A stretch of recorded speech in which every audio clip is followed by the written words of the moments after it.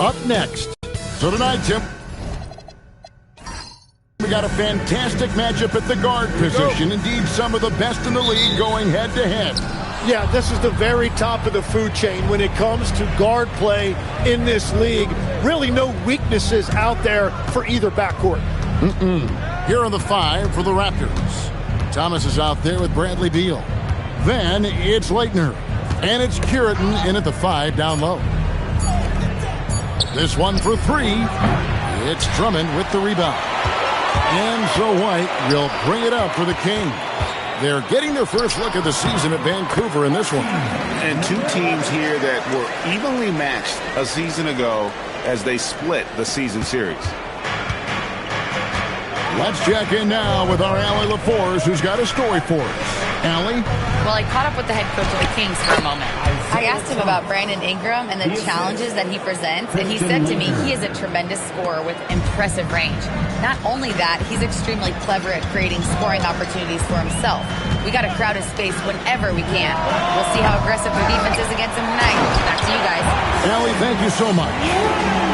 Perceives the offensive glass with purpose. Drummond knows who he is, and boy, does he attack it.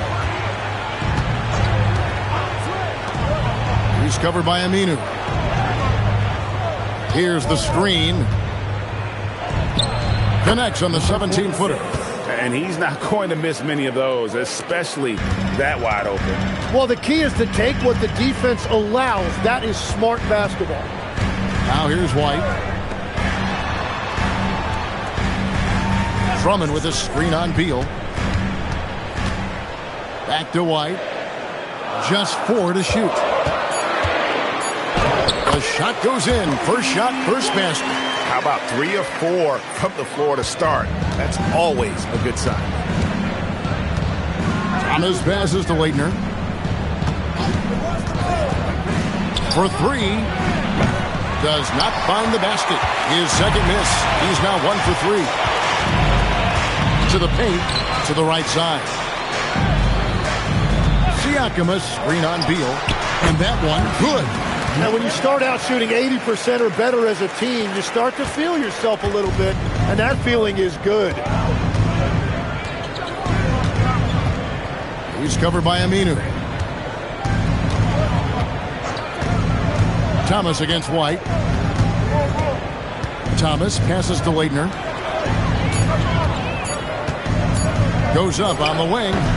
It's hauled in by the Kings.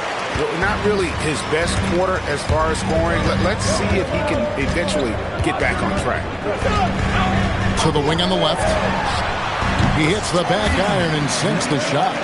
He has 6. This is as good as it gets for a first quarter in terms of shooting the basketball. Vancouver trails by 6.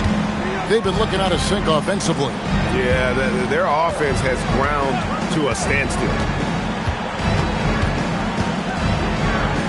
He's covered by Aminu.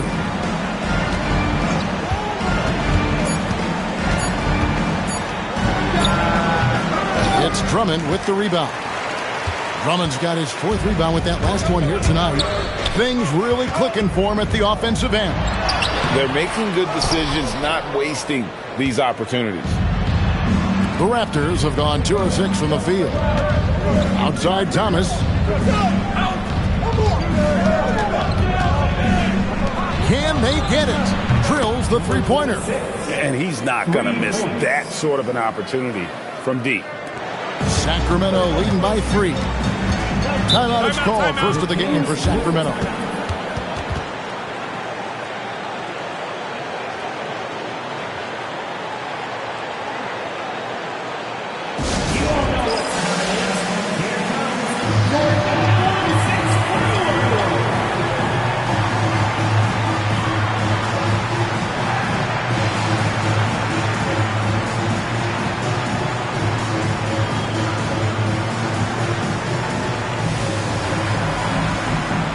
Some changes here for the Kings. Jones comes in for Pascal Siakam.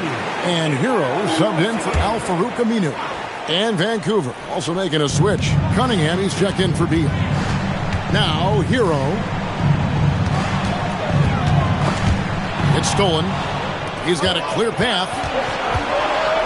Oh, he blocks it off the glass. Wow. And the shots just continue to say no in terms of falling. That one's off. He starts the game with a miss. Pass to Cunningham. Outside Thomas. Over to the wing. Clock at 4. That evens the score. He's got 8. Well, that's a tough matchup because he's skilled and relentless. And here's White. He'll bring it up for Sacramento. And you gotta love a team that can maintain its composure on the road. Take good shots and knock them down with confidence. And if you want to see how well coached a team is, just look at their efficiency on offense. That's a testament to great coaching.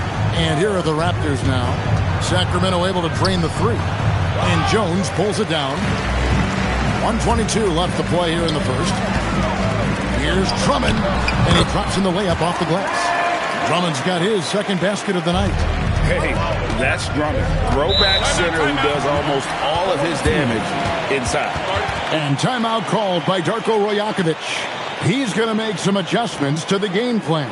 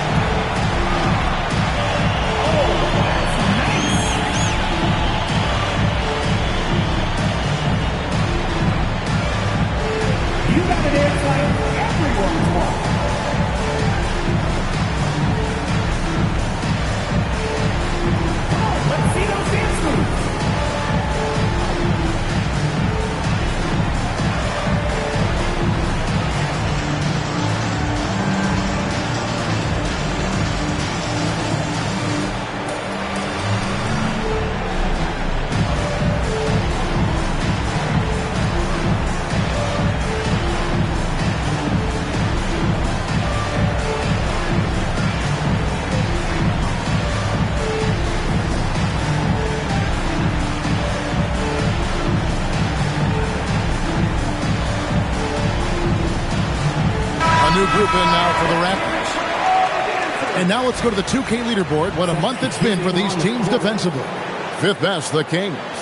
And they have really been focused on picking up their defensive effort, playing passing lanes, pressuring ball handlers, and trying to contest every shot. Markkanen against Jones. Markkanen dishes to Beal. Markkanen sets the pick for Beal. With the drive, the shot goes in. First shot, first basket. Well, Beal is just so smooth. One of those guys who is always in rhythm, even when he's moving. Pass to Aminu. Here's Nixon. And a wide open look for Hero. And the Kings another 3. That's a high percentage look when the D doesn't fight over the screen. Yeah, and that's the effectiveness of the two-man game right there. Now here's Ingram. Beal from long range hits the three-point bomb. Beal's got 5 points so far. Well, you got to love this back-and-forth action, and Beal with a response of his own with a 3. 5-second differential between the shot clock and the game clock. Pass to Nixon. Some nice ball movement here by the Kings. Here's Vandeweghe. Shot clock at 5. Sacramento needs to get off a shot. Markkanen inside the opponent. He got it. That's how you do it. Stay patient, wait for the opportunity, and boom. That's just great awareness. One eye on the clock, one eye on the hoop. At the end of one, a closely contested game so far. The Kings on top, leading by a point. Live from Golden One Center, you're watching 2K Sports.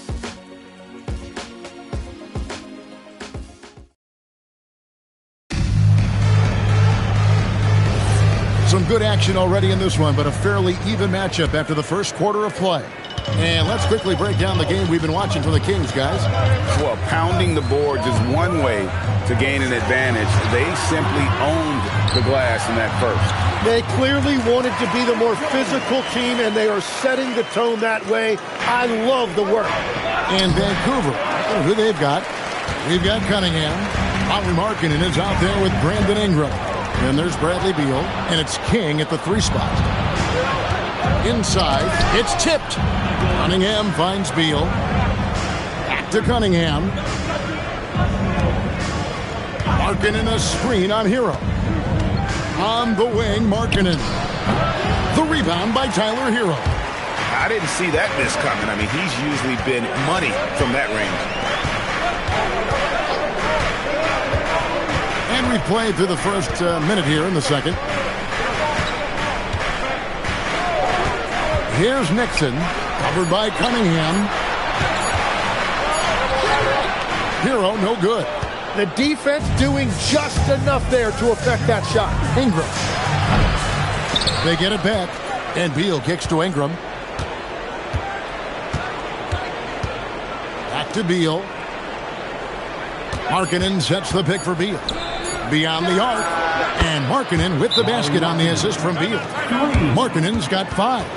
And looking like a young Dirk there. Markkanen is that coveted combination of size and shooting that many teams desire nowadays. Now a timeout called by Sacramento.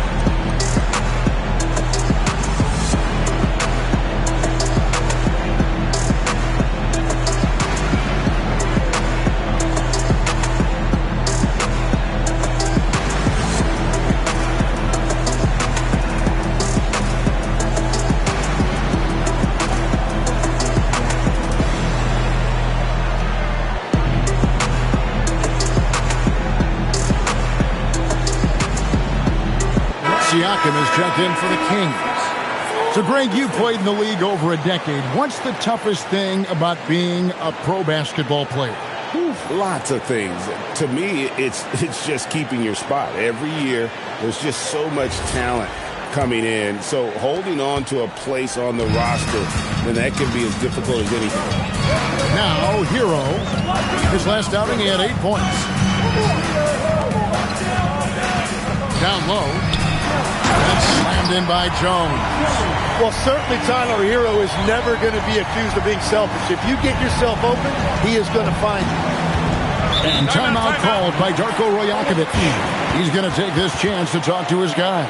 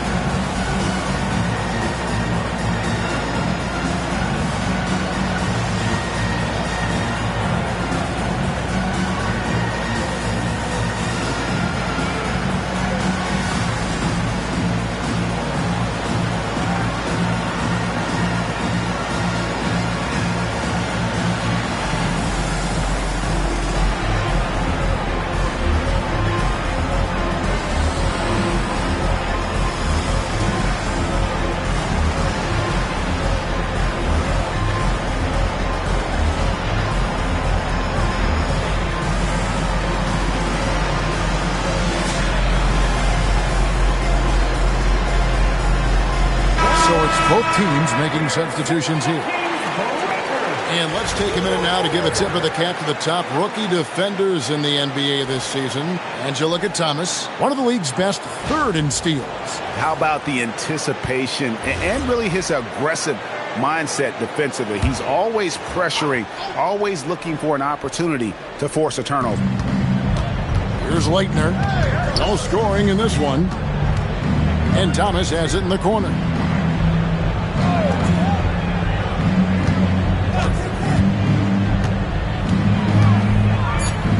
Raptors need to get a shot. And again, it's Vancouver missing. The defense really didn't do enough to alter that shot. It's simply a miss. And there's that vertical of Hero. Gets off the floor with ease and just hammers that one down. Here's Curitin, defended by Jones. And Jones sends it back. And they haven't been able to turn it into a big lead, but their rebounding advantage is starting to add up. Here in the second quarter, about 3 minutes played. There's the triple. Nailed from three-point land. 11 points in the game. Well, the defense was a little soft right there, and it made it a practice shot. Lets it fly. And good, as it just snugs right down through the net. Oh, nice ball movement. Hero's an underrated passer. Makes great decisions. Pass to Leitner.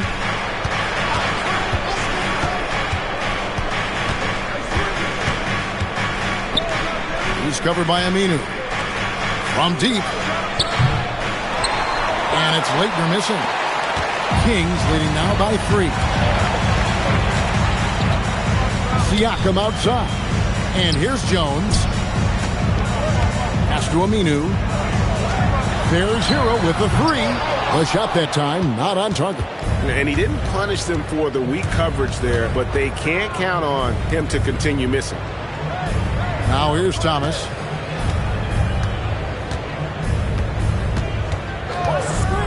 Outside, Beal. That's in there. Thomas with the assist.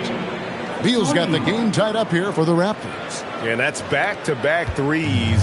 The D just seems to be slacking off a little bit. And they come right back with their own three-pointer. And I like the back and forth here, showing confidence from Rain. Yeah, he was so ready to answer that. These teams are just battling. And timeout called by Darko Rajakovic. He's going to take a few moments here to check in with his team and regroup. He's your Sacramento Kings great team. He's your Sacramento Kings great team.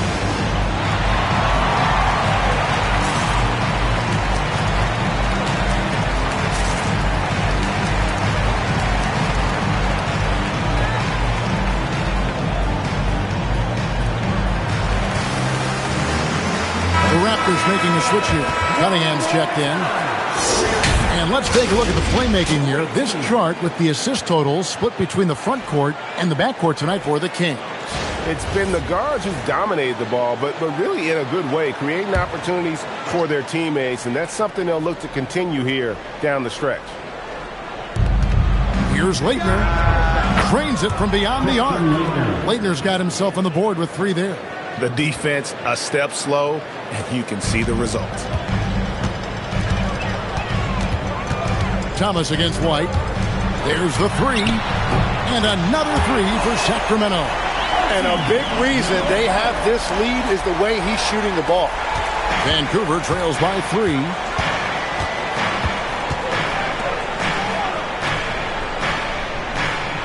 And play stops. Whistle on what looks to be an illegal screen. When a pick like that is questionable and creates that much of an advantage for the offense, you have to blow the whistle. Well, oftentimes illegal screens fall into a gray area, but that time he got called for it. Ingram, he's checked in for Vancouver. Kings leading now by 3. Outside, White. And, yep, finally drops after rolling around the rim. 19 points in the game. And just running the offense White's that new breed of combo guard who can do a little bit of everything. Thomas against White. And the basket by Thomas. And how about the move he made there to come up and get himself clear in the lane for the deuce. To the middle. Picked off in midair.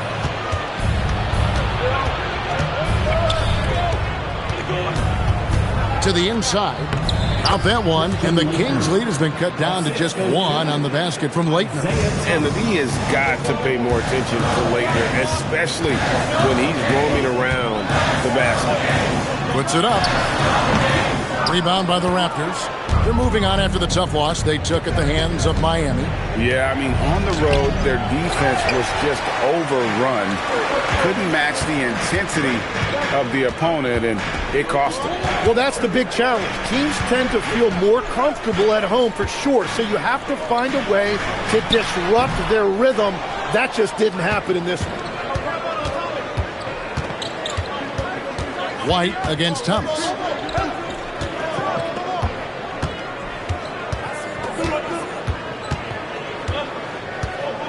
Six to shoot.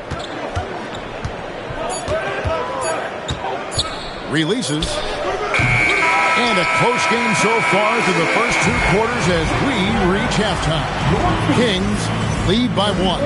Live from Golden One Center. You're watching 2K Sports.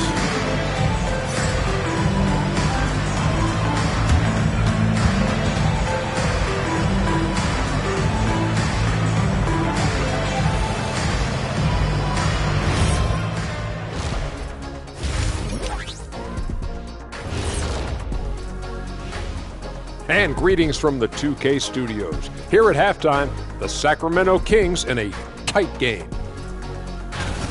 We often talk about efficiency on offense. They were the winners in that department, guys. I like how efficient you were with that analysis, Chet. Well done. Yeah, instead of rambling on like usual. All right, guys, let's swing it over and see what the fans have been posting. We've got one from Double Clutch Cleo who asks, what do you guys think of Shaq's DJing skills?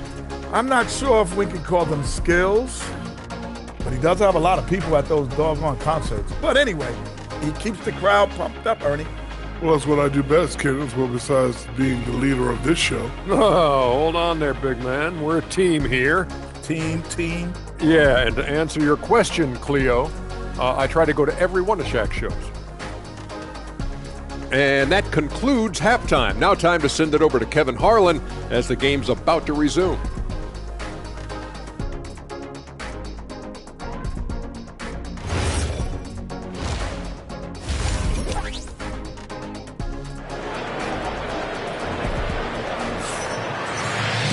And in that first half, we saw a pretty tight battle. We'll soon find out what sort of adjustments were discussed during the half.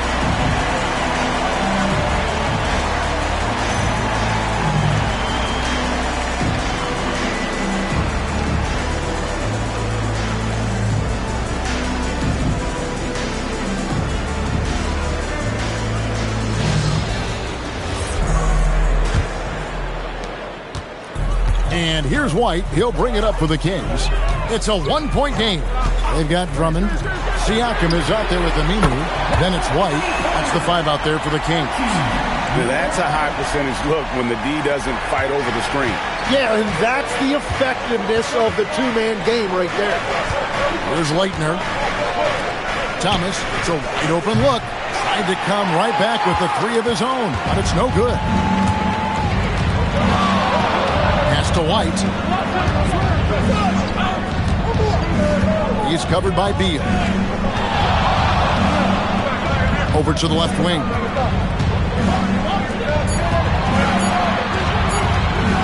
Shoots.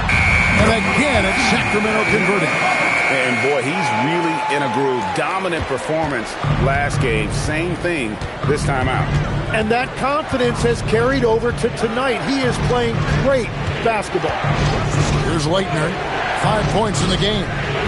Thomas's shot is off. White down low.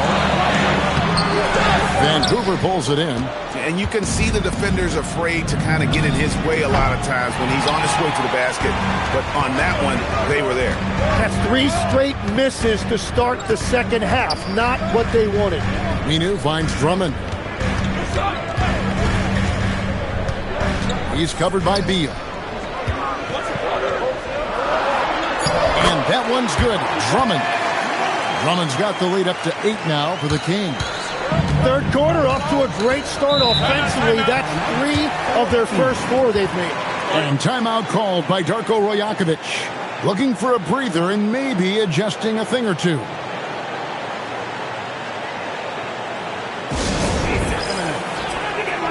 And make some noise for your number 6 crew.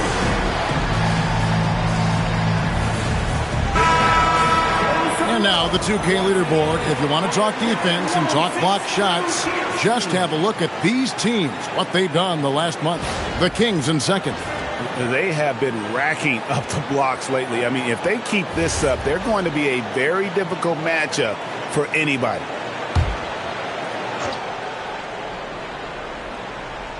And we're just about 2 minutes into the second half now. He's covered by Aminu. Pass to Leitner. Looks for Thomas. Gets it to him. Will it go?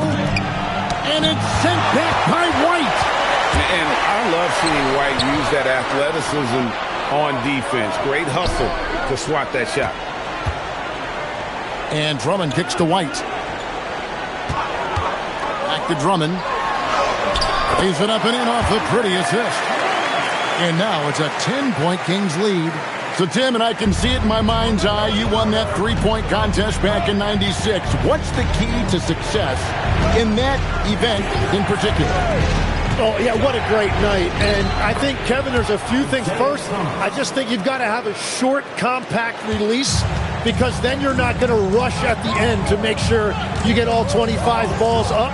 But I also think part of it, for me, I got to shoot first after the warm-up introductions because I was still loose. I didn't have to sit there for 20 or 30 minutes during commercial breaks. I think that helped me win the title that night. A little strategy. And look at Drummond, capable of rising up and dropping an absolute hammer.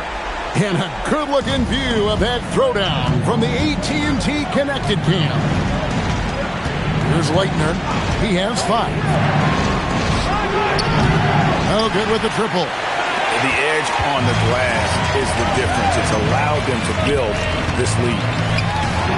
White, wide open. He fires. Gets the three-pointer to fall. White's got 5. Yeah, letting it rip. They're just having fun right now. It's a great game plan, and it's great execution. They've really been in the zone. Now here's Thomas. He's got 6. He's covered by Aminu. 4 on the clock. Off on the layup. And even though he didn't get a piece of that shot, you love the pressure he puts on the shooter. And sometimes that's all you need to do to force that miss. Here's White. This is the most they've led by 13 points. At the elbow, it's Siakam. Count that one. And there's a pattern starting to take shape here. They're working it inside and getting good shots from close range. Guys are looking for a spark here. Yeah, a cold stretch offensively for sure. And the foul called on Pascal Siakam. That's his first foul.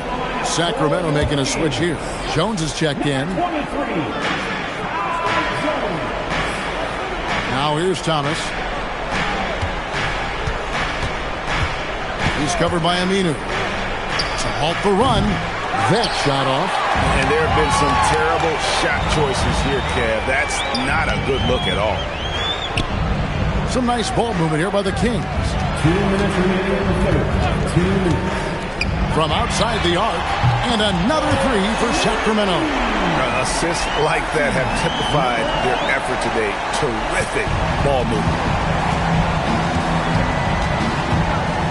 Outside Thomas. Inside, Curitan, and down it goes, jamming that one home. That's just a smart play right there. The right pass to a ready shooter. Outside, White. And another three for Sacramento. Lee with very little pressure on their perimeter shooters. 3 of the last 5 baskets they've allowed have been from beyond. Now here's Thomas. He has 6. And the shot will not go from Laettner.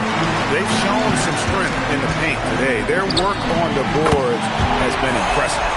And everything is dropping for them. Terrific second half run. Well, whatever they talked about at halftime, it's working now. Here's Thomas.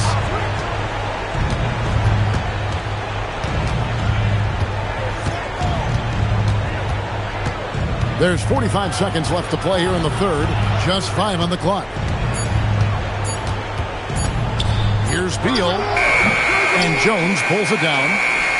Jones has got his 5th rebound in this one. White looking around. Drummond with a screen on Beal. And he sinks that one, hitting the back of the rim on the way in. He has 35. Well, he has...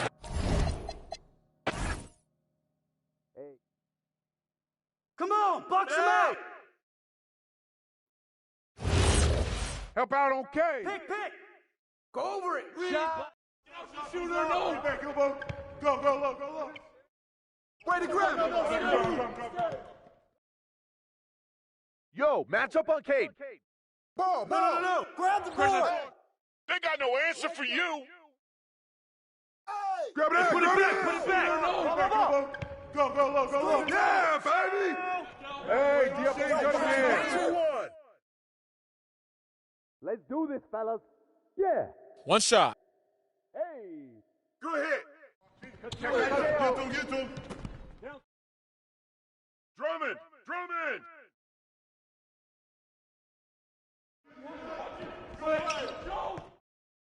Who's got Beal? Don't let Isaiah shoot that. Beal.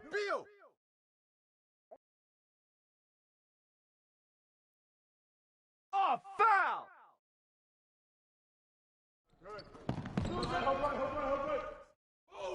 Watch that shooter. Bring the rain. Yo, let it rain. You got your Watch Isaiah. Woo!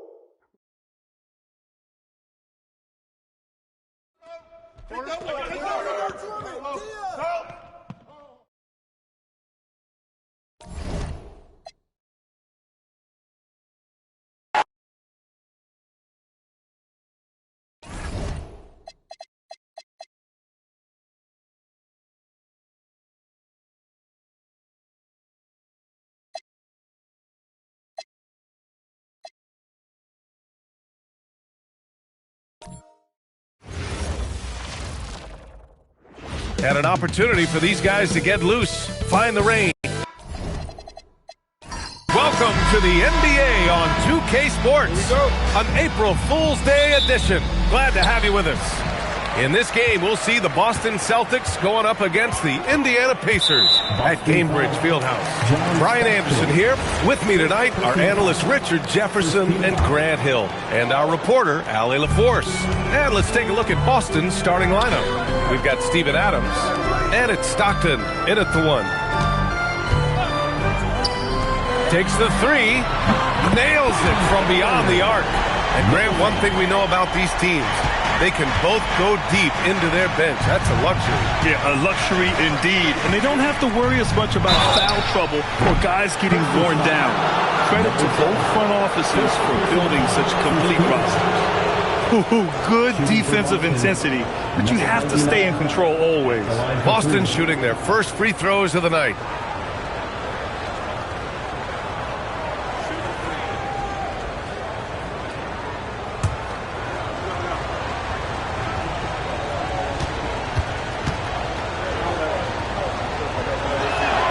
First one falls.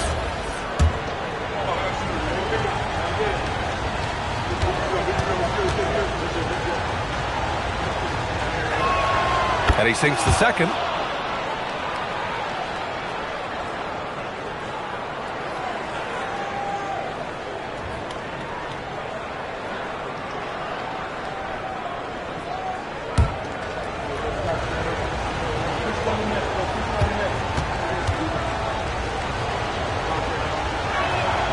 And he makes all three.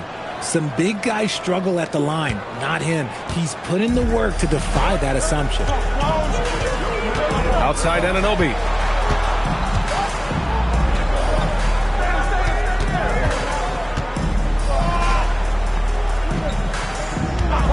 Shot clock at 5. Another three for Indiana. Every chance he gets, Anunoby will take this. He's an accurate outside shooter. All right, let's check in with Allie LaForce. Earlier, I spoke with Rick Carlisle. We talked about Jalen Williams and what he wanted to see from his team defensively against him. He told me we just have to be aware of where he is at all times. The second you lose sight of him, that's when he'll torch you. We all got to be on the same page. It seems like Williams will be a central focus for them tonight. Guys, back to you. Appreciate the report, Allie. And so it's Boston with it after Indiana picked up the three with their last shot. Great positioning on the putback. And on the offensive end, this is how Adams hurts you. You have to be aware of where he is at all times. Starks the pass to Anunoby.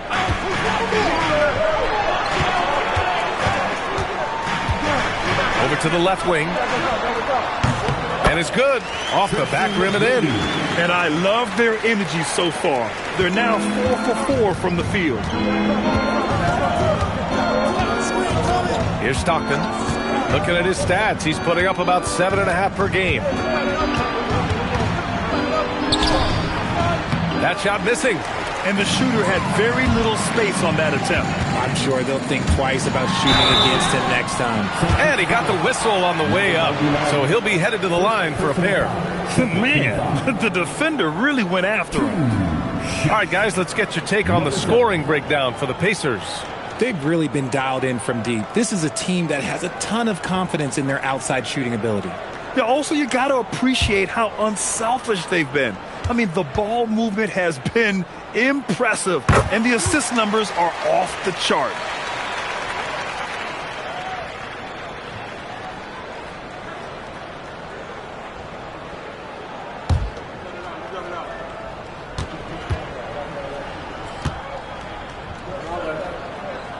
And good on the second, so he makes them both. Well, when you send them to the line, you know what the outcome is likely to be. And so Joe Mazzulla calls the timeout. Coach probably just checking to make sure everybody's on the same page here. And checking out some numbers for him.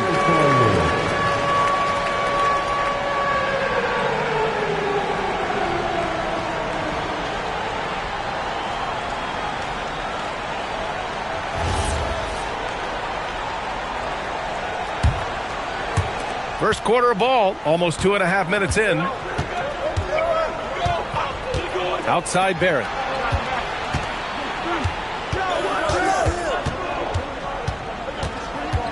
To the left wing. Adams, the pass to Barrett. 6 on the shot clock.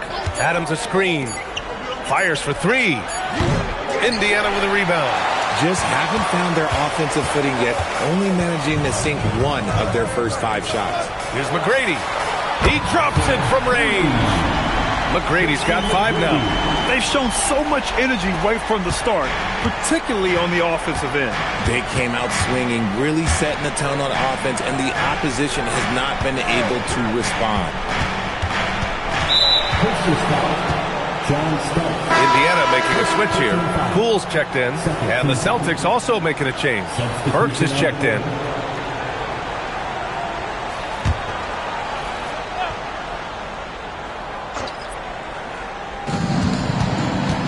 It's Barrett on the wing. Snatched away. Pass to McGrady. Adams comes with a double. It's stolen. Burks against Poole. And here is Barrett. Back to Burks. Will it go? The offensive rebound. Not going to go that time. Indiana leading by 11. Poole drops in the layup for 2. So far, they're owning both ends of the floor. We'll see if they can keep this going. They came out and bum-rushed them. Huge difference in activity level from both teams tonight. You know, Grant, for a guy who started playing basketball at age 17, Siakam has put together quite the resume. Yeah, B.A. Pascal is a champion. He's got multiple All-Star and All-NBA selections, and one of the great developmental stories when you think about his discovery through basketball without borders. No good on the wing three. And you just can't afford to give up that kind of look very often. To the middle. It's stolen by Pirtle. Here's Starks, defended by Burks. Oh, the block! Just stops it cold and takes possession. Pass to Stockton. Three-pointer. Pirtle grabs a miss. Pirtle's got 4 rebounds now. He's lost his rhythm completely this quarter, but he's determined to stay after it. And it's out of bounds to Indiana. Boston making a switch here.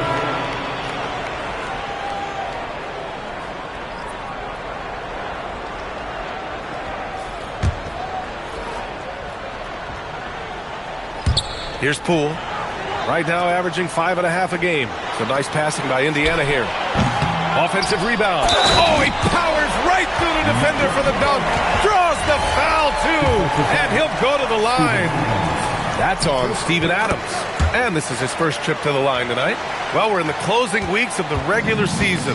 There's no rest for teams competing for positioning. Yeah, this is the time where if you have a couple of nights of bad effort, you might drop 2 or 3 positions. It's not the playoffs yet, but it's critical this part of the season. Pass to McGrady. Wide open look. That one drops for him. McGrady's got 7. The big story thus far, how well they've shot the rock. And so Joe Mazzulla calls the timeout. I think right now he might be looking at some adjustments. Looking at the 2K leaderboard, now that we're into the second half of the season, these are the teams that have been grabbing steals and converting on the other end. 5th best, Boston. Back half of the year, they've been much more aggressive in creating turnovers, and their offense has really benefited. And here's Burks. No points so far. Shot's good by Hill. And that's what they want to do. Get him open looks early. Indiana leading by 15. Pass to Zipser. Defended by Burks. The kick out to Poole. Fires the 3. Pure from 3-point range. He's got 5. And excellent perimeter offense so far. Their shooters are clearly in a great rhythm. Hill for 3. And the rebound goes to the Pacers. This game coming on the heels of their win versus the Cavaliers. They were lights out from beyond the arc, and they spaced the floor beautifully in that one. Tough to keep the consistency from deep, but they did it last time. Celtics trail by 18. About 7 seconds separating the shot and game clocks. Here's Zipser. Check by Hill. Count it. And this defense needs to turn the screws and ramp up the intensity. They're looking a little loose out there right now. Here's Burks. Hartenstein pulls it in. Aggressive move. I know he wishes he had that one back. Here's Starks. Oh, he got it up in time, but it wouldn't fall for him. And so it's Indiana ending the quarter with a 20-point edge. The hustle they've shown on defense has been tremendous.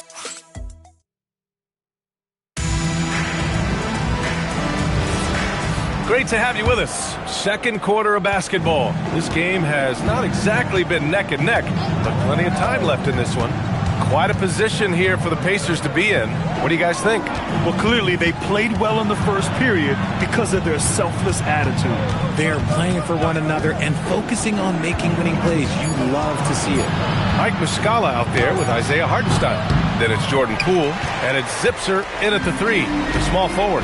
That's the 5 for the Pacers. Poole from long range, and it's Smits with a rebound.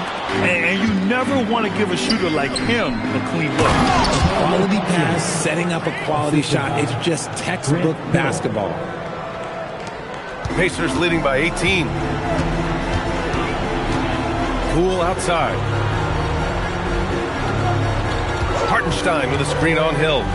To the inside. Out of bounds. Pacers ball as Indiana keeps possession.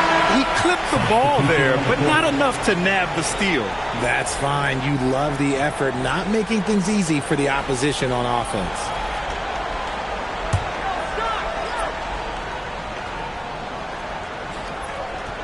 Quarter number 2 with just over a minute to play. Down to 5 on the shot clock. He was all alone on that one. And the Pacers lead by 21. The defense really fell apart there. You can't afford to leave them all alone at the arc. Outside Barrett. Back to Burks. That's tipped. Let's go now to the sideline and catch up with Allie LaForce. Hey, the Pacers have shown that they can be a threat in the East. Coach Rick Carlisle said, there's nothing wrong with high expectations. What you don't want is a situation of apathy, where expectations are low and all you're ever doing is selling hope. That's not why I came here. Back to you guys. They are for real. All right, Allie, appreciate the report. Back to Barrett. The 3-ball. Hits a 3-pointer. Barrett's gotten himself going with a triple. His first basket of the game. You love when Barrett starts to feel it from downtown. Pass to Starks. Hey, yo, right here. Here's Barry. Here's the 3. Hits the trifecta. Barry's got 6 here in the quarter. He's finally leaving that dismal first quarter behind him. Took him a while to get going. Now here's Hill.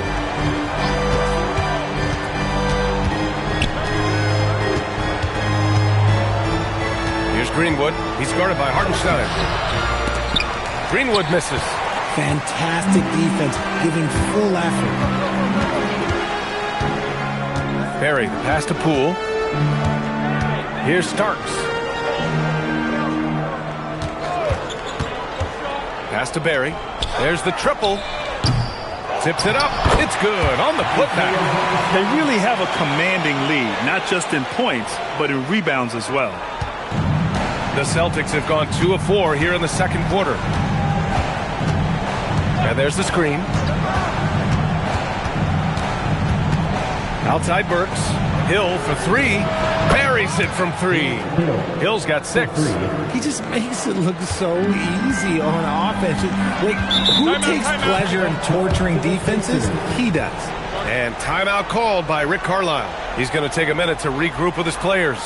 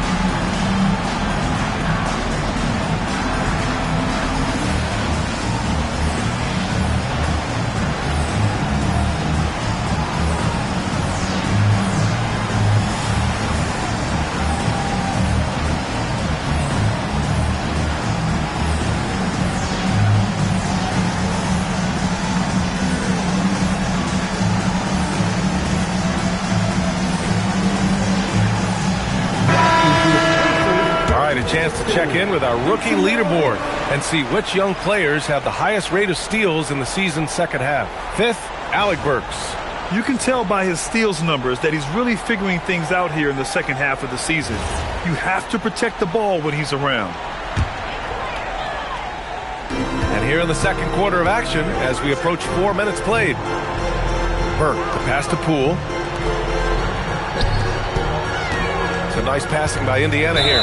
That's his second foul here pretty early in this one. He's pretty careful for the rest of this half.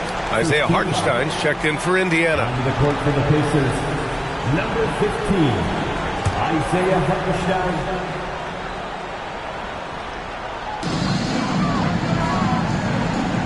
Pass to McGrady.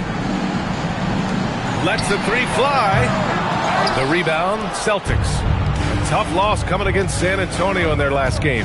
Just a tough road loss. You're going against players who are comfortable shooting in their own building. You have to find a way to disrupt their focus. Well, they weren't fighting through screens. Their closeouts and rotations were late. You name it, and let's just say they didn't do it on defense. Outside Anunoby. Check by Hill. Now Anunoby to the paint. Hartenstein, no good. Probably should have scored there. He usually does. Burks passes to Stockton. Up top, Hill. Pass to Stockton. Shot clock at 6. McGrady grabs a miss. Indiana leading by 17. 2 minutes remaining in the first half. 2 minutes. And here's Poole. Fires the 3. The Pacers again can't hit. Just imagine if he was shooting better. The lead would be even bigger. Shots good by Stockton. Oh, nice feed. On time and on target. And it's Poole with the ball for Indiana. Earlier they held a 23-point lead. And this is their first time matched up with the Celtics this year. Pass to Anunoby. 4 on the clock. The shot no good. And after connecting twice from deep in the first quarter, he hasn't been able to drain another here in the second. Here's English. From 7. Again Boston. I just love the ball movement. Indiana's gone 7 for 17 from three-point range so far in this matchup. And timeout called by Rick Carlisle. We might see him looking to make some tweaks to the strategy.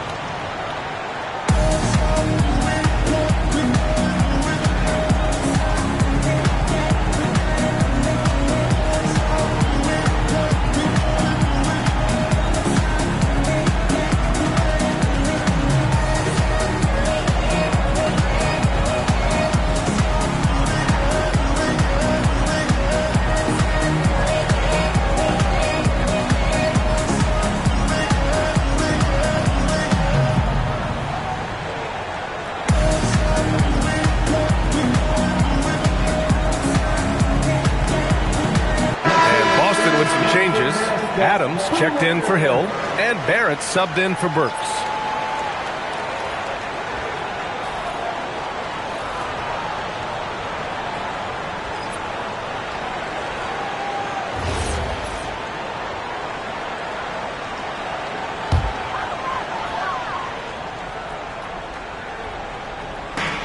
Here's Starks.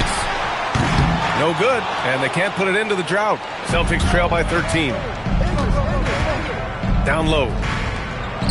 Another one falls for Boston. Getting enough shots in close to play inside out.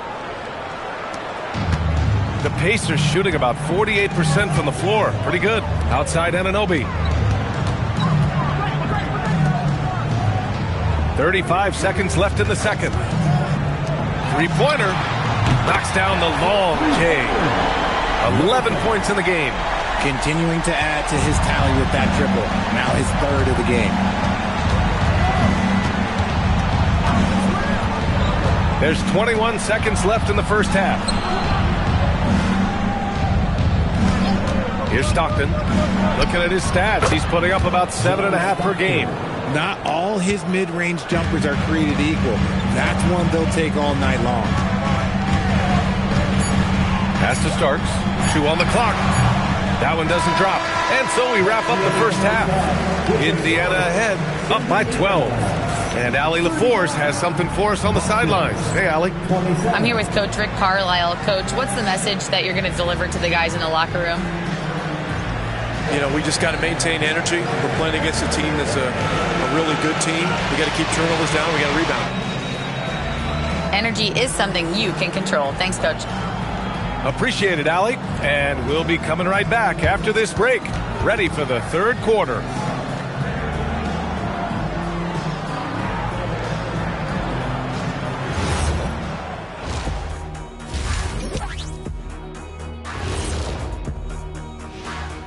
Hi, everyone. Let's start things off by checking out the Player of the Month award recipients.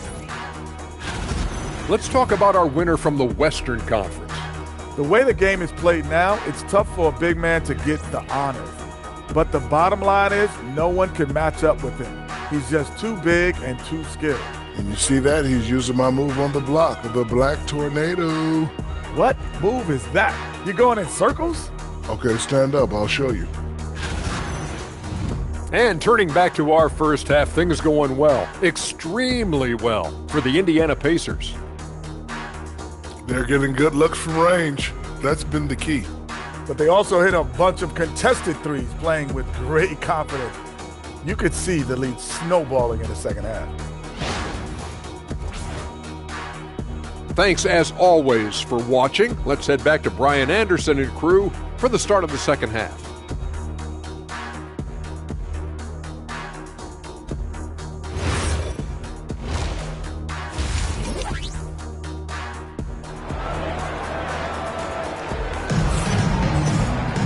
And as we dive into the second half, we'll find out if the next two quarters are any different from the first two. So far, it's been a runaway.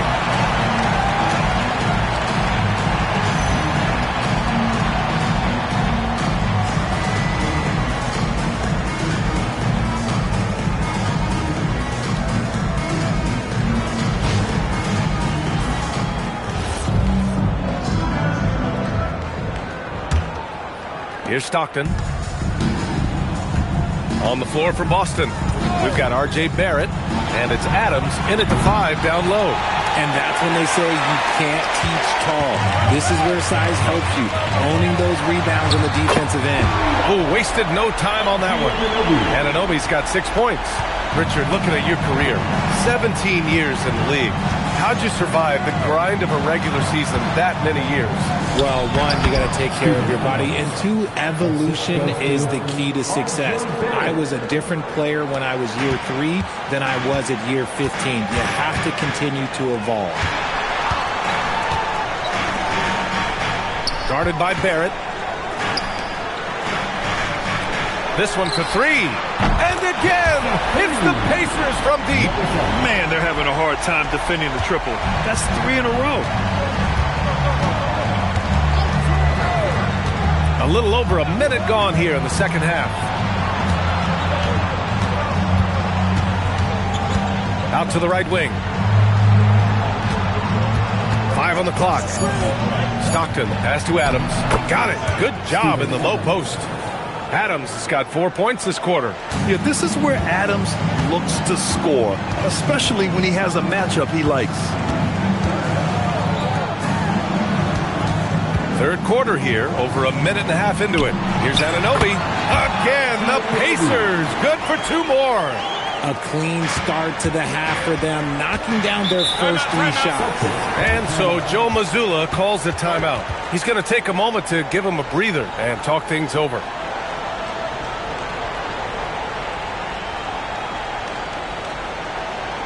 Here are your Indiana Pacers.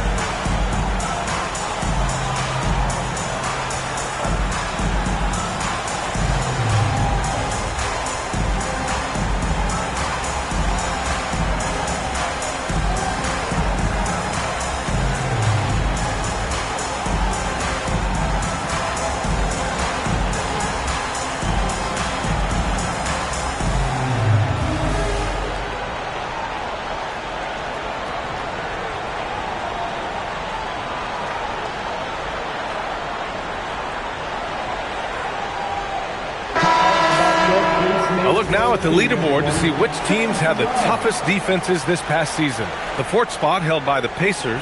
They made life hard on opponents. One of the best defenses in the NBA last year.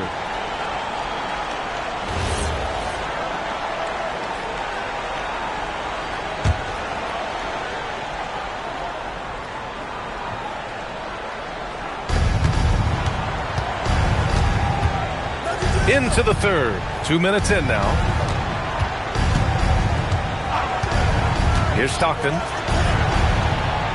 He buries it from 3. Give him 8 points now. And this has been a nice start to the second half. They're 3 out of 4 in a rhythm on the offense right now. Starks the pass to Anunoby. A little under 2.5 minutes gone by in the third quarter. And the foul on Steven Adams. That's foul number 2 for him.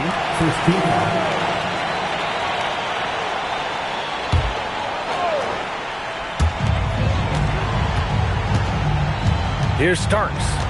He's scoreless. There's the 3. Another 3 for Indiana. Hard to win games when you allow clean looks from the perimeter. Here's Stockton. They trail by 16.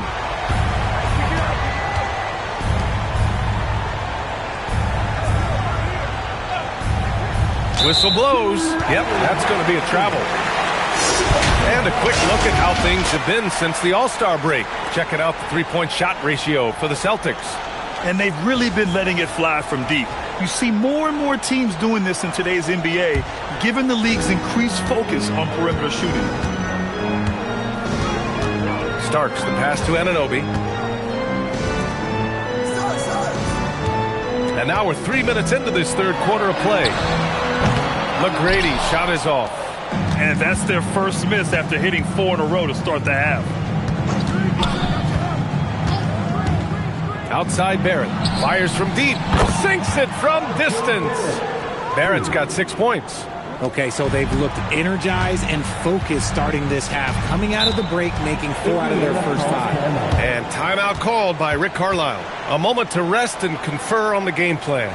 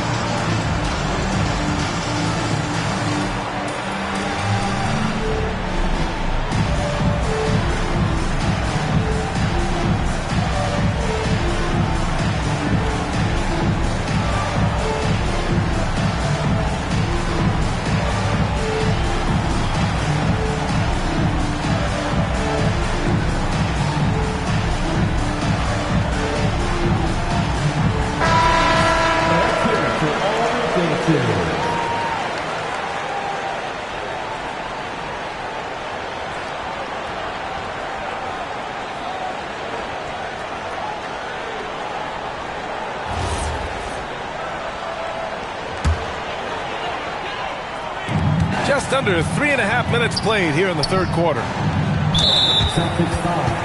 John Stockton. Second personal foul. Second team foul.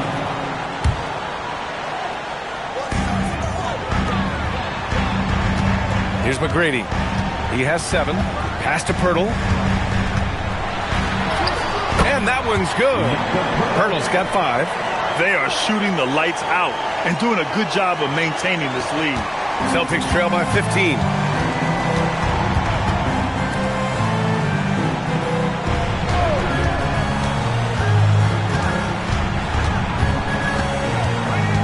Pass to Barrett. Here's English. 6 to shoot. No good on the 3. Anunoby with it. He's picked up by Adams. Anunoby can't get it to go. Boston's gotten 2 of 4 threes to fall here in this third quarter. Here's Stockton. Nice ball movement by Boston. Here's English. Off target from three-point range. Indiana leading by 15. Now here's Anunoby. Here's Starks. On target from range. And just totally relentless, only increasing the intensity level. Always plays hard until the final whistle, no matter what the situation is. And so Joe Mazzulla calls the timeout. He's going to talk it over with his guys. Everybody, make some noise.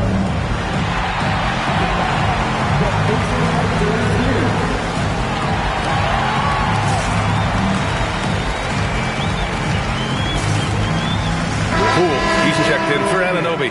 Burks, he's checked in for Boston. When one of these guys gets to the line, you can chalk up the points. Here are your top free throw shooters over the past month. The fourth spot held by Jordan Poole. And over this stretch, his foul shooting has been exceptional. You could tell he was enjoying every single trip to the line. Barrett passes to Adams. 2 minutes remaining in the third. 2 minutes. Pass to Stockton. From outside the arc. Indiana with a rebound. Pirtle's got his 7th rebound of the game with that last one. Here's Starks. Off target from outside. And the defense dodged one right there. Not the guy you want to leave open.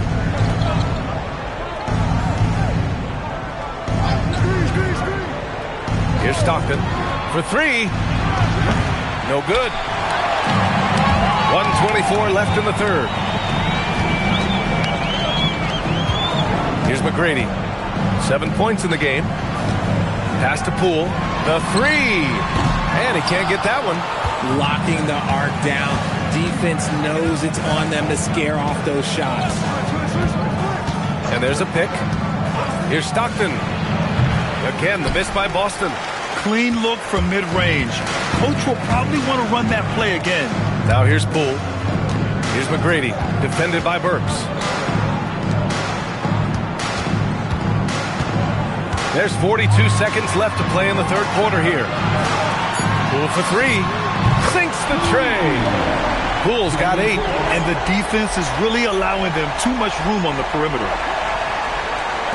35 seconds left in the third quarter. Outside Barrett.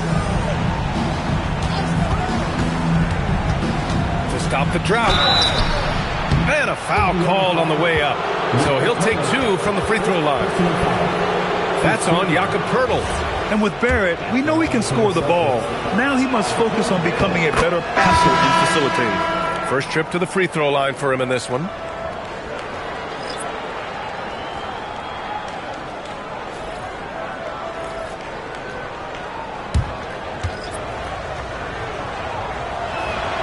And Barrett drops them both.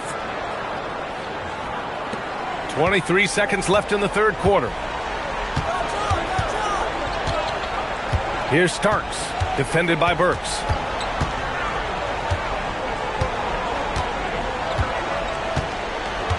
Poole outside.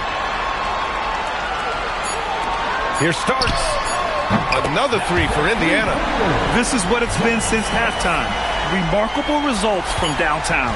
In the modern NBA, you have to hit threes to win games, and they've made that adjustment since the break. At the end of the third quarter, a huge lead. This one may have already been decided. Indiana ahead, running away with it. And don't go away. We'll be back in a few moments. It'll be the fourth quarter of basketball coming up next.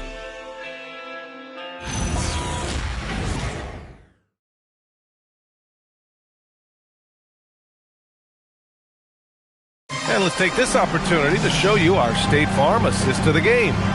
And from the two-guard spot, an unselfish play like this sets a fantastic tone. And from a team perspective, having your off-guard rip-off passes like that, it's awesome. It shows you have guys willing to give up the rock. And as we head into the fourth, we'll see if there's a comeback in the works or if it's more of the same for the first 3 quarters. We've got OG Anunoby.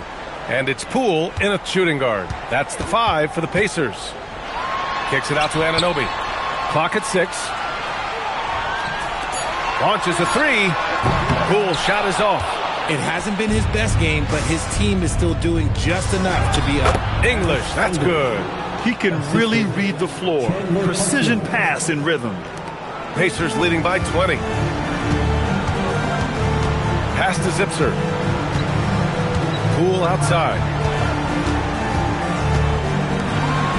Outside Anunoby. Back to Poole. Jacks up a 3.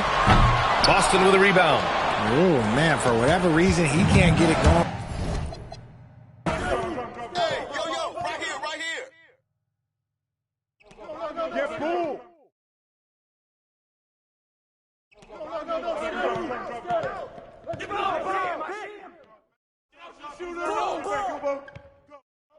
Way to take that strong. Shot. Kick it out. Timeout.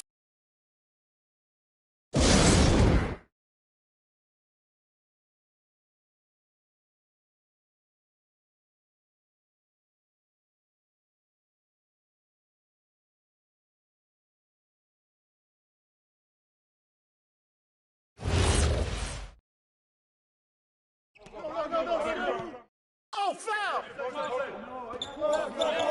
Screen! Yo, Stay on him! I'm open right here. McGrady. Timeout.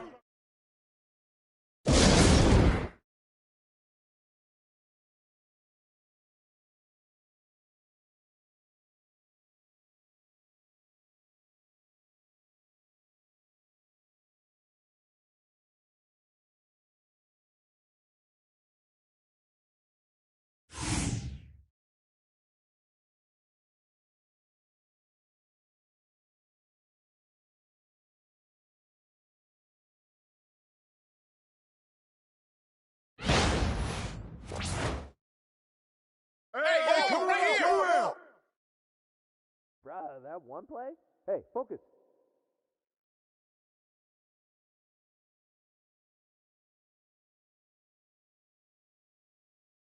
Yo, Jeremy! Yo, Greg! Jeremy! Don't wait for me. If you see it, just go. Oh, foul! Hey, D up on Jordan.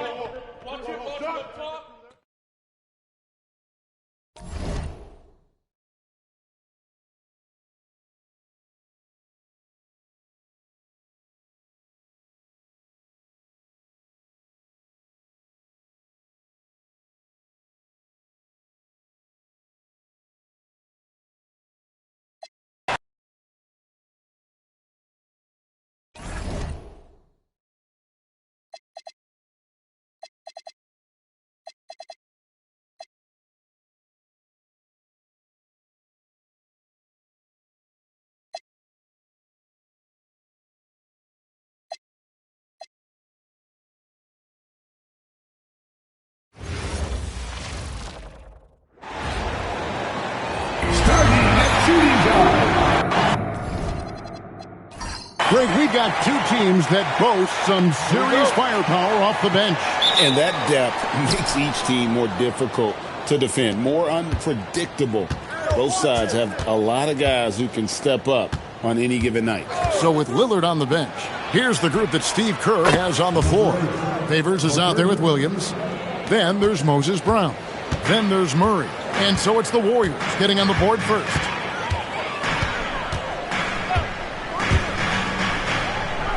Screen by Duncan.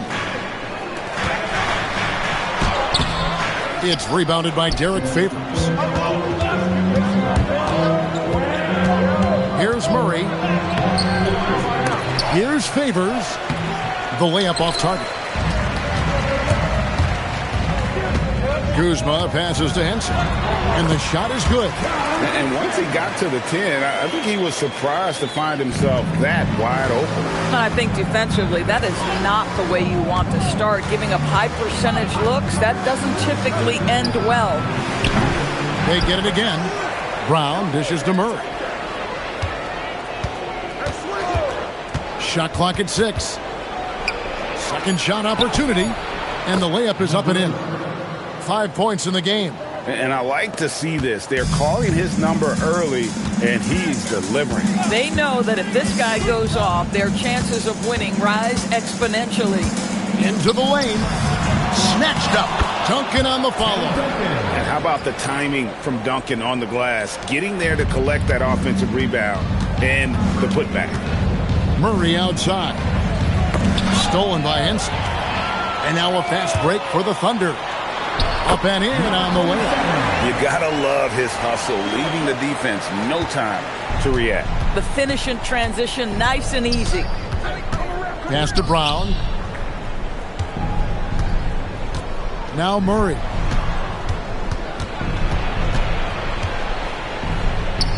Here's Williams, guarded by Kuzma.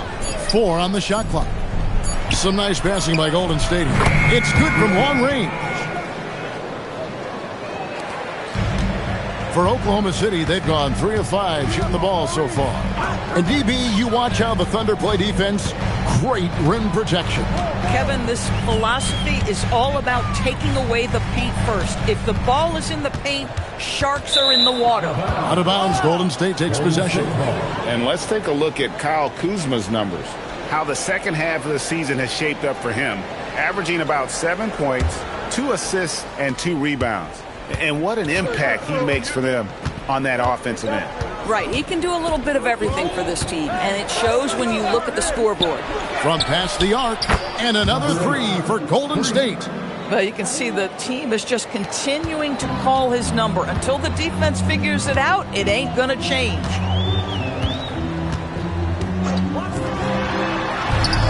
Hits it from three-point range. He has 5. And an eye for an eye. Both teams working to stretch the floor. Well, that three-point shot just gives you so much room to operate on the offensive end. Now here's Murray.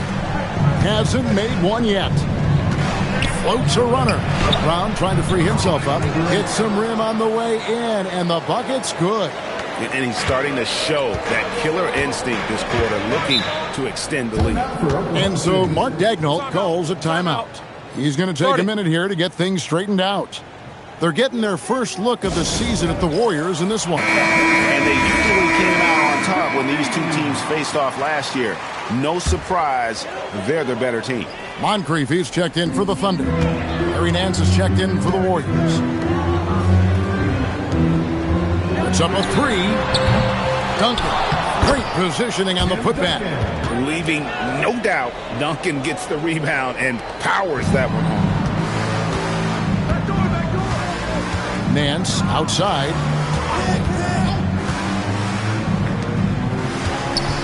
Over in the corner, Williams. Misses the 3. And the great shooters know when they've got enough opening to go for the 3. I didn't think it was a bad choice on that possession. Now here's Moncrief. To the middle. Here's Duncan. And they're unable to get the tying basket there. Outside Williams. Down low. Poked away. He's covered by Murray.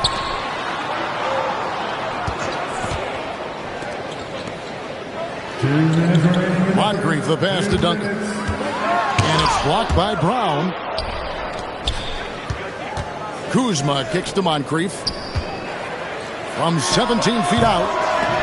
And he overshot that one, missing. Listen, that's a quality mid-range shot. He just couldn't capitalize. Williams gets the bucket. Murray, a big point guard, can see over the defense. Thunder trailing by 4. There's 1:26 left in the first quarter of the game. Henson, a screen on Murray. And again, Oklahoma City, no good. Golden State's gone 3 of 5 from three-point land so far in the ballgame. Fires from deep. That one is good again. He's 6 for 8 from the floor with the basket. He has created some terrific opportunities for himself and really made the most of them. They've been struggling here on offense. Yeah, a bit of a dry spell for sure. Lob pass to Duncan. Can't complete the alley-oop. Oh, boy, he attacks, but how about that rim protection? That is so good. Outside Williams, and stolen by Kuzma. And it goes out of bounds. That one's off Kuzma. Parrish is checked in for Duncan, and then for Golden State. Mirotic comes in for Nance, and Lillard subbed in for Williams.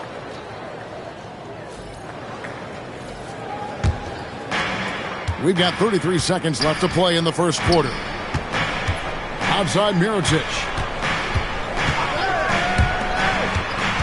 Moncrief defending. Kicks it out to Lillard.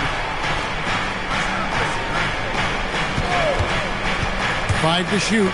Got a piece of it. Stolen by Parrish. Inside, Henson. Shooting foul as the whistle blows. He'll shoot 2 free throws. First personal foul. Oklahoma City shooting their first free throws tonight. The first trip to the stripe in this one. And they've had really good numbers all season from the free throw line.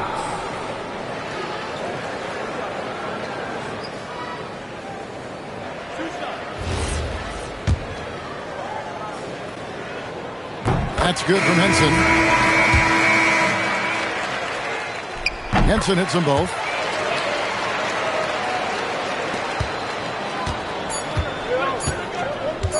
With 1 on the clock. No good that time. And we've reached the end of the first quarter.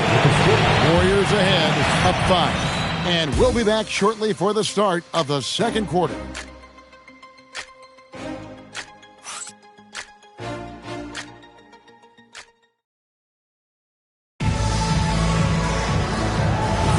And hope you've enjoyed the broadcast so far. Halfway through the first half in this one. And a chance to catch up on some numbers here. The scoring breakdown for the Warriors. They look to fire as much as possible from outside the arc. And so far, they are hitting at a high clip.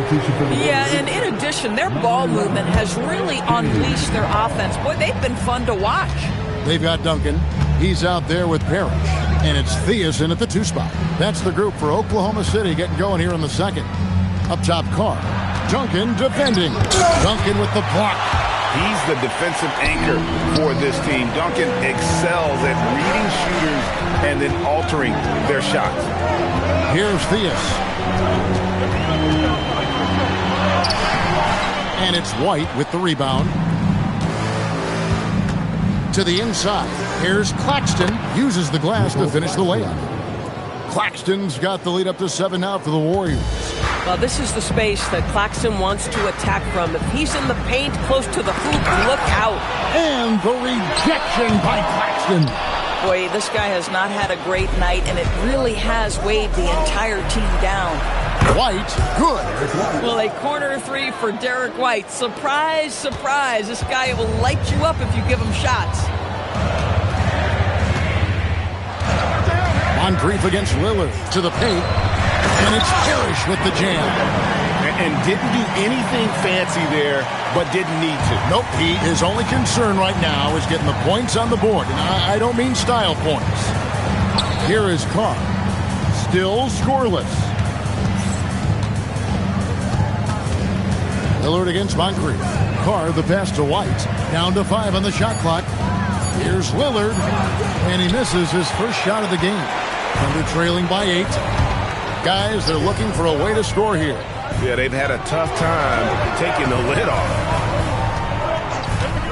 Here's Theus. No good on the 3. And here's Lillard. He brings it up for the Golden State Warriors. They put up a nice win against the Bucks the last time out.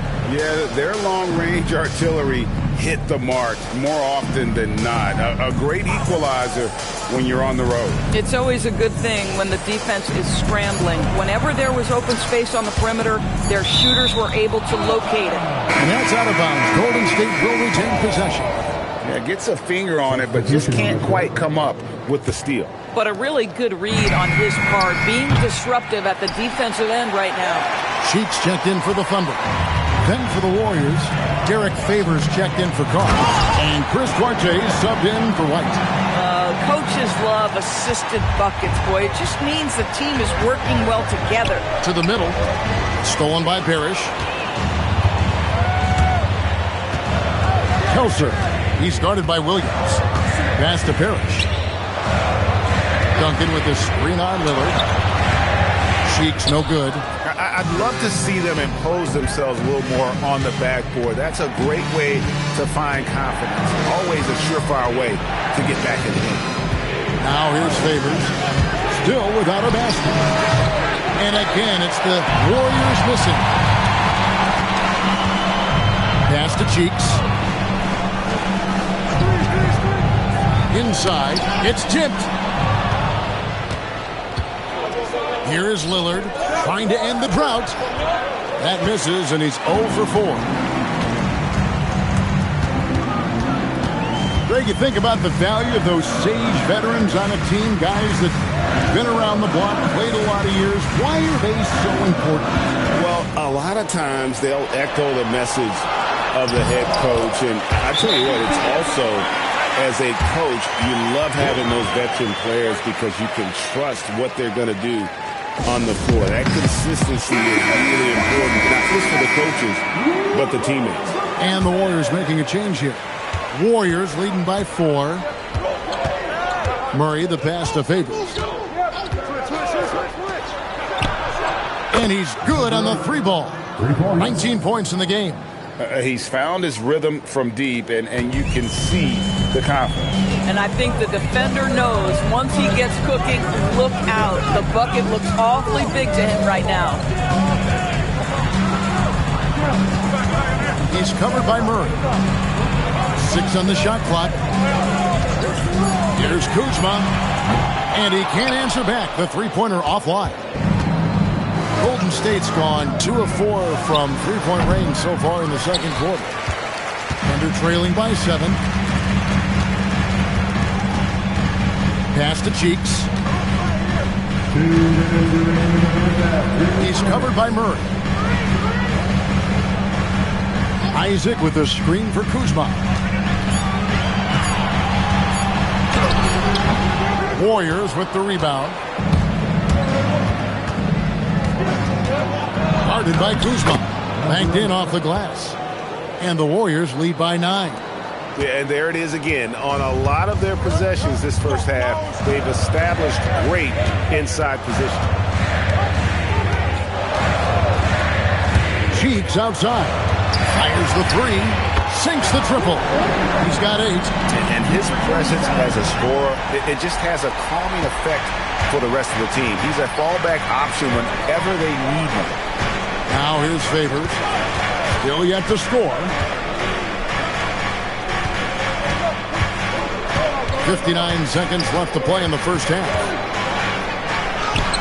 Solid play in the low block, and that one's good.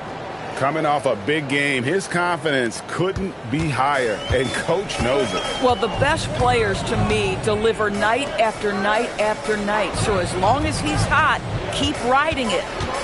Now, here's Kuzma. He picked up 12 points in their last win against the Pistons in Detroit. Cheeks kicks to Kuzma. Isaac with a screen for Kuzma. And again, it's Oklahoma City with a 3. And they are absolutely stroking it from beyond the arc. And so it's Murray with it. He brings it up for Golden State.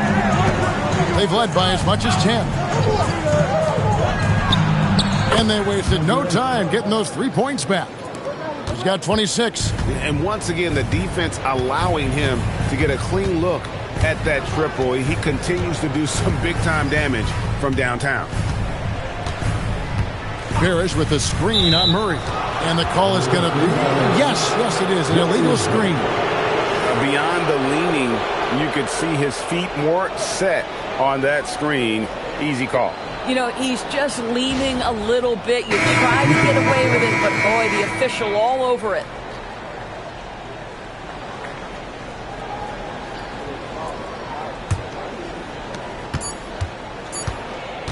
One second left. That shot misses. And so it's the Golden State Warriors in the driver's seat, up 8 points at the end of the quarter. They're feeling very confident, shooting the ball with great efficiency and dictating the pace. Now let's check in with Allie LaForce on the sideline. What do you have for us, Allie? I'm here with Coach Kerr. And Steve, what's your assessment of that first half of play and any changes in mind? We'll see. We have to adjust during the game if we see something that's hurting us. But I thought the defense was pretty solid overall, and we'll see how it goes from here. Okay, more of the same. Thanks, Coach. Hey, Allie, thank you so much for that interview. Don't go anywhere, folks. We'll be back with you for the second half of the game right after this.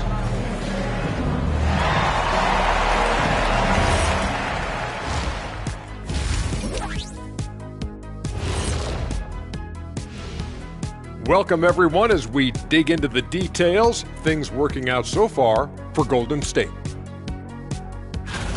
They've done a really good job of freeing up the shooters. Yeah, with how they shot the three, the driving lane should be wide open in the second half.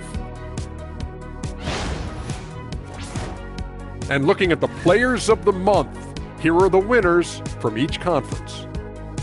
Guys, how about our winner from the Western Conference? Finally, we're giving props to a big. Enough of these little dudes winning MVPs and awards. Basketball is for my guys, the tall dudes. Yeah. Bigs never win anything in the NBA. And that is a wrap. Now let's send you back to Kevin Harlan for the start of the third quarter.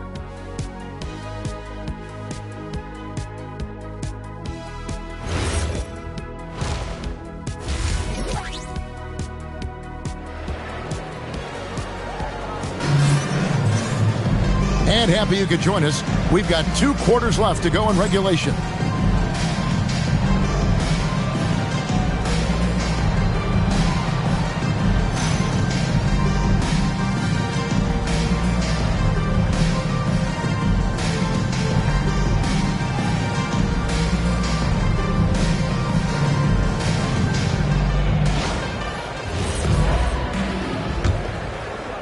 Thunder trailing by 8. So with Lillard on the bench, here's the group that Steve Kerr has on the floor. We've got Brown. Williams is out there with Favors. Then there's DeJounte Murray. Hands it from downtown. Defensively, they just look out of sync, not closing out on the threes in time. Outside Williams. Pass to Murray.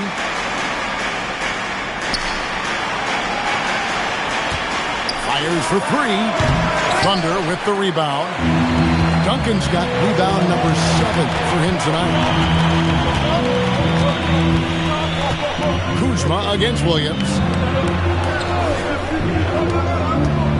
Now here's Kuzma. Tight defense on him. Just 5 to shoot. 3-pointers off the mark. Warriors leading by 5. Here's Williams. Murray outside. It's hauled in by Duncan. Duncan's got rebound number 8 now on the night. He's covered by Murray. Out to the wing. Here's Henson. Plays it up and in on the nice reverse. Henson's got his second bucket of the night. And the combination of his quickness and soft touch around the rim really allows him to pull off shots like that. A lot of players don't have the reverse in their arsenal. And so Steve Kerr decides to call a timeout. Coach is going to take a few minutes to regroup and go over the strategy.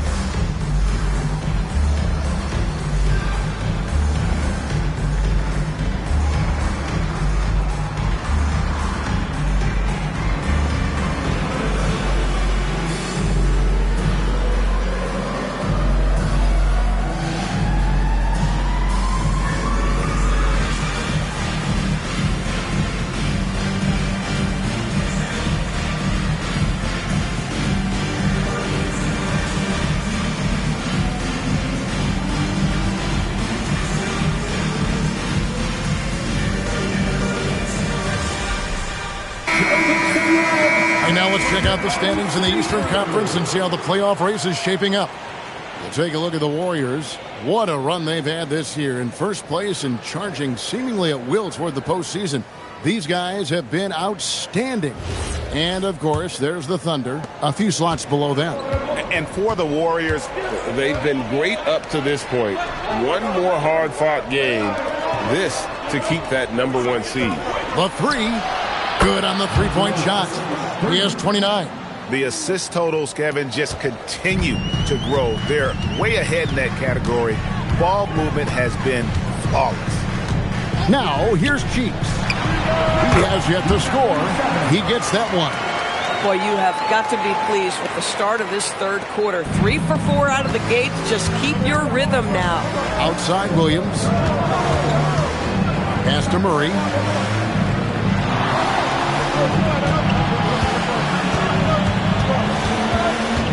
Defended by Cheeks. Takes it off the glass. And the Warriors lead by 6. Boy, it hasn't mattered what the defense has tried. He has had every counter. What a great night. Just over 2.5 minutes gone by here in the second half. And they call an illegal screen here. And not the most common call you'll see in the NBA, but hard to argue that pick wasn't illegal. It is really difficult to get your feet completely set, to stay completely still. It's almost surprising to me that it isn't called more often. Now here's Favors.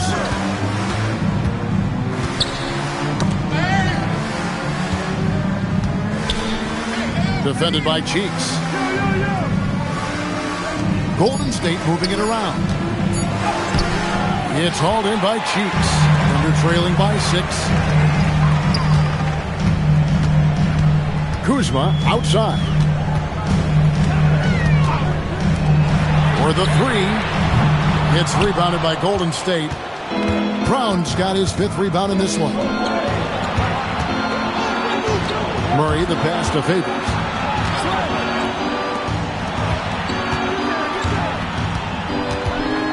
On the wing, Williams. Defended by Henson. No good from outside. Got the defender off his feet with the pump fake, but couldn't knock it down. Kuzma passes to Henson. Pass to Duncan. And oh boy, a lot of contact there, but he gets the call and will shoot 2. A tremendous score with the ball in his hands. Duncan, just too much for the D to handle. It's his first trip to the line. Tim Duncan. Shooting 2.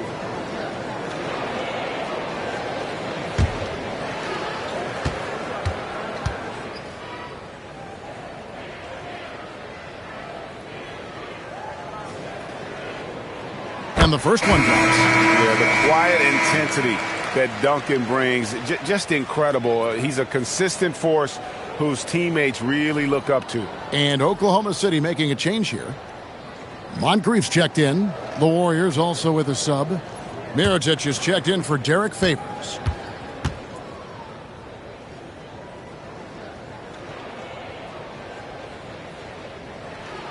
That one falls, so he hits both of them. Well, this is what we've come to expect from him, right? Excellence at the foul line. Outside Williams. Pass to Murray. Moncrief defending. Outside for Murray. They get it back. Thunder trailing by 4. Moncrief, El Cid with it. Nothing on the board. Screen by Duncan. On the wing, Duncan. 3-pointer. The Thunder with another miss. And the way he was able to reach out towards that release had an impact. Well, no question. He altered that shot, and most of the time, that's just as good as blocking it.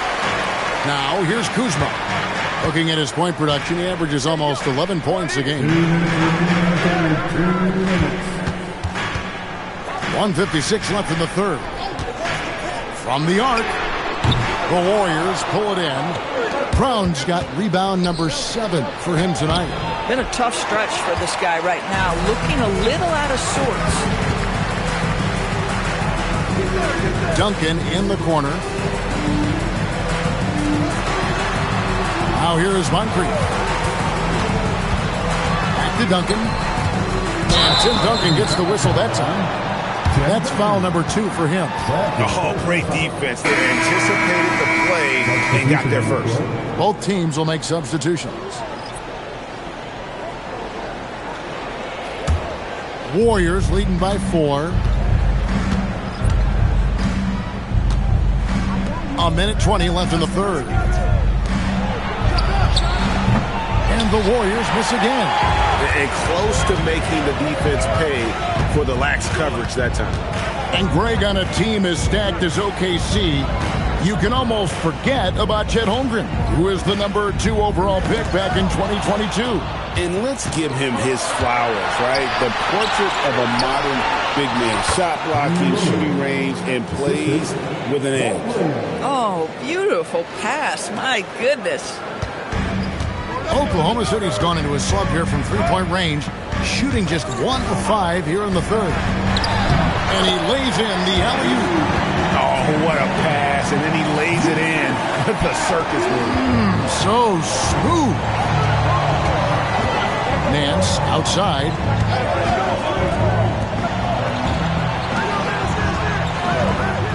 To the inside. And it's stolen by Moncrief. About 3 seconds between shot and game clock. Pass to Christie.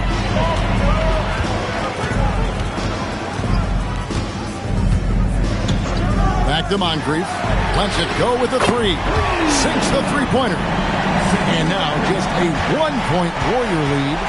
And the lack of effort to fight over the screen there makes that an easy shot. You know, we see this all the time. You're basically, as a defender, hoping the man misses rather than putting in the work to get over screens. 3 quarters of play in a and a moment ago inside the huddle with head coach. Keep everything sharp. Keep the cuts. And with 3 quarters behind us, we start the 4th quarter in what is still anybody's ballgame. Jonathan Isaac is out there with Parrish. Then there's P.J. Washington. Then it's Cheeks. That's the lineup in the game for Oklahoma City. Murray finds Favors. 5 on the clock. Lillard from outside. Parrish grabs the board. I'd say he has not been at his best, but they're winning, and that's all that matters. It's hauled in by Claxton. Murray left side. King outside. Back to Murray. Pass to King. Back to Murray. Golden State moving it around. Claxton inside. He's covered by Isaac. Murray the pass to Claxton. Shoots over Isaac. Claxton no good. That's a shot he's got to hit. You don't get many looks better from that range. To the paint and stolen by Murray. Down low. And the call on the shot that sends him to the line. Well, if Claxton can be a force and start to absorb some contact, put defenders in tough spots, that would be real growth. First one falls for him. White, he's checked in for King.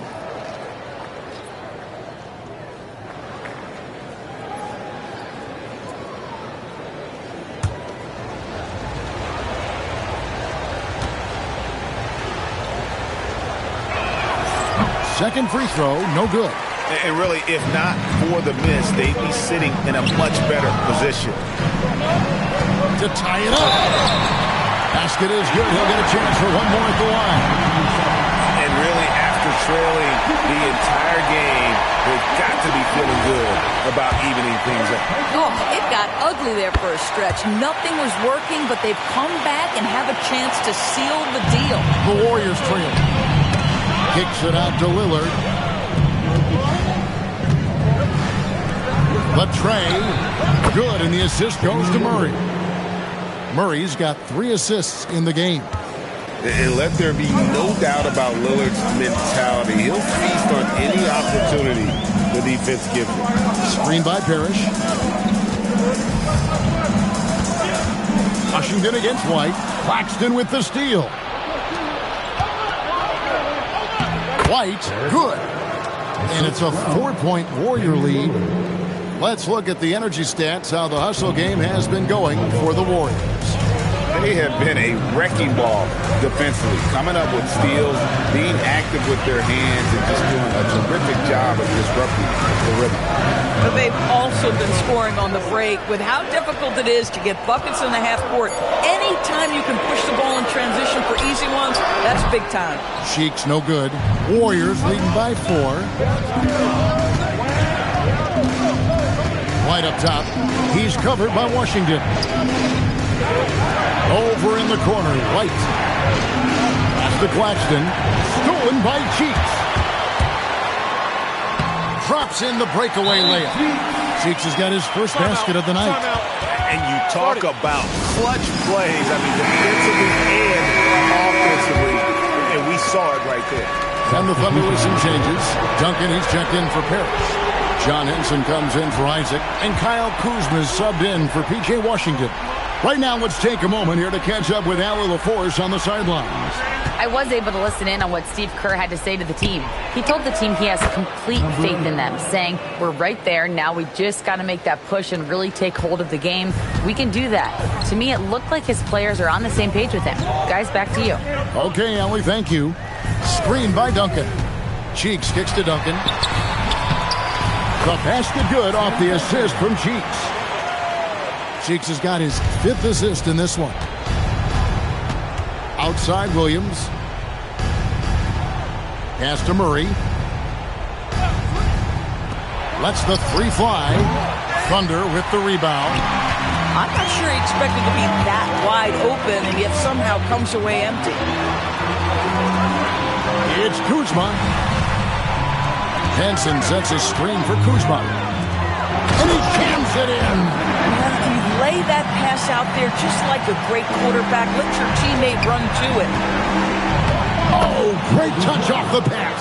Yeah, nothing too fancy. Just getting the job done when they need to. Make every possession count. Now Kuzma. Duncan with the screen for Kuzma. Here's Duncan. Clock at 6. Henson with the screen. And stolen by Favors. Outside Murray.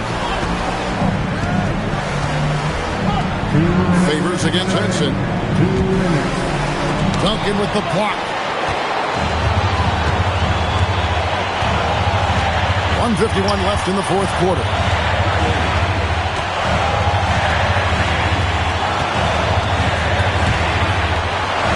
He's covered by Murray. 6 to shoot. Takes the shot. Oh, and right time and right place defending there. And there's the drive. And too much time in the lane. They get called for the 3-second violation. Oh, in a close game like this, that is the kind of mental lapse you have to avoid. Here's Cheeks. Duncan fires. And it's blocked by Brown. Throws it down. What an assist. Beautiful reverse jam right there. Use the rim to protect the ball, I think. Cheeks outside. Duncan outside.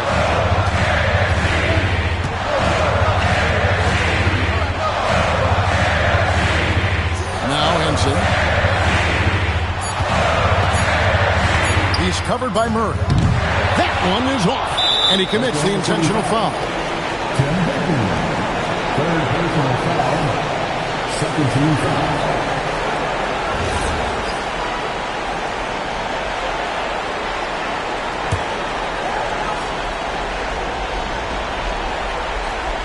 And they are in the driver's seat. Yes, they are. If they come away with points on this trip, Katie bar the door. And they double up Murray. So they foul intentionally. Number 27. First personal foul. 13 foul. At the line for the Warriors, Derek Favors. 2 shots. He drops the first one, and that increases their lead to 6.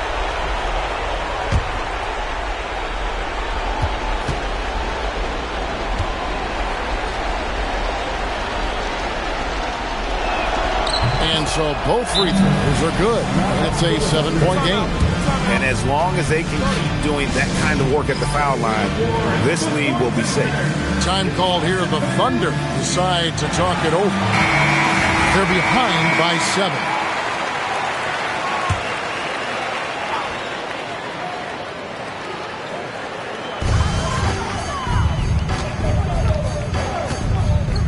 Deflects the pass.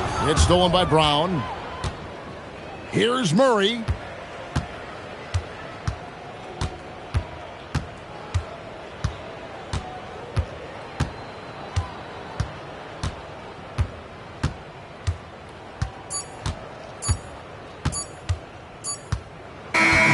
So we see the Warriors get the win here. This was a hard-fought, well-earned victory for them, Greg. They really had to work for this win. That's a good point. I mean, weaker teams might have buckled at the...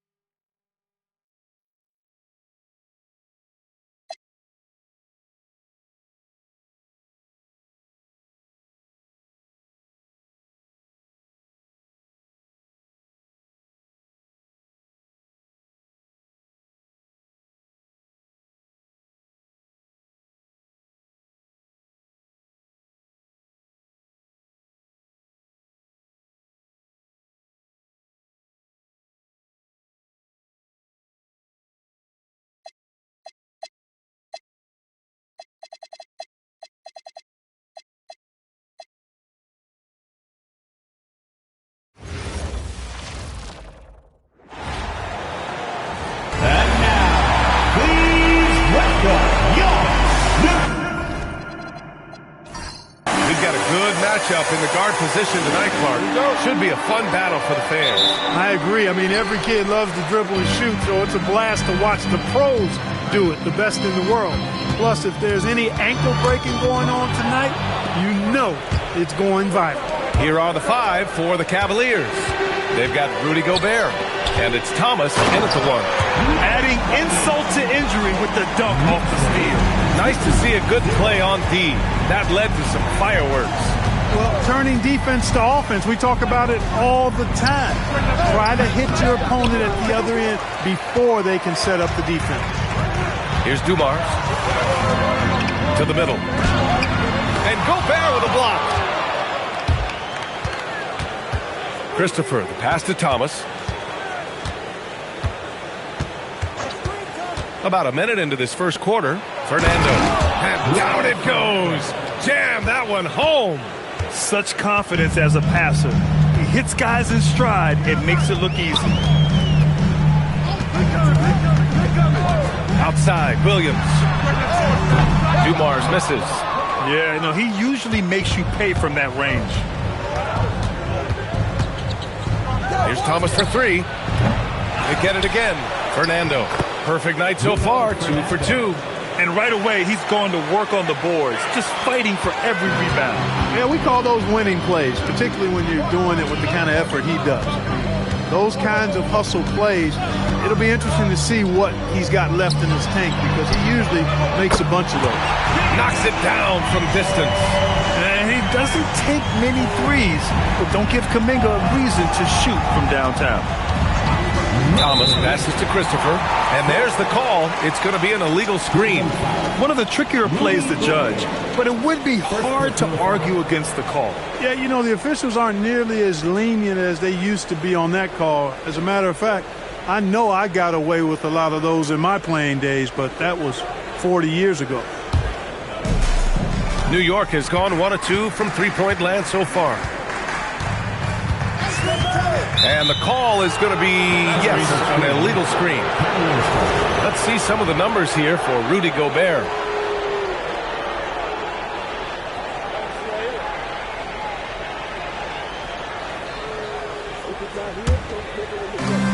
For Cleveland, they've gone just 2 for 4 from the floor.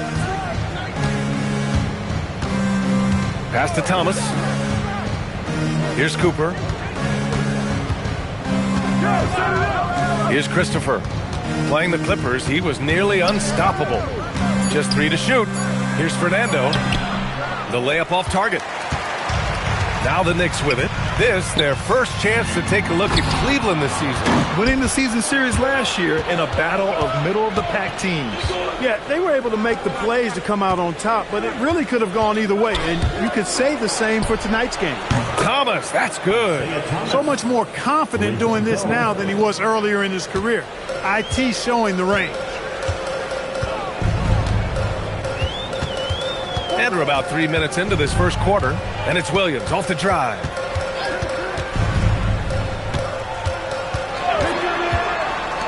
Puts it up. It's deflected. Thomas against Williams. Thomas passes to Christopher. Now here's Thomas. He's been productive, averaging just over 7 points a game. Just over 3.5 minutes gone here in the first. Right side, Williams. New York again can't hit. Hey, sometimes the best looks don't equate to points.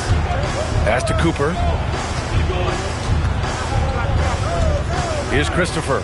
Yet to see a basket.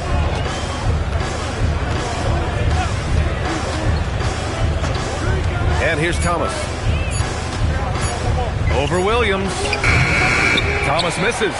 Yeah, just a little off his game this quarter. He's trying to work his way into a rhythm. There's a screen by Kuminga. Williams on the wing. Goes up at the stripe. Fernando grabs the miss. The Cavaliers have gone 3 of 8 so far. Pass to Christopher. Back to Thomas. From downtown, the Knicks pull it in, coming off that win against the Sixers. They were lights out from beyond the arc, and they spaced the floor beautifully in that one. There's all kind of talk in the game today about stretching the floor, because when you do that, everything else just becomes a little easier. Here's Cooper. 8 points in his last timeout. Here's Christopher. And once again, off the mark by Cleveland. Stolen! Pass to Cooper. Thomas outside. Here's Christopher. And once again, off the mark by Cleveland. He didn't make them pay for that weak defense, but they just can't rely on him to miss those kind of shots. Kuminga with a screen on Thomas. Outside Kuminga. Intercepted! For the finish! Rips down the breakaway slam. I just love the strong finish there inside. Man, he's got that dunker's mindset, doesn't he? Always ready to pounce. An absolutely tremendous athlete, able to go up and finish over the biggest of defenders. And so Mike Brown decides to call a timeout. He's going to gather the troops and talk it over. And let's look at the Western Conference standings as the playoffs approach. You take a look at New York. Right now, they're in 10th place, hoping to get themselves into the playoff picture. And checking out the Cavaliers, they're just one rung below them. Well, for the Knicks, they've had that kind of mixed start that we've come to expect. Nothing that would indicate they're in for any kind of special season. And, you know, perhaps with a roster move or two later on, they can start to break out of that pack.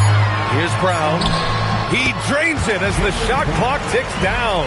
Man, how about the cool, composed attitude of Jaylen Brown in these spots? I mean, rising up and knocking it down with the shot clock up against him, that's pretty good. And there's the call on Rui Hachimura. That's his first foul of the game. Boston's checked in for New York. The Cavaliers leading. Cleveland working the ball around now. Zizic misses from close range.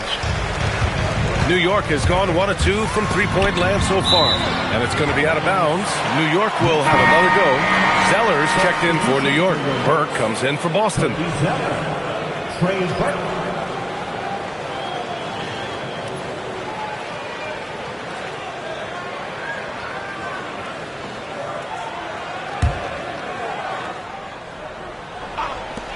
Now off the inbound. And they recover it. And can't get it to go. Now 1 of 2. Shrimp passes to Thomas.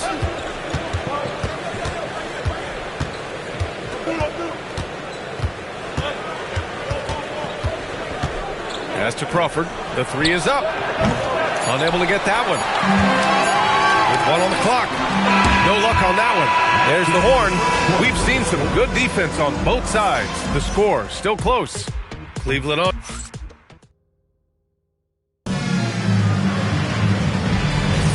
And we hope you're enjoying the game. Both teams tonight keeping things pretty even on the scoreboard so far. All right, guys, let's get your take on the hustle stats for the Cavaliers. They've really been disruptive on the defensive end, forcing turnovers and turning those turnovers into points at the other end. And I've also liked how they've attacked the opposition off of turnovers. I mean, just making them pay for every mistake out there. All right, on the floor for Cleveland, getting going in the second. We've got Cam Reddish and Zizic in at the 5, roaming the paint. Zeller with a screen on Reddish. And Zeller with a basket on the assist by Brown. And this game is tied up now. And Cleveland shooting a very low 27% so far in this one. Here's Zizic. And it's New York with a rebound. Hayes has got his 7th rebound of the game with that last one. Davis, the pass to Zeller. And the layup is good off the glass. Zeller's got his 2nd basket of the game. And they seem to have a hard time picking good shots in the first quarter. But it's all coming together now for them here. Yeah, things are starting to look up. I mean, they're making amends for that slow start. Finding a rhythm right now. Man, good whistle there. Yeah, you can hear the smack all the way over here where we are. Well, Grant, when you watch an NBA game today, do you wish you played in this era? Oh, no doubt. It's a lot more open, and there's a greater emphasis on skill and player health. Oh, and by the way, those checks aren't too bad either. Catching up on the changes for New York. Hachimura's checked in for Zeller. Williams comes in for Davis. And Teague subbed in for Payton. Down low. Here's Reddish. And he caught that pass in full stride on his way to the big slam. Already 5 lead changes here. Speaks to how evenly matched these teams have been thus far. Hayes finds Teague. Now here's Williams. Hayes inside. Hasn't gotten one to fall yet. And the shot counts. He's fouled, and it's a chance for a 3-point play. And a look now at how the offensive approach has been going here so far for the Knicks. Well, I've liked their assertiveness inside. They've been getting that way and playing that way the whole time, setting the tone right away that the inside area is their territory. And from the jump, they've also clearly been focused on running effective plays here tonight. There's been a lot of high-quality distribution from them on the floor. And put your head down and go to work. That's what they need to do. Yeah, these teams trading punches right now. I mean, it's table tennis. Back and forth we go. Goes up on the baseline, and so he draws the foul, headed to the line to shoot a pair. New York shooting their 2nd and 3rd shots at the line here. At the line, 2 shots. Shooting 2.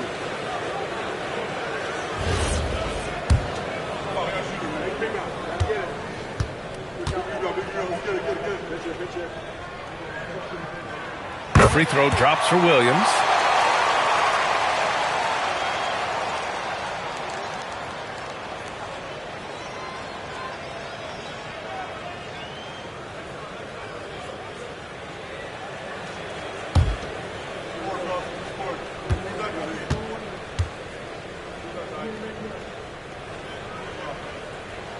And so he hits both. Well, you have no concerns when he's at the free throw line. Very consistent. Pass to Christopher. Back to Thomas. Cleveland working the ball around now. Here's Christopher. 6 to shoot. Cleveland needs to get off a shot.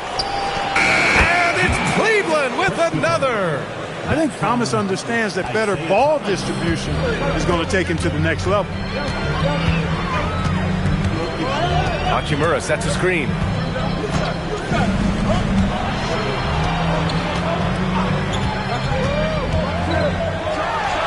Lets it go from the baseline and nails it. And the Knicks lead by 1. Well, it's certainly been a roller coaster ride. You do me one, I'll do you one better. It feels like we have a lead change every few possessions. Pass to Fernando. Here's Christopher. Puts up a deep 3. Goes back up. Fernando misses. I thought he had that one. I think he did too. Outside, Williams to the paint. Oh, deflected. Thomas with a steal. Cooper passes to Thomas. Here's Cooper. Hachimura covering. Pass to Christopher. They set a pick. Lets it go from deep. It's Hayes with the rebound. Hayes has got double-digit rebounds now in the game. Puts up a 3. And it's Gobert with a rebound. And Thomas has got the ball here for Cleveland. They trail by 1. Their last game, a win against the Clippers. Looking to carry it into this one. Talk about strong offensive production. They went out, played to their strengths, and were successful as a result. Yeah, you know, not deviating from the game plan is critical. You got to trust in the system. For New York, they've gone 4 for 7 in the second quarter. And so Mike Brown decides to call a timeout. He'll take the opportunity to regroup. They're rushing things offensively, and their impatience has led to carelessness.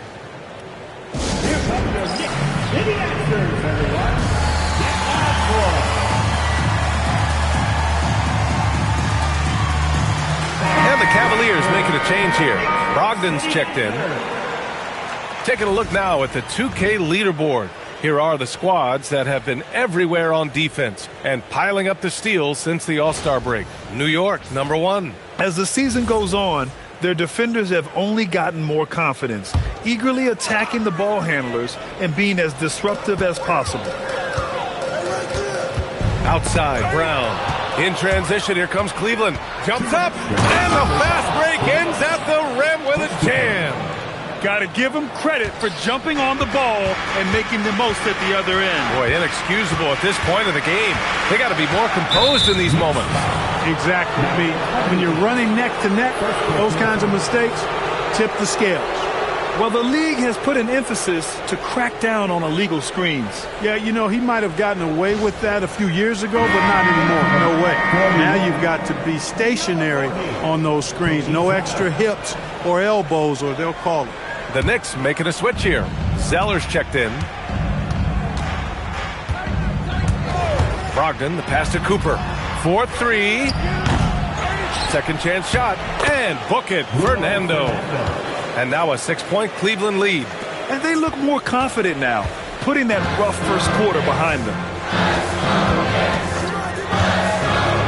Outside, Williams. Kick out to Brown. Screen by Zeller. Brown passes to Zeller. And he can't stop the run as that one misses. Got the ball where he wanted it, but then got swarmed. Pass to Cooper. Outside Brogdon. Gobert with a screen on Williams. Here's Brogdon. Brogdon with a nice finish down low. The D hasn't been quick enough to react to the ball inside. That's helped cause this run. There's the screen. Williams passes to Dumars. Fires in the triple. Dumars has got his first 3 points of the game. It was a rough start for them scoring the ball, but they look like now they're really finding their rhythm and flow. Yeah, it looks like they've gained a little bit of confidence as the lid has come off the hoop. Pass to Brogdon. 5 to shoot. Now Gobert, defended by Zeller. Gobert no good. Now Brown. In his last outing, 8 points for him. He shoots it. Buries the jump shot. And now just a 3-point Cleveland lead. He's one of those guys who just knows how to generate offense. And so a close game as we wrap up the first half of play. The Cavaliers on top, up 3. And we'll step away briefly, but get you right back out there for the start of the third quarter, right after the break.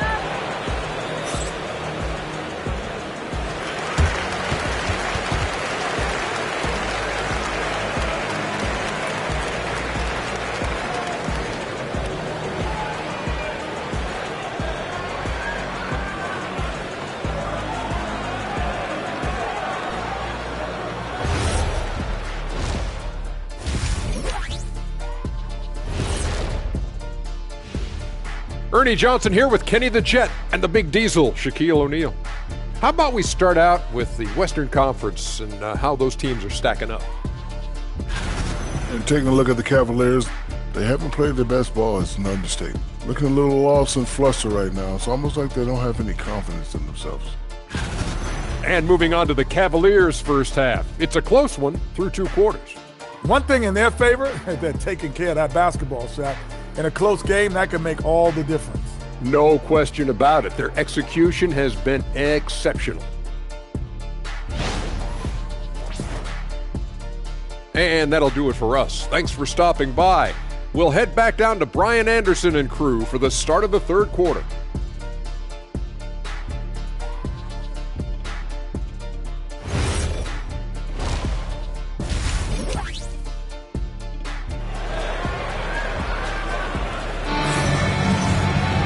We've got second half action for you, and if the next couple of quarters are similar to the first, this one could go down to the last possession.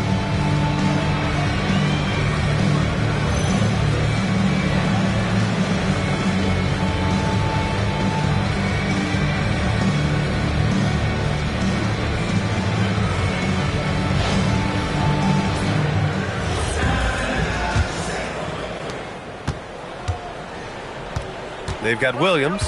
Kuminga is out there with Jackson Hayes. And it's Dumars in at the shooting guard position. That's the group starting the second half for Mike Brown. And that's on the defense, giving him a decent look. That's his shot. And from the sideline, let's catch up with Allie. Thanks a lot, Brian.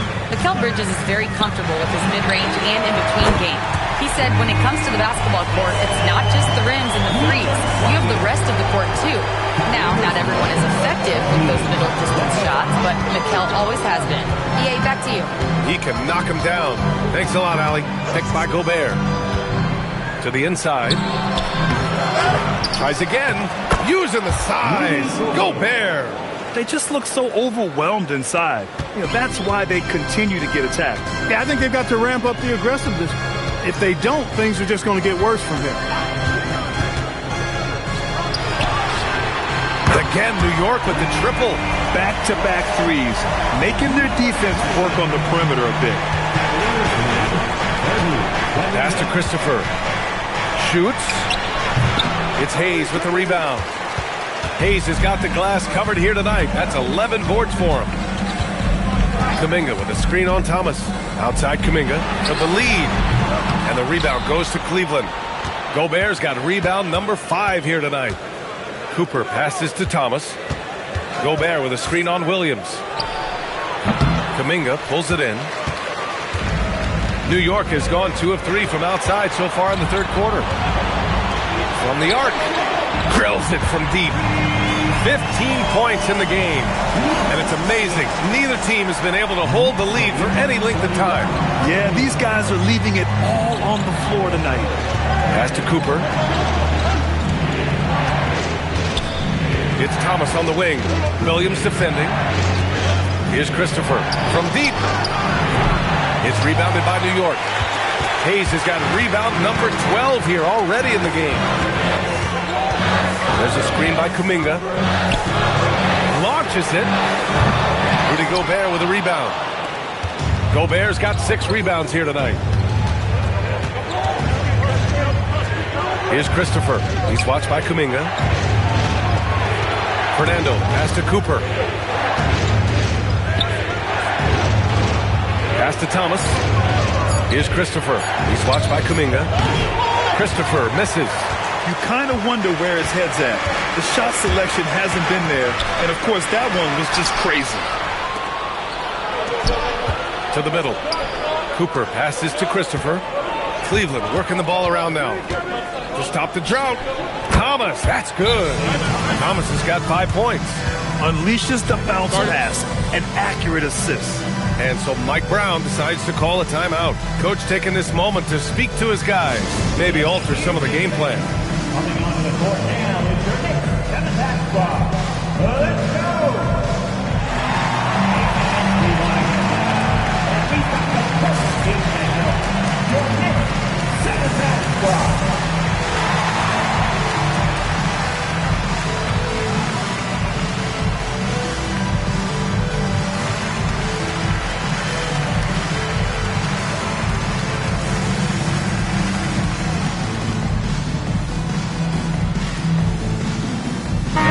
Fourth and steals, and they have a really nice balance to their offense. They like to get out and run, but they're also comfortable setting up in the half court as well. And many of the turnovers they cause are a direct result of their terrific ball pressure. These guys just get up in your shirt. Just over 3.5 minutes through the third. Pass to Cooper. Williams against Thomas. Here's the pick. From behind the arc.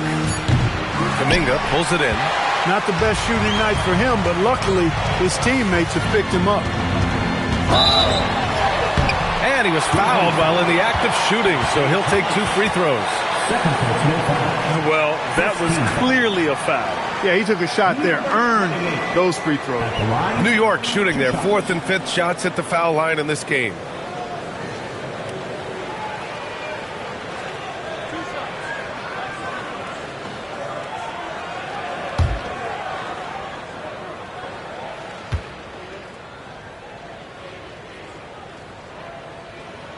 First free throw is good.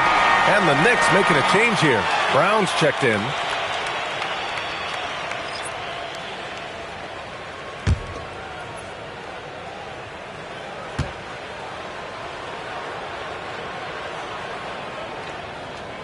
Second free throw, no good.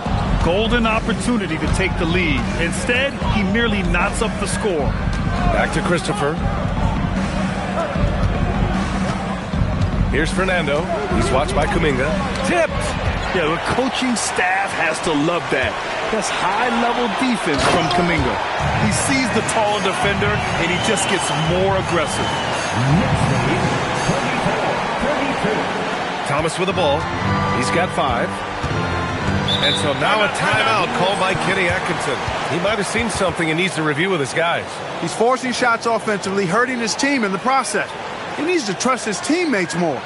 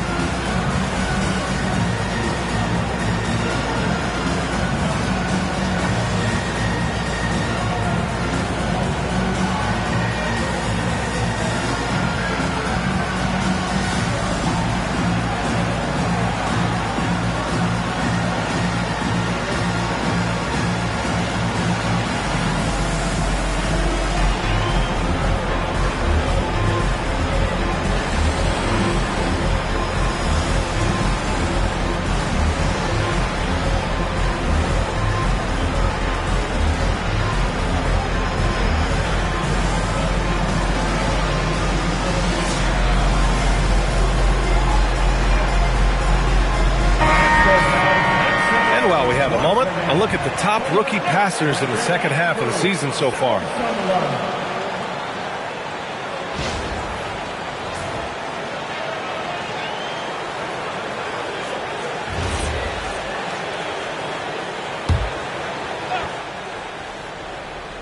Here's Fernando.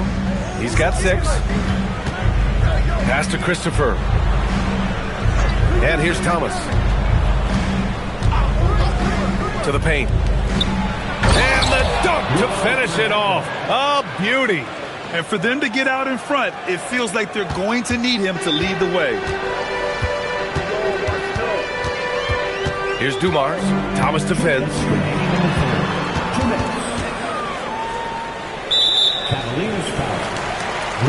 Brogdon's checked in for Thomas.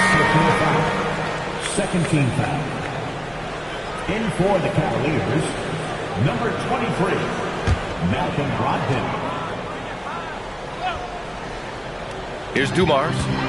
Checking his stats. He's scoring around 9.5 points per game. There's a screen by Kuminga. Taken away. Here's Christopher. Pass to Brogdon. Down low. 1:35 left in the third quarter. Shot clock at 6. From the wing, got a piece of it. Yeah, still close, but with their tough play on the boards, we're certainly seeing the effort. Ooh, lots of contact on the shot. So 2 free throws will follow that whistle. Brown's potential really is exciting. I mean, he has the talent, I think, to be a dominant force in this league one day. New York shooting their 6th and 7th free throw attempts tonight. And they've increased their percentage quite a bit since last season, guys.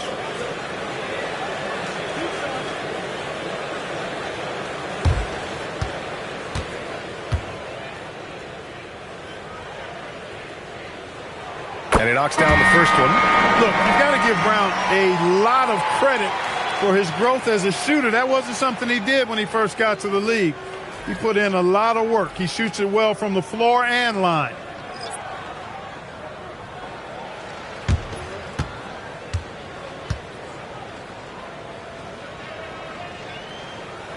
And both free throws good for Brown. What makes Brown special is his blend of smarts and effort level. Not just an intelligent player, he also gives you a phenomenal amount of energy out there. Inside. And he goes in for the dunk. I can't figure out why they aren't going to him more. I mean, he's scoring the ball well for him. New York has gone 5 of 10 from beyond the three-point line in this game. There's 49 seconds left to play in the third quarter of basketball. Here's Dumars. And he drops in the layup off the glass. Dumars has got 5 points. In a tight game, they wanted to make sure of that possession. Pass to Crawford. For the lead. That shot is off. The Knicks with the lead. Outside, Brown. Now here's Hill. 7-second difference between the shot clock and the game clock. To the inside. Nice assist and nice finish. Solid play all the way around. They are shooting the lights out and doing a good job of maintaining this lead. Not many empty trips for this group. It seems everything's falling for them this half. Pass to Shrimp. The 3. Knocks down the triple. Shrimp's got his first bucket of the game, and he's on the board for 3. As a big, unless you're a dedicated rim runner, have to be some kind of threat from distance. It's still anybody's game as we reach the end of 3. It's the Knicks leading by 1. And we're just moments away from the start of quarter number 4. Stay with us.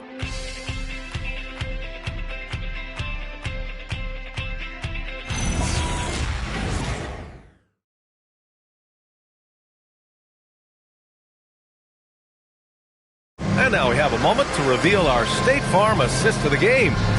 Yeah, just shredding the defense with that feed. Zero chance to stop that. Yeah, that's just a brilliant read of the defense. I mean, it was also excellent anticipation of the movement of his teammates before the pass. Just great harmony on all sides.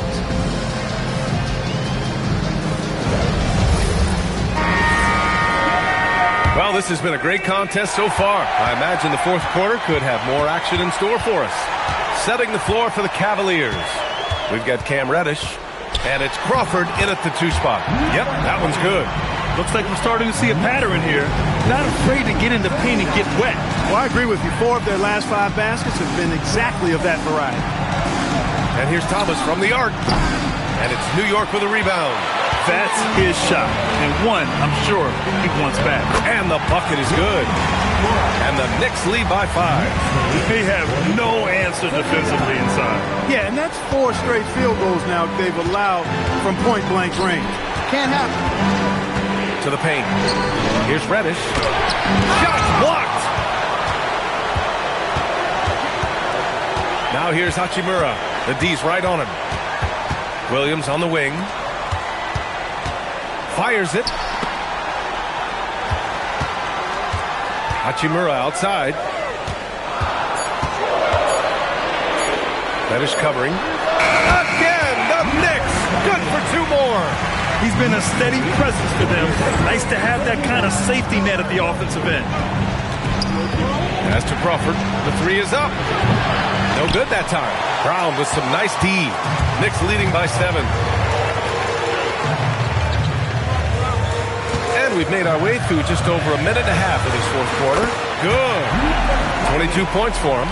Looks like they're gaining some confidence here in crunch time. You can feel the sense of urgency they have to get this thing closed out as soon as possible. And Kenny Atkinson has called a timeout. He wants their game plan to be crystal clear at this point.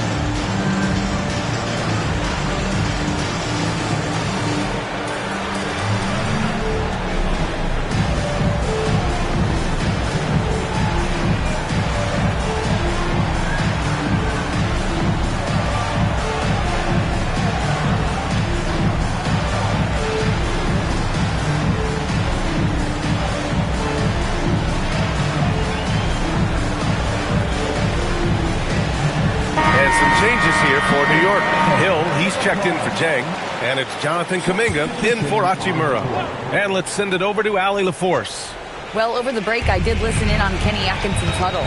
He told them, quote, if we'd worked harder on the glass, we'd probably be up right now. Show some heart, show some pride. It was a very direct message. Back to you guys. Thank you for that, Allie. And they just continue to dominate the boards. Guys, I think they've simply been the more physical team, and that's why they're ahead. Down low. Here's Kuminga. And Kuminga throws it down. They're making it look easy out there, just having fun. Yeah, offensively, they've just been rolling. Impossible to stop. Thomas finds Brogdon. Here's Christopher. Basket is good on the assist from Brogdon. That's his second tray of this half. For the game, he's got 9 points from beyond the arc. And Williams has got the ball here for the Knicks. They've led by as many as 11. Oh, there's the alley. Brogdon against Brown. Brogdon, the pass to Gobert. Oh, and Gobert powers it home. Throwing it down. Gobert using all of his height there. Williams looking around. Takes a 3. It's rebounded by Rudy Gobert. Gobert's got 7 rebounds in the game. Brogdon, the pass to Thomas. Back to Brogdon. Cleveland working the ball around now. Thomas against Williams. Pass to Christopher. Top of the key. He's off on that one. And the shooter had very little space on that attempt. And guys, that's exactly the kind of high-impact defense they want to see out of him.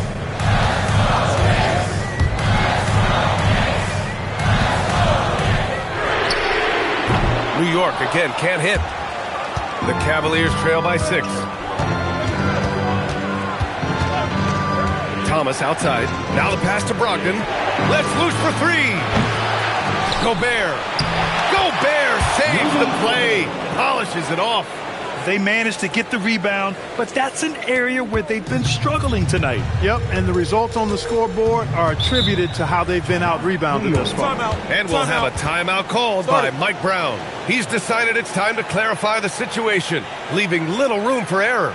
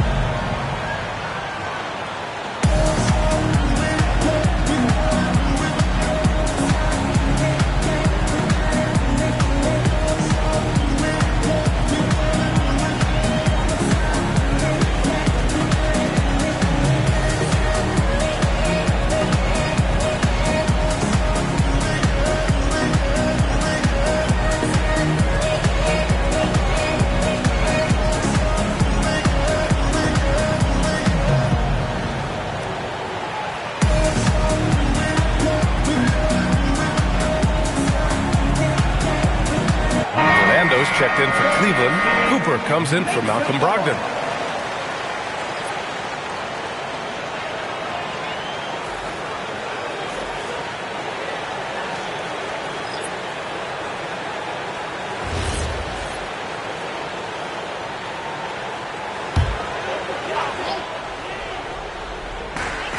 They've led by as many as 11.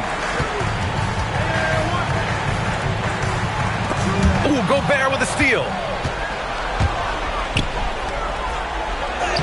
The Frenchman, Gobert. Gobert calling for the ball in moments like these. Big-time games under his belt. New York has gone 0 for 2 from outside here in the fourth quarter. And looks like an illegal pick was set. That gets the ref's attention. And this is the absolute wrong time to stop communicating. They have to get in sync.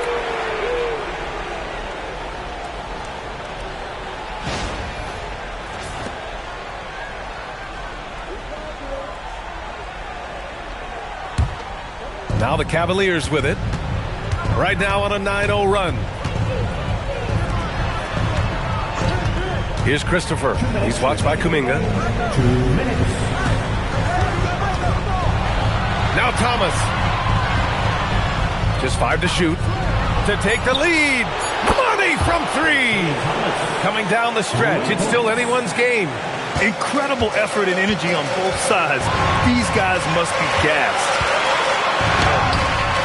Gobert pulls it down. And Thomas has got the ball here for the Cleveland Cavaliers. They lead by 1.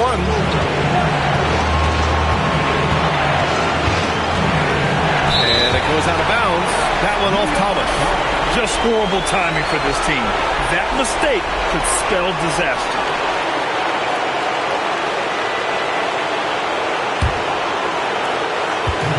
There's a minute 26 left to play in the fourth quarter of this one.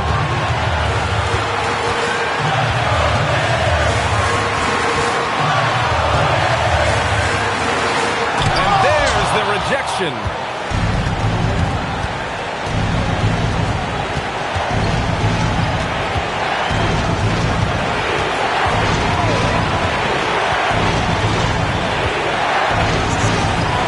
Here's Gobert. Oh, the tower with the power move. Great to see guys who don't back down under pressure. Cool, calm, collected, and confident in the biggest moment of the game. Yes. Takes a 13-footer, and he gets the jumper to fall. Gotta fight harder to get over those screens. Well, I'm going to credit the screen. I mean, that's a good, strong pick he lays there. Thomas against Williams. First personal foul. First team foul.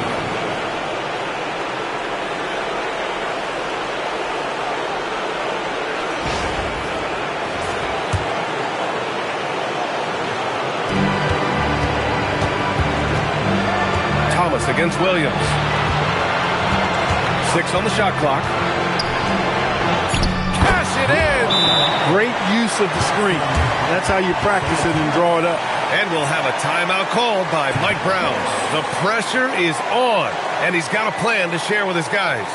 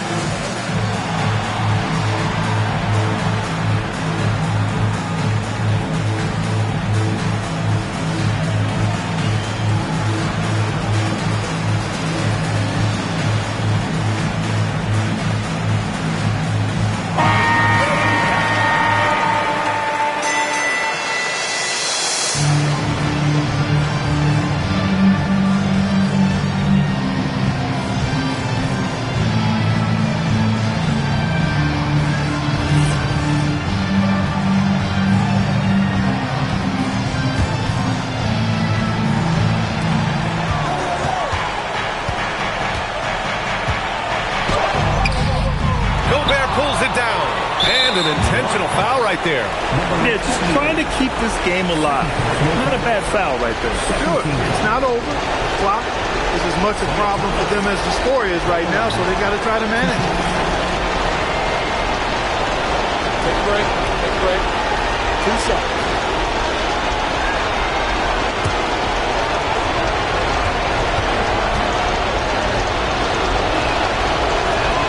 Good on the first. And that gives him a 4-point cushion.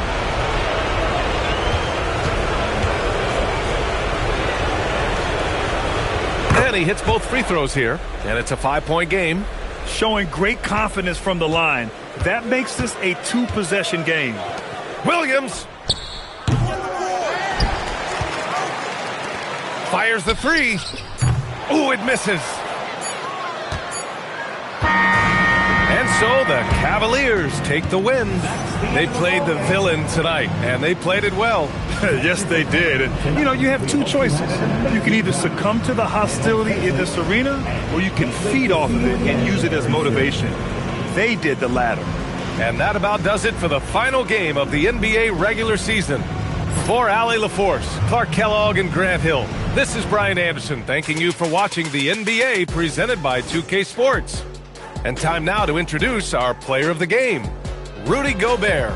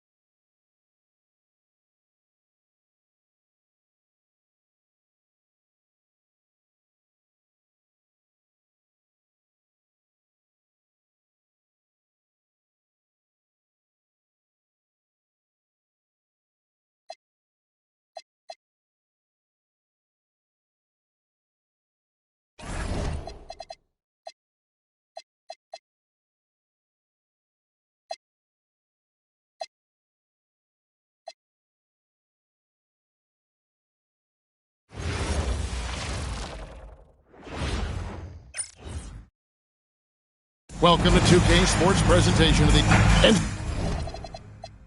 Stand talking about this matchup for a second.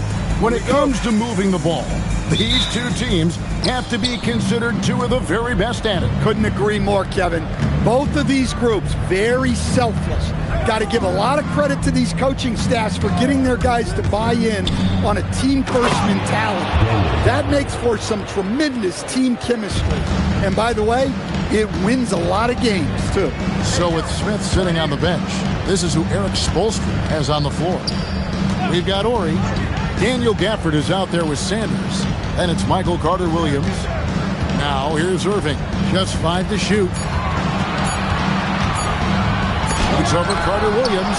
It's tipped. Inside. And he stops it. What a pass to set him up. And passing with a purpose there. I love how Carter-Williams keeps his teammates involved. Now here's Fultz. He's covered closely. Irving passes to Olajuwon. Misses in close. Suffocating defense to keep the layup from falling. Now Carter-Williams. His last outing, he had 8 points. It's stolen by Olajuwon. Fultz against Ori. Stolen away. 4-on-3 break. Pass to Carter-Williams. Gafford against Middleton. Gafford misses. That's one he knows he should have drained. On the wing, Irving. Some nice ball movement by Tampa. Olajuwon against Sanders. And the rejection by Sanders. That's the third straight miss to start this game, and they're still looking for their first basket. Oh, and the jam by Gafford. Wow, and that sort of showmanship is just deflating right now to a team trying to get back into a game like this. Ouch, Greg, that is definitely an emphasis jam. A big apostrophe or exclamation point, maybe even a question mark. And so James Borrego decides to call timeout. Coach is going to talk some things over with the team. Might be seeing something to adjust.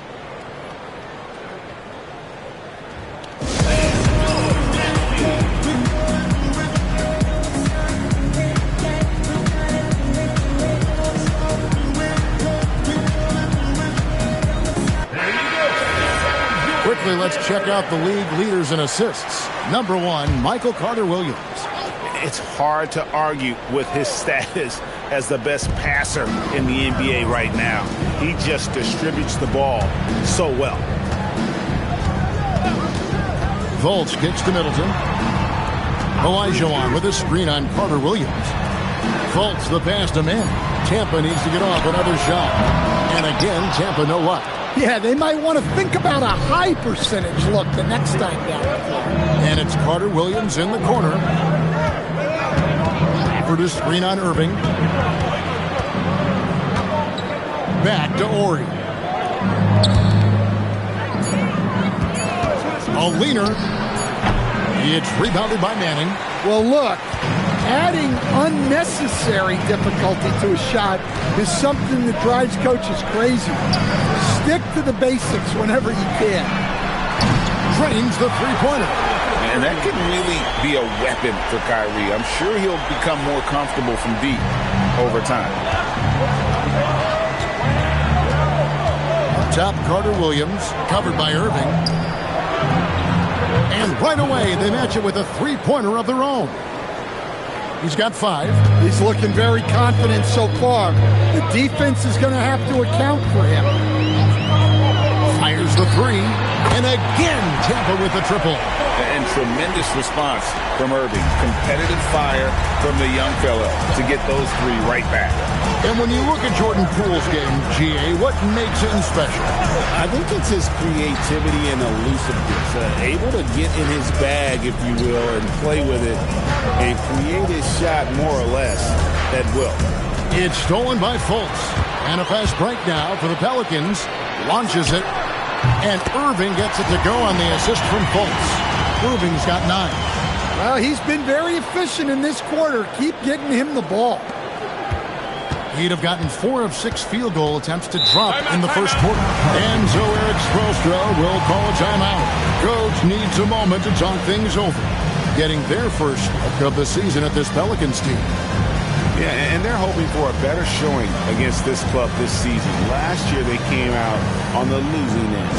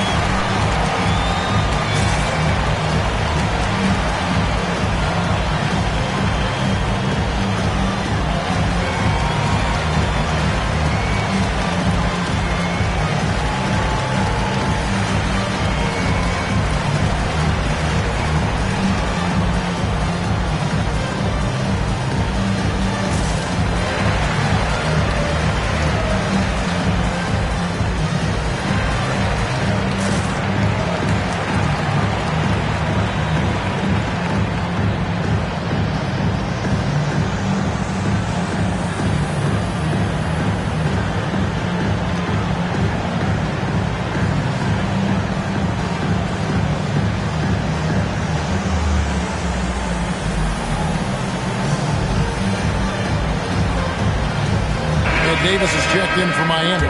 Caleb Martin comes in for Horry.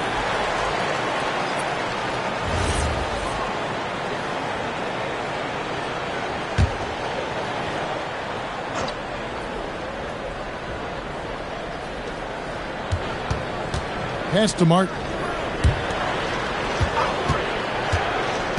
Irving against Carter Williams. Just 5 on the clock. Here's Davis, and it's Davis finishing it off. And although an undersized center, more than making up for it with some serious hops.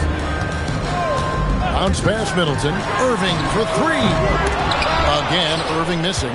Well, he's got a great stroke. That one almost dropped. Sanders with the ball. He's picked up by Irving. Olajuwon's checked in for Tampa. Wesley comes in for Kyrie Irving. Substitution on the court.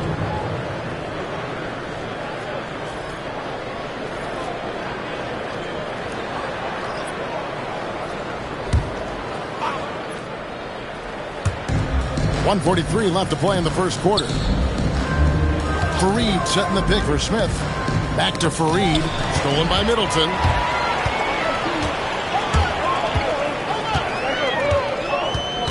Miami foul. Robert Horry. And Tampa making a change here. Humphries checked in. Substitution for your Pelicans. Number 24. Jay Humphries.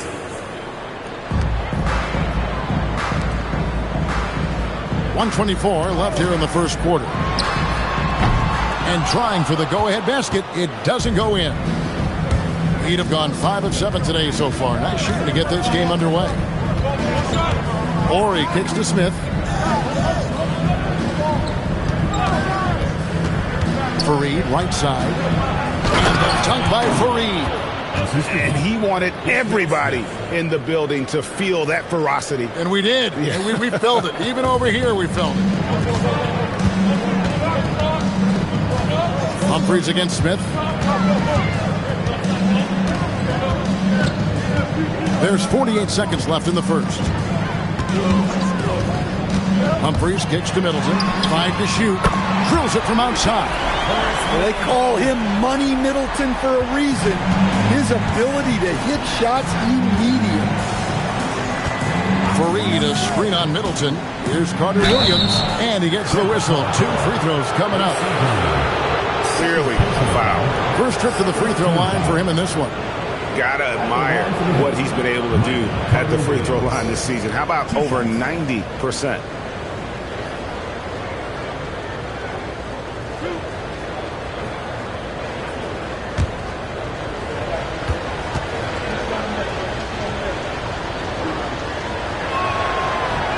No good on the free throw. Josh Christopher, he's checked in for Miami.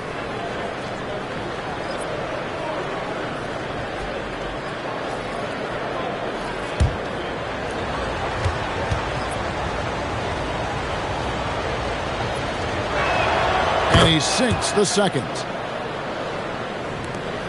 30 seconds left in the first quarter.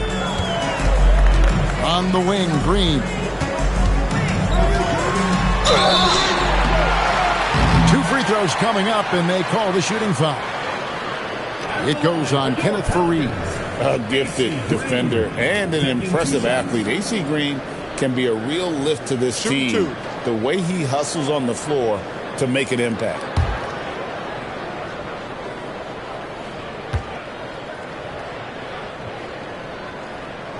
And the first one at the line is good. Trey Mann, he's checked in for Buddy Hield. Ish Smith, he's checked in for Miami.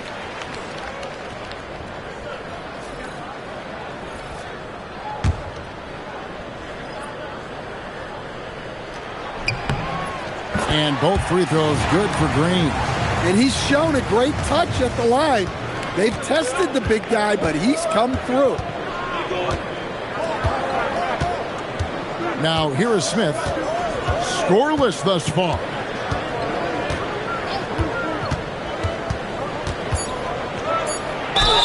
Fouled on the shot and picks up 2 points. So 1 free throw coming up. Well, you can't fault the defense. The guy made a difficult shot.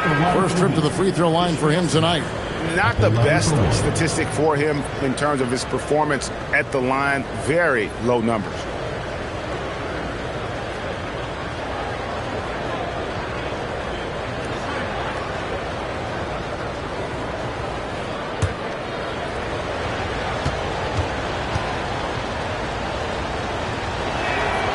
The free throw drops for Smith.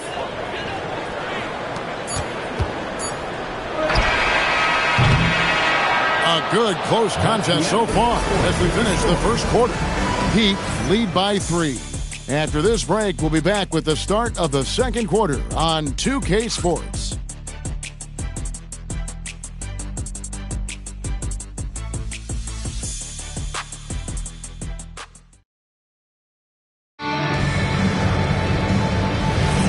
And this has been a fairly close game through the first quarter, and we'll see what happens here in the second.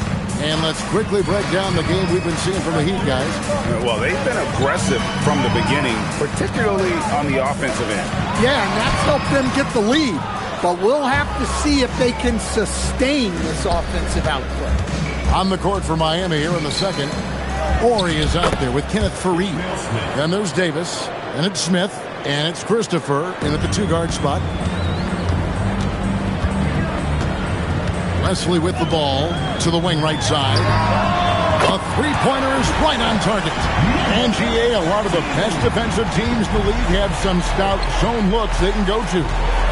Where do those in a game come in handy? I mean, often it's a way of challenging opponents to make perimeter shots, but also you want to show different looks just to kind of disrupt the rhythm of a team's offensive flow. So for the Pelicans, Evans comes in for Corey Kispert, and Markelle Fultz is subbed in for David Wesley. And then for Miami, Daniel Gafford comes in for Faried, and Kayla Martin subbed in for Josh Christopher. Olajuwon with a screen for Green. Second quarter, and we're just over a minute in. Olajuwon with a screen for Evans. And that won't go, missing the go-ahead bucket.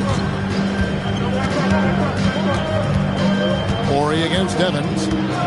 Pass to Smith. Davis setting the pick for Smith. It's stolen by Fultz. Covered by Martin. Shoots it, and he hits it to tie the game up. He's got 5. That's a high percentage look when the D doesn't fight over the screen. Yeah, it's certainly worth it to disrupt the offense. Coaches notice that extra effort. Now, here is Smith. He's got 5. To the inside. Gafford. And Gafford throws it down. Oh, an aggressive move and fantastic finish. Trying to send a message with that slam, I think. Olajuwon with a screen on Gafford. It's deflected. It's stolen by Davis. Here he goes. Smith, the pass to Martin. Back to Smith. Gafford sets the pick for Smith. Wants to get it to Gafford and does. Oh, just solid on the one-handed slam. And guys, when it's a tight ball game like this, he's the guy they want with the ball. And so James Borrego decides to call timeout. He made the decision to huddle up with his guys and talk about strategy.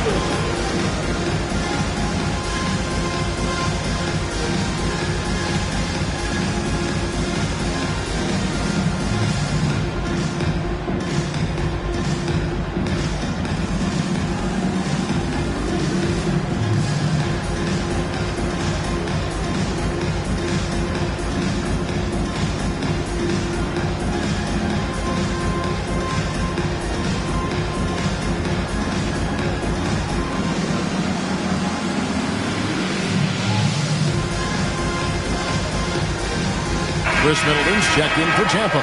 Josh Christopher, he's checked in for the Heat. Carter Williams comes in for Smith.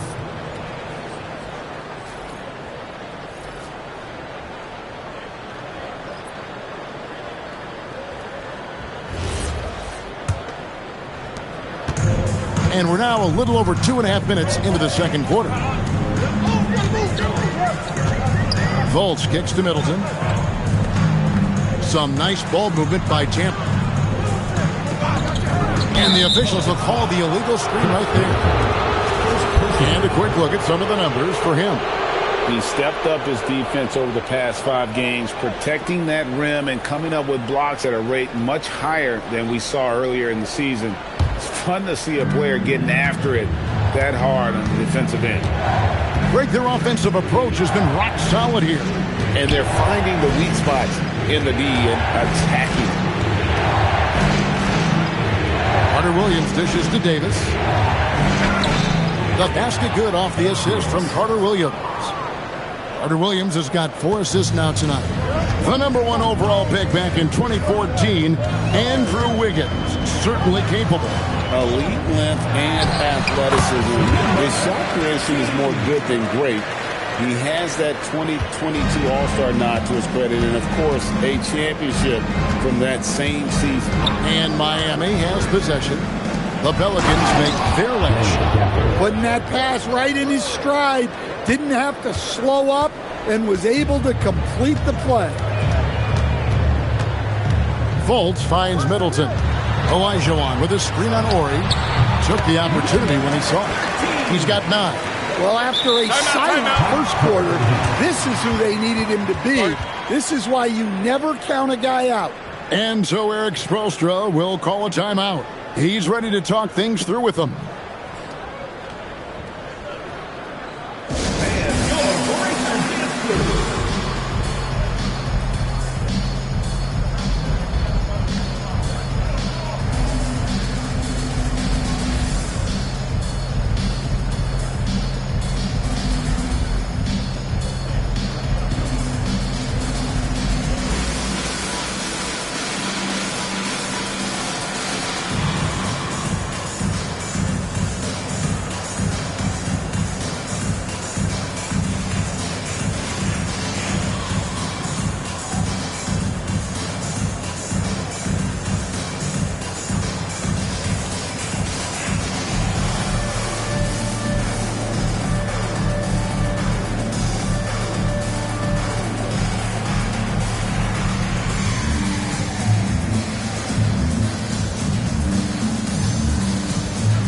Tampa making a change here. Irving's checked in. These are the teams that have been really dominant in the paint so far this season. Number 1, the Heat. And you know, anytime you get these 2 teams together, it's going to be physical. Both of them really go after it on the backboard. And here are the Heat now. 4-point game. For the screen on Irving to the middle. Shots good by Gafford. 12 points for Daniel Gafford. And really keeping the ball hopping around here offensively. Pass to Fultz. From deep 3-point land. The long distance 3 is buried. Knowing his team needs a lift, he's putting them on his back.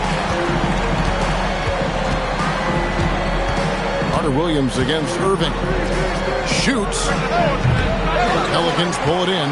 Outplayed in the previous game on their schedule, losing to Sacramento. Rough game defensively. I mean, they lost a lot of the individual matchups, and the help was slow to rotate. And being slow on your rotations is a killer.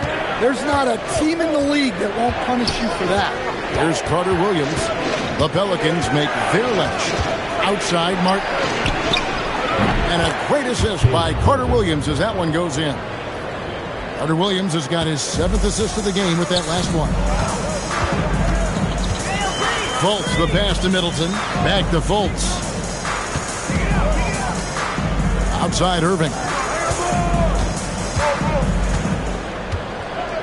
Down to 5 on the shot clock. Back to Middleton. Jacks up a 3.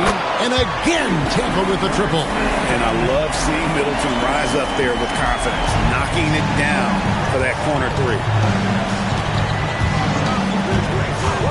Irving against Carter Williams. And he gets it to go. And the Heat lead by 3. And of the last 6 baskets, 5 have come on the interior. This is just smash mouth physical basketball, guys. The game now all time. 15 points in the game. And really, as the three-pointers keep dropping, you get the sense that the frustration is mounting for the defense. Carter Williams against Irving. Fareed, a screen on Irving. Here's Carter Williams. And Fareed, the bucket on the assist from Carter Williams. Carter Williams has got his 9th assist in the game now. The Pelicans have gone 8 of 10 from the field here in the second quarter. You've got to like how they've shot the ball.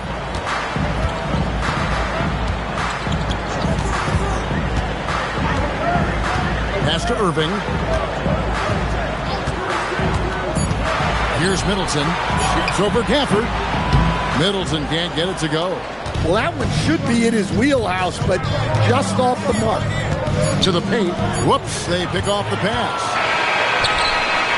And so it's Daniel Gafford making highlights for the Heat. He notched 8 points in the quarter and has that terrific basketball instinct on display. And don't go away. We'll be right back.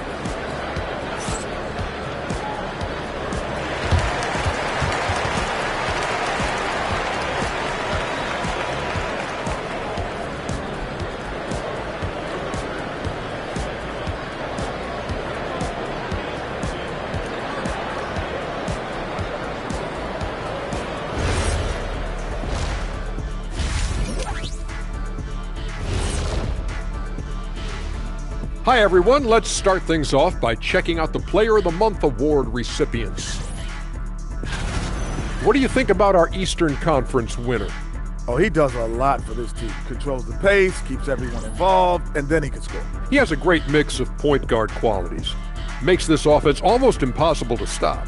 I gotta see more fight on the glass. They're in a slugfest. Winning the battle of the boards could swing this game.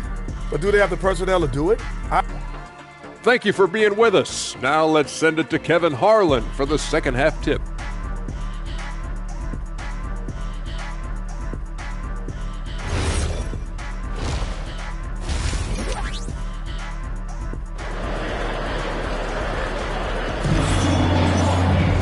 And as we get into this third quarter, as we've seen so far, neither team able to create much separation on the scoreboard yet.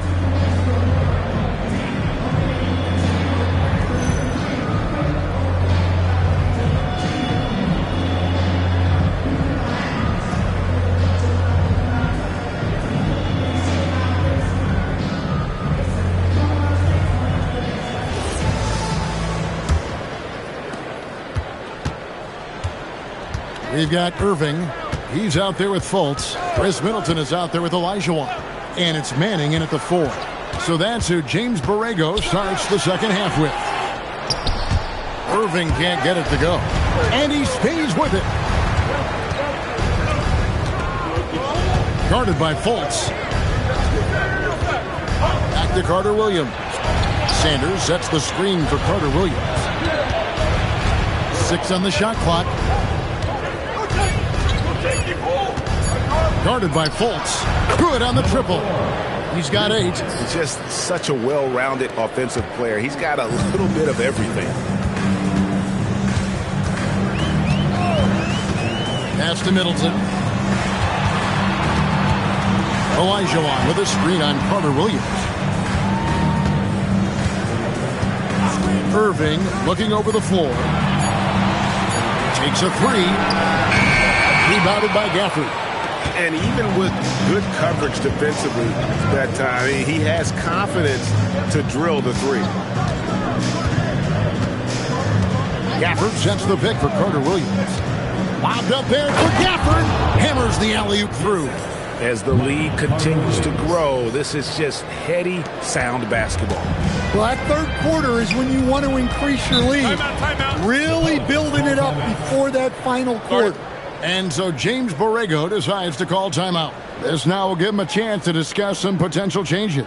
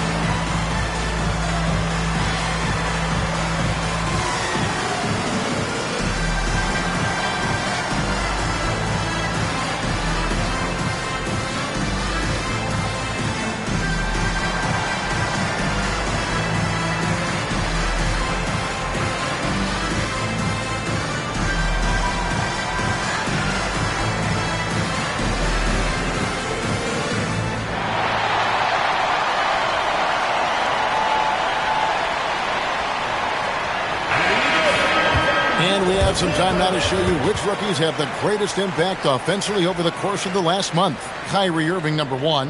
And those numbers have started to set him apart offensively from most of the other rookies in the league.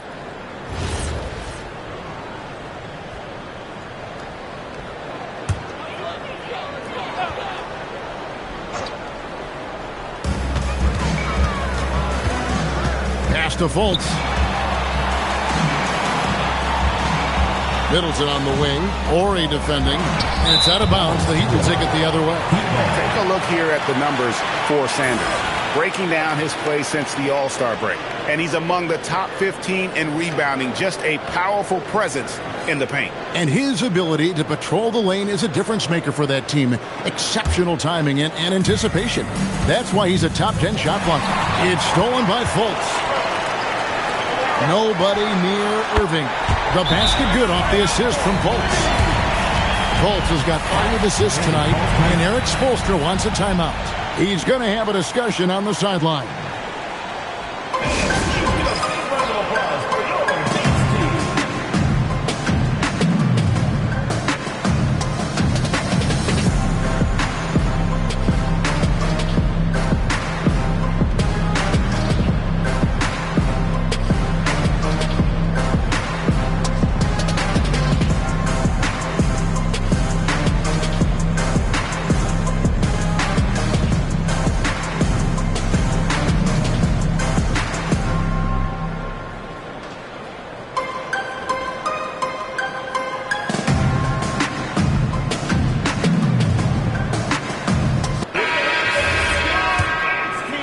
And now around 2 minutes gone by in this half. Irving against Carter Williams. Pass to Gafford.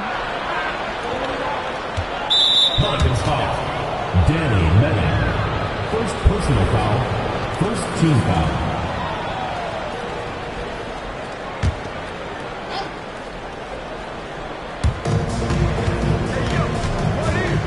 Outside, Ori.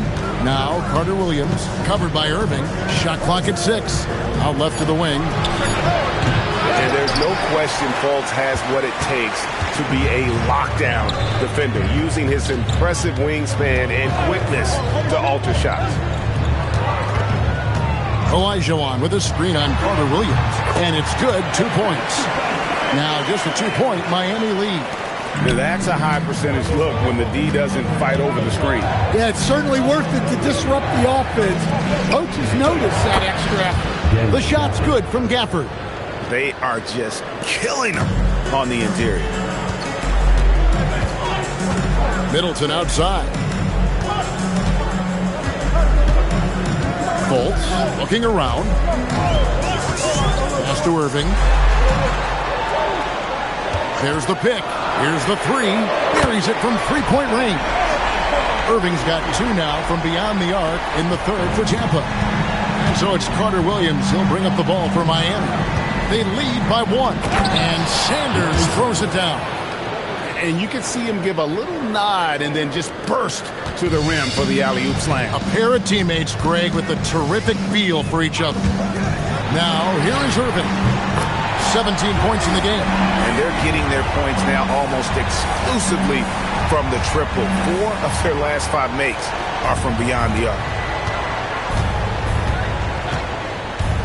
Here's Carter Williams. Over Irving. Carter Williams can't get it to go. Tampa has gotten going here in the second half from outside, nailing 3 of 4 from the arc. Pass to Irving.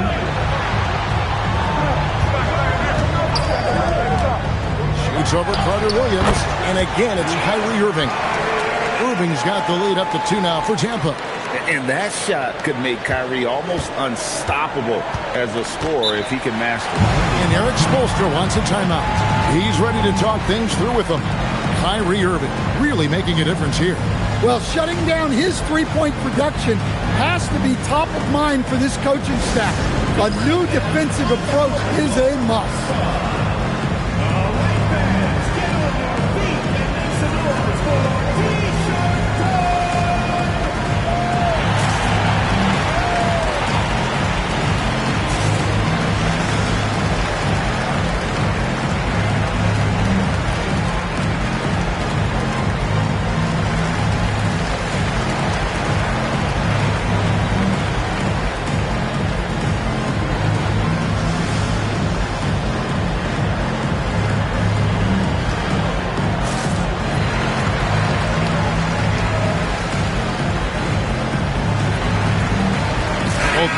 deciding to change it up. Here on the 2K leaderboard of the NBA's leading defensive teams since the All-Star break. The Heat in second. You know, the biggest thing defensively is you just want to force tough shots. And that's resulted in really good numbers for both of these teams since the All-Star break.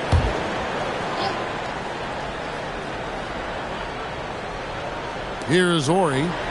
No scoring in this one. Sanders sets the screen for Carter Williams. Back to Ori. Lock at 6. Sanders with a screen on Irving. And Sanders throws it down. And that's what we're used to him doing, but he really just hasn't had that typical impact offensively. If they keep getting him touches, this game won't be tied for long.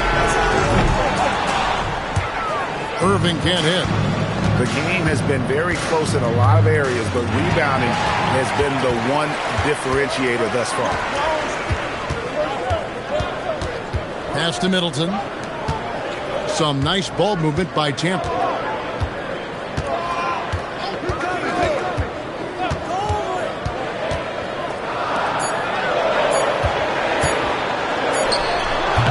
And it's Miami with the rebound.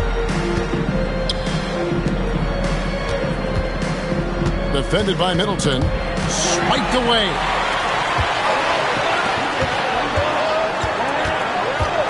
And stolen by Ori. To the left side wing.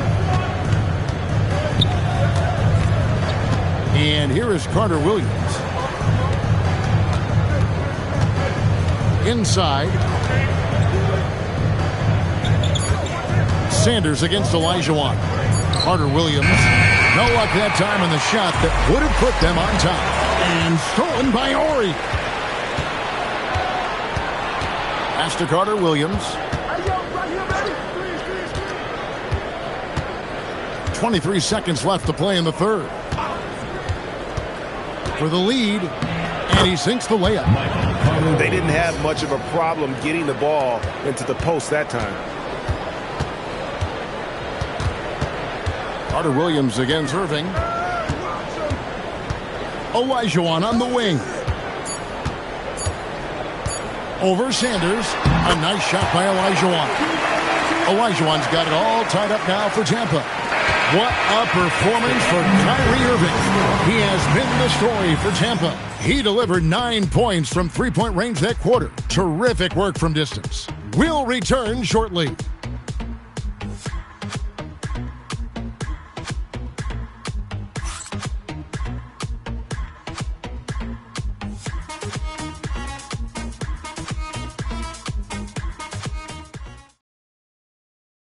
And let's take now this moment to bring up our State Farm assist of the game. Yeah, an easy choice tonight. Look at the precision on this pass. Put it on a platter for him. Yeah, that's high-level playmaking. He makes it look easy, but it's not.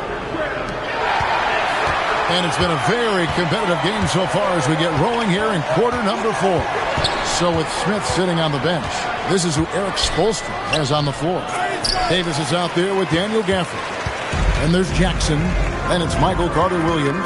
And it's Christopher in a 2-guard. Green with a screen on Gafford in the corner. Middleton with it.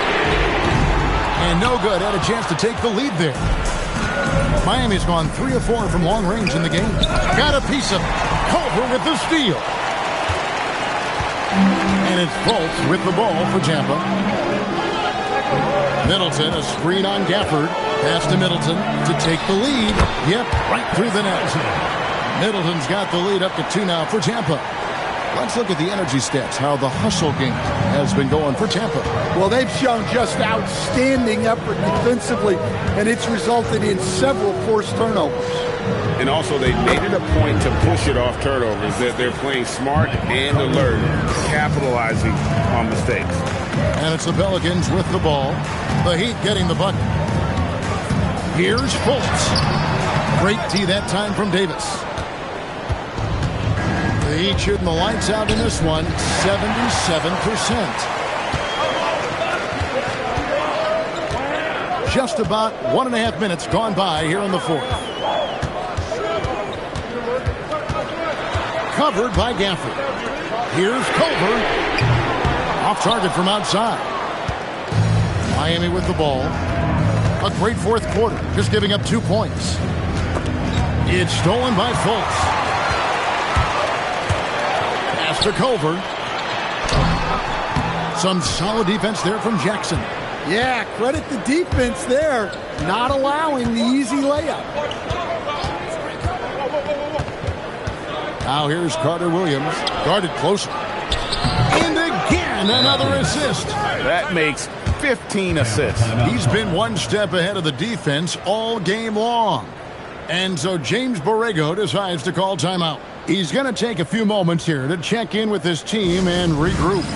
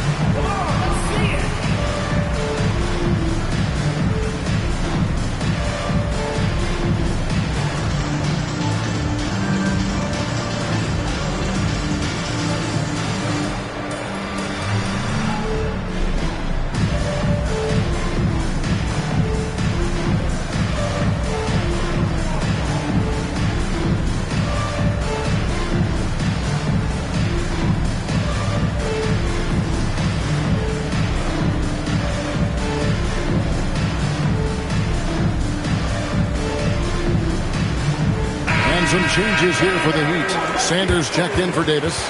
Martin comes in for Jackson. And it's Terrence Davis in for Josh Christopher. It's time to send it over now to our reporter, Allie LaForce. I was able to listen in on what James Borrego was going over with his team, and he was adamant that they need to tighten up their D. That lack of communication at that end has led to breakdowns, wide open shooters, and easy buckets. He sounded pretty frustrated, guys. All right, Allie, thank you for that. Pass to Middleton.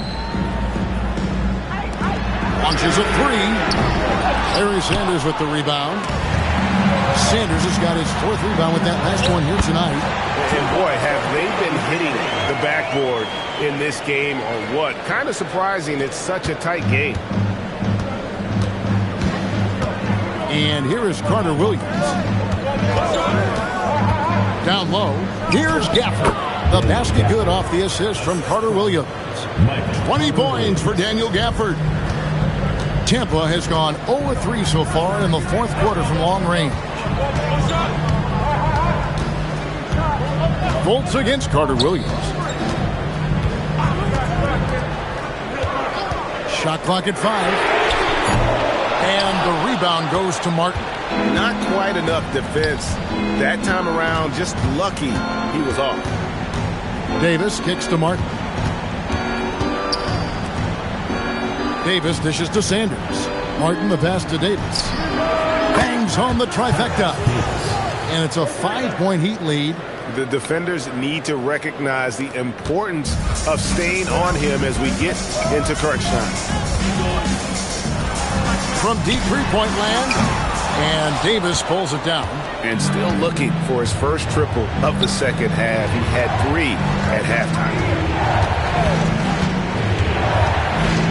Fultz against Carter Williams. Stolen.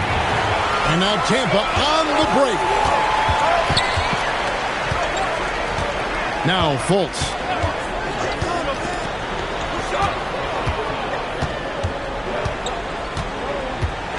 Covered by Gafford. Gafford with the rebound. And they've had the edge in rebounding all night long, and none bigger than that one right there. They push it up 4-on-3.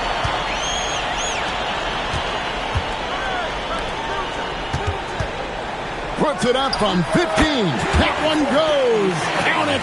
Fultz really sees the floor well. An efficient guard who shares the ball. And timeout is called by Eric Spoelstra. It's a chance for them to regroup and refocus.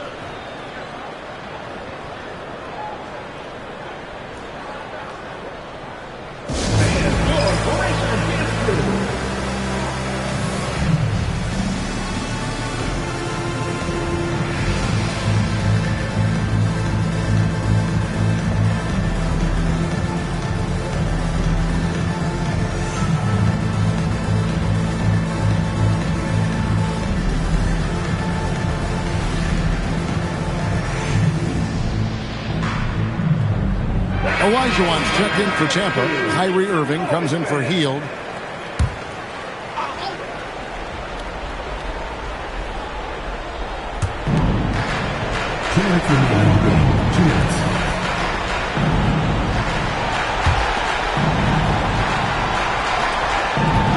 Williams feeling it out a bit.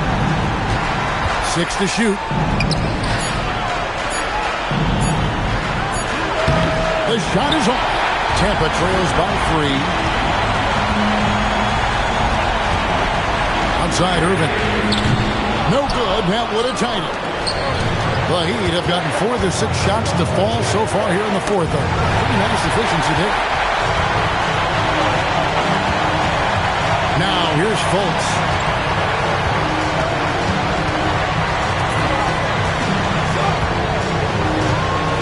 Olajuwon on the wing. Sanders cover. Larry Sanders. First personal foul. First team foul. At the line for 2. Hakeem Olajuwon.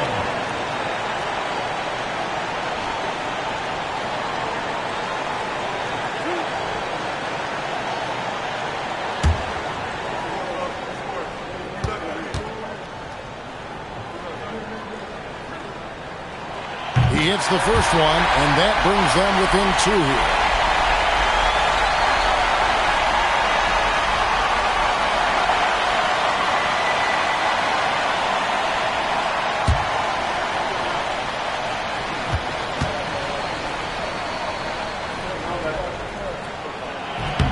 And Olajuwon drops them both. And how big was that? He is just so reliable, so confident at the free throw line. Carter Williams with it.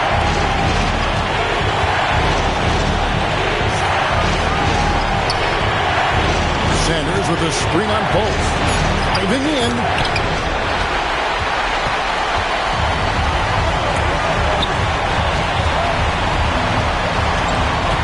Irving cleaves it in off the window. That is world class. Yeah, and I can say from experience, his coach just breathed a huge sigh of relief. And timeout is called by Eric Spoelstra. Coach clearly feeling the necessity to regroup with so much at stake here. Guys, what's your take on how they maximize their opportunities now? This is where great coaching can pay dividends. Well, they'll likely only get one shot at this. They need to make it count.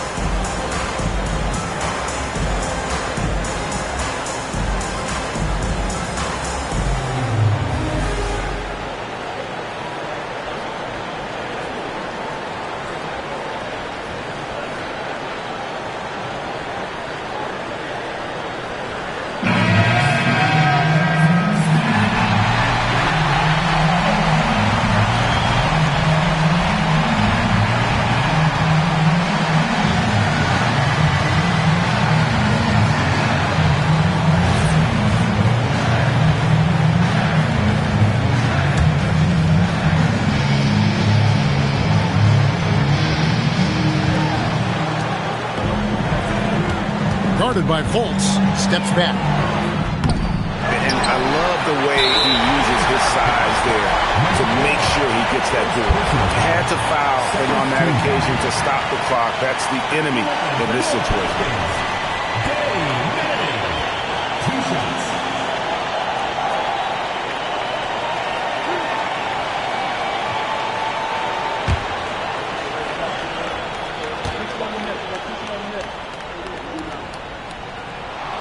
Gets the first, that will put them up by 2. And remember the buzz? It was huge around Manning when he was taken with that #1 pick in the draft. And you know what? It should have been. This guy was a stud for all 4 years in college. And he is unable to get the second one. And so it's Carter Williams. He'll bring up the ball for Miami.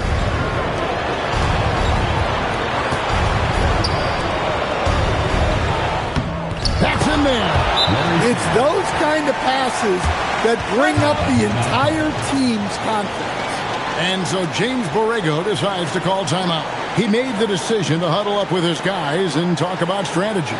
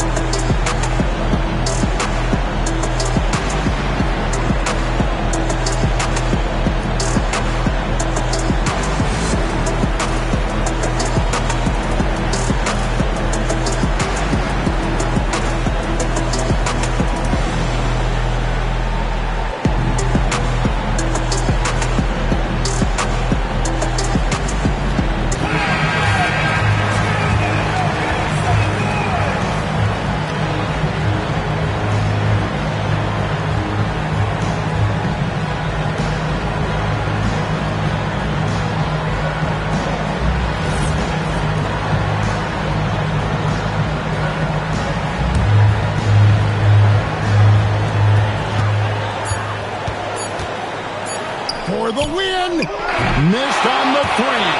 And that's going to do it for regulation. So we are headed to overtime. And don't go away. We'll be back momentarily.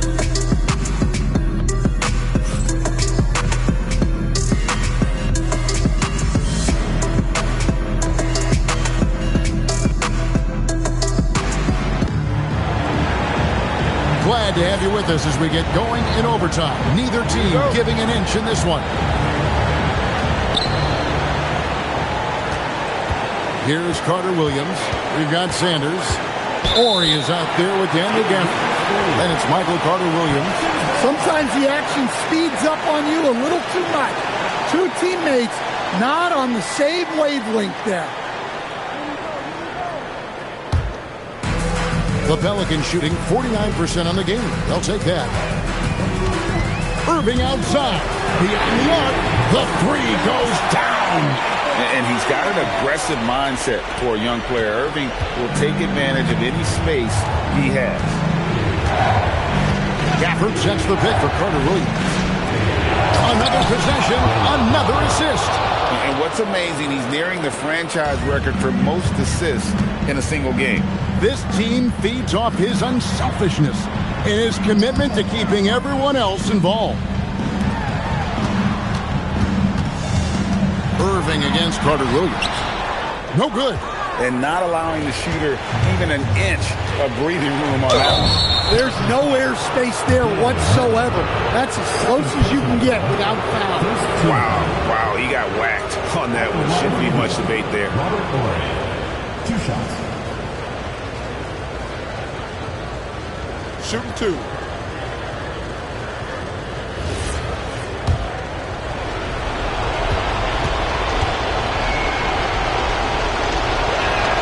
And he knocks down the first one.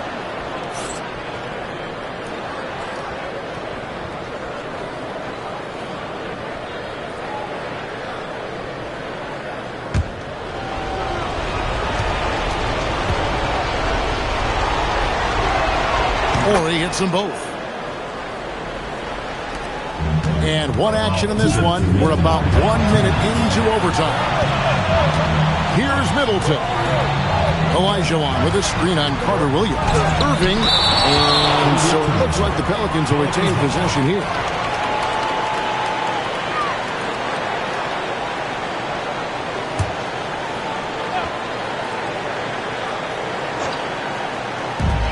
They lead by 1.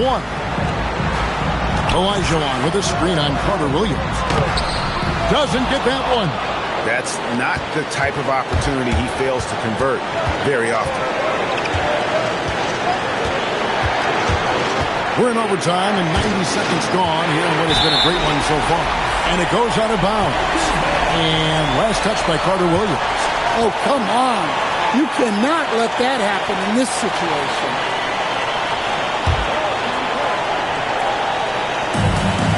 The Pelicans have gone 1 of 4 from the field in the overtime period so far. Olajuwon against Sanders. Here's Manning. 5 on the clock. Now Fultz. From 20 feet out. Does not go in.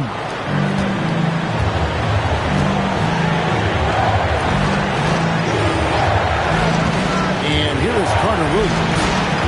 Here's Gafford. Outside, Ori. Guarded by Fultz. Well, we talk about ice in his veins a lot, but this guy personifies that. What a clutch shot. And so James Borrego decides to call timeout. Looking for a breather and maybe adjusting a thing or two.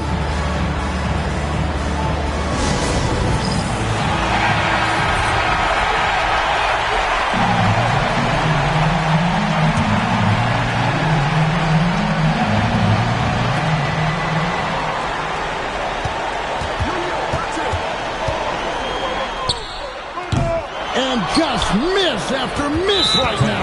And that's an intentional foul. Third personal foul. Second team foul.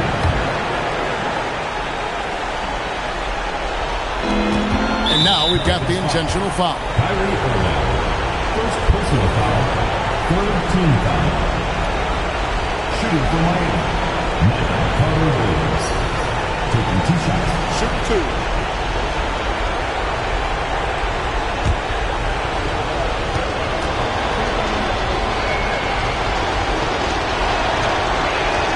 First free throw is good, and that puts them up by 5.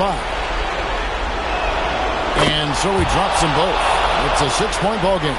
Taking care of business at the line. Converting on all those free throws helps them build this lead. There's a 4-second difference from the shot clock to the game clock. And he misses the jam. And an intentional foul right there. First personal foul. Fourth team foul. At the line for the Heat, Larry Sanders taking 2 shots. Take a break. Take a break. 2 shots.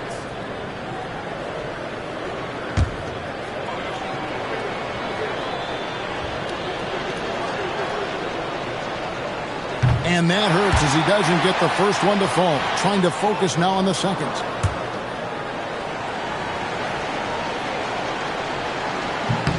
And the second of 2 is good. That makes it a 7-point lead. And Tampa calls time here. We've got 13 seconds left to play in OT, and this battle continuing. Guys, your thoughts? And I don't think they'll be able to climb out of this hole. Well, I've been in this spot more times than I'd like to admit. All you can do is tell your guys to hold their heads up and finish strong. Middleton.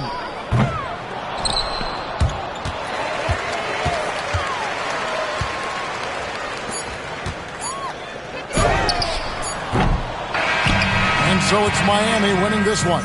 They had to scrape and claw to push it to overtime, but they really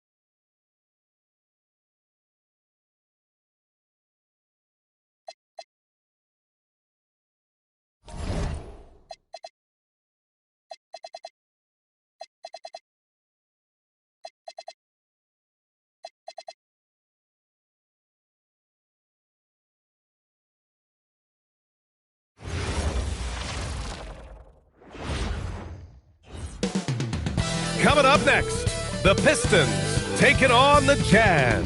For the Detroit Pistons, they're clinging to the 10th. All right, Tim, the postseason not far off. Team still jockeying for position down the final stretch. And just like on the track, don't look behind you, just focus on yourself, or you might find yourself on the wrong side of a photo finish. Got to run through the tape, get yourself in position. Now a look at Detroit's starting lineup. And it's Porter in at the 1. Just 5 on the clock. The shot's good. At 6'8" with a nice release point, Tatum's jumper is a tough one to disrupt. Turner against Tatum. Beyond the arc. Utah grabs the miss. This is their first game against Detroit this season. Winning the season series last year in a battle of middle-of-the-pack teams. Porter with the steal. Pass to Turner. For 3. Connects from downtown. He's consistent from out there, especially when you give him that kind of room. And just over a minute played here to start the game. Rubio passes to Tatum.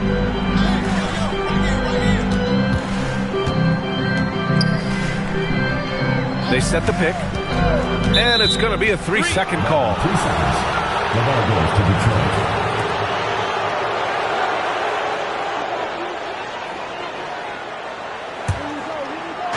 Detroit has gone 1 of 2 from three-point land so far. On the wing, Porter, covered by Rubio. Rubio against Porter. 5 on the clock.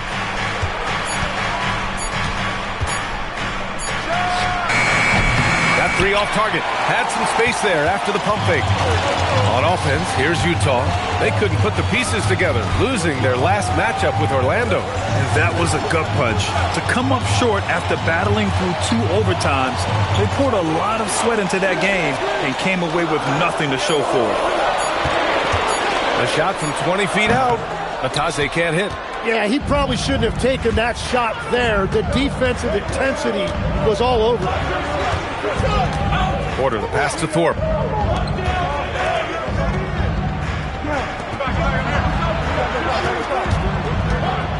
To the middle. Porter uses the glass on the layup. What a pass right there. Coaches love seeing guys making it easy for their teammates. And here's Rubio.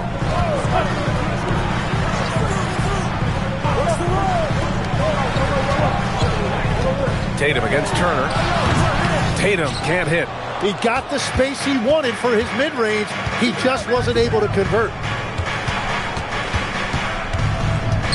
On the wing, Porter, covered by Rubio. Porter, the pass to Thorpe. That one drops, and it comes off an assist from Porter. Yeah, everybody will remember the bucket, but how about that pass to set it up? Well, Grant, Tobias Harris has been around the league. What's his best asset? You know, I think it's his reliability and versatility. Harris is always on the floor, having led the NBA in games played multiple times, and he just gets the job done. And so Will Hardy calls a timeout. And we might see some changes. Coach potentially looking to adjust.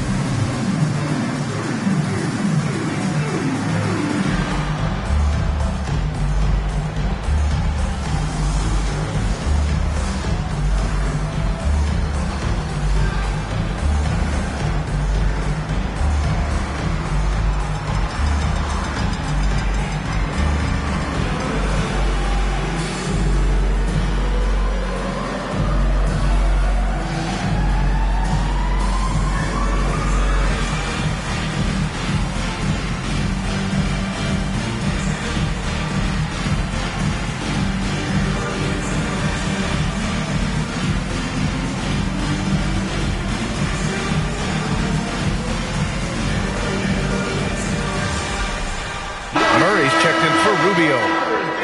Let's see the stat sheet here for him.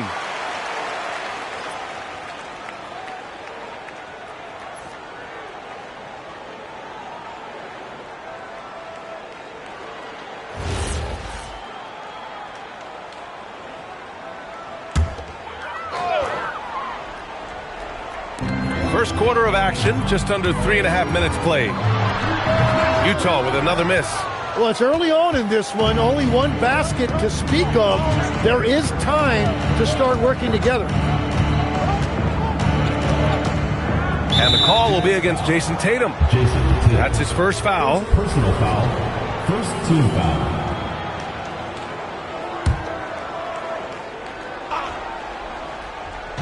Utah on D. It's a 5-point game. Shot clock at 6. Detroit needs to get off a shot. This small advantage is starting to snowball. And one thing about this league we know, momentum can change in an instant. Murray scanning the floor. There's a screen. Pass to Malone to halt the run. And a strong finish with 2 hands. So dangerous in the pick and roll. Murray moving that ball, creating for others. Here's Porter. And again, it's Detroit converting. And they've settled in quickly today. A nice flow and rhythm to their offense. To the inside. Here's Malone. And it's Thorpe with a rebound. Yeah, we're not used to seeing him get bottled up like that. Wow. Porter, the pass to Bowl. Here's Thorpe. Fires the 3. It's rebounded by Batase.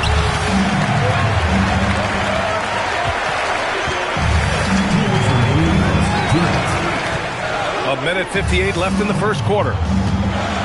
From deep. Oh, can't get it. Misses his first attempt. Detroit leading by 7.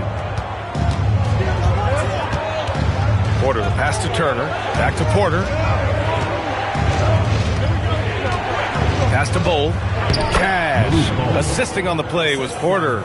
And what's working here, each guy is willing to make the next pass. And so Murray will bring it up for Utah. Trying to find a spark here. Yes, indeed. A rough stretch offensively. They could really use a basket. There's a screen. And he was camped in the lane there. He gets a 3-second call. And with this break, we can see the teams that are wasting no time turning defense into offense. The Pistons, number 1. And lately, they've not only been forcing turnovers, but capitalizing on them on the other end. Hustling hard to convert every time. Howard's checked in for Detroit. Jackson comes in for Porter Jr. And so the timeout by J.B. Bickerstaff here. We might see him looking to make some tweaks to the strategy. Last game matched up with the Thunder. Tough loss there. It's just so difficult to win when you waste as many chances at the line as they did. Well, that's why they're called free throws. And it seemed like with each miss, their confidence took a hit. It's just too hard to overcome that.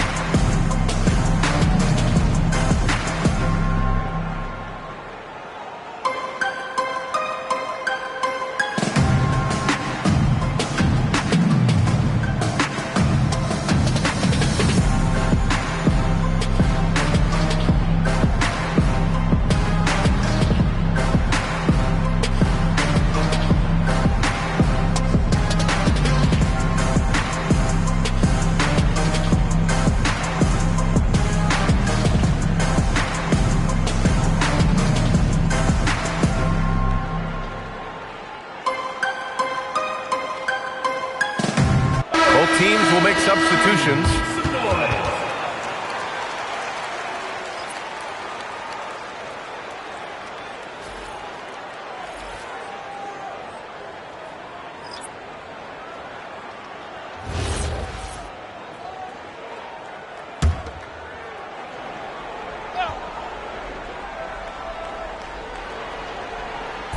Jazz on D. They trail by 9. Detroit moving the ball around.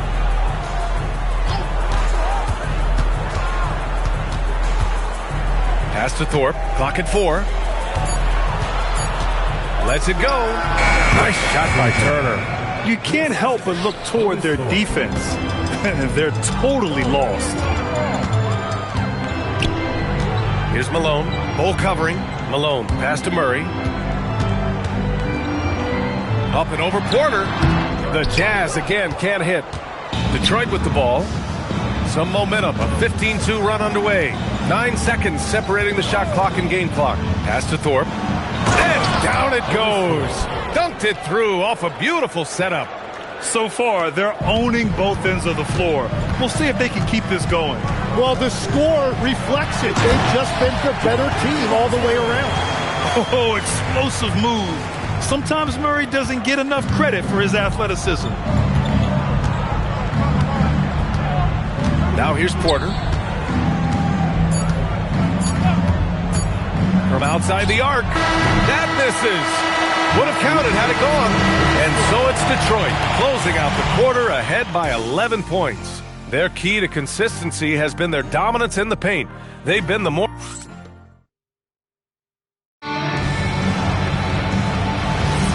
And so far through one quarter, it's been a lopsided game. We'll see if that changes here in the second. And a chance for a moment to check out the scoring breakdown for the Pistons. They've done a great job facilitating so far. So moving the rock and finding the open man, just great selfless basketball. And another thing they've done consistently well is attack the paint. They have stayed aggressive under the hoop and gotten high percentage looks. We've got Murray, and it's Bogdanovich in at small forward. That's the group for Utah, getting going in the second. All right, Tim, let me get your thoughts on this NBA rule change. End of quarter heaves don't count toward a player's three-point percentage. I love it. My paycheck directly reflected my shooting percentage. So we've seen players purposely let that thing go a split second after the horn. I think we should encourage guys to try to make that shot. Nothing better than the false hustle, let it fly after the buzzer went off. Not anymore, though. Absolutely. Very, very true. A chance here to catch up with Allie from the sideline. Hey, thanks a lot, guys. A big win here or there can really sustain a rebuilding team. And Utah coach Will Hardy said the results matter in order to keep belief in your process. Seeing the work pay off. The building of a team doesn't happen in one day. The players are staying with it, and they deserve all of the credit for that. Brian, back over to you. Okay, Allie, thanks for the report. And so Will Hardy calls a timeout. Coach taking this moment to speak to his guys, maybe alter some of the game plan.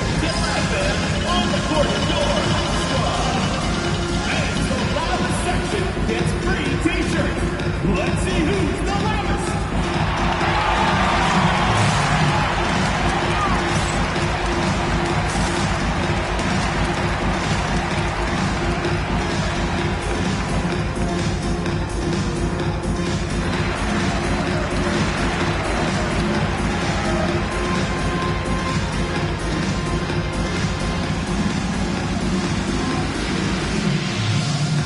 Rubio's checked in for Utah. And a switch here also for Detroit. Griffin's checked in. Pass to Abrinas from the arc. That one falls, coming off Rubio's feed. It was a rough start for them scoring the ball, but they look like now they're really finding their rhythm and flow. Porter against Rubio. Turner passes to Griffin. Just 5 to shoot. Outside Porter. Fires the three. Count it. His 3rd and 5 attempts. And just totally relentless. Only increasing the intensity level. Yeah, he can taste a win right now. He's just trying to close it out. Pass to Malone. Over Bull. Oh, it's blocked by Bull. Rubio against Porter. Rubio with a steal. Here's Abrinas. Here in quarter 2, we played a little over 2.5 minutes now. 6 to shoot.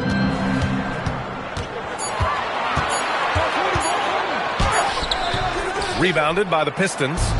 Bull's got 4 rebounds now. Griffin passes to Porter. Down low. Here's Bull. 2 shots, 2 makes. Off to a good start. And trust me, when the D's slow to react, he'll be the first guy to make them pay. Well, the way this game is going, I'm actually not surprised it was that easy for him. Here's Abrinas. Off target with the 3. It hasn't been his best quarter. I mean, he's trying to shoot himself out of the slump. Porter against Rubio. Bol, a screen on Rubio. Inside. And finished off by Bol. They're really dictating the tempo on both ends of the court. You love it. And they just keep building out this lead. With each made basket, their confidence increases. Here's Malone. Bol covering. Can they get it? And he says right back at you with a big dunk of his own. Just such a terrific dunker. Man, born to fly, that's for sure. Timeout. And so the timeout by J.B. Bickerstaff here. He might have seen something and needs to review with his guys. He recognized his players were fatigued and needed time to catch their breath. So both teams changing it up here. As we head towards the playoffs, let's see where the Eastern Conference standings sit. You look at the Pistons, they'd be watching from home if the playoffs started today. They're hoping to make a final push. And of course the Jazz, they're in 10th place. When I look at Utah, they wanted to get better. They're putting in the work. Maybe the results will start coming later in the year. Yeah, this is a team that has some talent, but they're still searching for that consistency night in and night out. To the paint. Thorpe, that's good. Thorpe's got 4 points in the quarter. They are passing the ball around tremendously right now. Well, Tim, you talk about an NBA physique. Jalen Duren is absolutely shredded. Yeah, and he defies gravity too, B.A. What I like is he understands his game. He doesn't get outside of himself. He focuses on running the floor and then getting eye level with the rim. Pass to Roten.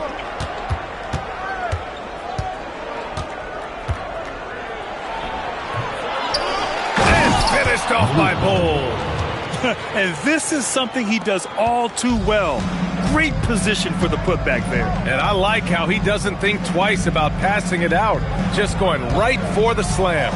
Well, defensively, you've got to put a body on him. That guy will ruin you on the offensive glass. Pass to Thorpe. Detroit moving the ball around.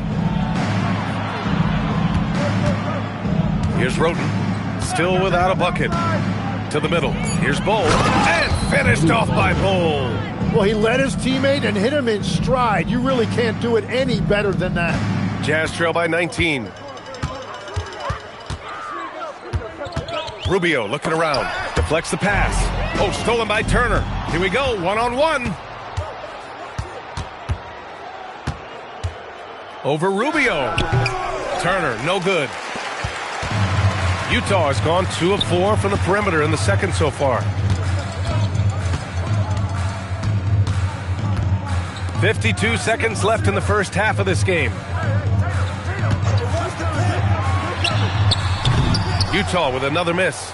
Yeah, and the defense has really got to tighten up on him. I mean, he's just too dangerous from the three-point line. Pass to Roten. Now here's Turner. Lets it go from deep, and it falls for him. He's hit 3 of his first 4 attempts. Easy look when the defender isn't fighting over the screen. Yeah, and that's the effectiveness of the two-man game right there. Outside Rubio.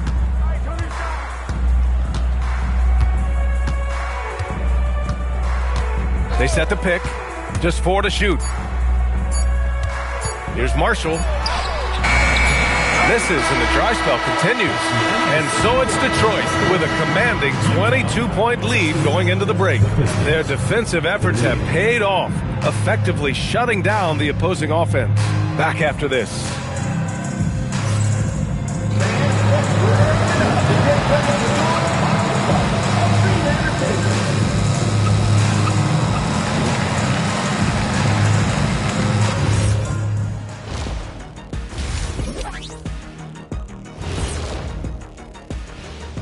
Thanks for joining us, everyone. Let's first take a gander at the rest of the NBA schedule for the night. You know what I was just thinking about, fellas? The NBA has lots of bright lights, maybe too bright for some. And looking now at that first half where everything was going wrong for the Utah Jazz. And that is going to do it.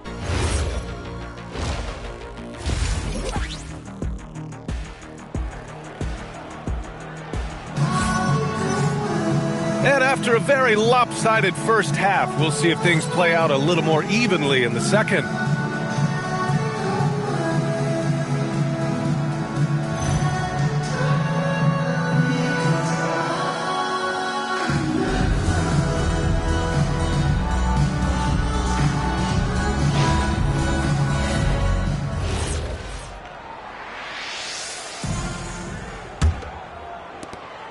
The Pistons lead by 22, setting the floor for Detroit. And it's Turner in at the three. Oh, got that bucket in no time at all. Turner's got 10 points. Oh, explosive crossover. How's that for a move? Stay there. Pass to Tatum. Shoots over Turner. Yep, it finally drops after rolling around the rim. Tatum's gotten his second bucket of the game. He just brings a great feel for the game at the offensive end. Porter finds Turner, tries it from 19, and again it's Detroit converting. He drops yet another dime, just facilitating this offense like a maestro. And here's Rubio. He'll bring it up for the Utah Jazz. And if you're just joining us, we've played just over a minute here in the third. Gets the three to fall. Love that look there, locating his teammate and creating an easy basket. Porter against Rubio. There's a screen by Bull. Porter from outside. Tatum pulls it in. And the defense got away with one there. I mean, that's a shot he typically makes. The shot by Rubio, no good. Detroit leading by 21. To the inside. Here's Bull. Cash. Assisting on the play was Porter. Porter's got his 7th assist of the game with that last one. Rubio passes to Tatum. Inside. Here's Batadze. And the layup is good after a nice lead pass. Batadze's got his first bucket in this one. And so the timeout by J.B. Bickerstaff here. A moment to rest and confer on the game plan.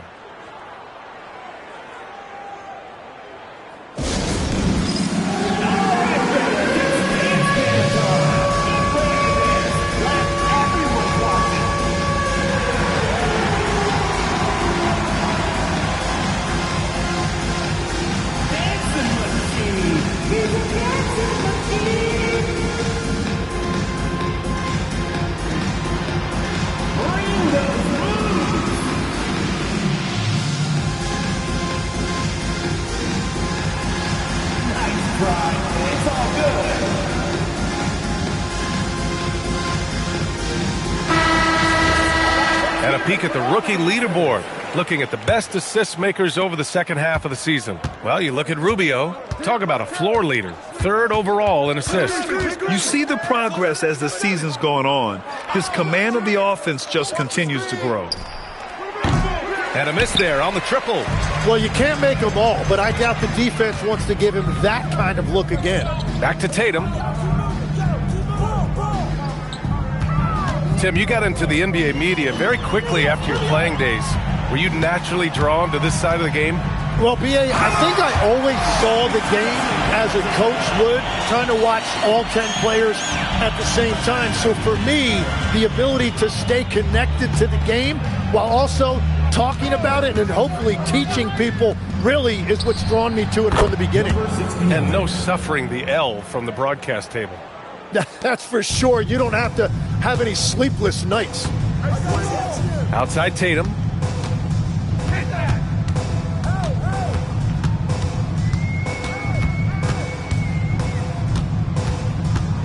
Batadze a screen on Turner. Shot clock at 5. Offensive rebound. And Batadze gets it to go. Batadze's gotten his 3rd basket of the night.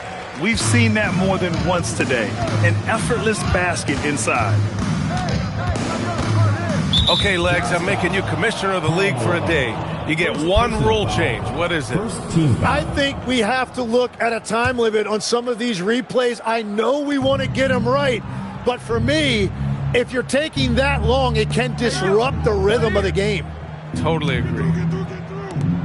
Detroit moving the ball around.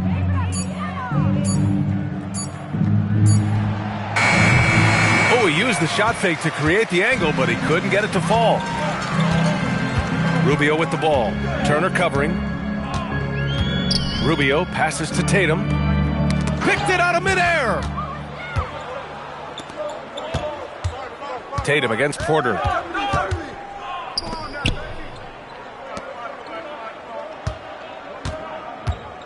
Here's Thorpe. He's got 10. Down to 5 on the shot clock.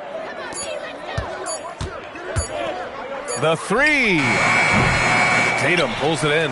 Yeah, they're winning despite his offensive performance. He just hasn't been sharp from the field. The ball's knocked loose. That's their plan, to get him an opportunity to finish in tight. That's a miss they can live with. Outside Porter. Back to Turner. And again, no good by Detroit.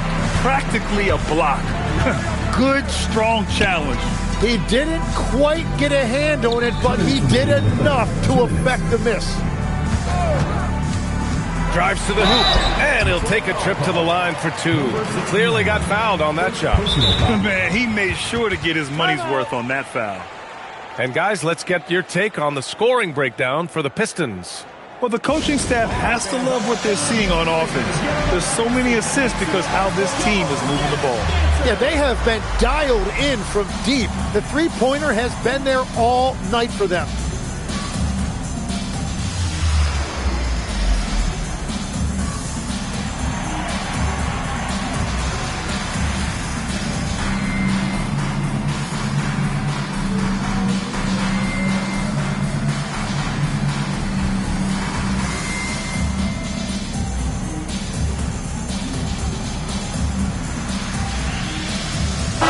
Making a switch here. Murray's checked in. Jackson, he's checked in for the Pistons. And the first one at the line is good.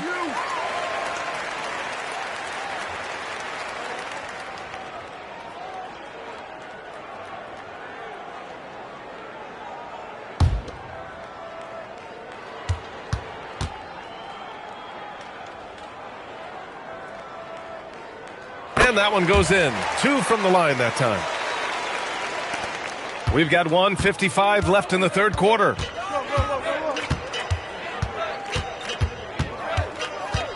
Pass to Turner to win the drought. And the three-pointer goes. He's got 11.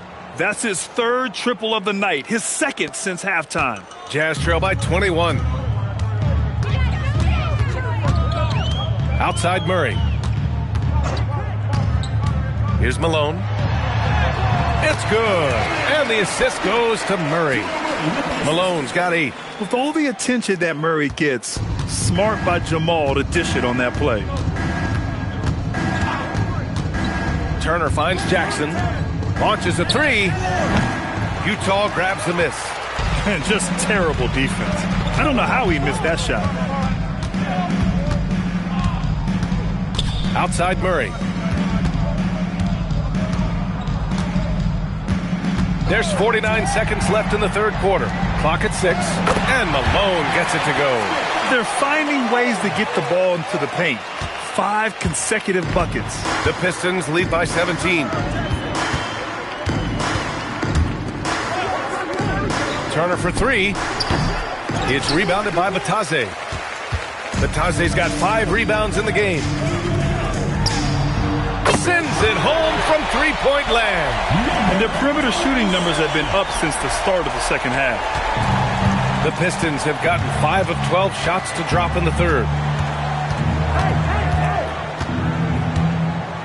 15 seconds left in the third quarter.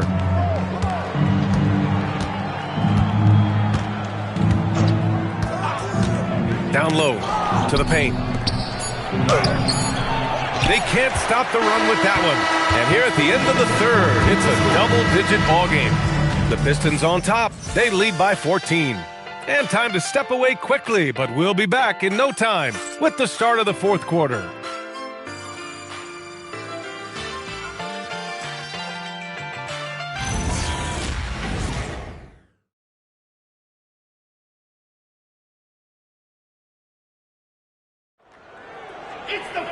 And with the fourth quarter upon us, time is running out for this game to become competitive. And Rubio's got the ball here for Utah. They trail by 14. Murray out there with Ricky Rubio. Then there's Jason Tatum. Then there's Damian Jones. And it's Bender in at the 4 spot. That's the group for Utah right now. Porter gets the bucket. Pulling no punches, attacking the heart of that defense. Utah has gone 4 of 9 so far from the perimeter. Tatum from long range. That's in there. Rubio with the assist. Rubio's got 4 assists in the game.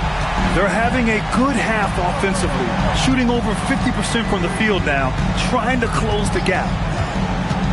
Porter, the pass to Howard. Turner for 3.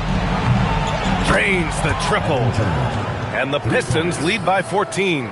Oh, you gotta love the back and forth, showing real confidence at the arc. And when you give up a 3, there's always this instinct to try and get it back immediately. Utah moving the ball around.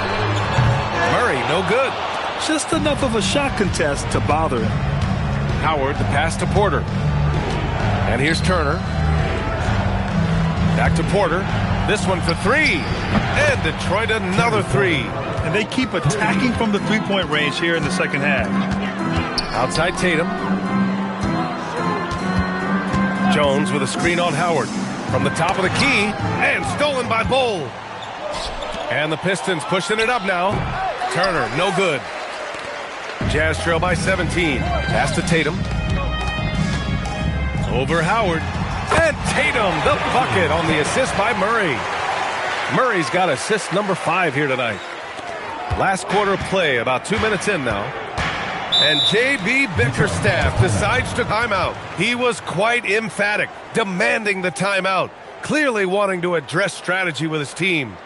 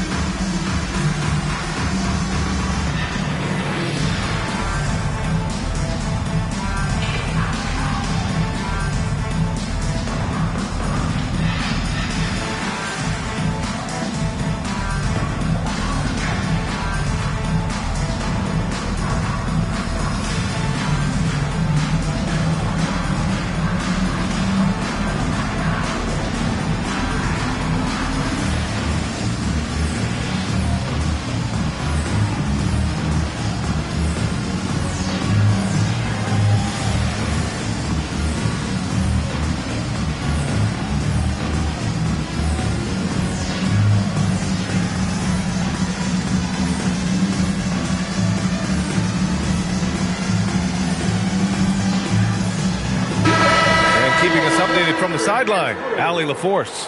Hey, team, I was able to catch the message that J.B. Bickerstaff was giving to his team. He said, keep it going, guys. Ride this wave of momentum. We're playing great right now, but we can't let up. Guys, back to you. All right, appreciate it, Allie.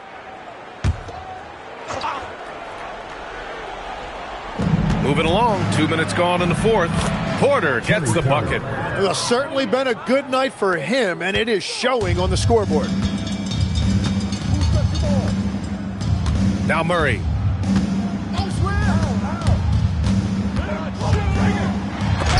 Rejected by Bull. Porter against Rubio. There's a screen by Bull. Cash. Assisting on the play was Porter. Porter's got assist number 8 now on the night. And I love how he's pushing the tempo and creating for others. He does this game in and game out. Incredible. That is just beautiful ball movement. Unselfish basketball. Latazia screen on Turner. Here's Tatum. Bowl grabs the board. And here are the Pistons. They've outscored them 10-2 during this run.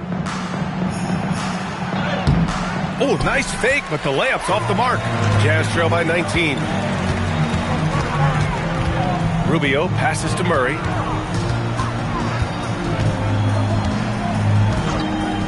Pass to Tatum.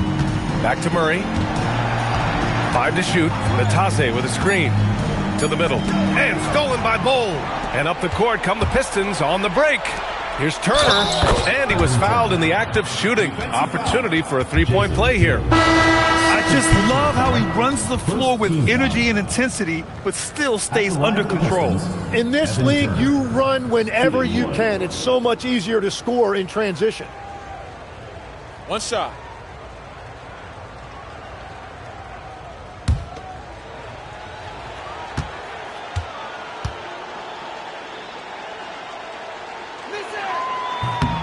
And that one falls for Turner. All right, Legs, when it comes to rim protection, other than Victor Wembanyama, who's at the top of your list? Well, certainly his fellow countryman Rudy Gobert would be up there, but I also like guys like Jaren Jackson Jr. and Evan Mobley because I like guys who combine shot blocking with mobility on the perimeter. Such an influx of great talent with size in the NBA right now. Great list of young guys who can do both. You can tell he's feeling it. Hasn't missed a single shot all quarter. And here's Rubio. He'll bring it up for Utah. And as NBA franchise values continue to skyrocket, it's pretty amazing to see, isn't it, Legs? It really is. And even if you're LeBron James, who has said he may want to own a team in the future, he may even need some help footing that bill. It is pricey. Adding zeros by the decades. Bowl, no good. The Jazz have gotten 3 of 7 attempts in this fourth quarter to fall. Counted. Doing what he can to help shrink the deficit, but it has to be a team effort. Detroit leading by 22. Porter in the post, covered by Rubio. 2 minutes remaining in the game. 2 minutes. Outside Porter from behind the arc. Gets the 3 ball to go. Porter's got 12 points here in the second half. Absolutely ruthless. He's not about to start showing mercy now. Yeah, with each bucket, he denies any thought of a comeback. Here's Batase. Oh, it's blocked by Bowl. Rubio against Porter.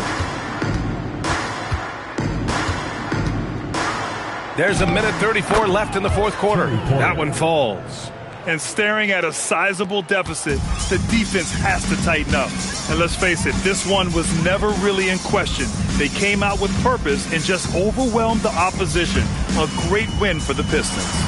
One area where they set themselves apart today, their aggressiveness in getting steals. It really hindered their opponent all game long. And of course, it helped spark their own offense. And they'll chalk this up as their 3rd win of the year. Porter the pass to Bowl. Plenty of space. It's rebounded by Batase. Almost too wide open there. That's like a warm-up jumper for him.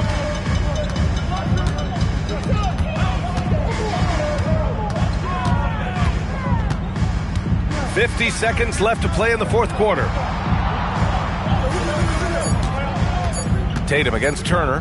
Here's Rubio. Rebounded by the Pistons. Porter with it.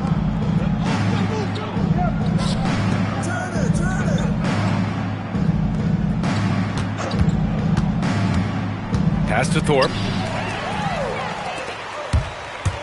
Inside, Batase, and Batase throws it down. And that's what happens when you don't take care of the ball. Hey, that makes the turnover hurt even more. All it takes is a half second of carelessness, and someone will be rocking the rim going the other way. Up top, Porter. And so it's Detroit easily grabbing this one. This one wasn't even close. The hometown crowd was waiting for a miracle that never came. Yeah, and this team was consistent throughout. They met every challenge, and they earned this dub. Thank you for joining us. That'll do it for now. With Tim Legler, Allie LaForce, and Grant Hill, this is Brian Anderson. As always, we appreciate you tuning in tonight. And time now for our player of the game.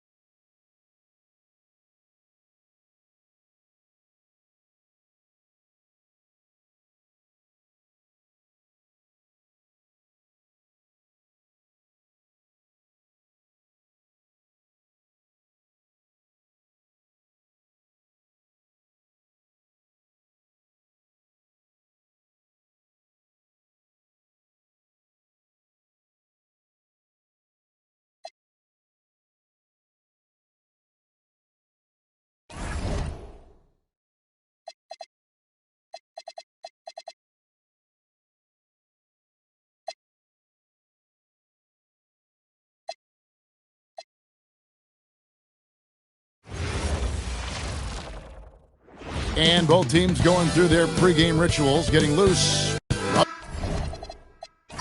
to 2K Sports. We have the NBA coming up. Great to have you with us. Alongside Doris Burke and Greg Anthony, I'm Kevin Harlan. On our sideline reporting tonight, Allie LaForce. So with Smith sitting on the bench, this is who Eric Spoelstra has on the floor. Daniel Gafford is out there with Oregon. Then it's Carter Williams. Then it's Sanders. And a wide open look for Daniel. Connects from three-point range. And that'll start us off already. You can feel the tension in this arena. You get the sense there is a level of intensity right out of the gates. What a matchup we have tonight, Greg, in the front court. I know everyone, you and I included, have been waiting for this one. And when you got two of the best bigs in the league going at it tonight, it's must-see TV. I can't wait to call this one, guys. Here's Ori. A little over a minute gone here in the first quarter. Count the basket. Just setting the tone with an aggressive move to the rack. And where's the help defensively? To me, that's a complete lack of communication on that side of the ball. These guys need to be talking to each other. And here are the Heat now. And boy, did that game nearly get away from them, but they were a little bit fortunate to have survived at the end of regulation. Well, perhaps just knowing that they can pull out a close game, the next time they're in that challenge, they can go in with a ton of confidence. Yeah, outstanding job there of taking the harm and still able to finish. Minnesota shooting their first foul shot of the night. And really, the form at the line all season has been terrific. 79% as a team.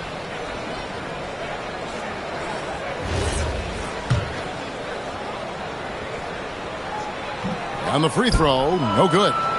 And what you love about Ellis, the all-around game, can score, rebound, block shots, and he does it all with a flair. Now, here's Gafford. His last outing, we saw him pour in 22. We're just about 2 minutes into the first quarter. Benjamin. Carter Williams covering. Ooh, and I hope he didn't hurt his neck because that was one nasty head fake. Yeah, the defender bought it all the way, didn't he? PB, no one has more Defensive Player of the Year awards than Rudy Gobert. 4 of them. Well, with the 4, he is now tied with the great Dikembe Mutombo and the great Ben Wallace. Does he have another one in his sights? And the Timberwolves with possession here after the Heat pick up 2. Here's Benjamin. That misses off the backboard. Well, that's surprising. This guy is a good mid-range shooter, just can't get it to go. Now about 3 minutes gone in the first quarter. Here's Sanders. Whistle blows. Bucket is good. He'll have a chance at the line to make it a three-point play. You know, you're going to have success when you can start out shooting 80% from the game. So early offensively, they've been great. That's the way you like to start. The Timberwolves making a switch here. Phillips is checked in. Heat also with a sub. Ed Davis is checked in for Daniel Gafford. Sanders, no good on the free throw. Timberwolves trail. Jones kicks to Phillips.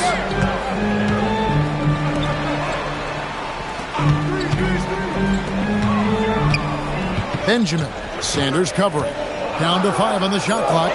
Here's Benjamin, and the rejection by Sanders. Here's Carter Williams, and Jones pulls it down. And it's Jones with the ball for the Timberwolves. This, of course, their first chance to play Miami this season. Lets it go from deep. That one's in. His first bucket of the game. He's 1 for 2. And dependable at running the offense. Billups just understands his teammates depend on him to get them involved. A 3-ball. Gets it to go from beyond the arc. The real. Come at us, and we're coming right back at you. And you would expect nothing less from these two, taking pride and making plays. Now here's Billups. hasn't made one yet. Here's Benjamin, and that one's good. His second basket of 4, shooting 50%. Guys, no one team gaining control early on. Yeah, and you look at the lead changes, 6 already. Carter Williams against Billups, right wing. To the inside. Here's Davis. Nice pass. Led him to the rack perfectly for the layup. Tremendous lead pass. Boy, that makes your teammates happy, folks. Ellis with the screen for Billups. Jones, the pass to Benjamin. Over Sanders. Bank shot. No good. The Heat with the lead. Pass to Ori. Second chance effort, and Sanders lays it in. Sanders has got 8 points. They're consistently finding ways to get the ball inside and taking full advantage. And timeout called by Chris Finch. Coach is going to take a few minutes to regroup and go over the strategy.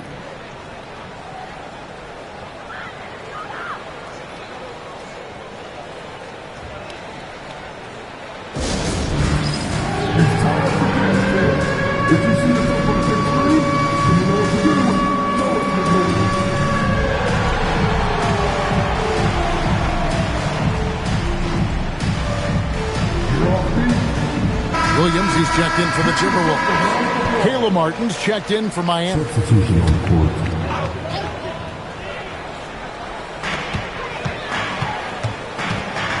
Jones looking for an opening.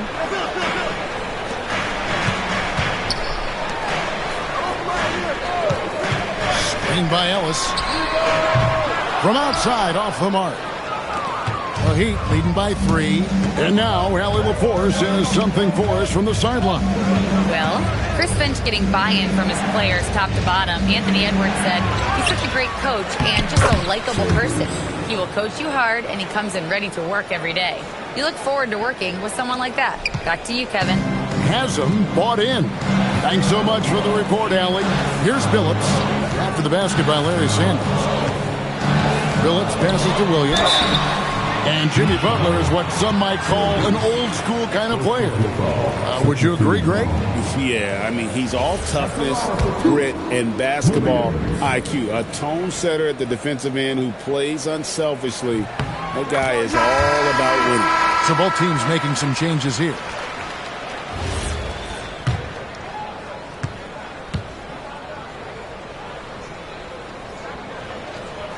He's perfect from the line this time. Just solid. Really one of the very best there is at the free throw line. Smith outside. Pass to Christopher.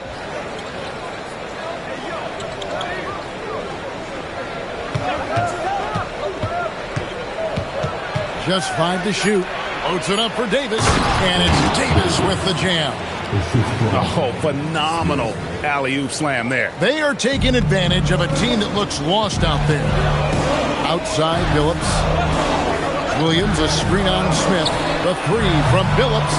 And it's Miami with the rebound. Here's Christopher.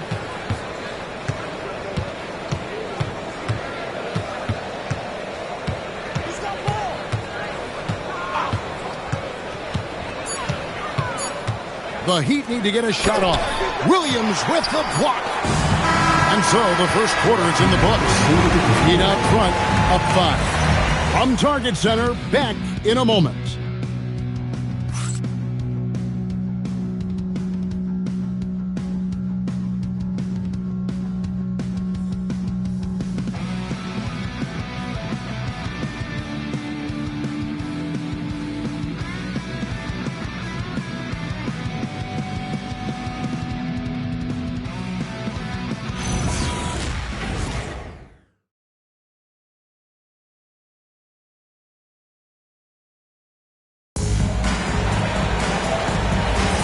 And for those of you just tuning in, the second quarter of action is where we're at right now. And some stats here, guys. The scoring breakdown for the Heat. And, guys, they've done a great job feeding their bigs inside. They are just punishing the opposition in the paint. Yeah, and what an excellent display of passing in the early stages of this game.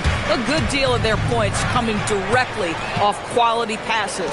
So with Davis sitting on the bench, this is who Eric Spoelstra has on the floor. Kenneth Faried is out there with Ori.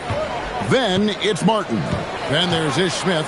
And it's Christopher in at the shooting guard position. Williams finds Snell.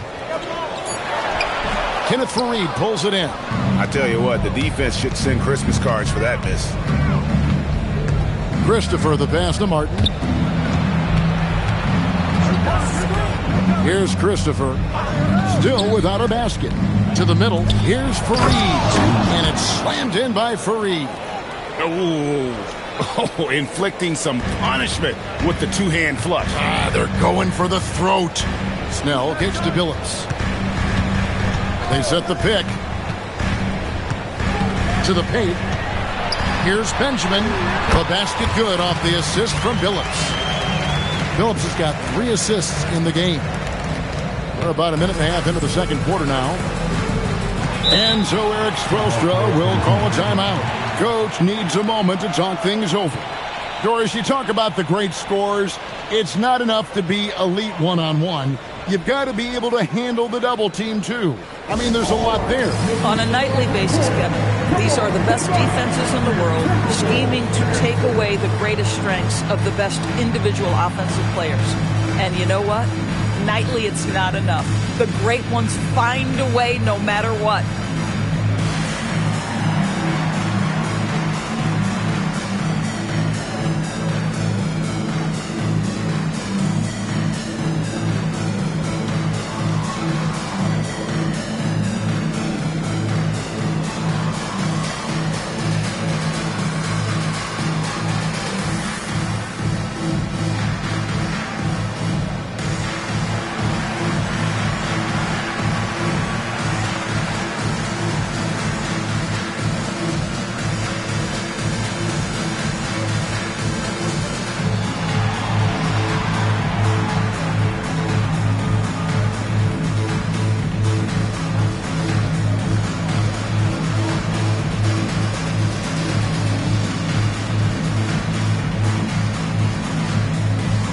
Changes for Minnesota.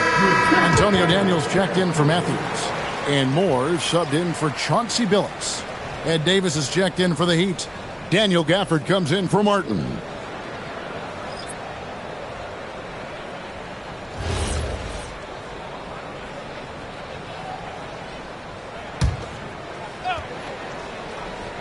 We're closing in on 2 minutes played here in the second quarter. Bounce pass Davis. Inside. Ori kicks to Smith. Good ball movement here by Miami. Just 4 to shoot. To the inside. Williams with the steal. Down low. Snell. Missed inside. And boy, have they been hitting the backboard in this game or what? Kind of surprising it's such a tight game. Smith feeling it out a bit. Crosses over. Got a piece of it. And a little under 2.5 minutes gone by here in the second quarter. Moore against Smith. And Moore kicks to Daniels. Pass to Snell. 5 to shoot. There's a screen. And here's Moore outside. He shoots again. Some solid defense from Gafford. Miami leading by 5. Here's Christopher. Now Davis. He's covered by Daniels. Pulls up on the wing. Ori gets the bucket. Ori's got his first 2 points. And I love whenever Ori rises up from there. His jump shot is so pure, the D has to respect it. It's stolen by Smith. And a little under 3.5 minutes elapsed in the second quarter of play. Screen by Gafford. Smith the pass to Gafford. And Gafford throws it down. Emphatic finishes are becoming routine for Mr. Gafford. And timeout called by Chris Finch. This now will give him a chance to discuss some potential changes. And the lack of rim protection top of the list. And the question they're going to have to answer to me is it a problem with the scheme or is it a problem with matchups?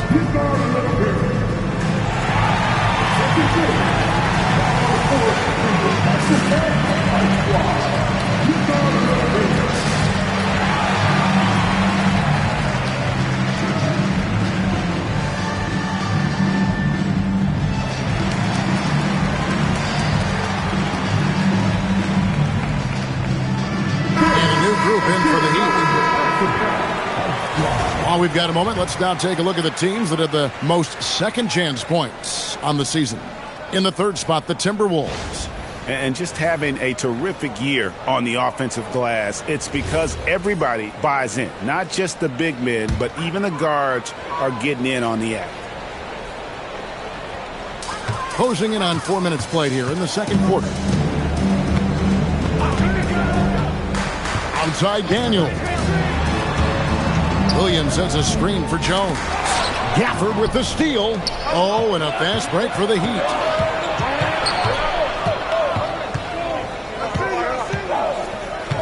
Pass to Martin.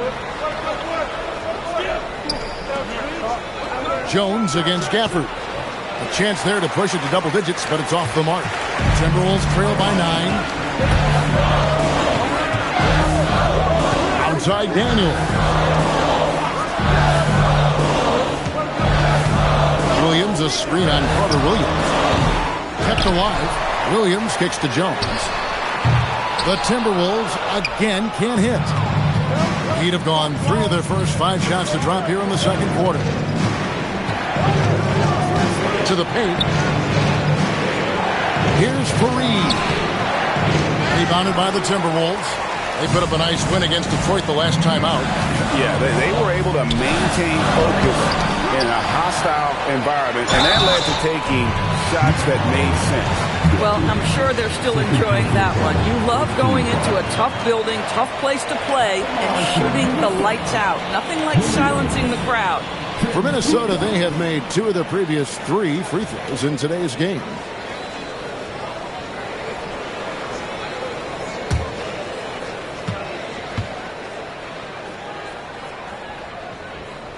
And that one falls for Williams. Greg, not many games remain in the season, and the posturing beginning for these teams as they jostle for postseason positioning. Yeah, this is the time to give full effort and to really communicate. When the pressure rises, teams can either gel together or fall apart.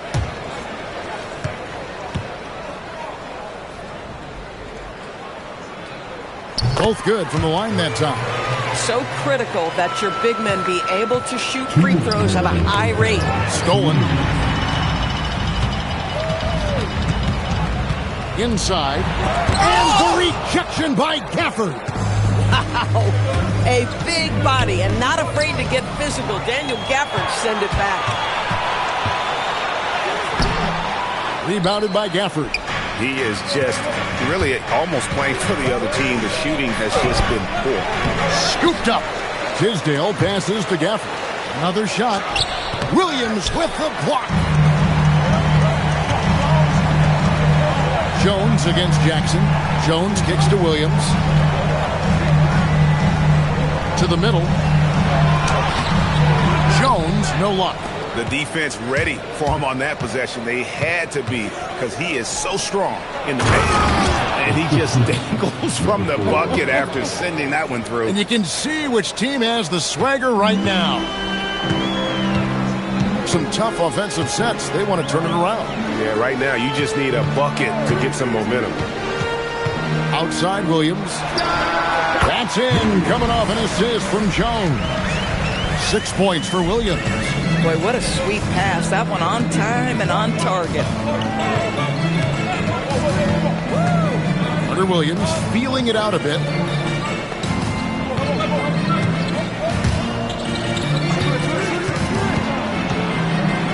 Pass to Tisdale, and it's blocked. Jones against Gafford. To the inside. There's Williams, and there's the call on Jackson. That is his first foul of the game. Substitution on court.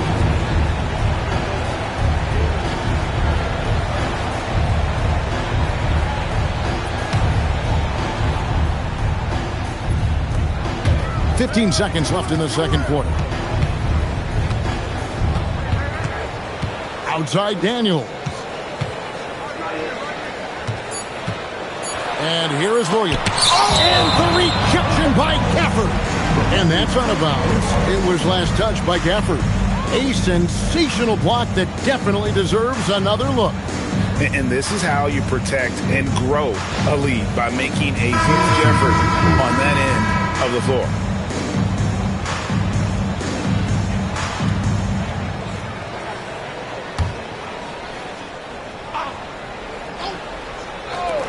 Puts it up off the inbound, and he drew the blocking foul. He'll go to the line for 2. The Timberwolves shot 80% from the line tonight, going 4 of 5 so far. At the line for Minnesota, number 8, 2 shots.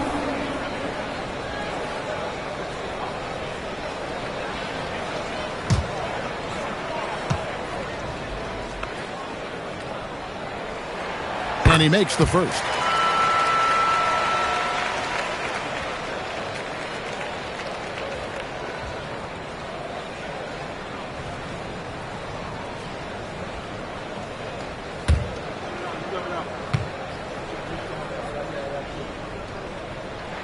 And good on the second, so he makes them both. And that'll do it for the first half. A competitive game so far. Heat lead by 5. Well, we've got a moment now. Let's go courtside to Allie LaForce. Allie. I'm here with Coach Spoelstra. Coach, the intensity has been there defensively. Are you pleased with what you've seen? Allie, thank you for that interview. And now we're at halftime. And we'll be back to bring you more basketball after this.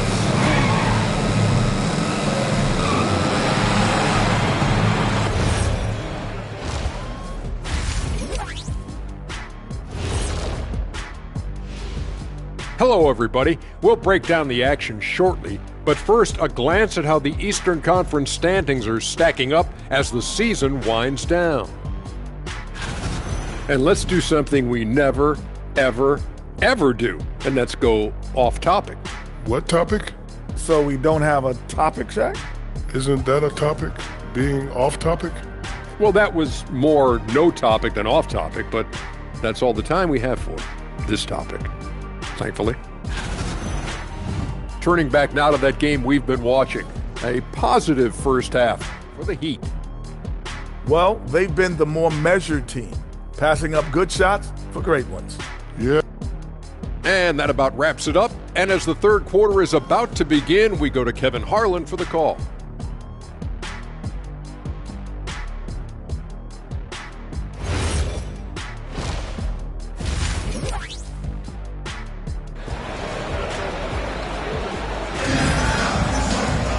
And after a fairly even first couple of quarters, the second half could turn out to be a great one as both teams try to gain an edge. One of the stories here, Larry Sanders really getting it done today. In those first 2 quarters, he was pretty much an automatic bucket getter if he got it down low on the block. Well, you can see why they would continue to play through him. He was tough to stop, super assertive down low, just great work. We've got Daniels. Ellis is out there with Jones. And it's Benjamin in at the pivot spot, manning the middle. That's Chris Finch's 5 as we get into the second half.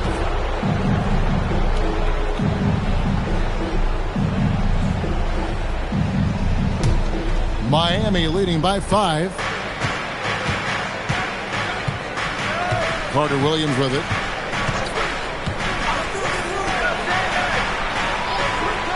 Screen by Gafford. Rebound, Minnesota. And they had some botched coverage that turned into no coverage. And a 4-time Defensive Player of the Year. Rudy Gobert is improving his perimeter defense as well, Greg. It's helped his overall game. Yeah, teams have looked to glean outside and test his lateral quickness.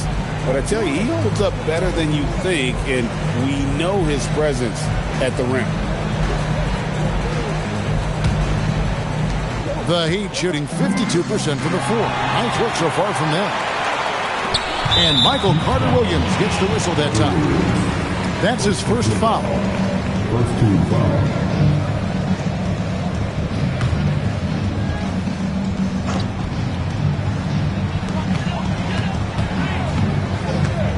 Carter Williams against Daniels. It's Jones on the wing. Pass to Ellis. Back to Jones. Timberwolves passing it around. 4 on the clock.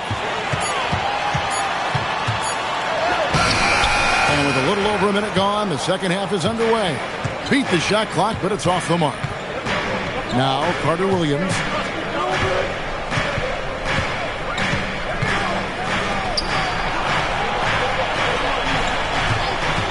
Down low. It's intercepted. That one good for 2. He's got 7. Important points there. Got him on a nice play, getting the ball inside and right to the bucket. And so Eric Spoelstra will call a timeout. He's going to make some adjustments to the game plan.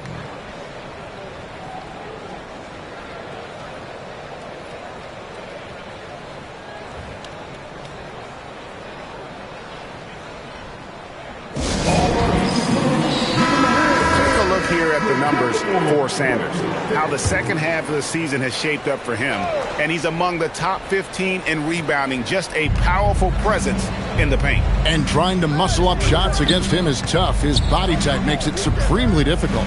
Just a dominant rim protector all season. And Gafford throws it down. Boy, if Daniel Gafford is near the rim, what a vertical threat. What a target for his teammates. And timeout called by Chris Finch. Coach is going to talk some things over with the team. Might be seeing something to adjust.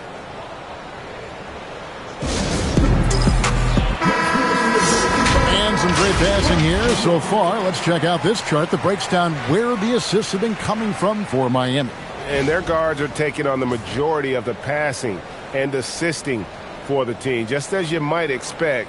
The bigs doing their part by getting to good spots inside and making themselves available.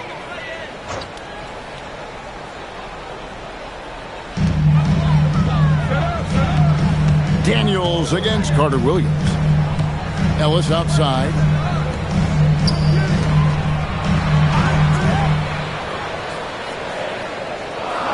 Benjamin. Sanders covering. Here's Benjamin. Miami grabs the miss. Gafford's got 4 rebounds now tonight. Pass to Carter Williams. Sanders sets the screen for Carter Williams. And Sanders gets it to go on the assist from Carter Williams. Carter Williams has got 6 assists in the game. And so it's Daniels who brings up the ball for the Timberwolves. 7-point differential. From downtown, buries the long-range jumper. 10 points for him. Guys, that's just really unstoppable. He poses a ton of matchup problems for whomever he's facing. Pass to Carter Williams. And here is Gafford. He's guarded by Ellis. Gafford misses. Boy, the team doing pretty well despite his offensive struggles right now.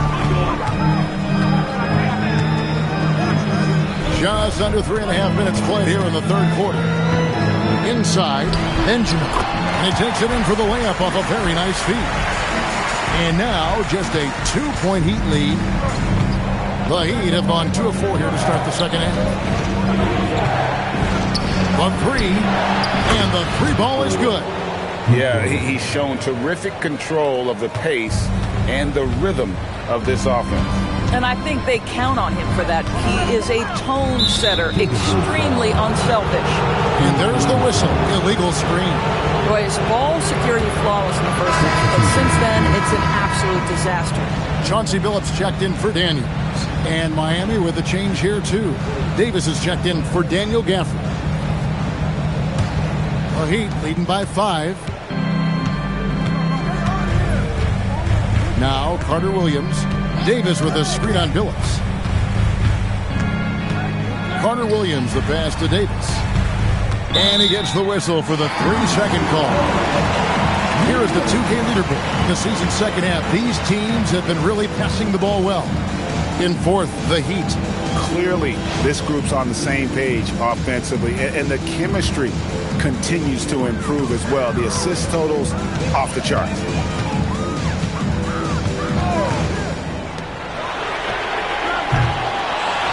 And he dunks it down. Good to see a player going all out when the game's this tight. You know, G.A., he knows what his job is. Patrol the offensive glass. And that's so demoralizing to your opponent. To play great defense and have the possession end that way, that's tough to take. Now, how about how he sets his man up there, runs him right into the screen, and then gets the basket. Three-pointer. Knocks down the three ball. 13 points in the game. Boy, after making 1 3 in the first half, he's knocked down 2 in the second.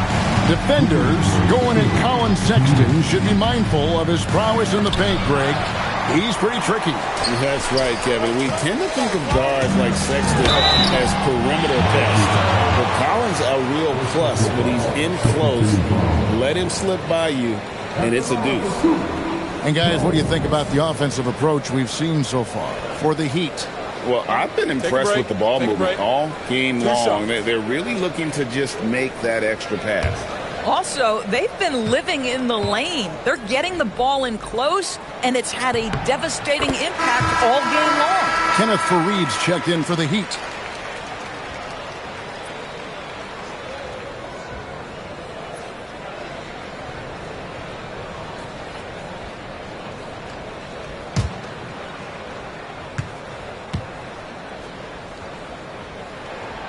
So he picks up just 1 from the line that time. He'd have gone 4 of 7 to get things started here in the second half. The shot by Ori, no good. For Minnesota, they've gotten 5 of 8 shots to fall for them in the third quarter. A nice 62% from the field. We've got 1:28 left in the third quarter of the game. And the wide open shot from Billups. Makes no mistake on the open jump shot. Third quarter, guys, and this has been a neck-and-neck game. Both teams getting it done defensively, as evidenced by the 8 lead changes thus far. Carter Williams with the bounce pass. The basket counts and 1. He'll go to the line with a chance to make it a 3-point play. I'll tell you, sometimes it's easier to hit the target with a bounce pass. That's perfectly done. For Miami, they have started out 0 of 1 from the line, missing their only other attempt earlier. So both teams changing it up here.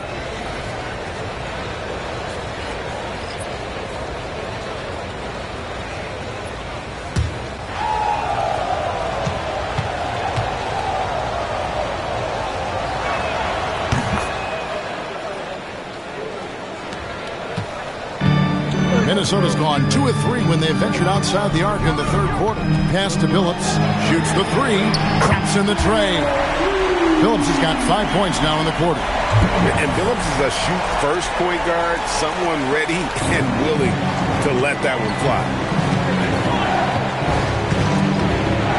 Collison against Billups. To the left wing. And it's Davis at the elbow. To the middle. It's tipped. Outside Billups.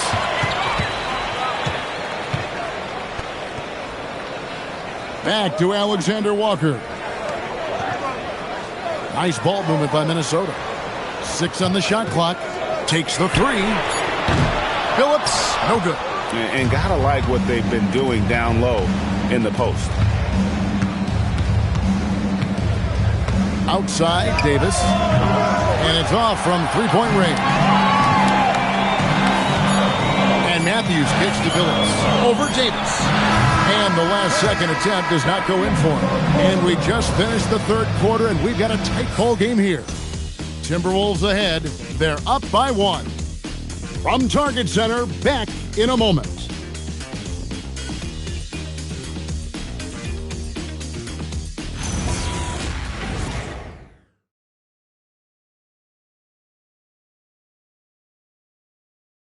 Let's listen in on what Eric Spoelstra had to say to his team. Once we get the rebound, get to those corners, race for it, okay? What you're doing right now is you're making them have to defend. Well, Eric pleading with his guys, Greg, to be faster and be sharper than the other team. And if they do that, they'll be fine. Coach wants to tire the opposition out on defense. Well, this has been a great contest so far, and I imagine the fourth quarter could have even more action in store for us. So with Smith sitting on the bench, this is who Eric Spoelstra has on the floor. Daniel Gafford is out there with Davis. Then it's Carter Williams. Then there's Caleb Martin. And it's Christopher in at the shooting guard. Outside, Jones. Back to Daniels. Pass to Jones.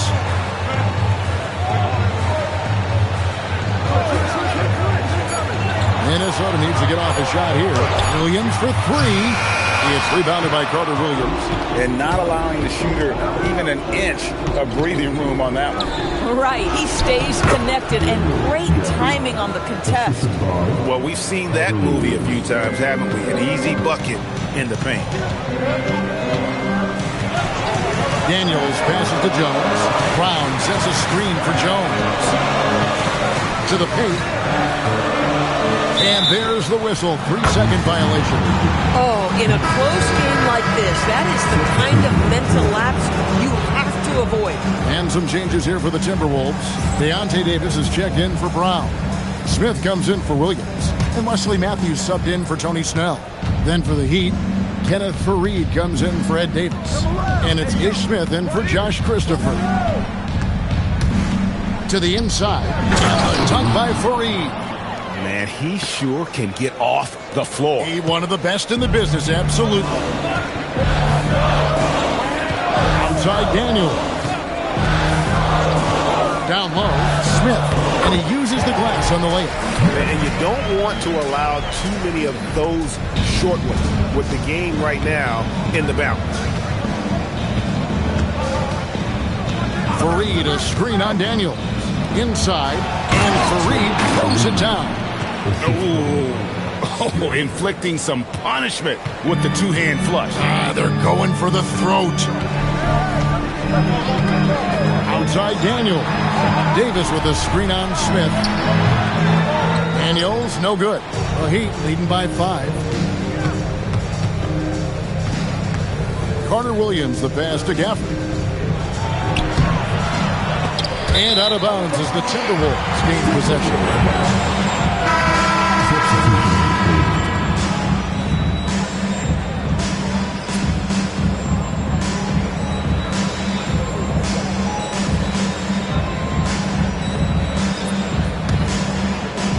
And over 2.5 minutes in the books here in the fourth. Pass to Snell.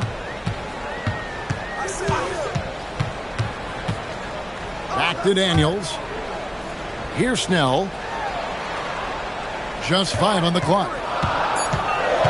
To the middle. Here's Benjamin. That's his 6th field goal today. And that makes him now 6 for 11. And you want him taking big shots for you in big moments. That one was as easy as it gets. Boy, when it's this close, you try not to give up these kinds of buckets. Boy, you got to do better defensively. And Gafford throws it down. Nathaniel Gafford is a vertical threat at the cup. Look out below. Ellis with the screen for Daniels. Here's Snell. Ori defending. They set the pick. Here's Benjamin. That one's not going to go. Good D by Sanders.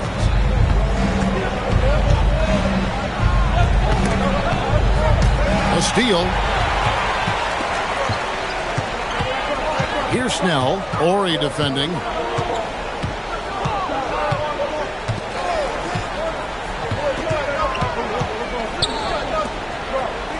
Shot clock at 6. Pulls it from 20. And it's off. That's a shot he makes with regularity, but that time the defense up to the challenge.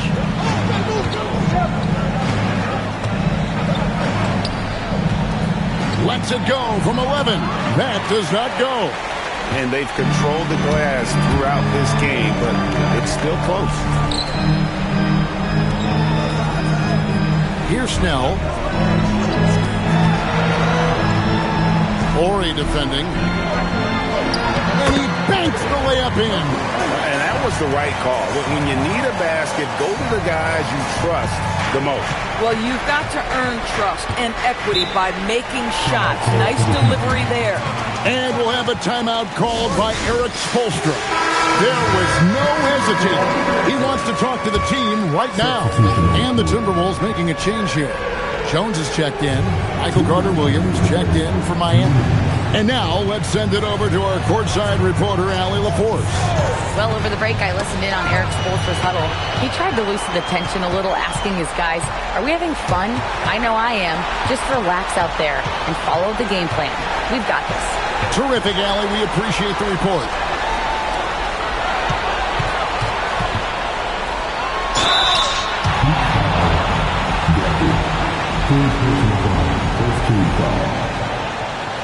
At the line for your Timberwolves, taking 2 shots. Shooting 2.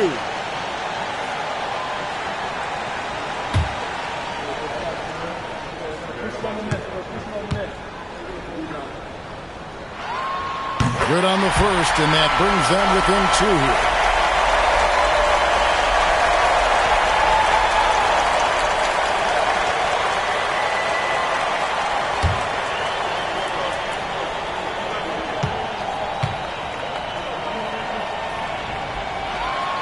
So he gets them both. This guy embraces coming up big for his team. And so it's Carter Williams. He'll bring up the ball for the Miami Heat. Their biggest lead of the game was 9. A minute 20 left in the game. Now Jones.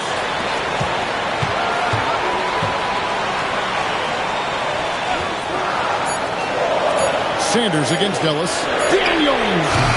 No luck that time on a shot that would have put him on top. Oh, it hurts.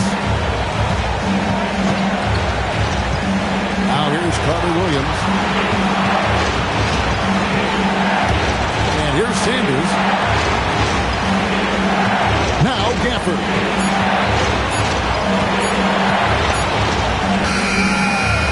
Got him again. And the crafty layup. Well, you just love seeing a player with absolutely no fear. To me, more often than not, when you attack, good things happen.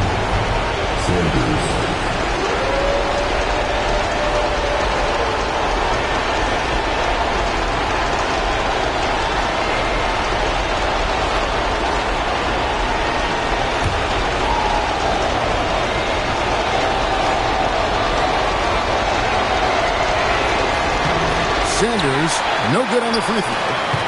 Can't afford any wasted possessions down the stretch. I'll tell you, they better come up with some points on every possession from now on. It's picked off. That one goes. Late in the game, up big, they continue to attack.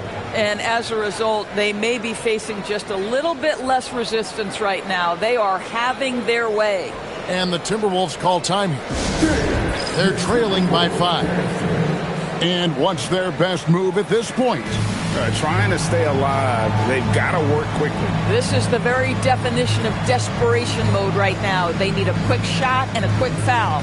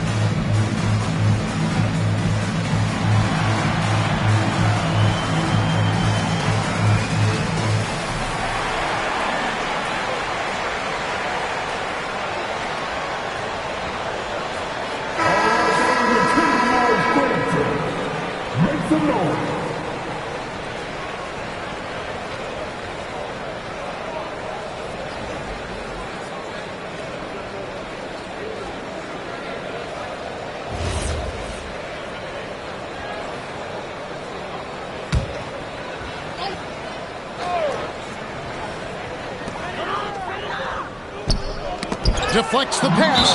It's stolen by Carter Williams. And they go to the intentional foul. Second team foul. 2 shots. Gafford. And he cannot get the first one to drop. Tough one to miss.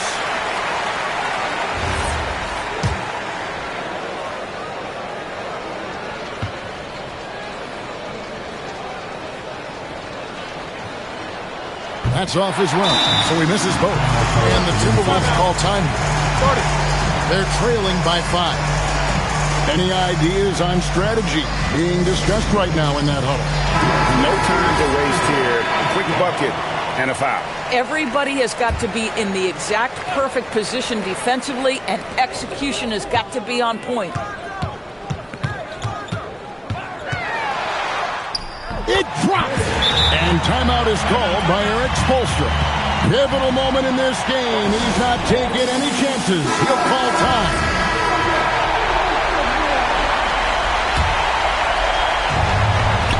And an intentional foul there stops the clock. You have to foul, but I'm sure they would have liked to foul someone different. So the first one drops, and that gives them a 4-point cushion. Second one is good. Getting both at the line, and it's a 5-point game.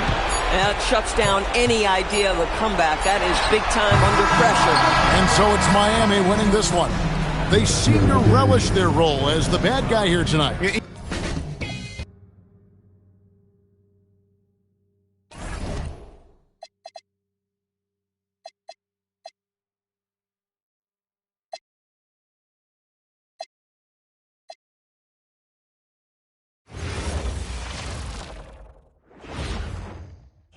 A quick peek into the locker room as the play.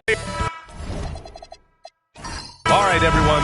Greetings from 2K Sports. Get ready for some NBA action.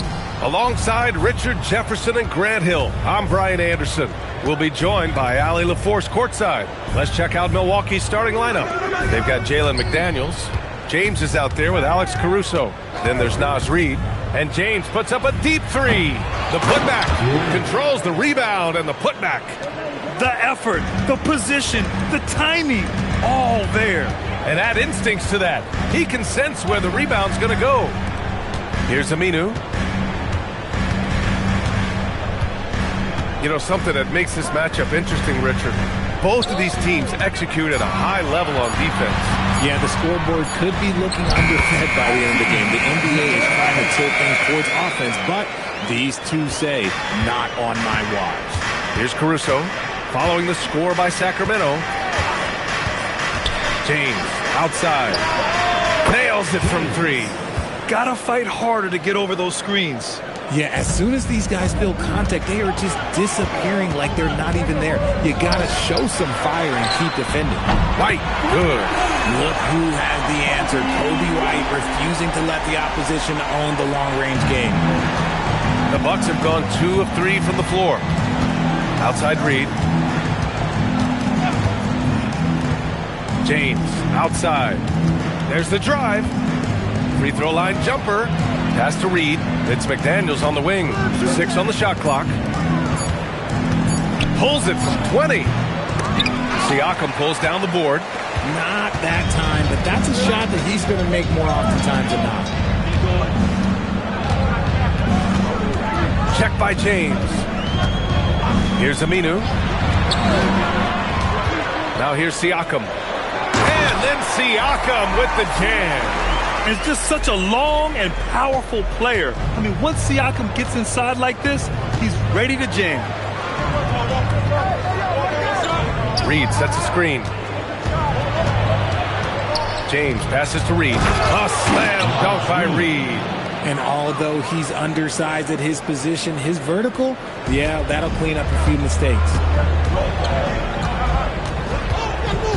To the right side, here's Aminu. And the Kings with another 3. Wow, now this is how you want to start your games. Flawless shooting so far. Outside McDaniels. Reid sets a screen to the inside. A slam dunk by Reid. It's harder to thread those passes inside, but the reward is evident. The Kings have gone 4 of 4 from the floor. Perfect start. Pass to Drummond.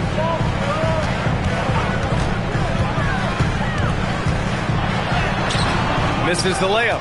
Just their first miss of the night. They've been aggressive, and they've been proficient. Caruso, the pass to Reid. James, outside. They set the screen. There's the triple. Rebound by Sacramento. And here in the first quarter, a little over 3.5 minutes played. Check by James. Outside White. The three-pointer off the mark. And even after airtight defense like that, you still just expect him to hit those kind of shots. McDaniels finds Caruso. Now here's Reed. Defense right on him. 5 on the clock. James. Again, the Bucks. Good for 2. He's someone opposing defenses have a hard time game planning for. And Sacramento calls their first time out of the game.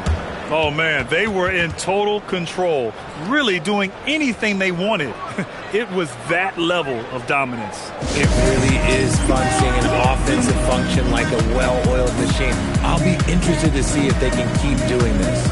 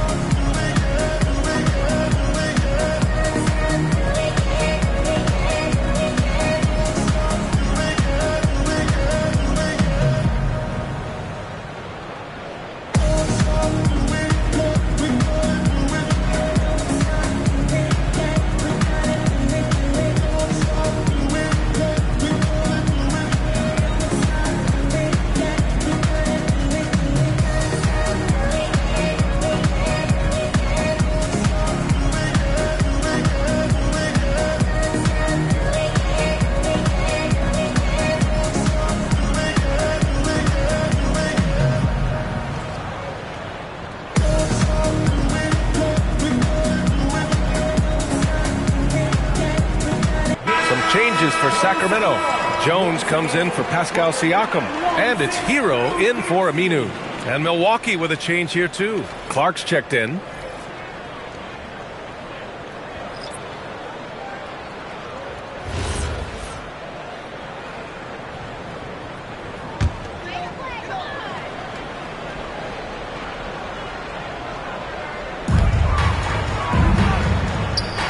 Sacramento passing it around. Outside White. It's stolen by James. He's all alone. And it's James with the jam. And it's energy like that on both ends of the floor that's got them out ahead. To the middle. And the dunk by Jones. Just a textbook lead pass right there, putting it right where it needed to be. And it's Caruso with the ball for the Bucks. Talk about strong offensive production. They went out, played to their strengths, and were successful as a result. And no team is going to shoot 50% every night, but this team has the right approach. When the shots are falling, they can light it up. Oh, they get a hand on it. White on the wing. And play stops. A whistle there on what looks like an illegal screen. You can get away with one once in a while, but it looked like he wasn't completely set on that pick. You gotta blow the whistle when it's that obvious. Great call there by the official. Milwaukee in the lead. Jennings passes to Caruso.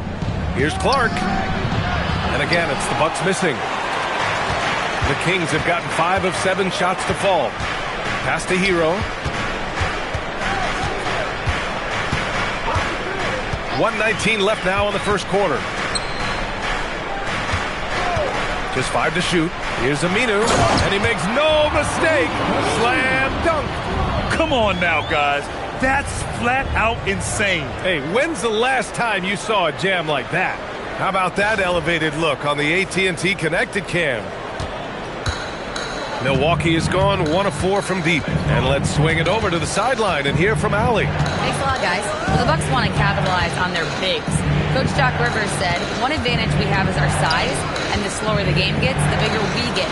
So taking opponents out of transition, making it a half-court game, allows us to be a big basketball team. Brian, back to you. Leveraging that tall timber. Allie, thanks very much for the report. Now here's Hero. No points yet. Jones sets a screen.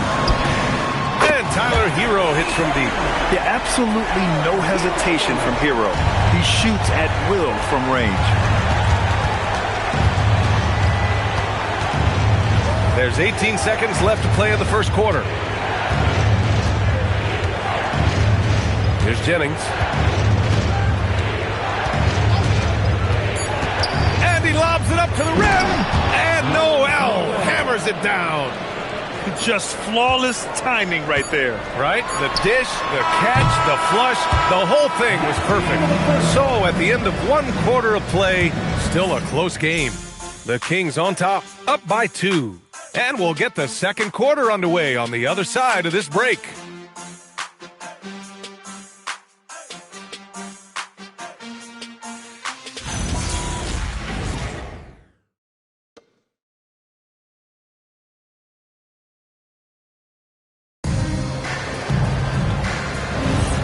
And if you're just joining us, it's been a pretty even game through the first quarter.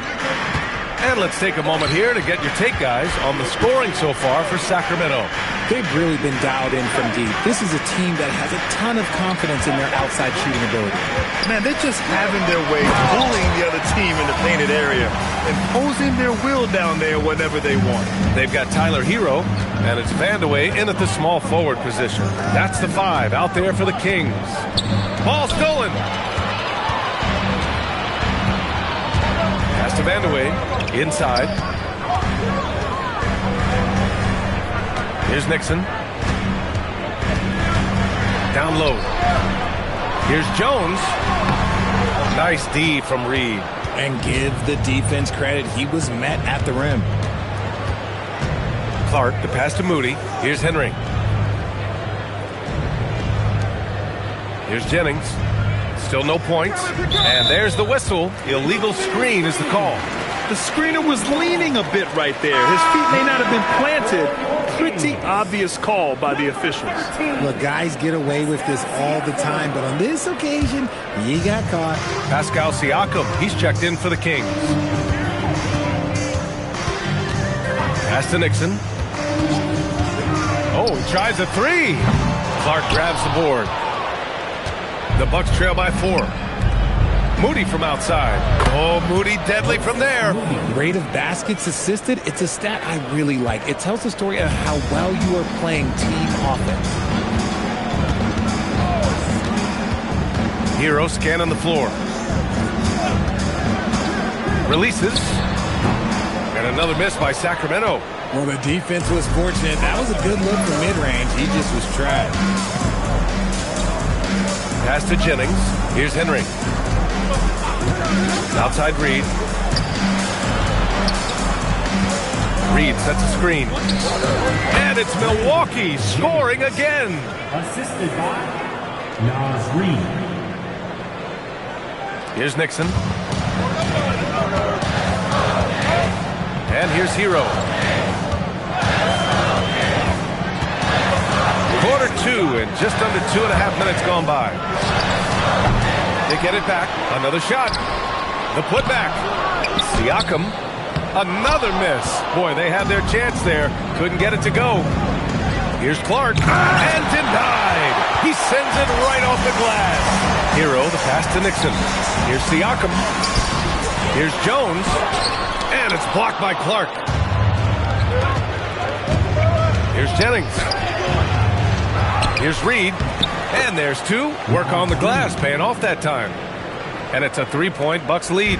Stayed with it, and his effort is rewarded with the second chance bucket. Good on the shot. Jones has got 4 points this quarter. We're seeing more and more teams playing 5 out now, RJ, with big men who can shoot from 3. Is that where the game's headed? Those players are still hard to find, but I think more 7-footers will look to develop their long-distance shooting. It's becoming the new norm. And so timeout here by Doc Rivers. He's going to gather the troops and talk it over.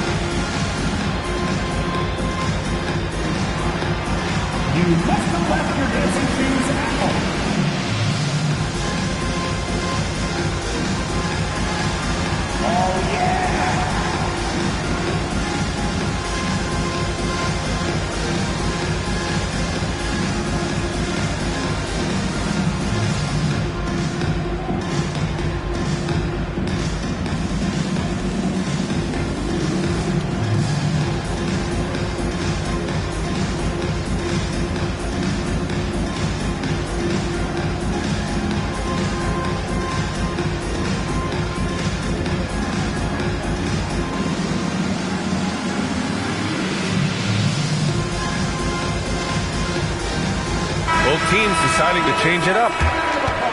As the playoffs draw closer, here's what the East looks like.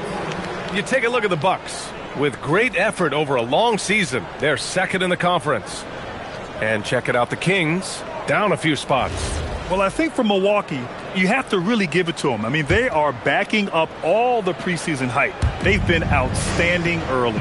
And you want to talk about hitting the ground running? They've done exactly this. And you've got to give a lot of credit to their coaching staff for getting this team locked in early.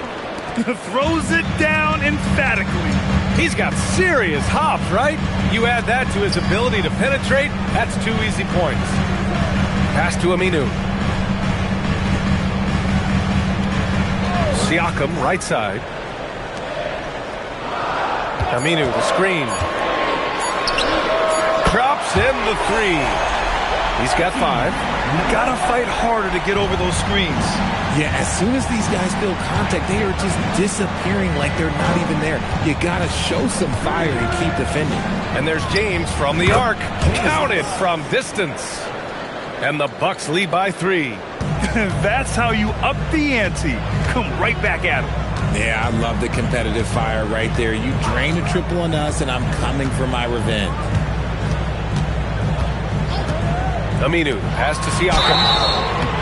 So it'll be 2 free throws. He was fouled in the act of shooting. And Siakam can score from all 3 levels, which is why this team leans on him to shoulder a lot of the offensive load. And a moment here to take a look at the scoring breakdown for the Bucks.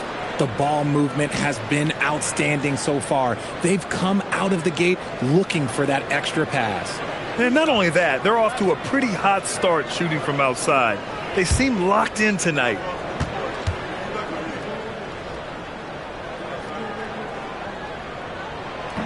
No good on that one. Clark is checked in for Reed.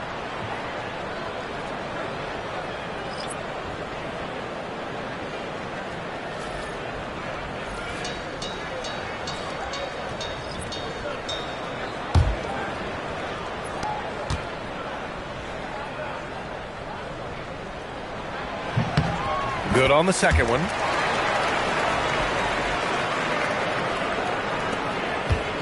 Milwaukee has gone 3 of 6 from deep so far. James passes to McDaniels.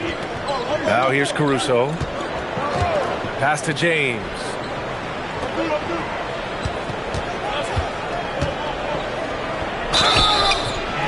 Oh, and he got fouled on his way up. He'll head to the line to shoot 2. Kobe White picks one up. Milwaukee shooting their first free throws tonight. James, 2 shots. Shooting 2.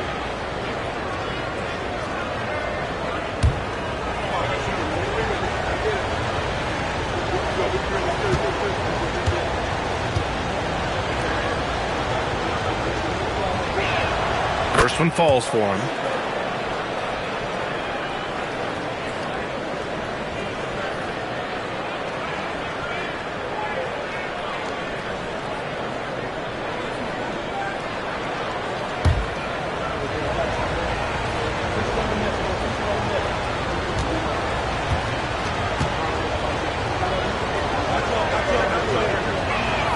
Both free throws good from James.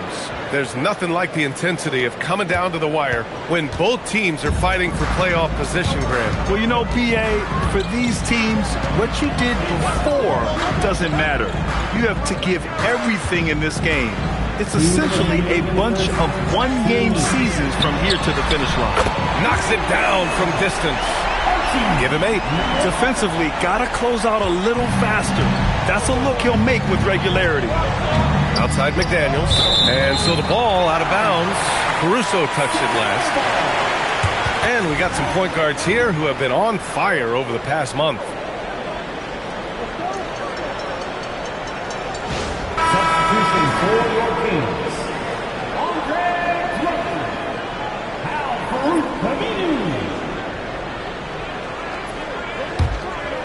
Here's White. Looking at his stats, he's putting up about 7.5 per game. The 3 is up. They get the rebound. And he hits it and gets hacked. A 3-point chance here if he can convert. This is the exact energy you like to see from Drummond. He can be a monster on the offensive glass. First trip to the free throw line for him tonight. At the line for one, Andre Drummond.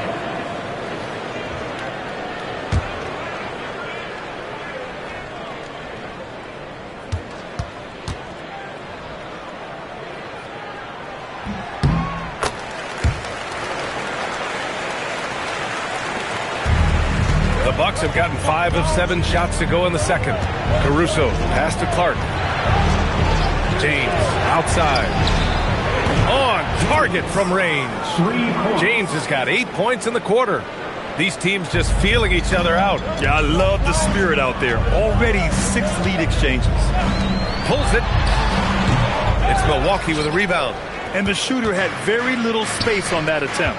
I'm sure they'll think twice about shooting against him next time. McDaniels, that's good. Nice ball movement there. That's how you break down the defense. Kings trail by 3.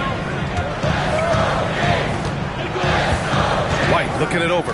From downtown, sinks it from distance. 11 points in the game. His accuracy is on another level this quarter. Really high quality shooting. Caruso, pass to McDaniels. To the paint, and stolen by Clark. And they're running. Here's James. Oh, he drains it. His 6th make in 9 tries so far. His play just keeps getting better. Clearly building on the foundation of that strong first quarter. We've got a 9-second difference between the shot clock and game clock.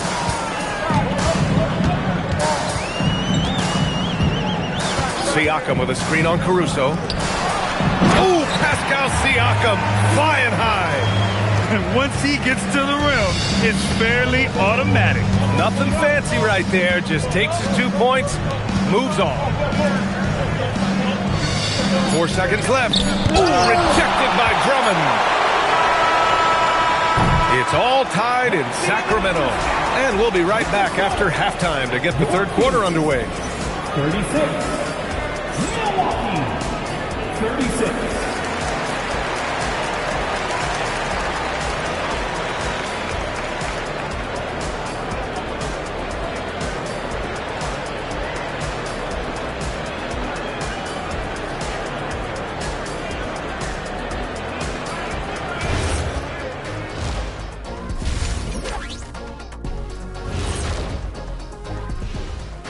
Hello and welcome. First up, folks, let's take a moment to see how things are shaking down in the Rookie of the Year race.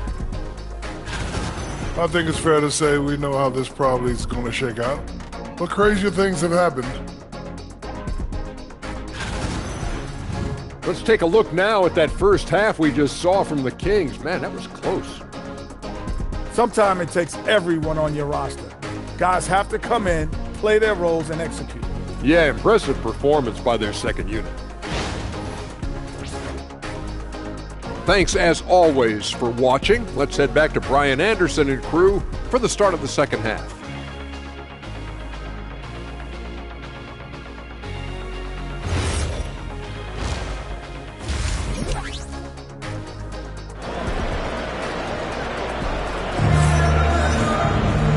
And as we get into this third quarter, as we've seen so far, neither team able to create much separation on the scoreboard.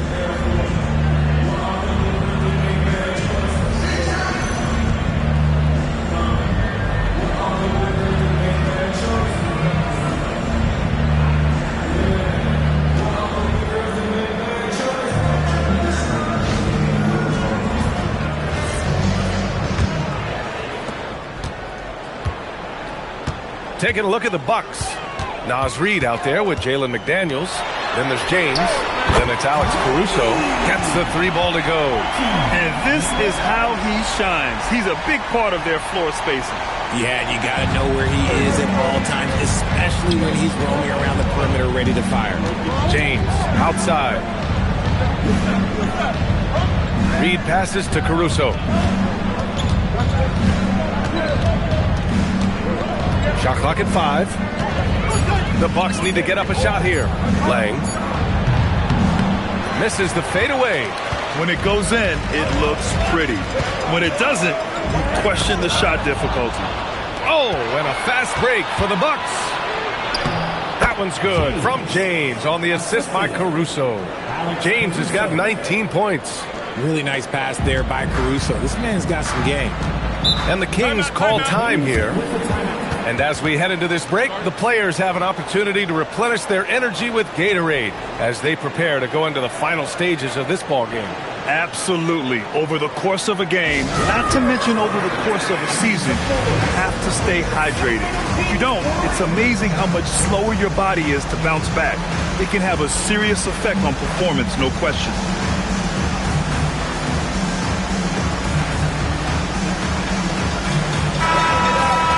And let's check out a breakdown looking at some stats for Coby White.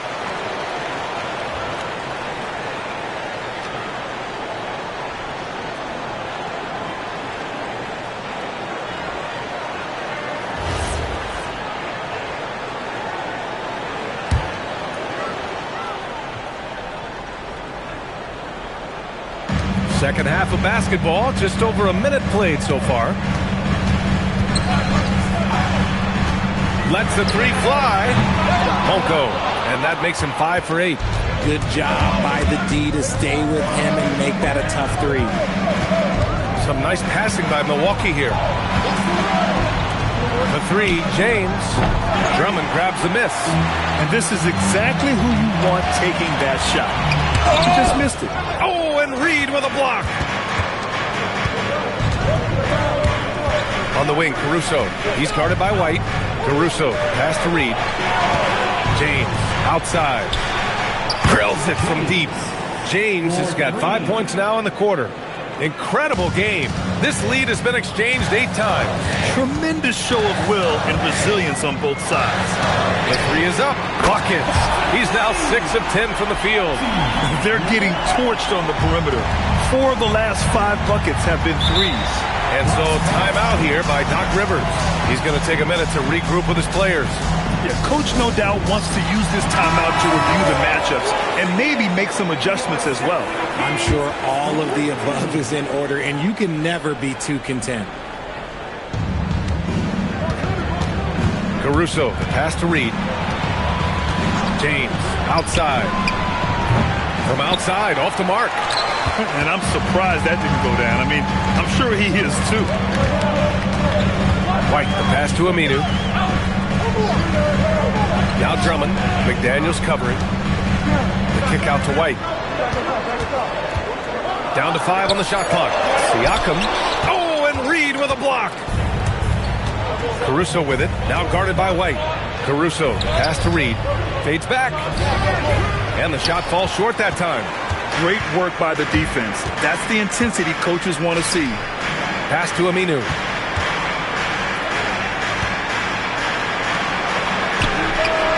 They grab their own miss. Here's Drummond. No good there. Off the double clutch. Milwaukee has gone 5 of 10 from beyond the three-point line in this game. Back to Caruso. McDaniels finds Caruso. Outside McDaniels. Here's Reed. Outside McDaniels. Here's James. Drops one in from the wing. James has got 7 now in this quarter. It's been a dominant night for him, staying productive throughout. To the left side wing. Siakam outside. Pass to Aminu. To the wing on the left. Drummond, the screen on James. And he dunks it down. Here in the second half, this game still nip and tuck. Just an insane amount of lead changes. The fans are getting their money's worth. Outside McDaniels. Pass to James.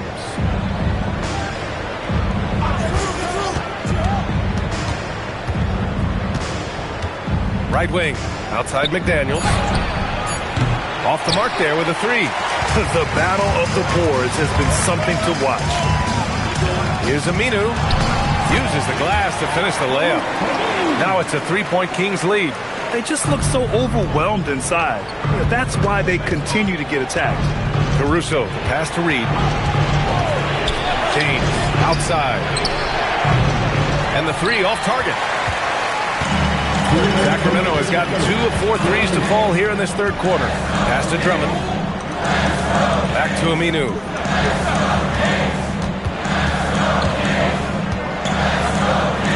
Takes the three. Here's Siakam. Off target at the rim.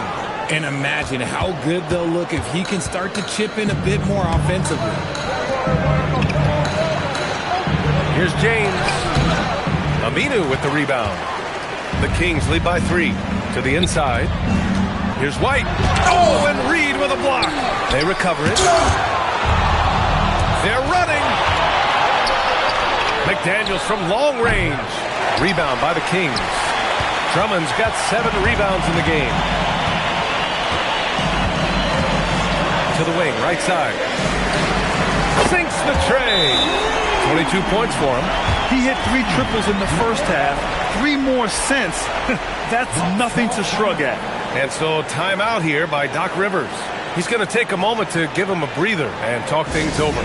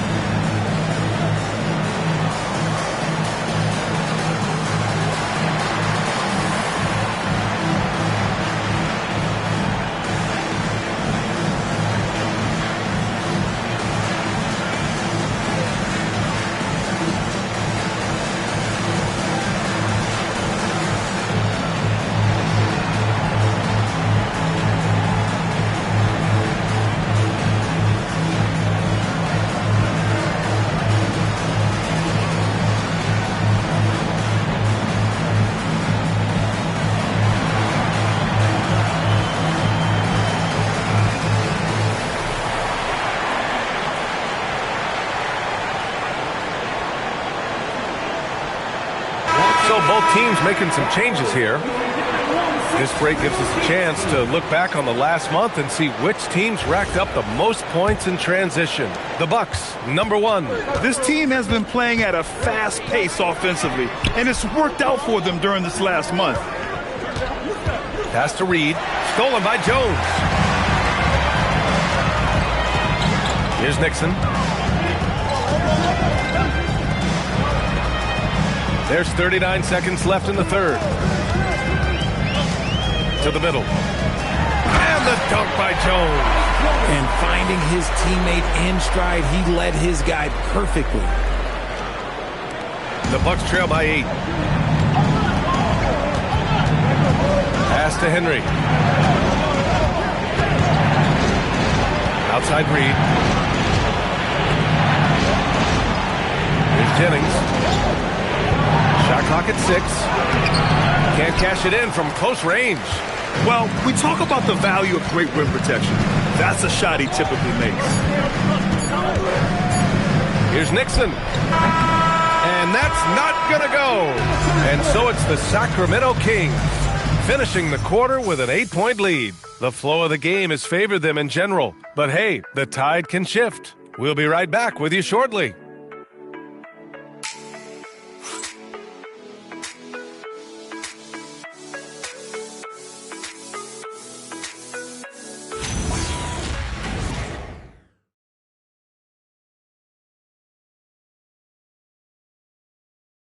And it's time now to bring you our State Farm assist to the game.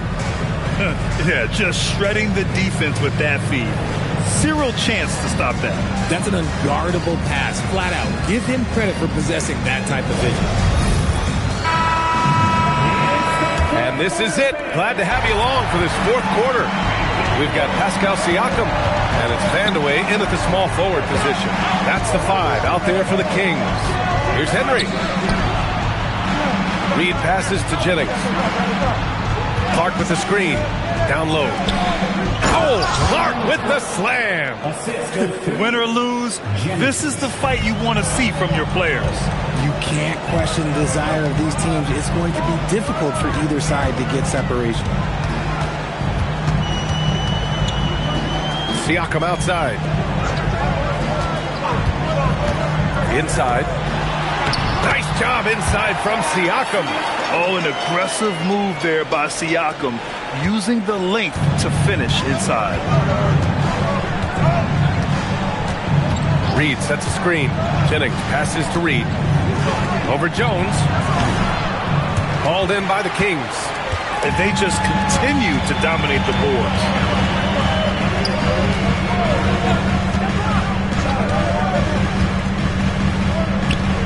Pulls it from the top of the key. Reed with the rebound. Bucks trail by 8. First minute and a half of basketball played here in the fourth. Pass to Henry. Outside Reed. Just 5 on the clock. Nails it from 3. That's a clutch shot by a big-time shooter. And where's the D? The Kings call timeout. Adjustments are a part of every game and every quarter of a game. I think Coach sees something here. Yeah, this is a good opportunity to get your group together and make sure everyone is on the same page. And Sacramento making a change here. Drummond's checked in. Let's check in with our reporter, Allie LaForce. During the break, the coach of the Kings had some words for his team, and coach reminded his team that leads can disappear quickly in the NBA. He said if we get loose and they make a few shots in a row, then this is a ball game again. Do not let that happen, he implored. Guys? All right, Allie, thanks once again. Pass to James. Three-pointer.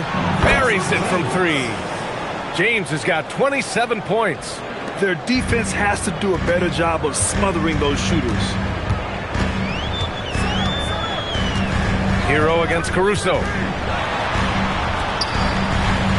Sacramento passing it around. And the officials will call the illegal screen here. You can get away with one once in a while, but it looked like he wasn't completely set on that pick. You gotta blow the whistle when it's that obvious. Great call there by the official. The Bucks trail by 4.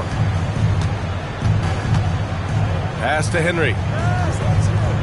And here's Caruso. Now here is James. Knocks down the triple. James has got 6 in the quarter. Man, they're having a hard time defending the triple. That's 3 in a row. Here's Drummond. Back to White. Caruso against Hero. And the basket is good. Clean jumper there by Hero. He really knows his shot well. And so it's Caruso who brings up the ball for the Milwaukee Bucks. So far in the fourth, they've allowed just 6 points. The 3, James. And another 3 for Milwaukee. A dozen consecutive points off of threes. This defense looks rattled. For Sacramento, they've gone 3 of 4 in the fourth and looking confident on offense. White, the pass to Hero. Oh, got a piece of it. Now here's Drummond. And Drummond with the jam. Wow! Drummond's able to sink it at the biggest possible moment. And a timeout called here by Doc Rivers. No doubt he's going to utilize the opportunity to make sure they're all on the same page here. So it's both teams making substitutions here. The Bucks have gotten 5 of 6 shots to go in the fourth. Caruso, the pass to Reed. James, outside. Hits the trifecta. James has got 36 points. Oh, this one has turned into an absolute nail-biter. Yeah, at this point, you almost expect it to come down to the last possession. And they call an illegal screen here. The screener was leaning a bit right there. His feet may not have been planted. Pretty obvious call by the officials. Look, guys get away with this all the time, but on this occasion, he got caught. Milwaukee in the lead. Now here's Reed. Now James jacks up a 3. Oh, it's off target.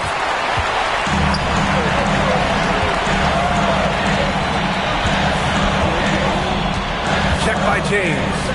Kobe White. The 3 is in.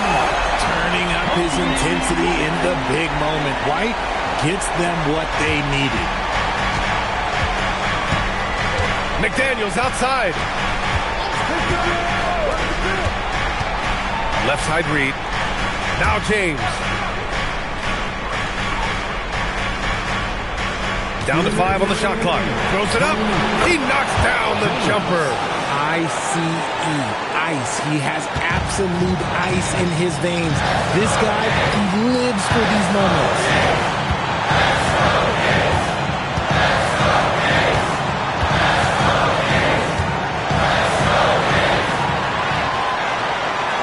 Check by James.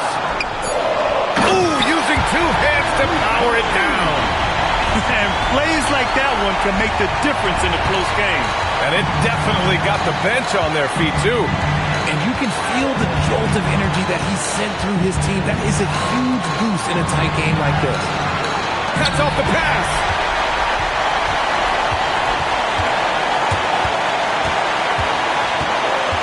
Takes a step back. Check by James. 6 to shoot.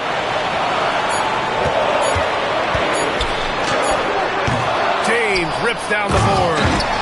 Great to see guys who don't back down under pressure. He knew what they needed here and was determined to deliver. James. Here's Reed. Oh, it's stolen by Siakam. And now they decide to foul intentionally. Second personal foul. First team foul.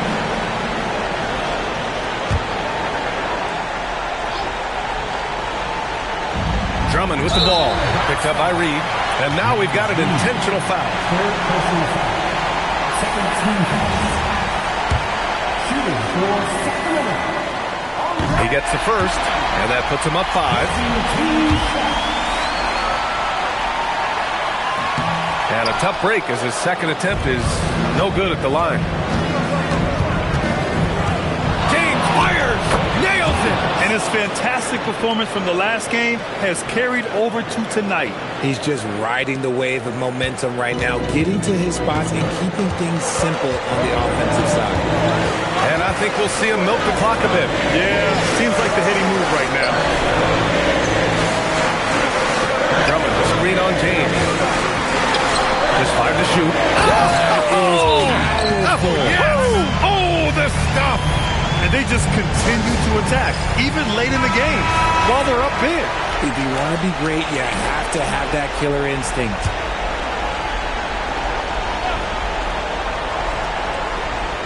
McDaniels can't hit it. And that's an intentional foul. Yeah, and there's no question they have to foul. Now, I'm sure they would have preferred to avoid it. At the line for your Kings, Kobe White. 2 shots.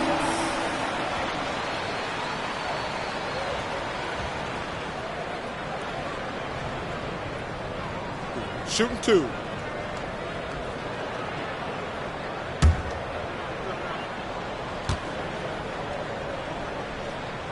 He hits the first one, and that increases the lead to 6.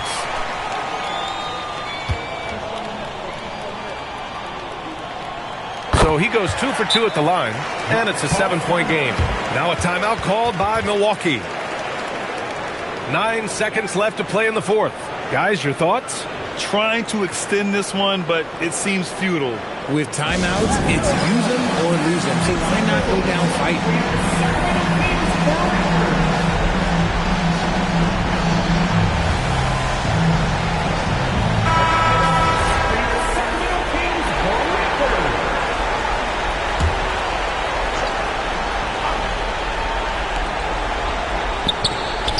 And man, is he in a zone right now. Seems like he can't miss. And now they foul and stop the clock. Getting a little desperate at this stage. I mean, clock's the big factor. So the first one drops, and that puts him up 5.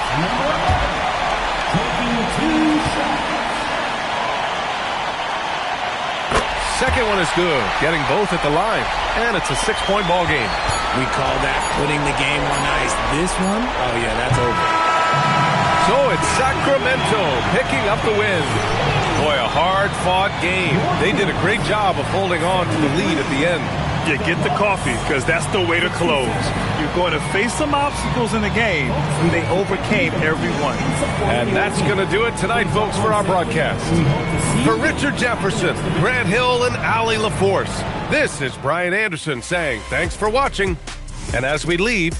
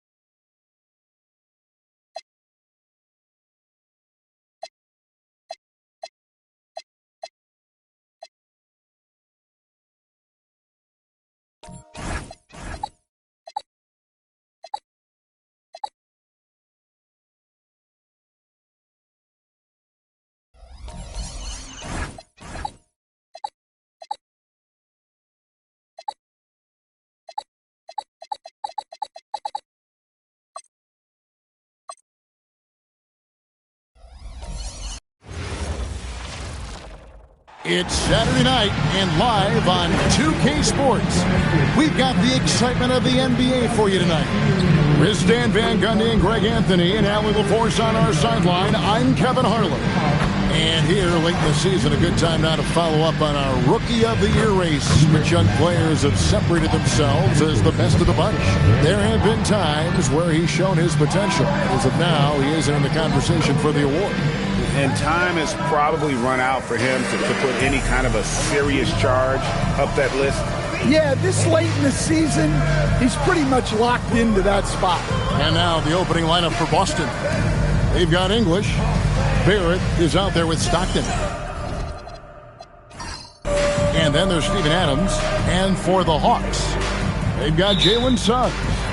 He's out there with DeAndre Hunter. And it's Malone in at the 4 slot.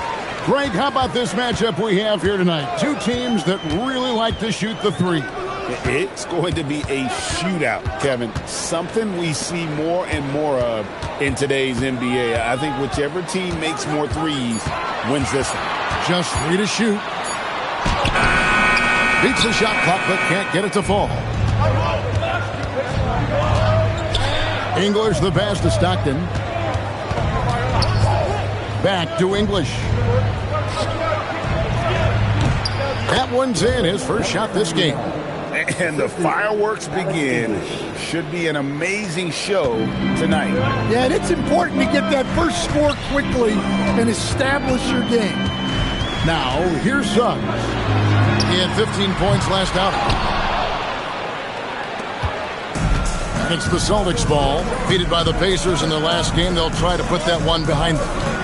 Yeah, sometimes the matchups just aren't in your favor no matter what you do. It seems like your opponent does it better. Yeah, it wasn't a close one. And sometimes that's the kind of loss you'd rather have because it really gets the attention of your player. Now, here's Hunter. Steven Adams unable to get his last shot to go.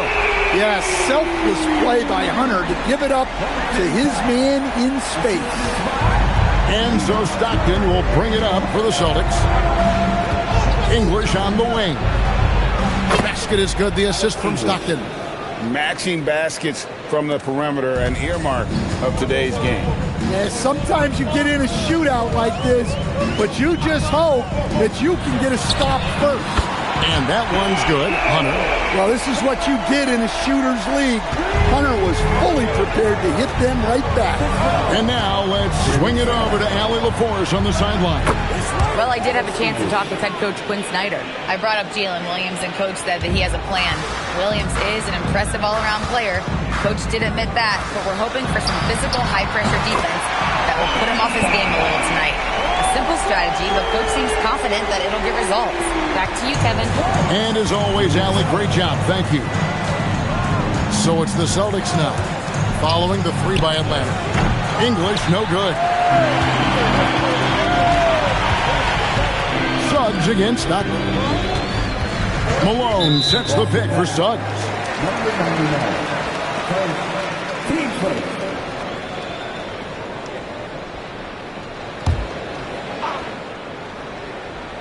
First quarter of play, we're about 3 minutes in. Now Hunter. Shot clock at 5. The tray. English covering. English with some nice defense. English on the wing. From out on the wing, he knocks it down. English has got his third bucket of the night.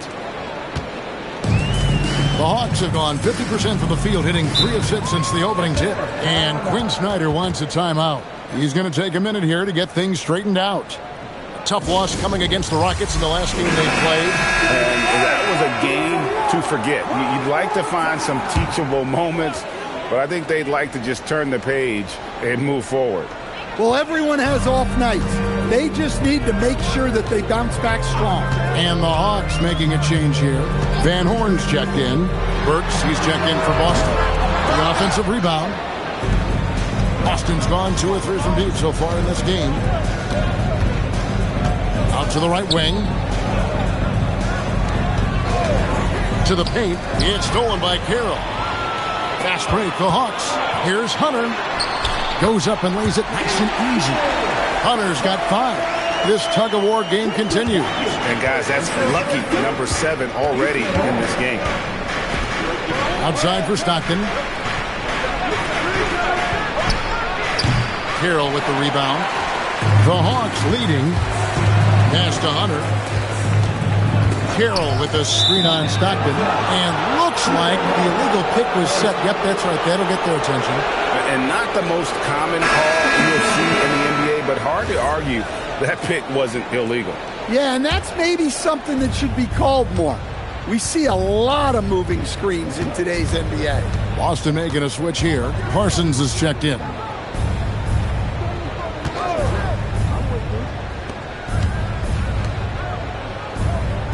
Suggs against Stockton. 5 on the clock. The Celtics need to get a shot off. Works for 3. Rebounded by the Hawks. Suggs passes to Sprewell. From outside the arc, drills the three-pointer. And how about Sprewell there, dropping ones from deep. Really like how he's starting to get a feel for that three-pointer. 1:46 left in the first quarter. Stockton from outside. Carroll with the rebound. Carroll's got his 4th rebound in this one. Here's Sprewell. Again, the Hawks good for 2. I tell you what, it's almost like stealing to watch how he plays the game from this seat. Celtics trail by 6. Stockton looking around. At the elbow, Adams. That's good. And a nice assist from Stockton. Stockton's got his 4th assist with that last one here tonight. We've got 1:08 left here in the opening quarter. And Malik Monk is instant offense coach. So fun to watch. He really is, Kevin, because he brings great energy every night. Seems to just love being out there. And then he's done what most guys do. If they're going to take that jump to becoming good players, he's become more efficient as a player because he's learned to make better decisions on the floor. Now, here's Suggs. Still yet to score. Pulls up. A nice shot by Van Horn. And nice dime from Hunter there. An unselfish player who knows how to look for his teammates. 5-second differential between the shot clock and the game clock. Plenty of space. Buries the jump shot. The shots are certainly falling for him here in the early stages. And so it's Suggs who brings up the ball for the Hawks. 4-point game.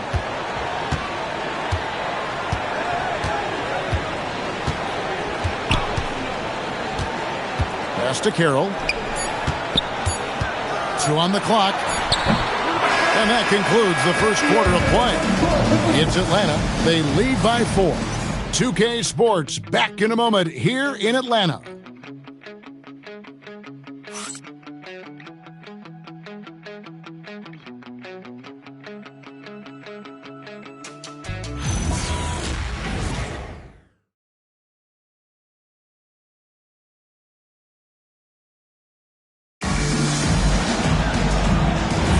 And if you're just joining us, we've played through one quarter in this one.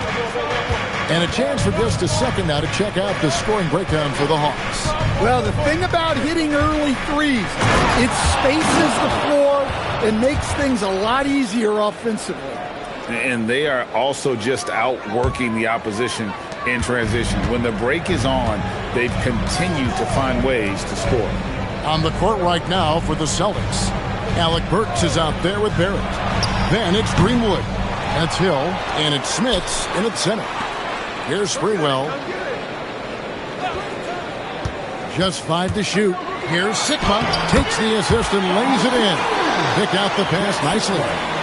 And the Hawks lead by 4. Celtic shooting a smooth 58% from the field. Everything going according to plan for them on that end. Back to Burks. And he slams it one-handed. Those plays can make a difference in a game like this. Well, you know it's going to fire up, Greg, everybody on that bench. And guys, you cannot allow that in a close game. You have to make it harder than that. Here's Strickland after the basket by Boston. Out to the right wing. 6 to shoot. And there's the call. It's going to be an illegal screen. And guys, point of emphasis for the league is to really crack down on illegal screen. Yeah, and yet we still see it a lot. It's a tough thing to police. Moses Malone. He's checked in for the Hawks. Chandler Parsons, he's checked in for Boston. English comes in for Greenwood. Now, here's English. 8 points for him. Parsons looking it over. Lets the 3 fly. And another miss by Boston. Glenn has gotten a success rate of just over 50% from three-point tonight. 4 of 7 shooting. And the call is going to be, yes, it is, an illegal screen. Well, we've seen some defensive wizards among the NBA's freshman class this season. Let's now take a look at the rookie steal leaders. Third is Alec Burks. How about the anticipation and really his aggressive mindset defensively? He's always pressuring, always looking for an opportunity to force a turnover. DeAndre Hunter, he's checked in for the Hawks. Now, here's English. Looking at his numbers, he averages a bit over 9 points a game. You almost have to assume he's going to knock those down when he is that open. Fires the 3. That's miss number 3 for him. Now 2 for 5 from the floor. Burks finds English. This ball movement by Boston. Unloads. It's good. This game is all even. 6 points for him. Well-placed pass in the hands of a guy ready to attack. Hawks have gone 1 of 3 to start out the second quarter. Sprewell, the pass to Van Horn. Happy to see that one go in for a second make in 5 attempts. We'll see if they can finally hold on to a lead. It's been back and forth all night. Well, this is why the fans are here. Each team trading blows, increasing the entertainment value. But so far, he hasn't had the same luck from deep in this quarter. Let's go to the sideline and see what Allie LaForce has dug up for us. Allie, take it away. Thank you. Jalen Johnson, great in the two-man game, and he talked about how he operates off the pocket pass. He said, quote, it's simple. You got to read before the catch. Point 5, quick decisions. Just how quarterbacks have progressions with receivers, I have progressions in the pocket, and I read those. Guys, back to you. Okay, Allie, we thank you. And so the timeout by Joe Mazzulla here. He's going to take this chance to talk to his guy. And the Hawks making a change here. Suggs is checked in. And then for Boston, Hill, he's checked in for Parsons. And Stockton subbed in for R.J. Barrett. Suggs against Stockton. Every coach has their own philosophy, but Stan, you were telling me that it might not always align with their team style of play. Yeah, look, Kevin, I think there's a difference between philosophy and style of play. And I think what you have to understand, philosophy are those immutable things that you think will win games regardless of the style. So that'll never change. But your style has to be fitted to your personality. Now, here's Suggs. He has yet to score. Pass to Van Horn. And stolen by English. And here's Stockton. And so it looks like the Celtics will retain possession here. You love the pressure he's putting on them. Almost had that steal. Yeah, deflections are a stat that a lot of teams track, disrupting the offense's rhythm and flow. And the Hawks making a change here. Blair's checked in. On defense, the Hawks. Only giving up 6 here in this quarter. Pass to English. Lock at 6. There's a good screen. Rebound, Malone. Malone's got 4 rebounds now tonight. Malone with the screen. Now Hunter. Malone in the high post. Oh, and it looks like that's going to be a goaltending call. Yep, that's it. So they'll get the basket. Malone is relentless inside. So strong with non-stop effort. Celtics trail by 6.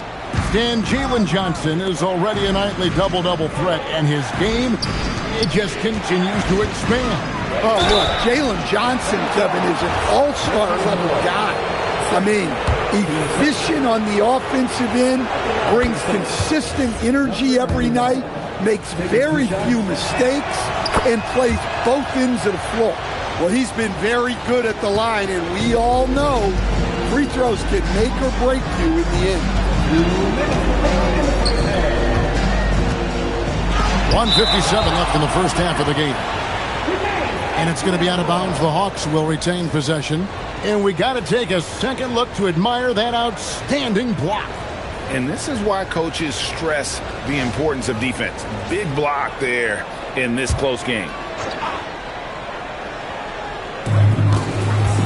Pass to Van Horn. Inside. 5 to shoot. On its way from Hunter for 2. It's hauled in by Grant Hill. Celtics trail by 4. Guarded by Malone. Down low. Rebounded by the Hawks. Malone's got his 5th rebound right now in the game. Back to Hunter. Lets it go with the 3. It's in. That's his 3rd field goal of the game. He's 3 for 5. Smart pass. Set up Hunter, and he'll knock him down. And so the timeout by Joe Mazzulla here. He's going to take a minute here to get things straightened out.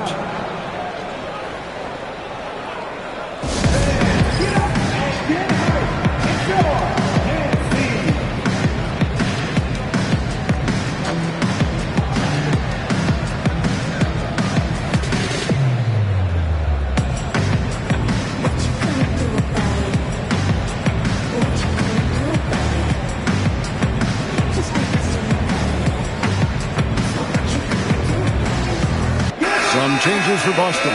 Steven Adams comes in for Hill, and Barrett subbed in for Alec Burks. English right side. Screen by Adams. English the pass to Adams, and Adams with the slam. Oh, he threw that one down. Adams, one of the fiercest competitors in the league. Pass to Hunter, front past the arc. Another 3 for Atlanta. Oh, great ball movement there. And so Stockton will bring it up for Boston, trailing here by 8. And he converts the layup. And Kevin, they started the game shooting it so well. I'm surprised they haven't continued. They've got to get back to their strength. Now, here's Suggs. Still scoreless. Wants to get it to Malone and does. Puts it up from 7. Boston grabs the miss. 19 seconds left in the first half. English with it. 8 points for him. From the arc. He's off on that one. And so it's the Atlanta Hawks with their lead standing at 6 points here at the end of the quarter. They're shooting the ball so well in this one. A great performance from the field. Now we have a moment to go courtside. Allie LaForce has got something for us. I'm here with Coach Quinn Snyder, and Coach, you're getting stops in the first half. What do you attribute to that? Well, we're playing hard, scrambling, picking up our effort, trying to be precise and disciplined and talk. We're not resting on our laurels at any point. Hopefully you can remain active on the defensive end in the second half. Thanks, Coach. Thanks, Allie. Much appreciated. Halftime now, and we'll be back to get the third quarter underway in just a moment.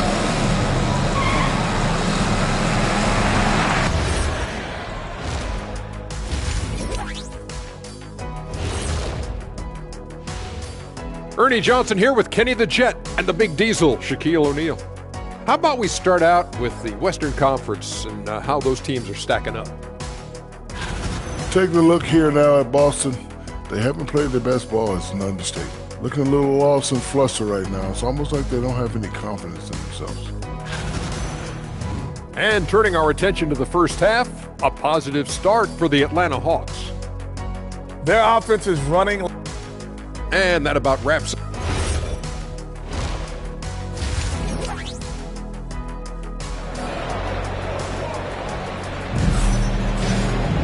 And we're halfway through this one. Plenty of basketball left in a game that's been fairly even so far. It's been a clinic out there by DeAndre Hunter. Man, he's been running wild on him through that first half. Absolute dynamite on offense. Yeah, and in terms of slowing him down, I think they're going to have to change things up. Give him some different looks. You've got DeAndre Hunter. He's out there with subs. And it's Malone in at the four-man position. That's the group starting the second half for Quinn Snyder. The rebound by Steven Adams. Celtics trail by 4. Outside, English. That's good, and a nice assist from Stockton. English has got 11 points. Well, the defense was a little soft. He felt free to take that shot. Here's Stockton. Plays it in off the breakaway. And making 3 of their first 4 shots in this half is a strong start. Now it's about growing that momentum. Malone sets the pick for Suggs. To the inside. Pass to Malone. Down to 5 on the shot clock. Hunter, no one around him. And that time, also a missed shot.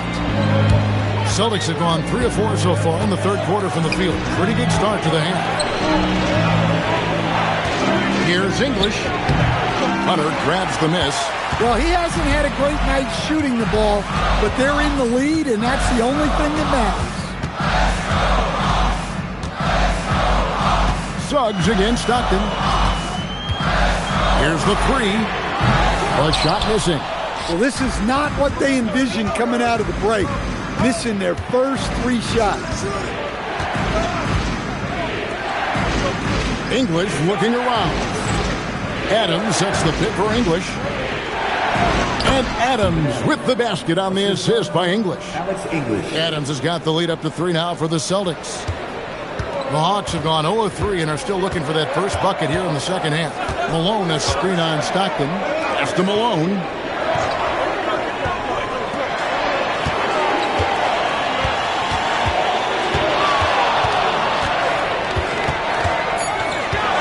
English covering.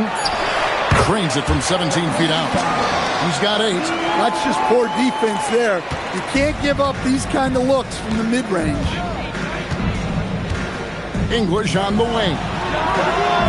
Hunter grabs the miss. He hasn't been at his best this quarter. I'd like to see him be a little more patient. Shoots the 3. Bangs home the trifecta. A great competitive game so far. And from the look of it, this one could go right down to the wire. Little under 2.5 minutes off the clock now here in the third. Adams sets the pick for English. Pass to Adams. To the paint. Played in with a nice touch off the glass. They should continue to get the ball inside. The defense struggling to contain them. Hawks have gone 2 of 5 shooting here in the third quarter. An efficient score, Kobe White effective with or Greg without the ball in his hand. And that's a rare quality. A guard who can break you down off the bounce, but also willing to give it up and then zip to an open spot. It just makes him so difficult to defend. Boston's gone 1 of 2 from beyond the arc since coming out of the break. Here's English. Atlanta with the rebound. Carroll's got 6 rebounds in the game. And he's been way off the mark this quarter. It's been ugly. For the 3, he's now made half of those 10 shots in the game. That's his 5th basket. And they're getting their points now almost exclusively from the triple. 4 of their last 5 makes are from beyond the arc. And so the timeout by Joe Mazzulla here. Coach needs a moment to talk things over.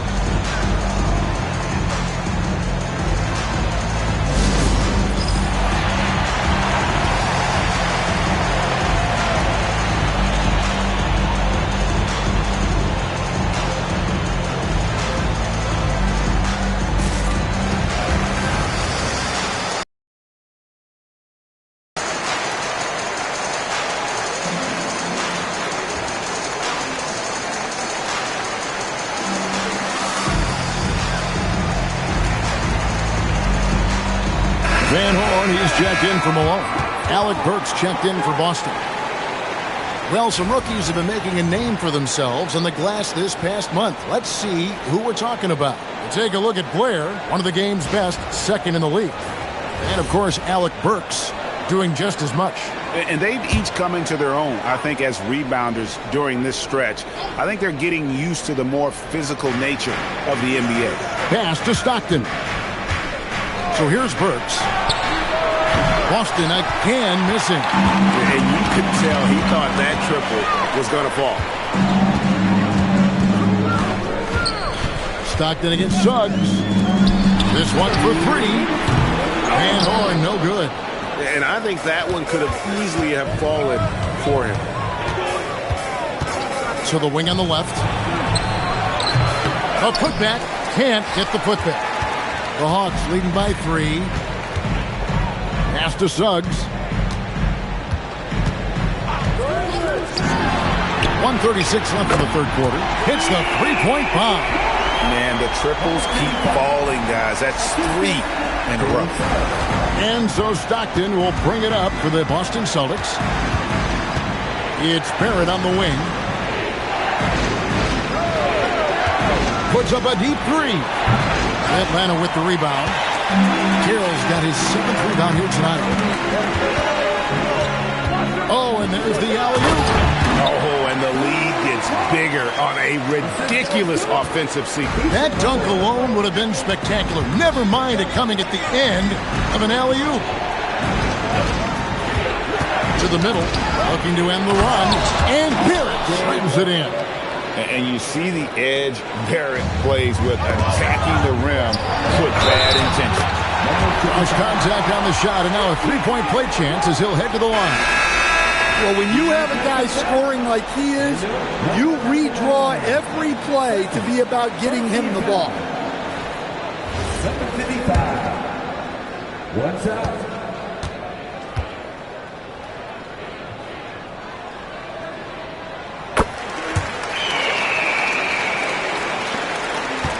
Celtics trail by 9. Hill passes to Burks. Fast break, the Hawks. Here's Sprewell. Whoa, man! Oh, and that one, no question, powered it down. What I like here, even with the big lead, they continue to execute their offense. Yeah, to put together this kind of performance at both ends of the floor on the road, it's impressive. Outside, Barrett.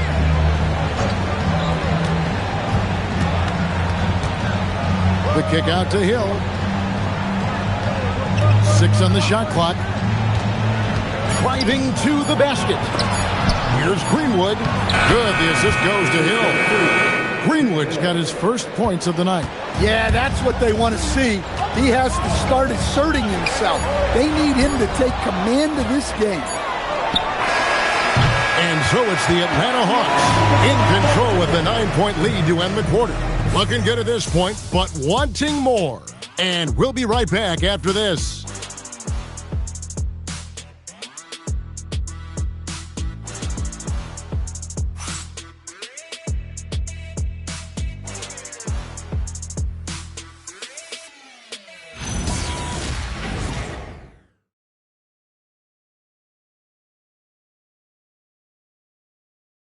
And a chance right now to show you our State Farm assist of the game. And how about the big fella here showing us he's got some point guard skill here with the tremendous setup. Yeah, well, this is the diversification of positions in this league. Everyone does everything now. The fourth quarter has arrived. So good to have you with us. On the floor for Boston, English is out there with Chandler Parsons. That's Hill. Then there's Alec Burks. Here's Strickland. He's guarded by Hill. Malone, a screen on Burks. And slammed in by Malone. That's just a great pass. Excellent vision to see the open spot in the defense and lead him to the score. Parsons outside. Fires from deep. Rebound, Malone. Malone's got 6 rebounds in the game. Good on the bucket. Van Horn's got the lead up to 13 now for the Hawks. Yeah, 3 consecutive field goals have come right at the rim. The D had better start buckling down. The 3 from English. Hunter with some nice defense. And there have been some terrible shot choices here, Kev. That's not a good look at all. Strickland, 2 points. That one goes. And the Hawks lead by 15. Yeah, the chemistry has been terrific. Really impressed with their offensive execution. Guarded by Malone.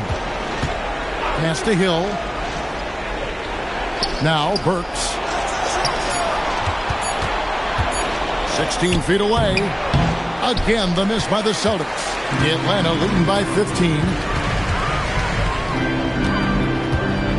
Here's Van Horn. Here's Malone. Count the bucket, and he's got a free throw coming up as well. Offensively, defensively, they are in total control. Absolutely. They're playing their game and executing at a real high level. Everything is working for them right now. Adams, he's checked in for Parsons.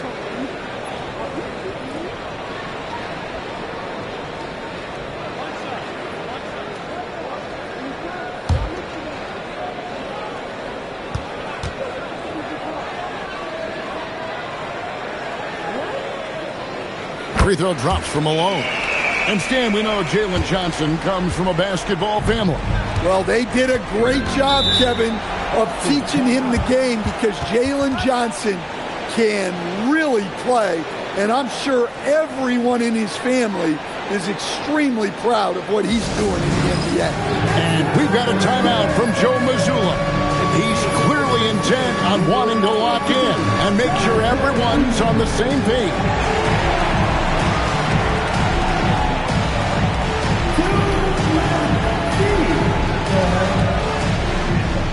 Hawks making a switch here.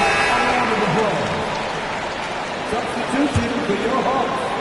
Defense on. Rod Strickland. And we're about 2 minutes into the fourth quarter now. Hill passes to English. Adams sets the pick for English.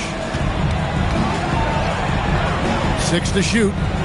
And here's Hill for 3. It's rebounded by Malone. Malone's got his 8th rebound here tonight. Malone, a screen on Hill. Pass to Van Horn. And here's Malone. Adams defending. Malone can't hit. And so it's Hill with it. He brings it up for the Celtics. Nothing doing offensively yet for them in the fourth. Burks finds English. Now here's Adams. That's tipped. And here is Hunter.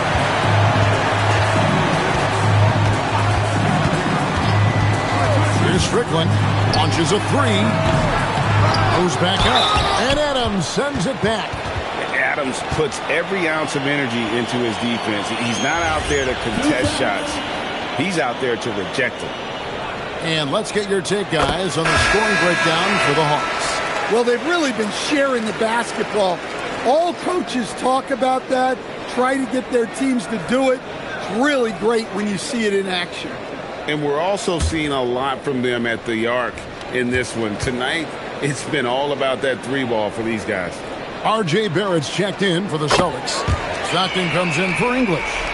Stan, what advice would you give to coaches that are leading a struggling team? Well, Kevin, I think the number one thing, whether you're leading a struggling team or a team playing really well or anything in between, is to just stay consistent. Keep working on the things that you know over time make teams consistent. Go out and talk about those things day in and day out and try to get your team to focus on those. Buries it from three-point range. He's got 23. Their ability, again, to stretch the floor, particularly in this second half. Yeah, and where has the defense been? They've been content to let them fire away. They've got to close out to the arc. Adams sets the pick for Barrett. Tries again, and it's Adams getting it to go. Well, he's playing great tonight, but not quite well enough to carry the entire team. They need to find some other contributors. Suggs against Stockton. It's good. Blair's got his first points in this one. And Matador defense, that's one of the easiest shots he is ever going to see. An unorganized defense like that is not going to help them close this deficit. And we've got a timeout from Joe Mazzulla. He has decided it's the right time to talk.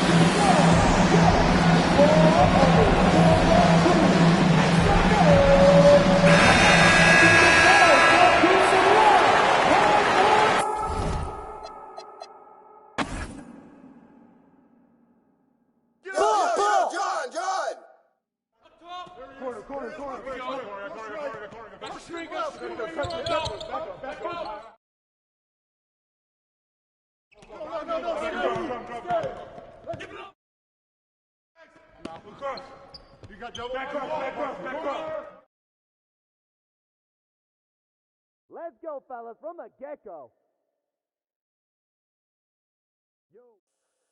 Malone, yo! I got Shearer here. Here we go.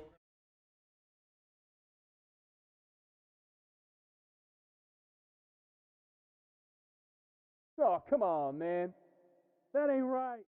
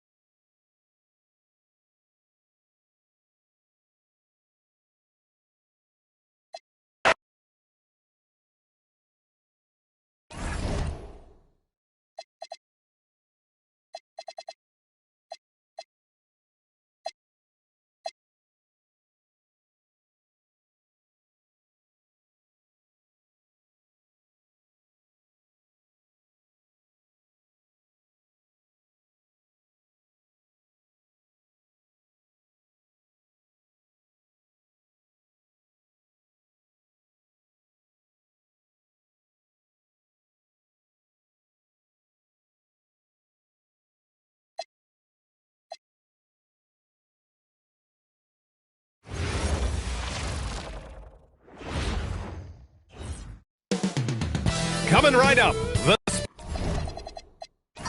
Spurs taking on the 76ers. For San Antonio, what a solid season they're having. Currently third in the West. Sixers, Spurs. And we'll be right back for tip-off. Now the starting group for San Antonio. They've got DeMarcus Cousins. De'Aaron Fox is out there with Matisse Thybulle. And it's Rose in at the 2. Ooh, a very interesting matchup we have at the center spot tonight, Tim. Yeah, the battle of the bigs will loom large in this one. Let's keep an eye on points in the paint. That could be a key indicator of who's winning that matchup.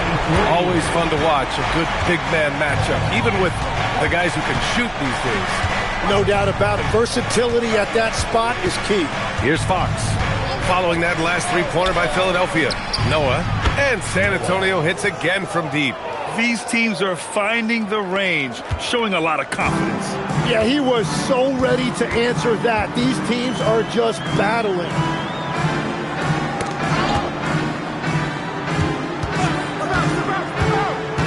Pass to Donaldson. That's in. Coming off an assist from Jones. San Antonio's gone 2 of 2 at the perimeter. Fox feeling it out a bit. Poke loose. Here's Noah. Collins defending. San Antonio moving the ball around. And the basket by Noah. Noah's got 9. You don't want to let him get into a rhythm from out there. Collins outside. Jones from outside. And Philadelphia hits again from deep. Well, he's a guy they look to go to, and now you see why. Now Fox. Here's Noah. And San Antonio hits again from deep. Talk about a fast start. 4 for 4 right out of the gate. The 76ers have gone 3 of 3 so far from the floor. Collins outside. Outside Jones.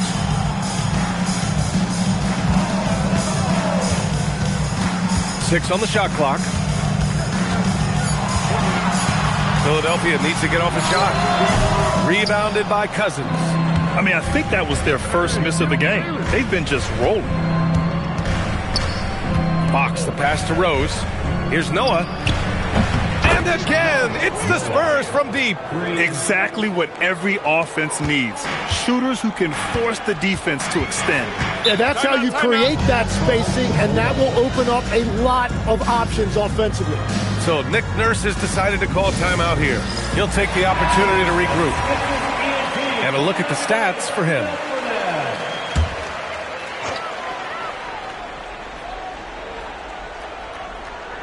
And here in the first, about 3 minutes in.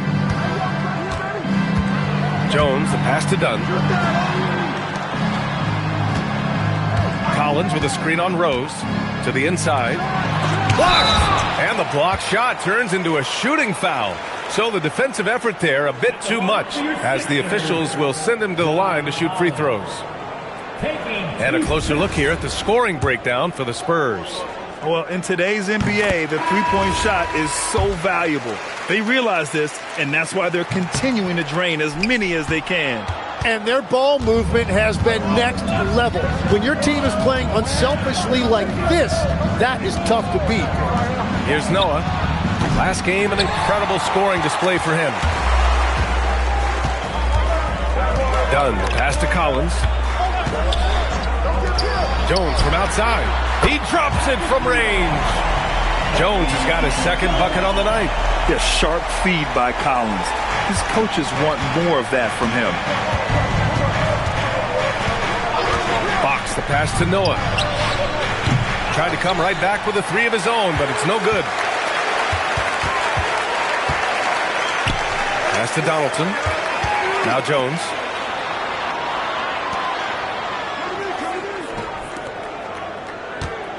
Clock at 6. 18 feet out, and it's blocked by Thybulle. Here's McDaniel, defended by Dunn. Here's Thybulle. To the paint. It's tipped. 76ers foul. Number 23. First personal foul.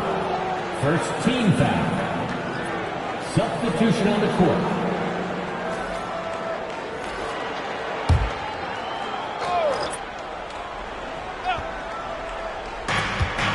Pass to Noah. Shot clock at 6.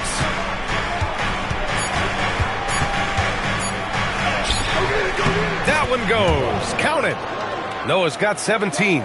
Well, his team is up, and he's a big reason why. And it's a little easier to shoot when you know you've got an advantage on the scoreboard. And here's Jones. 2 minutes remaining in the first. 2 minutes. Down low. Battie. And he banks in the layup. What a great pass. It was on time and on target. San Antonio leading by 3. Tim, we've seen the offensive game of Quentin Grimes go through the roof. Yeah, B.A., he is playing with major confidence right now. In high school and college, he was a lead guard, and that comfortability with the ball is evident. A moment to hear from Allie LaForce. I was able to catch up with Nick Nurse. We talked about Victor Wembanyama and what he wants to see from his team defensively, and he said, I want to see us knock him off balance a little bit. Be tough, physical. That's how you get into his head, and that's how you frustrate him. Expect to see a lot of defensive aggression against Wembanyama tonight. B.A., back to you. Great work, Allie. Thanks. So it's Philadelphia now, following that last three-pointer by San Antonio. Here's Jones, and you can count it. He'll go to the line with a chance at a three-point play. And he's got his first opportunity at the line here tonight. Noah. Second personal foul.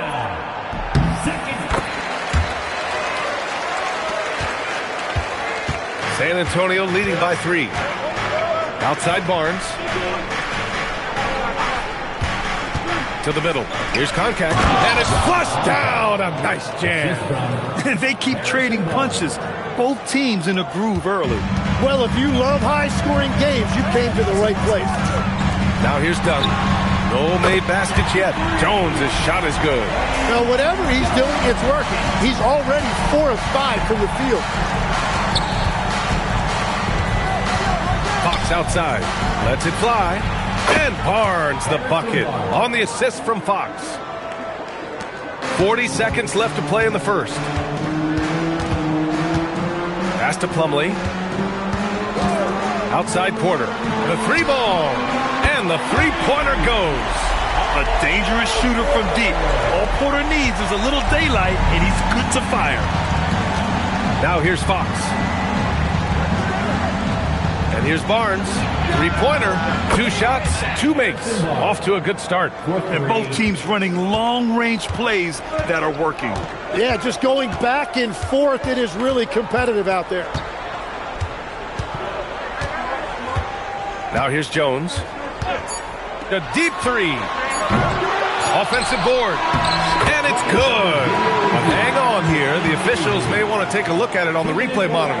And indeed, the previous play is under review. While this call may not decide the game, you always prefer to get it right.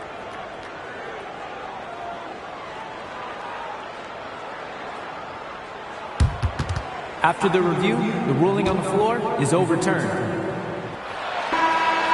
So the replay was conclusive. Call overturned. Grant, that one's going to count. And plenty of offense in this closely contested first quarter of play. San Antonio on top, up 2. After this break, we'll be back with the start of the second quarter on 2K Sports.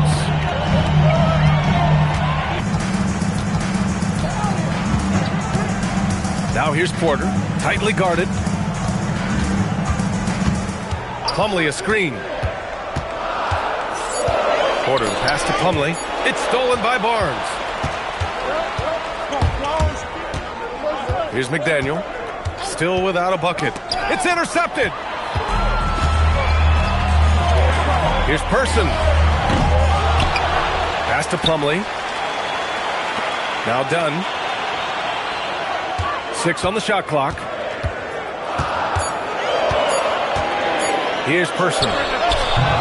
Philadelphia with another miss. And we're just over 2.5 minutes into the second. Here's Concact. He's checked by Plumlee. Dunn right side. Pass to Plumlee.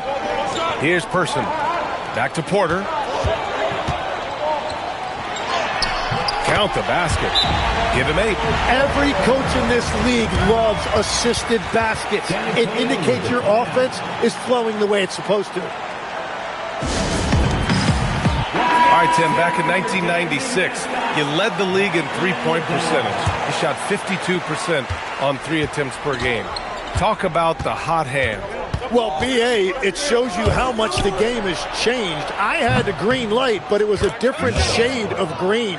I still only took 3 per game. Now you have multiple guys every night that will take 3 in the first quarter. That green light's now neon green for many. No doubt. Knocked loose. It's stolen by Fox. Here goes Fox. And it's Fox with the jam. Such a terror on the drive. Fox possesses blow-by speed, getting past defenders in a hurry. From 10 feet away. Collins with the rebound. 76ers trail by 4. He's guarded by Porter. Chalk up 2 there. And you like the balance here. Not just falling in love with the 3 ball. The Spurs have gone 3 for 7 here in the second quarter. Fox, the pass to Noah. Jones against Rose. Cousins with a screen on Jones. Rose, 5 on the clock. Here's Noah, 11 feet out, and he hits it. Noah's got 25 points. And his fantastic performance from the last game has carried over to tonight. When someone is rolling like this, just keep feeding him. That's just great coaching. Jones, the pass to Dunn.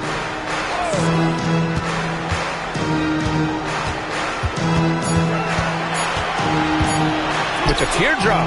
The shot no good. Oh, some solid defense from Fox. Rose finds Fox. Back to Rose. Here's Noah. That one falls. Nice feed that time from Rose.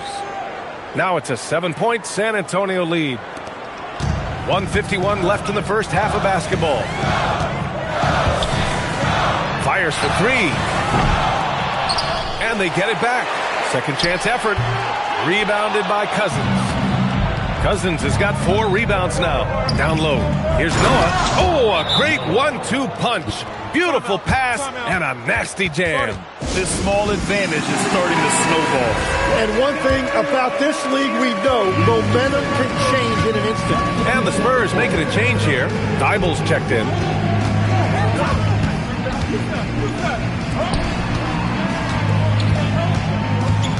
Covered by Thibault. Pass to Jones. Clock at 6. Add that to his line. Now 3 for 6. And they had early success from the perimeter, but I don't understand how they've gotten away from that here in the second. Fox outside. To the paint. Ooh, it's stolen away. Out to the wing. Guarded by Rose. And that bucket makes him 4 for 7 today. Good production. And continues to make plays offensively, having a very efficient quarter. Fox, pass to Rose. Here's Noah. Gets the 3 to fall. Noah's got 13 points in this quarter. And that is killer instinct, just continuing to pile it on. Pass to Donaldson. Philadelphia moving it around. Jones in the post, guarded by Rose. Ooh, poked away. Thibault with a steal.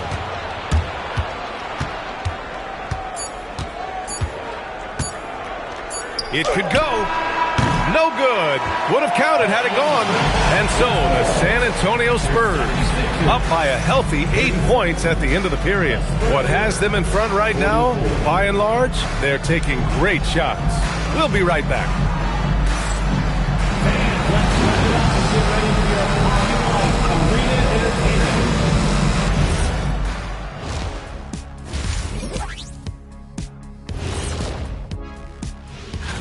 Well, right now for the Spurs, they've been phenomenal. All the lofty predictions, the expectations, they've all come true. Now come And returning our attention to this game, a solid first half for the Spurs. They're up because of the 3-point. Thanks for tuning in.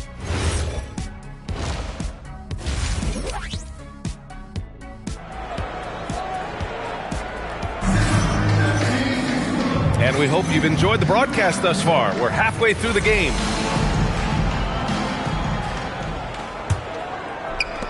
'76ers trail by 8. We've got John Collins, and it's Donaldson in at the center position. That's the group on the floor for Philadelphia. Here's the three. Knocks down the long J. 12 points for him. Nice awareness there from the big man Collins. Solid at finding his teammates when they're open. Pass to Noah. Takes a three. Good! Another from three. Buries his 10th triple of the game. Unbelievable, B.A. Unbelievable. Dunn, the pass to Collins. Outside Jones. Fires from deep. Rebound by San Antonio. And just terrible defense. I don't know how he missed that shot. Now here's Fox. Here's Noah. The basket's good. Off the assist from Fox. Fox has got assist number 7 tonight. Philadelphia's gone 1 of 2 shooting from the perimeter since halftime. And Grant, offensively, Wemby has a lot of different options. Talk about his game. Well, put simply, we've never seen a 7-footer with this array of skills. He's an efficient shooter from anywhere, and the length to just about ignore defenders. I mean, he's got it all. Gives us a chance to catch up with Allie LaForce. Thanks, guys. Victor Wembanyama is trying to gain strength, but he said it's important not to lose your mobility. So bulking up is not a good word. It's more being stable. That's the way to keep going. I don't need to bulk up. I need to get my core stronger. I need to get solid. Back over to you guys. That approach makes sense. All right, Allie, thanks for the report.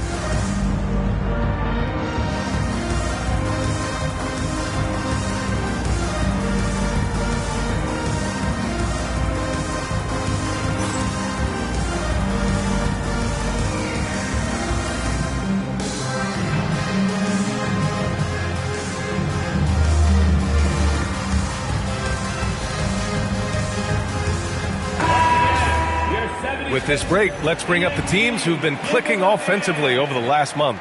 In third, the Spurs. Their offense has clicked the past few weeks. I mean, everyone out there knows their role and where to be on the floor.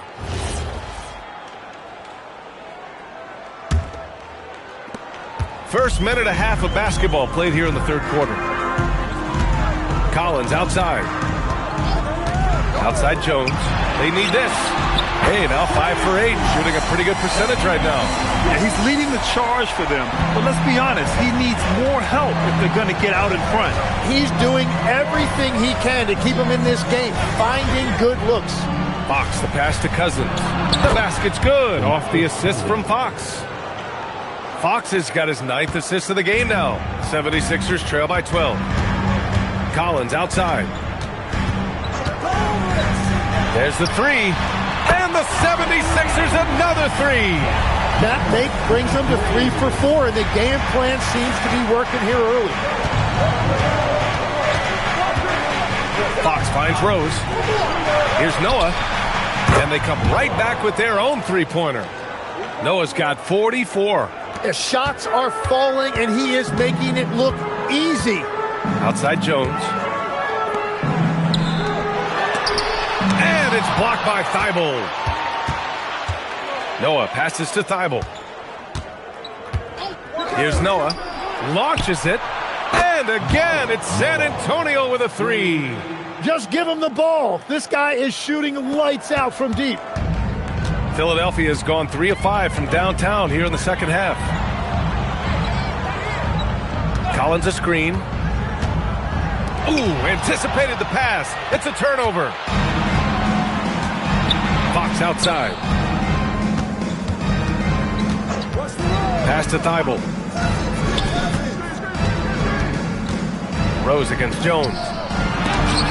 It's blocked. Out of bounds. It'll be Spurs ball. Let's check in on the Western Conference standings as the race to the playoffs continues. Taking a look at San Antonio. Right now, they rank third in the conference, aiming for a high seed in the postseason. And, of course, the 76ers right behind them, just one spot down.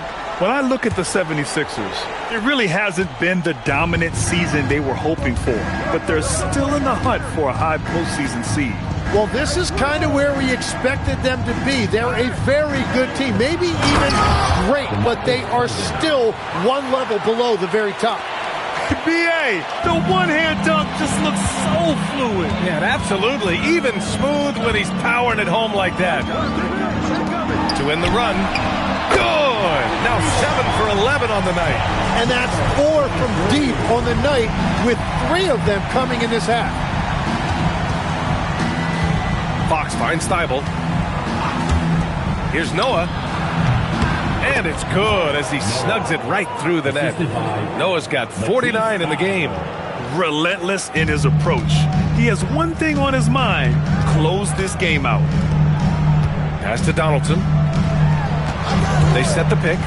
Jones from outside. Count that one. He's scoring at a nice clip. He's 6 of 9 tonight. Defensively, you can't afford to get stuck on the pick. Well, you just have to communicate those switches. If you don't, it's on you. To the inside.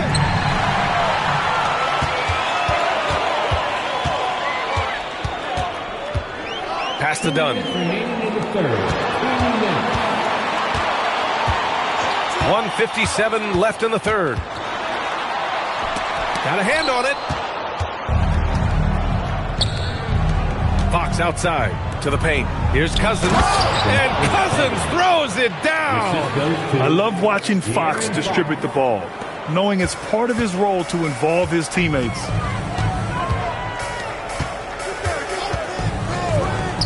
Jacks up a 3. Rebounded by Fox. Spurs lead by 15. 1:19 left in the third quarter. 4-3. They get it back. Cousins. And Cousins throws it down. Oh my. What a display of effort. That's his bread and butter, right? Chasing down the boards. And he showed you great timing as well. Offensive rebounding, one of his specialties. Here's Jones. 6 to shoot. Let's go with a 3. Rebound by San Antonio. Cousins has got 6 rebounds in the game. 35 seconds left in the third. Pass to Noah. The 3. Another bucket. Wow. That's 52 points for him. Making it all look too easy right now. Outside Jones. And there's the screen. Down low. Oh, plenty of contact on that shot. Officials call the foul, and he'll take 2 free throws now. Almost converts despite the contact. Philadelphia shooting their 4th and 5th attempts at the free throw line tonight.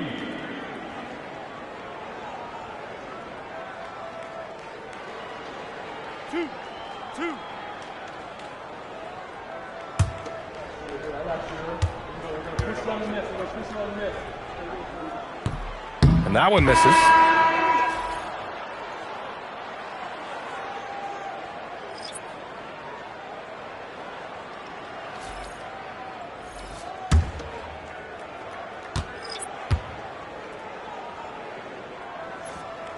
And the second free throw is good.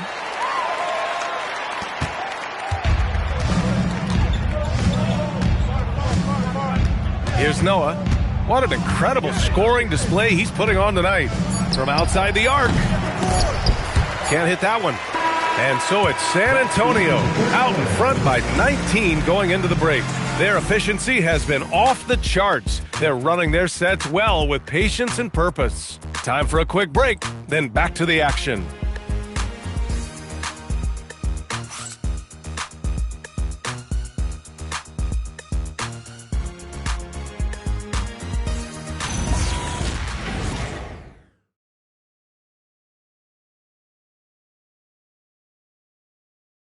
And it's time to bring up the State Farm assist of the game. You know, I'm kind of stoked this was a choice because I love this pass. A remarkable find. He put his court vision on full display. Well, he made it look simple, but that's not always easy to execute. Well, there may not be a lot of drama down the stretch as we head into the fourth quarter, but stranger things have happened. And so in the game for the Spurs, we've got Harrison Barnes, and it's Noah in at the 4 slot. Rose can't connect. And it's Henderson with the ball for Philadelphia, trailing by 19. And it's out of bounds. The Sixers able to retain possession here. Almost had the steal. You have to love the pressure defense. He is just trying to make an impact by disrupting their rhythm.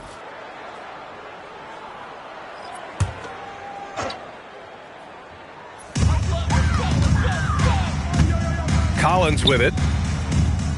On the wing, Porter. Back to Henderson. Shot clock at 6. Collins a screen. From 13. Noah grabs the board. Noah's got 4 rebounds in the game. Rose outside.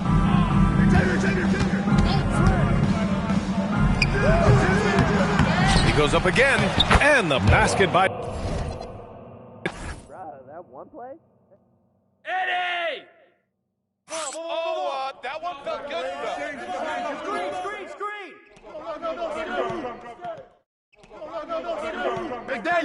McDaniel.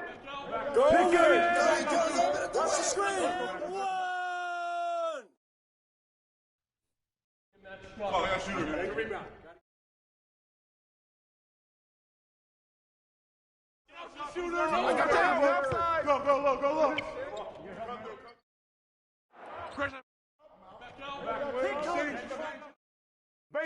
Screen. And one. You got it out.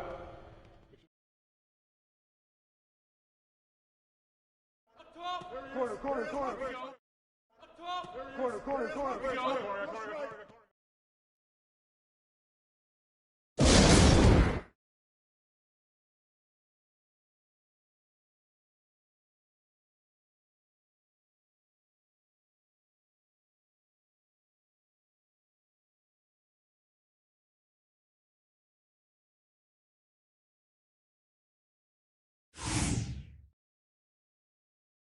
Get it.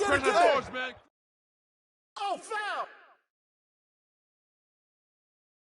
Yo, what's right? That's right. That's nasty. With the foul. That's what's up. Let's show them what we're all about.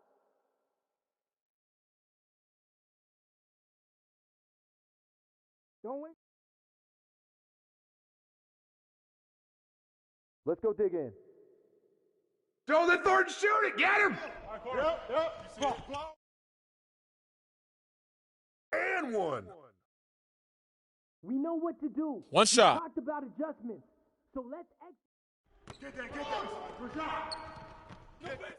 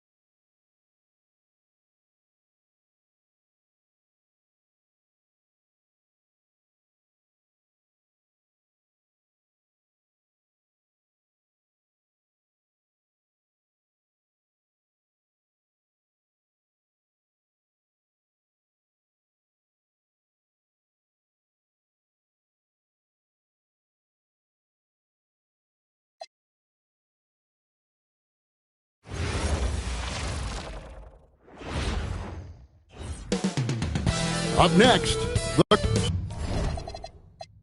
so Clark, as the season is drawing to a close, younger players might be feeling the mental fatigue of the totality of the season right now. Yeah, I don't think there's any question about that. And that's where team leadership comes into play.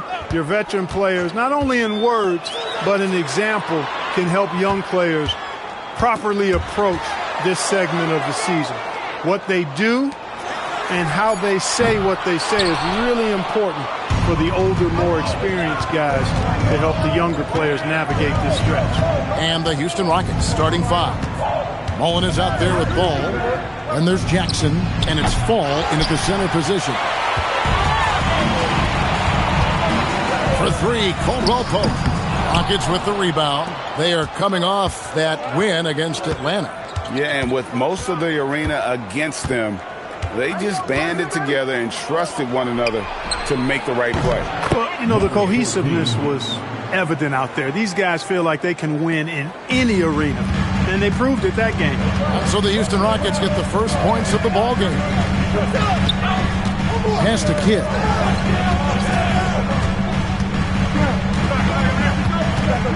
Back to Caldwell Pope.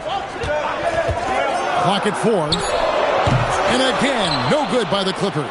And close to making the defense pay for the lax coverage that time. Outside ball. Here's Fall. Boom, he jams it straight down. The D just kind of stepping aside and letting him get to the rim. There's a reason, GA, the lead is what it is right now. You know, you look at it, the communication is lacking, as is the trust. They can ill afford those types of breakdowns. It won't work. You can't win with those kind of breakdowns. And he gets the bucket. And once he got to the 10, I think he was surprised to find himself that wide open. Well, this early, they should be showing a lot more energy on defense. It's not there. Ball, the bounce pass. Marley with it. Guarded now by Jackson. It's Kidd with the drive. And that one is good.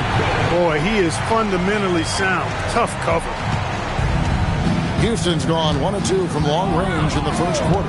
One thing you can say about this Clippers organization, GA, resources will never be a problem.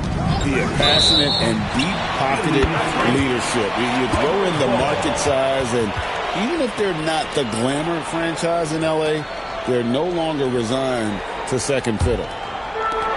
Los Angeles has gone 0 of 3 from three-point land. Nothing yet going outside. Green with a screen for Caldwell Pope.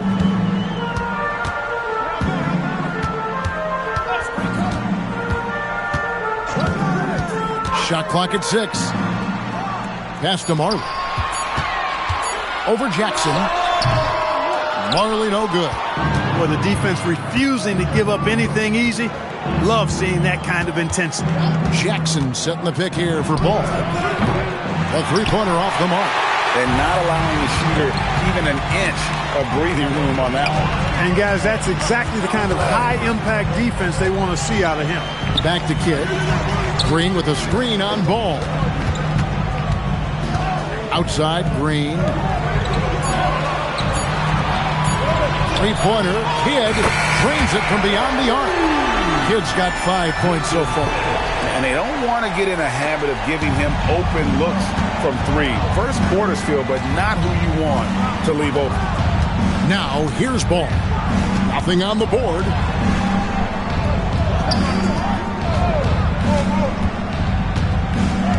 They could use a bucket, and it's good on the way in. Took that orange right to the rack, and they just let him go by. Clippers have gone 3 of 7 from the field since we got underway. And Tyronn Lue wants a timeout. Coach is going to talk some things over with the team. Might be seeing something to adjust.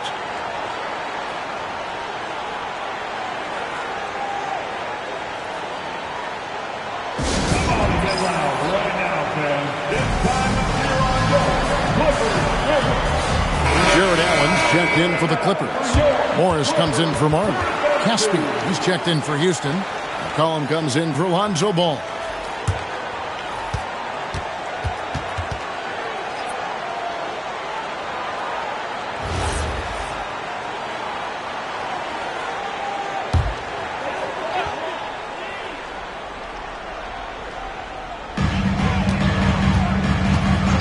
with a screen for Caldwell Pope.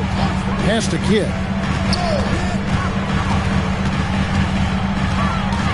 And Green now, top of the key.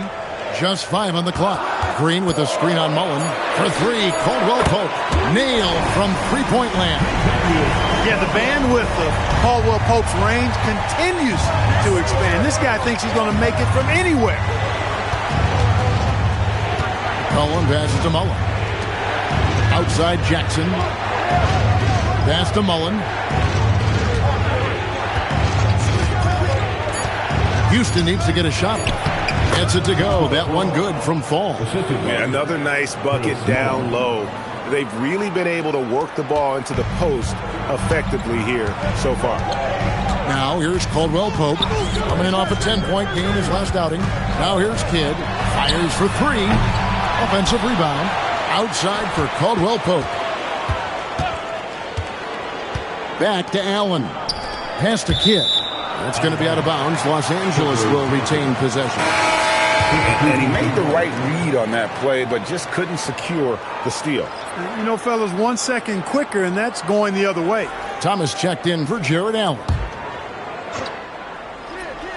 Here's Kidd. 23 points his last outing. Just 2 to shoot. And the rejection by Ezeli. Mullen against Caldwell Pope. Pass to McCollum. Ezeli a screen.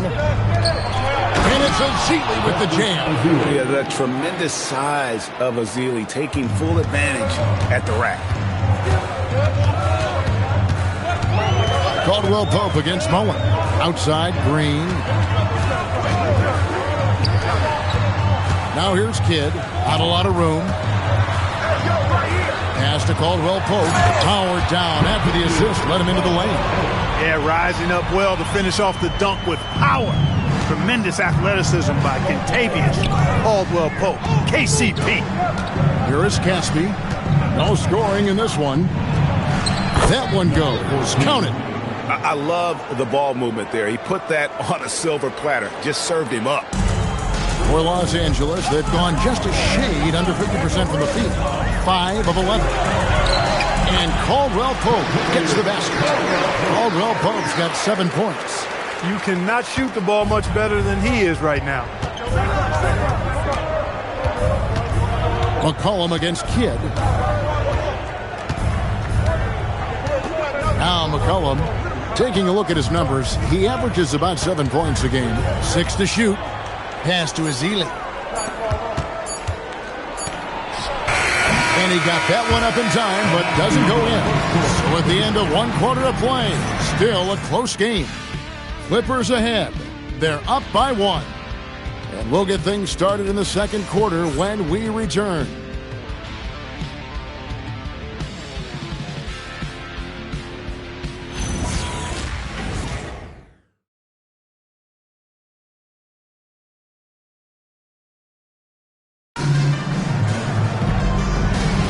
And if you're just tuning in, it's been a pretty even game through the first quarter. And taking a look at Los Angeles' performance here, what have they been doing or not doing? Well, they used the fast break to generate some easy buckets before the defense could get set. And, you know, for them guys, it's all about tempo. Keep the pressure on and do so as much as possible. This is how the floor looks for the Rockets starting the second. We've got Jay Crowder. Seth Curry is out there with C.J. McCollum. Then there's Festus Ezeli. Now here's Thomas. Hasn't made one yet. Down low. And he jams it after taking the nice feed on the run. And we've seen several lead changes tonight. Neither team giving an inch. Yeah, and the lead has changed hands, and it just hasn't stayed in those hands very long when it's changed. Back and forth we go. McCollum, no good. And he didn't punish them for the weak coverage there, but they can't count on him to continue missing. Kennard on the wing. He is guarded by McCollum. Fader on the way. A rebound by Ezeli. Rockets trail. Curry deciding where to go with it. A 3 ball. scored the basket. His fourth. He's only missed one of his 5 shots tonight. 8 lead changes now, and we're still just in the first half. And I'm not sure I've seen a game with more lead changes this early. And Tyronn Lue wants a timeout. He's going to take a few moments here to check in with his team and regroup. And it's time to get up and get loud. Here's your hoop.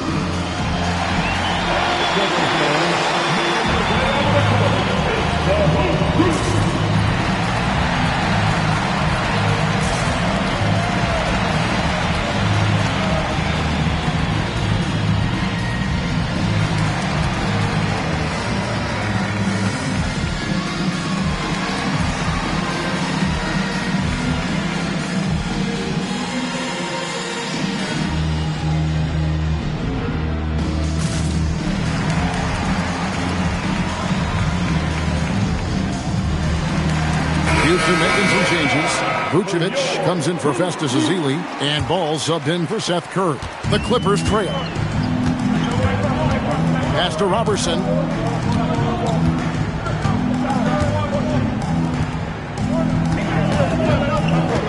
Vucevic defending. Here's Nat. From deep, Marley. And again, it's the Clippers missing. Quarter number 2, we're about 2 minutes in.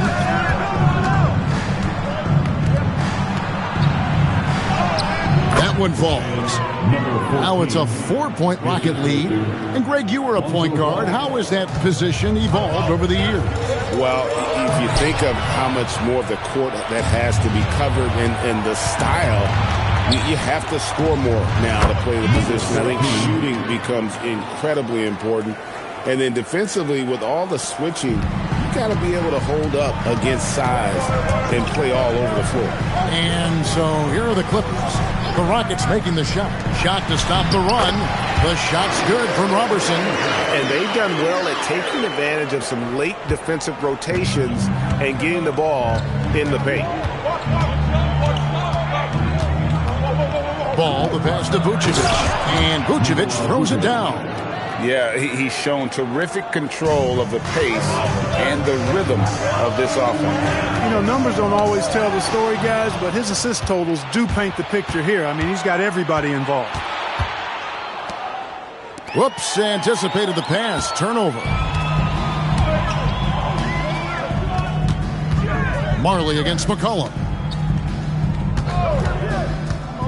Inside, it's tipped. 5 on the clock. Fires from way outside. Robertson can't hit. Houston leading by 6. Down low. And the layup's good off the glass. He's got 16. One of the most impressive things about Ball is his awareness. He's got great court awareness and is a terrific distributor. Pass to Robertson. Some nice ball movement by the Clippers. From down low and off the glass. That one's good. And so the timeout taken here by Ime Udoka. He's going to make some adjustments to the game plan.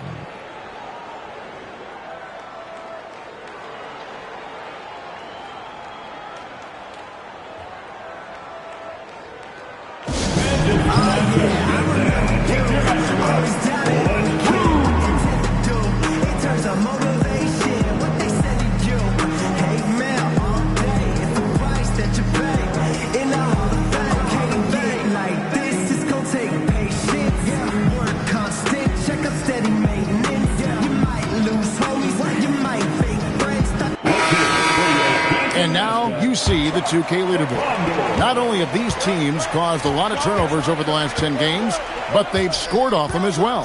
In third, the Rockets. Just a terrific job over this stretch of forcing turnovers and capitalizing. They'd love to continue that trend. And this has been a great job of just getting into the middle of that defense and really scoring effectively from the paint. We're now joined by our sideline reporter, Allie LaForce. Allie, it's all yours. Thank you, guys. Well, Draymond Green is getting serious in the weight room. He said, one thing I learned is you have to lift weights. I was always naturally strong, so I was like, what do I need to lift for? These guys can't move me right now. but your body needs to be able to withstand the pounding of a long season. Guys, back to you. Okay, Allie, we thank you. And they keep hammering away at him inside, forcing the ball into the paint. And here's Caldwell Pope. He has 7. Outside Thomas. Kidd against Ball. Kidd dishes to Marley. And a great assist by Kidd as that one goes in. Kidd's got his 3rd assist on the night. Ball with it. Still scoreless. Outside Mullen. And pushing it up. Here's the Clippers. The 3 from Thomas. It's rebounded by Houston. And this is the first season matchup for them against this Clippers team. And they really took care of business against this group last year, winning the season series. Exactly. 2 top teams in the conference. They want to continue that success this season as they look long-term towards playoff seed. Now Kidd. Following the miss by Lonzo Ball from deep. And it goes out of bounds. That one off of Zealy. Substitution on the court.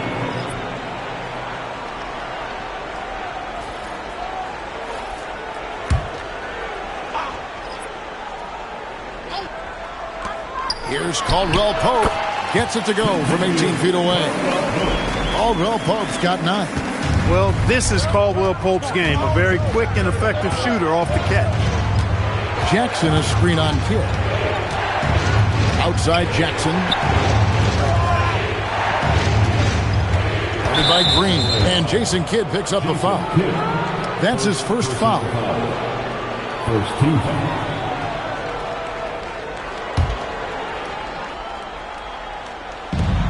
There's 21 seconds left now here in the second. Pass to Fall. Clock at 6. Jackson, that's a 2-pointer, and he makes good on his first shot of the game. Jackson's got his first bucket in this one. Nice setup. Excellent team basketball. And the last shot before the buzzer is off. And that's it for the first half of action in what's been a very close game here. Rockets lead by 5. Stay with us, folks. We'll get back just after halftime to start the 3rd quarter.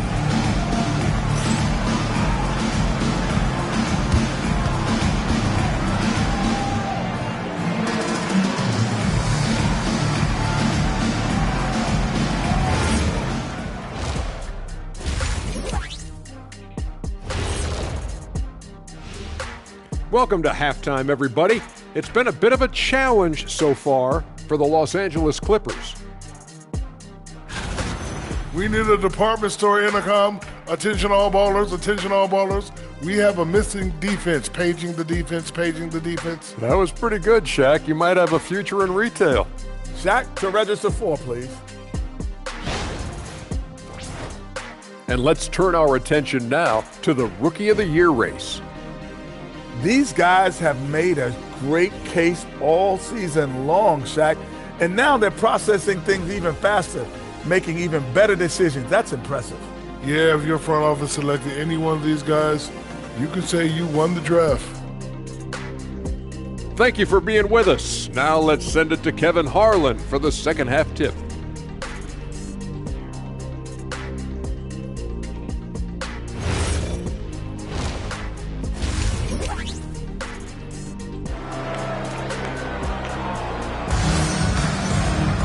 Second half of basketball upon us. We may be in for an exciting finish based on how close of a game it's been so far.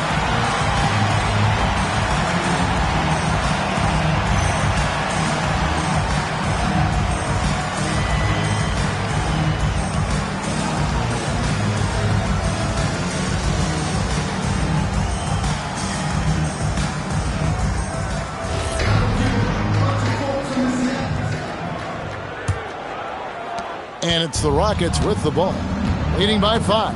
Get out there with Contavious Caldwell Pope. Then it's Green. Then it's Marley. That's the group starting the second half for Tyronn Lue. Puts up a deep 3. No good on that one. He missed that one, but I've seen him drill shots from that distance in warm-up. Well, that looked to me, guys, like a heat check and was maybe a step out of his range. Kidd against Ball to the inside, and it's blocked.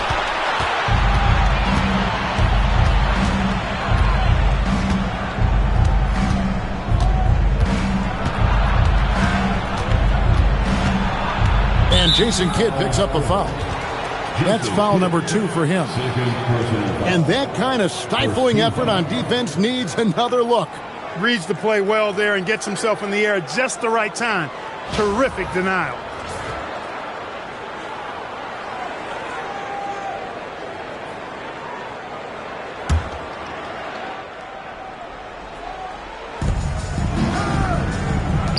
Jackson kicks to Mullen. 6 on the shot clock. Lets it go from deep. Connects from three-point range. 19 points in the game. I really like how he's playing tonight. Taking good, smart shots, playing his game. Green with a screen on Mullen. Foul, charge to Houston. Chris Mullen. First personal foul. First team foul.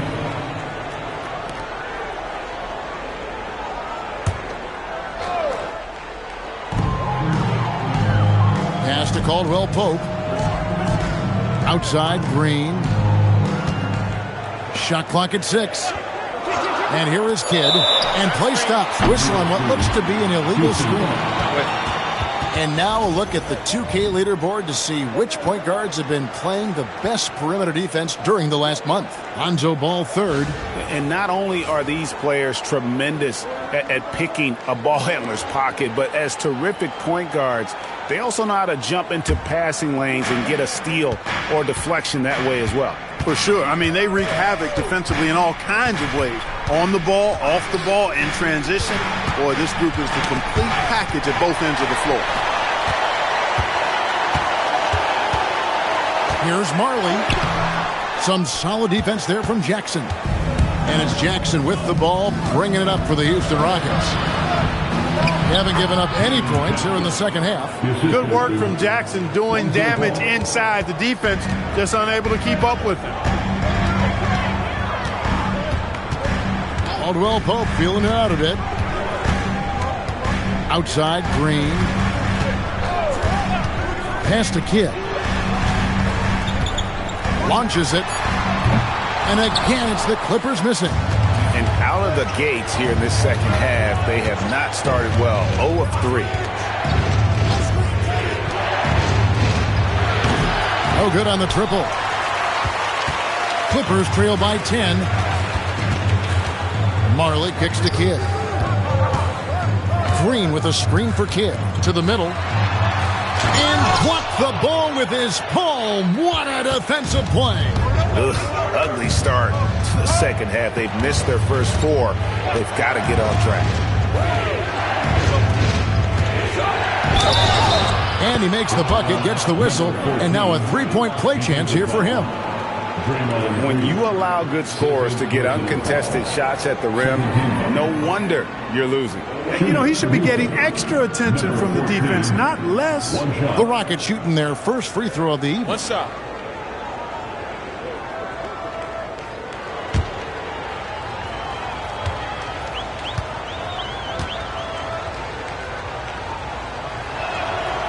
And that one misses.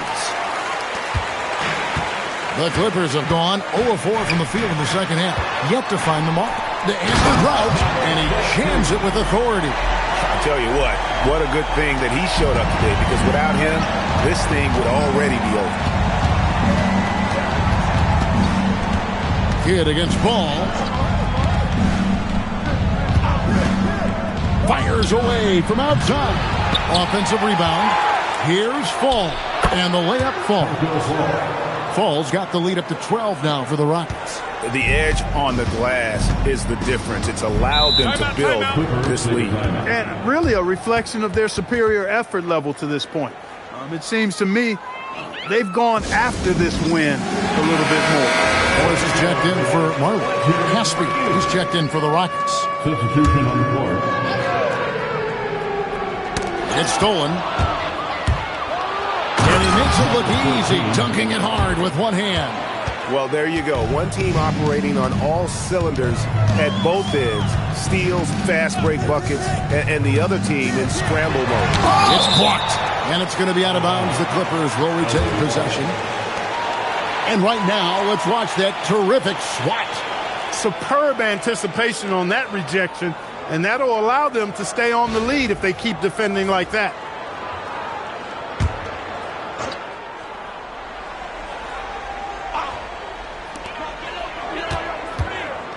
Foul, charged for Houston. Chris Mullin. Second personal foul. Second team foul.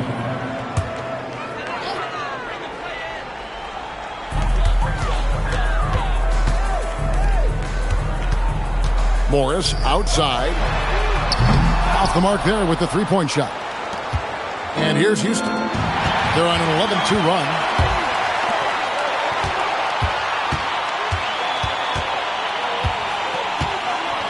Caldwell Pope up top. He's got 9. Back to Kidd. Here is Caspi, guarded by Green. That one's no good. Takes him to 10 for 15 for the game. Clippers trail by 14. Caldwell Pope outside. It's stolen by Mullen. He goes up again, and he gets the basket. Officials blowing the whistle, so a chance at the line for one more. And a moment here to take a look at some of the hustle stats for the Rockets. Really a great job in this one, forcing the issue defensively. Great quickness and discipline combined, making ball handlers very uncomfortable. And also, you've got to mention the block shots. Playing hard on defense, not allowing shooters to get comfortable. And Clark, is someone who has been around the game their entire life, what advice would you give to younger players?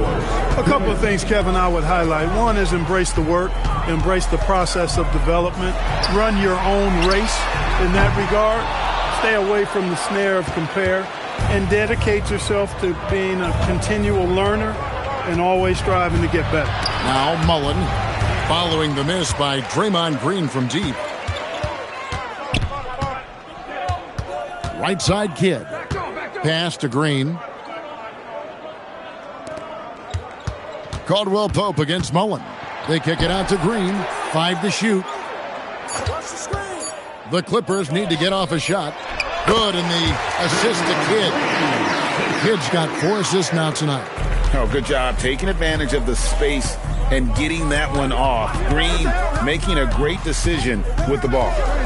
And the officials will call the illegal screen right there. Let's see the stat sheet here for Kentavious Caldwell Pope. In the last 5 games, you can see the trend upwards for effective field goal percentage. And it shows you how confident he's playing right now. And Los Angeles with some changes. Morris is checked in for Draymond Green. Davis is subbed in for Caldwell Pope. Houston also making some changes. Azili's checked in for Fall. Crowder comes in for Caspi. And it's C.J. McCollum in for Mullen. Now, here is Morris.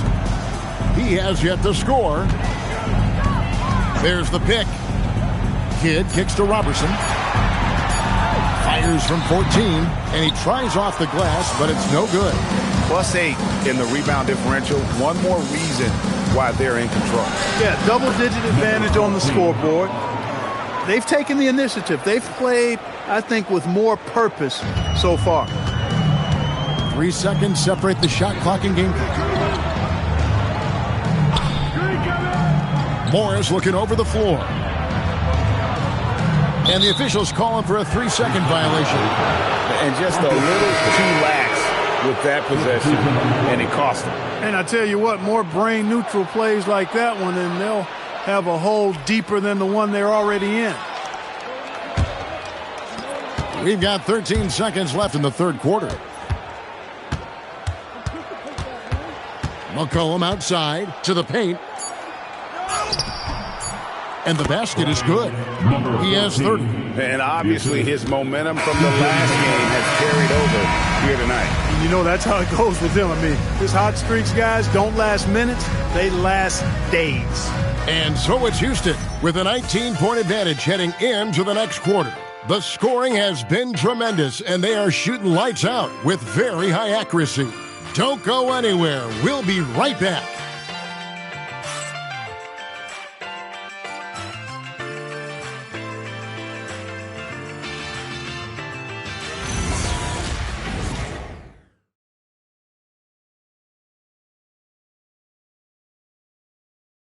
And let's take this chance now to show you the State Farm assist of the game.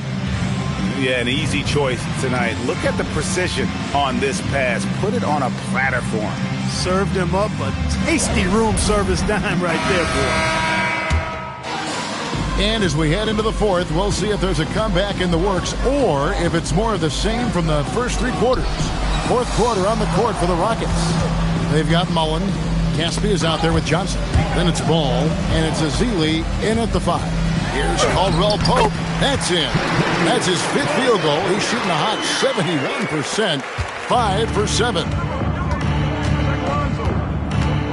Ball, the pass to Caspi. Now Johnson. Thomas covering. Ball feeling it out a bit. Jacks up a 3. Rebounded by Allen. You know what? They're winning, though, despite the fact that he has just been really off. Marley kicks to Robertson. Clippers moving the ball around. Here's Caldwell Pope. Allen. And the rejection by Azili. Ball dishes to Caspi. Johnson, the pass to Caspi. There's Ball with the 3. It's hauled in by the Clippers. And the well is running dry for him right now. Nothing falling. And, you know, you can sense his frustration. This is going to be a test of his resolve here. That shot by Caldwell Pope, no good. Houston leading by 17. Outside, Ball. The putback, he hangs in there and cashes in on the second chance points. They're doing a really good job of getting the ball inside and attacking the paint. That's an area they have completely dominated. Well, once they recognized the advantage they had inside, it made a lot of sense just to continue to attack that area. Now here's Caldwell Pope. The 3. The rebound by Azili. Not quite enough defense. That time around, just lucky he was off. Caspi dishes to Azili. From down in the low post, it goes. And the Rockets lead by 21. And add a little polish to his game. Azili, nice move inside. And the timeout called here by Tyronn Lue. And clearly an important juncture. He's going to have some choice words with his team. For the Clippers, Reynolds is checked in for Allen. Draymond Green comes in for Thomas. And Morris subbed in for Andre Robertson. The Rockets also changing it up. Falls checked in for Azili. Jay Crowder comes in for Johnson. And McCollum subbed in for Caspi. How can you forget about him? I mean, he's not going to miss that open of a look. Ball against Caldwell Pope. And a wide open look for McCollum. That falls. Nice feed that time from Ball. Ball's got his 9th assist in the game now. McCollum against Marley. Pass to Caldwell Pope. Here's Reynolds. And another 3 for the Clippers. And an eye for an eye. Both teams working to stretch the floor. Nothing like answering back. One team gets 3, you fire 3 of your own. Boom. Crowder sets his...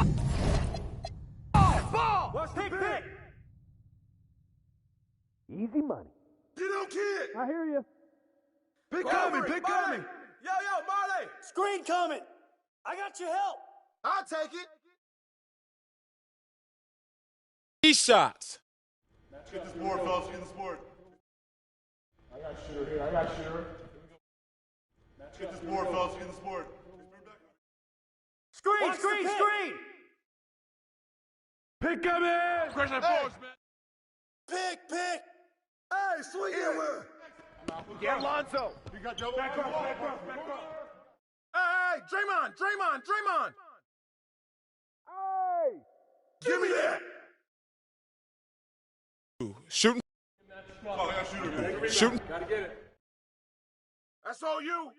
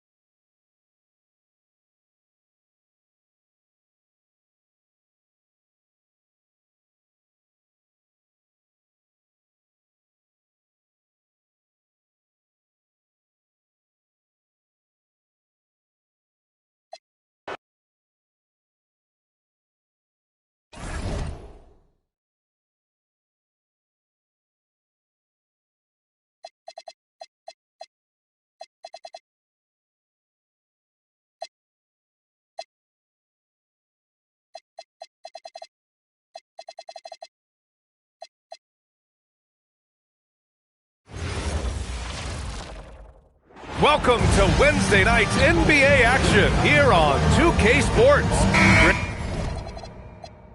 And two teams with very high hopes for the postseason. This should be a fantastic matchup. You know, B.A., I've had this one circled on my calendar. Both sides have talent. They're exciting. You know, it's the kind of game that could come down to the last shot. A look at the opening lineup for Tampa. Markelle Fultz is out there with Kyrie Irving. Then it's Chris Middleton.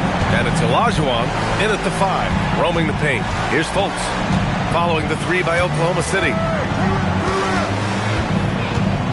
Middleton outside.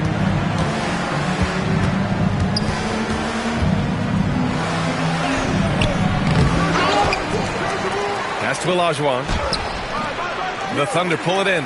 This, their first chance to take a look at Tampa this season. Yeah, we saw how combative yet enjoyable last season's series was. Two very excellent teams going at it. Both these teams are beneficiaries of tremendous coaching. Both have high hopes for the season. I expect to see a chess match tonight. 4 on the clock. And it's good with time running down on the shot clock. He's got 5. And setting the tempo with an assertive move. Like, where was the defense on that play? To me, that's a complete lack of communication on that side of the ball. These guys need to be talking to each other. And you never want to give a shooter like him a clean look. Just over a minute and a half played here in this one. Fires in the triple. That's a great beginning. 3 for 3 from the floor. For Tampa, they've gone 0 for 3 from the floor to begin this one. Fultz passes to Middleton. Fultz scanning the floor. Pass to Irving. Clock at 6. They set a pick. Shot to stop the run. Henson with a rebound. Well, cold start, right? You've taken 4 shots. You've not made one of them. Here's Moncrief, pounded by Fultz. And again, Oklahoma City with a triple. Man, that was fast. They're already up by double digits. Wow, they've come out strong, control the pace, assert their will, nice. And Tampa calls time here.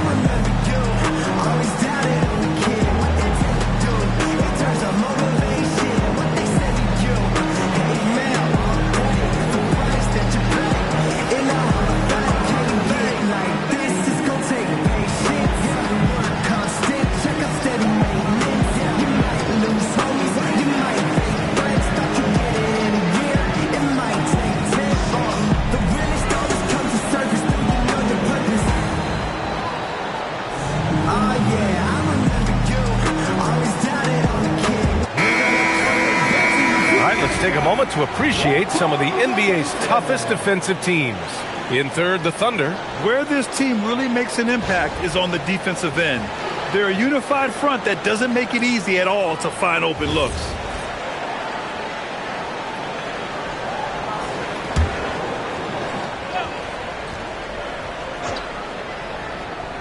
First quarter of basketball, just over 2.5 minutes played so far. Middleton against Kuzma. Left side Fultz. 5 to shoot. Irving for 3. And again, no good by Tampa. I mean, just a tough start. Missing their first 5 shots. Fires for 3. He can't hit that time. That was their first miss of the game. 4 for 5 right now. What a good start. Fultz finds Middleton. Now here's Irving. He's covered closely, and it's rejected. Oklahoma City leading by 11.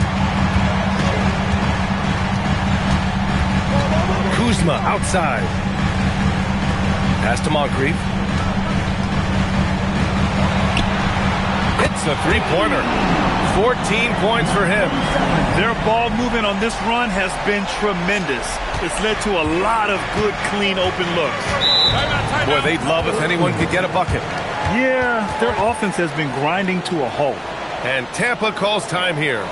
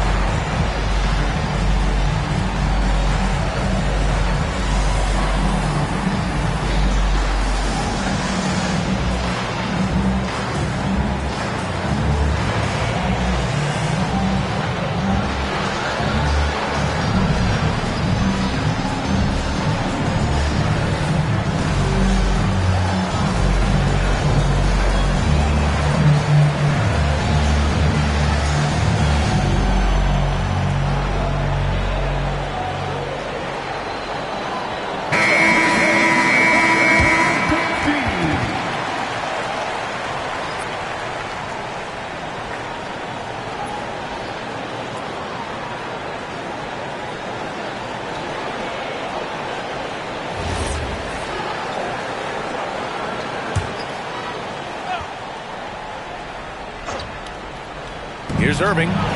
27 points his last game. Got it. 16 points for him. Boy, this guy making the most of his chances here, really giving his team a lift.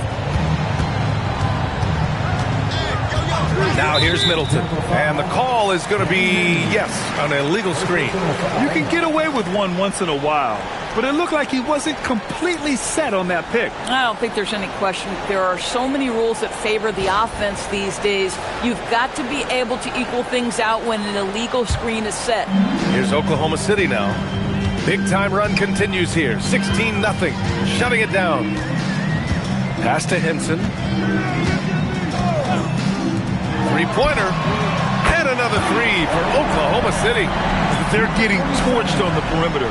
4 of the last 5 buckets have been threes. Middleton with it.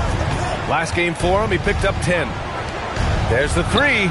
And that one's good. Irving for 3. It's clear there's a lot of pride on the line in this one. Absolutely. When someone makes a shot, the first thought is, I want my own back. Now here's Kuzma. No points yet. And another three for Oklahoma City. If it ain't broke, don't fix it. They should continue to ride the hot hand.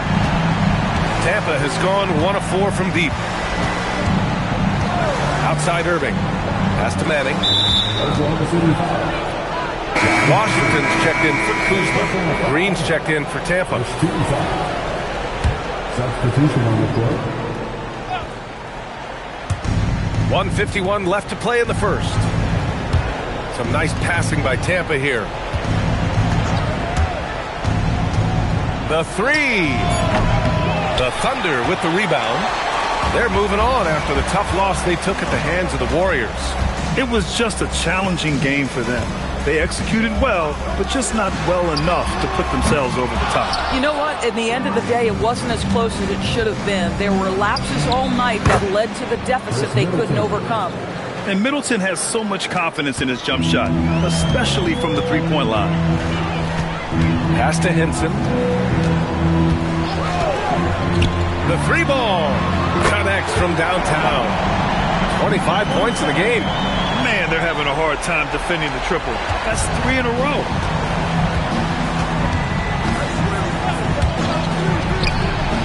And Tampa hits again from deep. both teams are starting to find a rhythm here. And this is partly what the game has become, right? A matter of dueling three-point opportunities. Here's Henson. Still no points. From downtown. Here's Parrish. And there's the slam. Dunk to finish it off. They've been very effective so far. A balanced attack at its best. On the offensive end, it feels like they're getting the shots they want, and defensively, they are connected and on a string. Now here's Irving. They look to him to score consistently, averaging around 13.5 a game. Boy, he looks and will take that shot every time, just won't go. Deflected. Middleton, right side. Oh, what a perfect pass to set that up. Hey, the feed might have been pretty, but the finish, that was angry. 1 second left. That one no good. And so it's Oklahoma City in control with a 16-point advantage heading into the break. They're communicating well and stringing together stops. And don't go far. We'll be right back.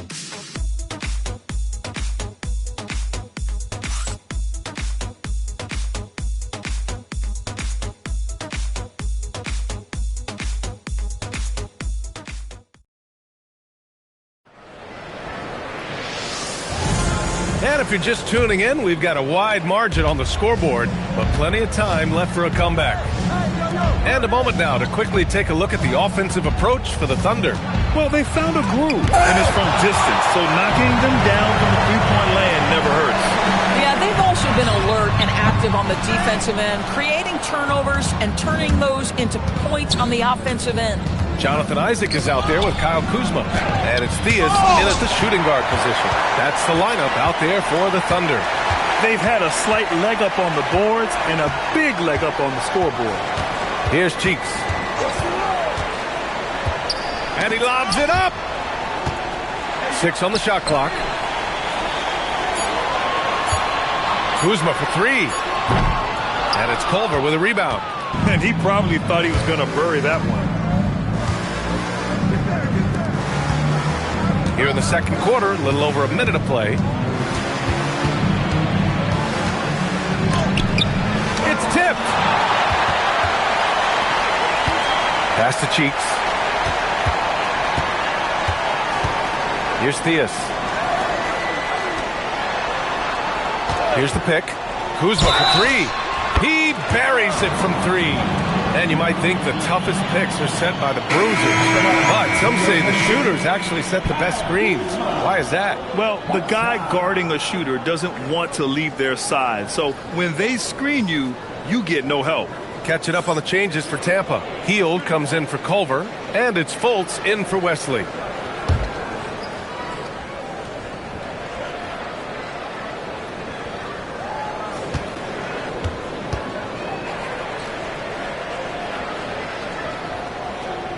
Well, Kuzma is a guy who possesses some of the traits you want.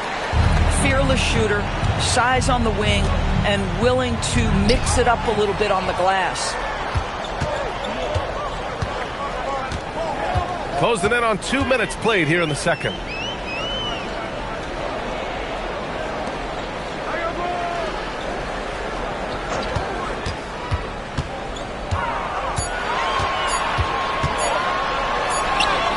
Hits it just before the shot clock expires. Kuzma's got 6 in the quarter. You love it when a guy can put a slow start behind him and begin to ramp it up. And Tampa calls time here.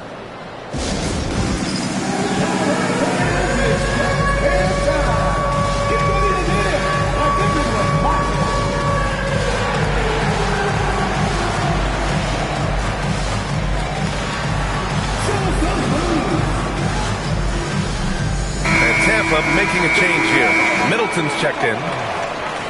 And let's have a look at which point guards have posted the best steals numbers over this past month. Markelle Fultz is second. Swiping the ball involves so much. It's reading passing lanes, understanding the offense in general, and taking high percentage risk. They do all of that. You know, I think that's the mentality they have when it comes to defending aggressive. They don't let up for 1 single second at that end of the floor, and they're always looking to cause you discomfort. And again, no good by Tampa. And they're +5 on the boards after that rebound. All right, for those just joining us, we're almost 2.5 minutes into the second. Lets the three fly. It goes. He's 10 for 13. So much confidence. As the deep shots continue to fall, you can sense the frustration growing among these defenders. Doris, Alex Caruso, known for his defensive presence. I don't know which aspect of his game on that end of the floor to talk about. His ball pressure at the point of attack is elite. But you can also put him off the ball if you need to, and he can get into passing lanes and be disruptive. If you need him to guard up a position, he can do that as well. The versatility is probably the thing that makes him dominant. When you let a team knock down that many threes, you know you're likely to be on the wrong side of a run. The steal.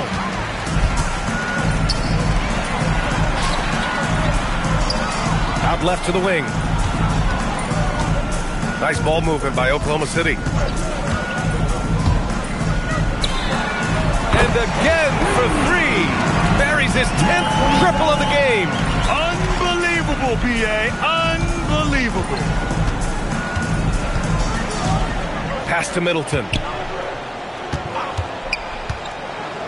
Outside Fultz.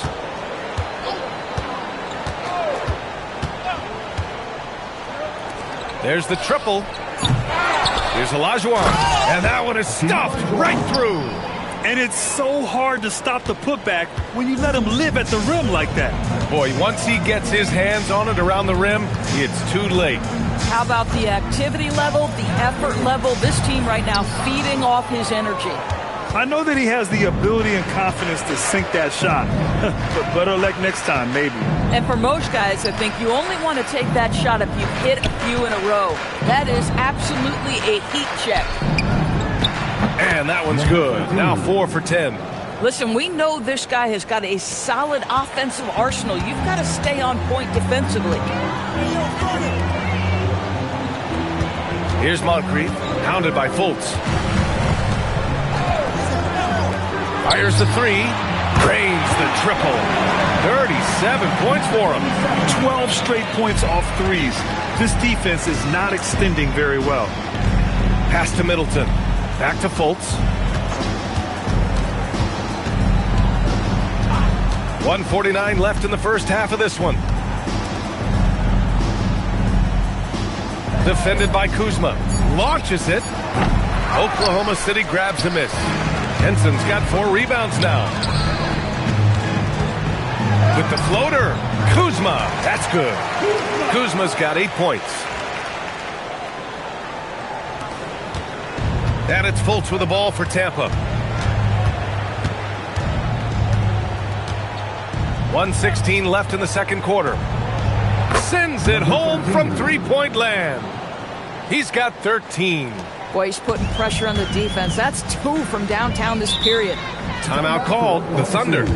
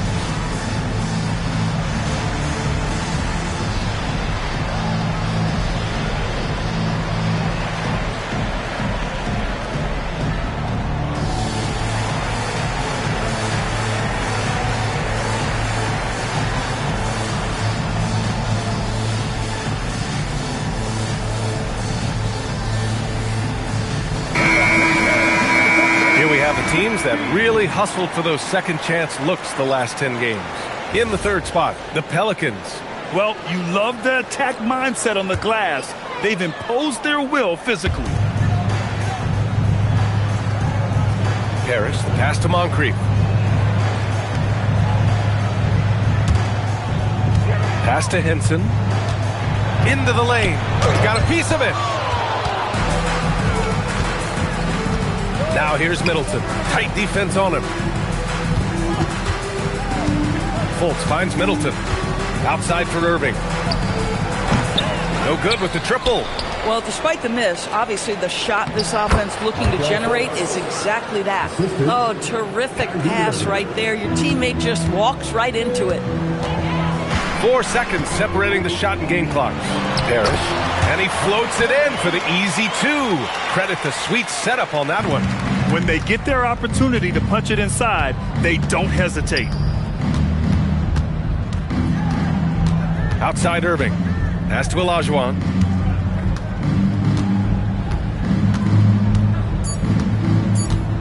With 1 on the clock.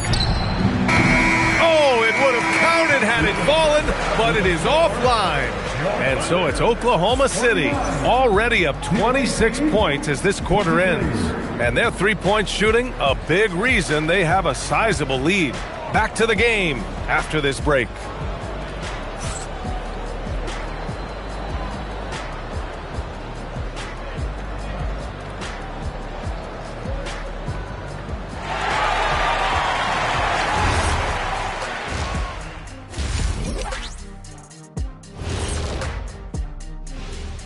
Hello, everybody. We'll break down the action shortly, but first, a glance at how the Eastern Conference standings are stacking up as the season winds down.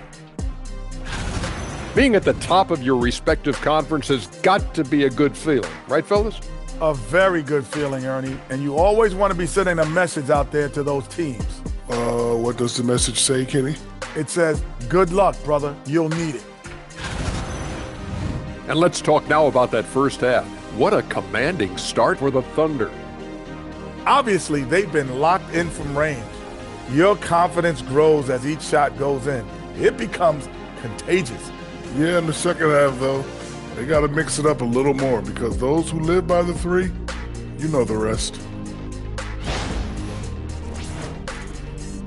That does it for halftime. Let's get back to game action. Here's Brian Anderson with the start of the third quarter.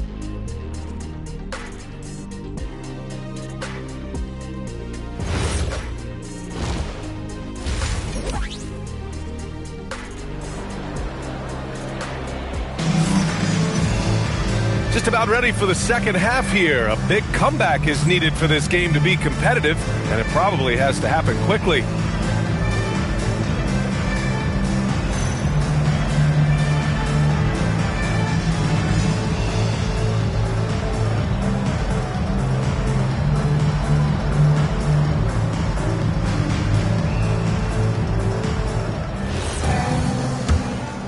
Here's Fultz. Here's who James Borrego is starting the second half with. Kyrie Irving out there with Markelle Fultz. Then it's Chris Middleton, and it's Manning in at the 4. Now here's Fultz. They set the pick. To the middle. Shot clock at 5.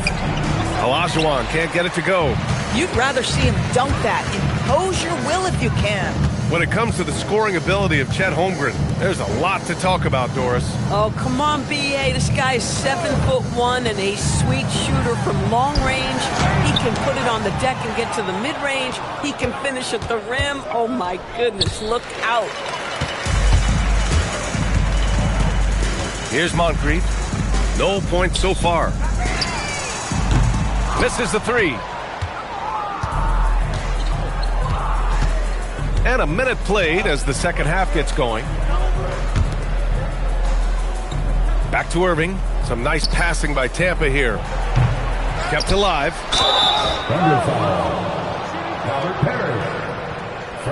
Tampa shooting their first free throws. First trip to the line in this one. And Tampa calls time here.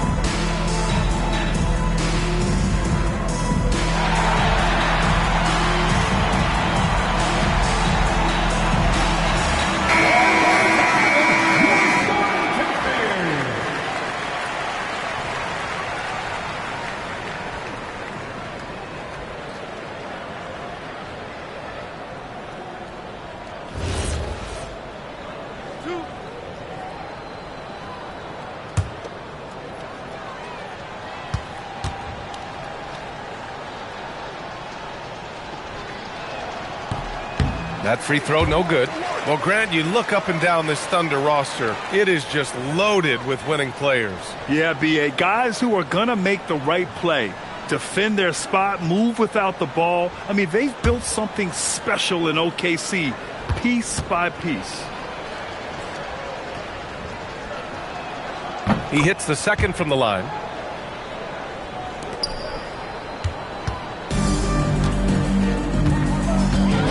Kuzma outside. Pass to Moncrief. Takes the three. Connects again from distance. Woo, you can tell he's feeling it right now. B.A., he's on fire. Outside Fultz. Shot is up. And again, no good by Tampa. Oklahoma City has gone 1 of 2 shooting from the perimeter since halftime. Kuzma, the pass to Moncrief. Good! Another from 3. Man, he's really launching them from outside the arc. Man, so locked in, feeling confident in his three-point shot tonight. Now here's Fultz. Not a lot of room. Pass to Manning. Knocked away.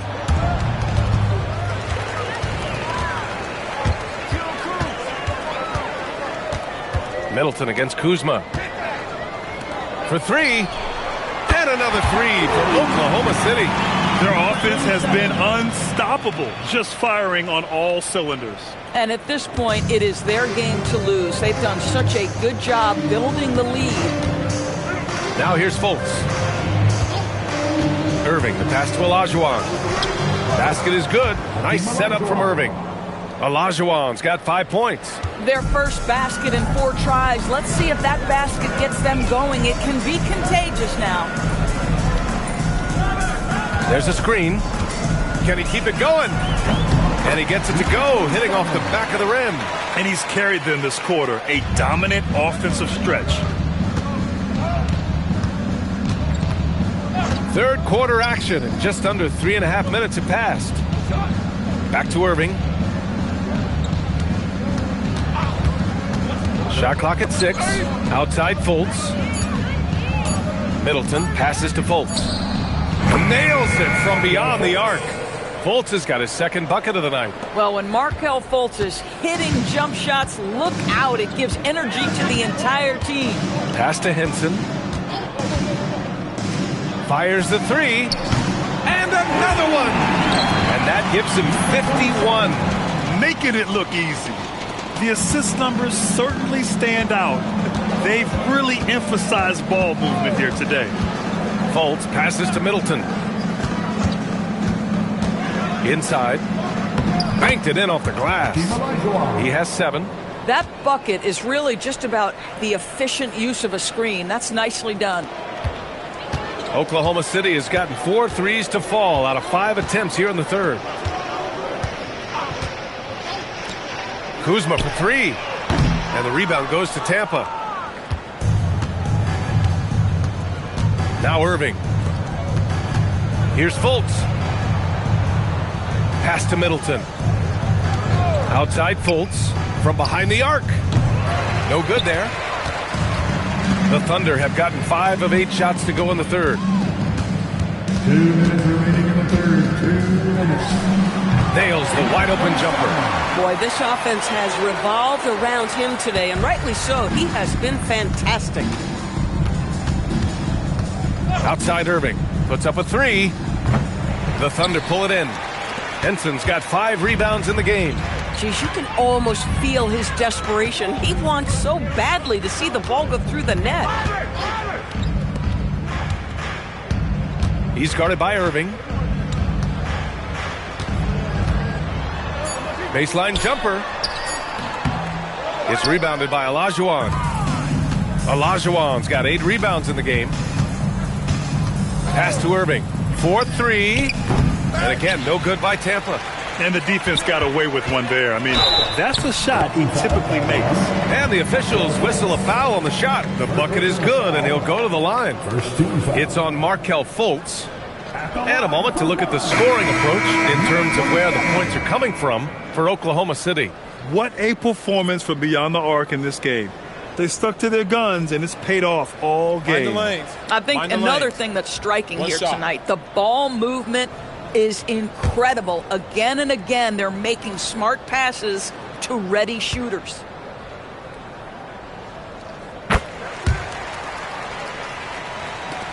.105 left in the third quarter of the game.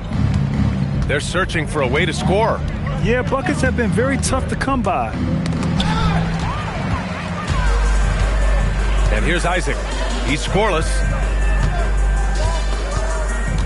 Pass to Cheeks. Here's Duncan.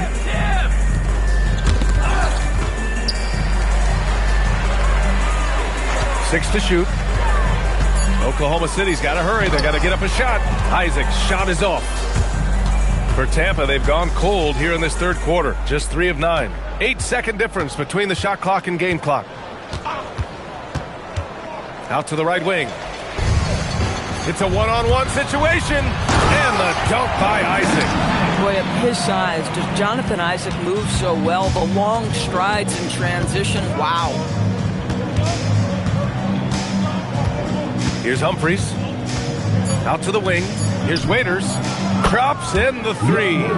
Waiters has gotten himself on the board with a 3 there. And so it's the Oklahoma City Thunder just dominating the opposition as they maintain a 36-point advantage. It hasn't taken them too many shots to get their points. They're winning with efficiency. All right, we'll get back to the action after this break.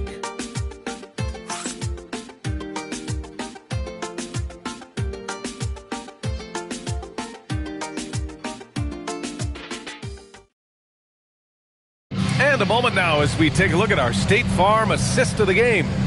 Now, I know he's a big man, but he's got some point guard in him if he's making passes like this. I'll tell you, in today's game, you want skill and decision-making at every position. And 1 quarter to go in a game that, to this point, has not been an evenly fought contest. They've got Jonathan Isaac, and it's Duncan in at the 5 spot. That's the lineup out there for the Thunder. Here's Blackman. And there's a pick. 4 on the clock. Hits a 3-pointer. They are unconscious from outside. And so far, the defense has had no answer. Well, that's the whole point, isn't it? If you space the floor well enough, it's almost impossible for the defense to account for everyone. And it's Middleton finishing it off. Oh, a beauty. Aggressive move by Middleton. Slamming it in to make a statement. Oklahoma City shooting has been on another level. 68% for the game. Down low. Here's Duncan. Oh, he goes up high for the two-handed slam. Yeah, just catching your teammate in stride right there. That makes the game easy.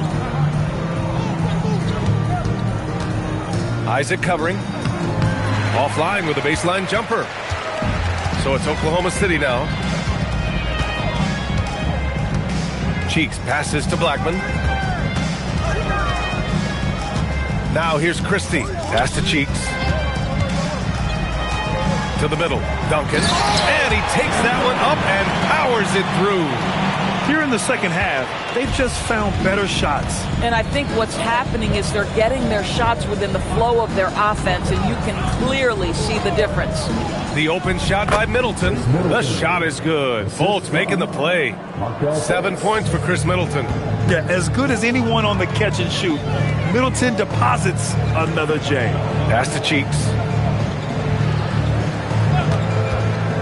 Well, officials have never been under greater scrutiny, so development is key, Grant. And I read now they have a training app refs can use on their phones. Yeah, I mean, we've seen the players leveraging electronics to train smarter, and it's great to see the officials making use of technology as well. At the line for one shot. Tim Duncan.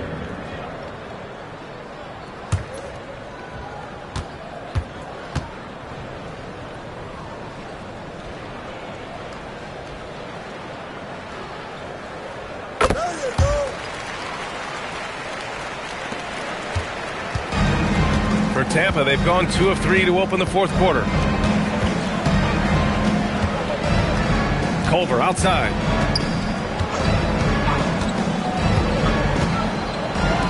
Here's the three. Fires in the triple. And his fantastic performance from the last game has carried over to tonight. No, I think that's the one thing every player is searching for. Consistency. They're giving this guy a chance to carry the offense once again. Here's Duncan. Lays it up and banks it in. And trust me, when the D's slow to react, he'll be the first guy to make them pay. And that's typical of this guy. He's always reading the situation, reacting quickly and capitalizing. Here's Manning. And they pick up 2. Yeah, surprised he doesn't have more shot attempts. He's been accurate. You'd think he'd want to take control now with them behind. And Grant, many of the newer rules have helped unlock offenses. Any need to help out the defense? You know, I think the rules are fine, B.A. It's just about allowing defenders to do their job and limiting the cheap foul calls so they can stay on the floor. Now here's Fultz. Back to Middleton. Outside Fultz. Down to 5 on the shot clock. Tampa needs to get off a shot. No good from outside. He got his defender off his feet with a pump fake, but couldn't knock it down. Here's Cheeks. And another miss by Oklahoma City. That's not a bad shot, but this isn't really his shot. Pass to Middleton. Back to Fultz.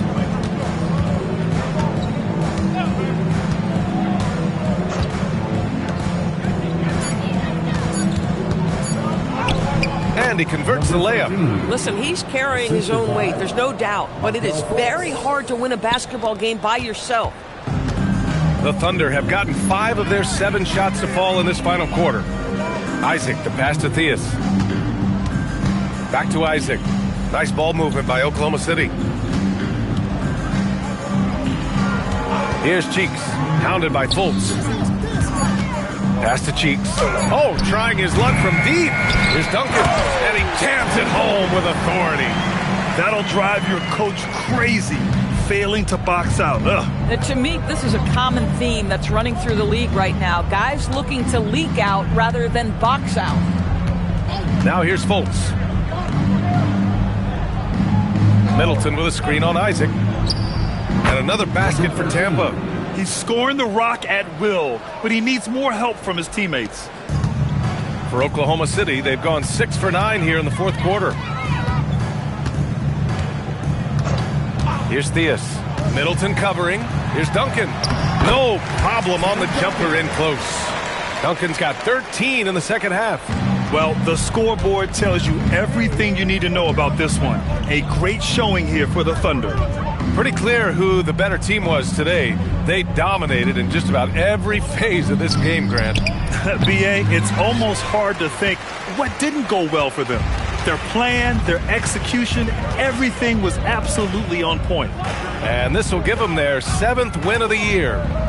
Here's Cheeks. Pass to Duncan. And it's blocked. And it's out of bounds to the Thunder as Oklahoma City retains possession. Washington's checked in for Oklahoma City.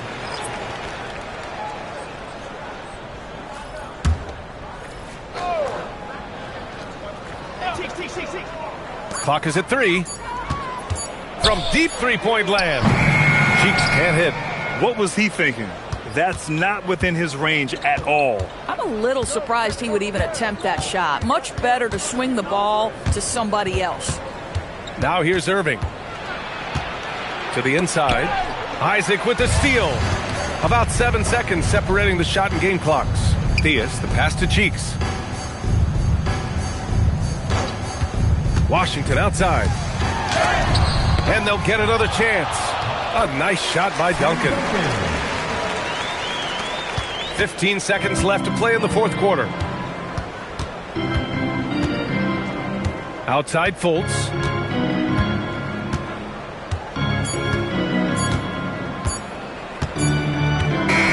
And so it's the Thunder taking care of business in this one. Well, this might not have been the most competitive game we've ever seen, but you've got to appreciate their masterful performance. And I'm sure their fans appreciated it too. We saw the outstanding defense and a loaded offensive effort. They were just dominant out there. That's it, folks. The NBA regular season is in the books. For Grant Hill, Allie LaForce, and Doris Burke, and the rest of our 2K team, this is Brian Anderson signing off. As we leave, we present our player of the game.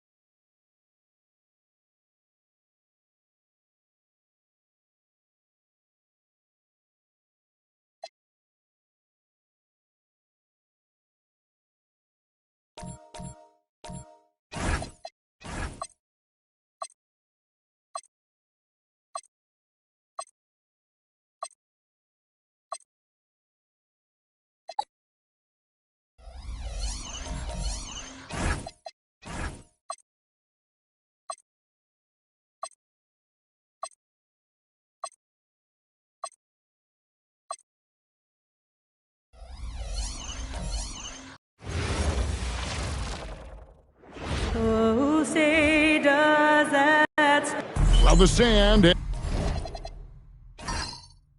has basically run out on the proverbial timer. At this point, Greg, you're either in or you're out. Yeah, for most teams, the future is certain. It's the playoffs or 1, 2, 3, Cancun. Teams are either building for the future or liking what they've got. And now the opening lineup for Detroit. They've got Bull. Thorpe is out there with Turner. Then there's Porter. No question, he got bumped on that shot. And Stan, when you think of the most athletic teams in the NBA, the Pistons have to be right up there. Yeah, a handful of supreme athletes. And most importantly, Kevin, they use that athleticism to attack and disrupt. That's what makes the difference.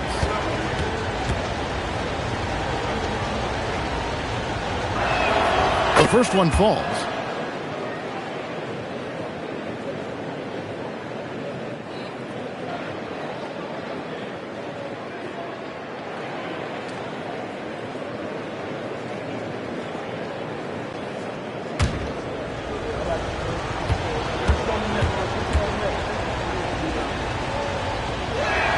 Both shots good from the stripe. And what an advantage. You really feel like you can always trust him when he's at the line. Pass to Mobley. To the inside. And stolen by Bull. And here's the fast break. Turner against DeRozan. And stolen by Mobley. Right side, Garland. And a miss there on the triple. And so it's Porter bringing it up now for Detroit. Here's Turner. Second chance shot. Bull. Pass to Thorpe. Screen by Bull. Tries yet again. And it's sent back by O'Neal. And the aggressiveness on display here from O'Neal. Terrific at turning shots away with that size and length. Turner looking around. Now Porter pulls it up. Detroit, no good that time either. Yeah, a bit of a slow start here. They're 0 for 4 to begin the game. The three from Garland. He's now 1 for 2 with that bucket. Garland feels comfortable from just about anywhere beyond the arc, including that short corner. Pass to Porter. Here's Turner. There's the three. Evan Mobley with the rebound. Yeah, trying to get going here, but that's an offer for the first 5 here to start the game. And O'Neal gets it to go. It's a tall challenge trying to contain Shaq, especially when he's operating close to the basket. And so the timeout here by J.B. Bickerstaff. Coach is going to take a few minutes to regroup and go over the strategy.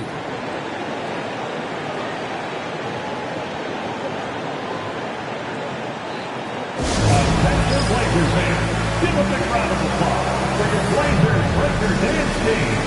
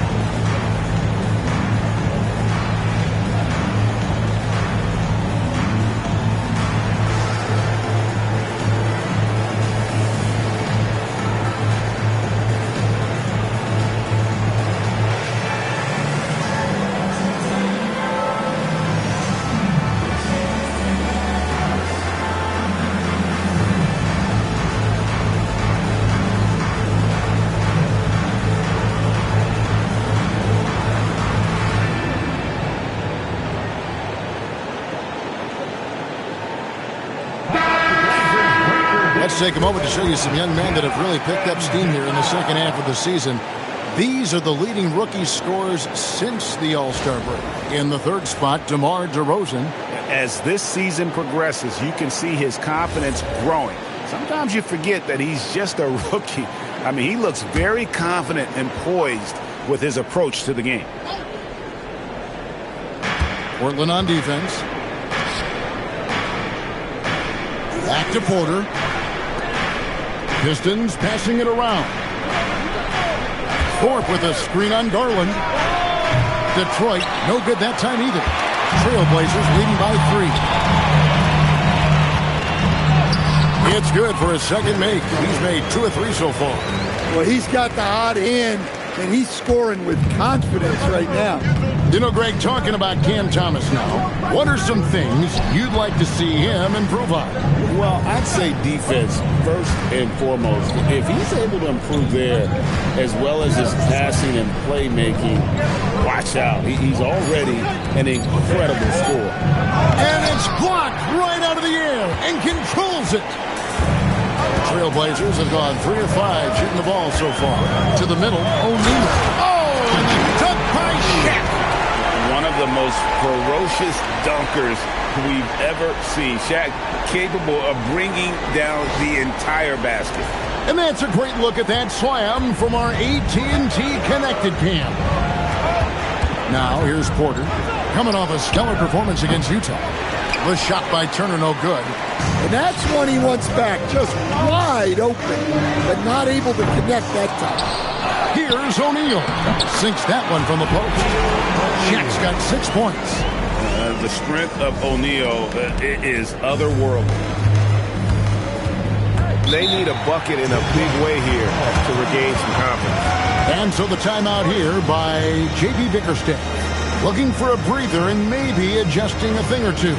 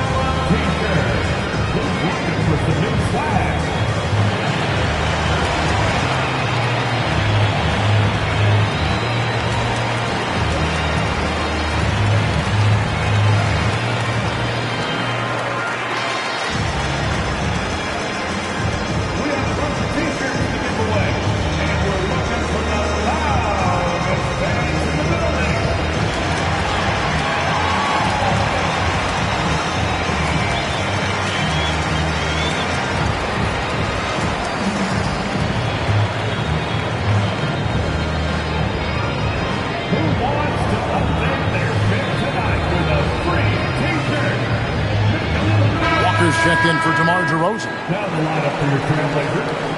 Number 31, Wally Walker.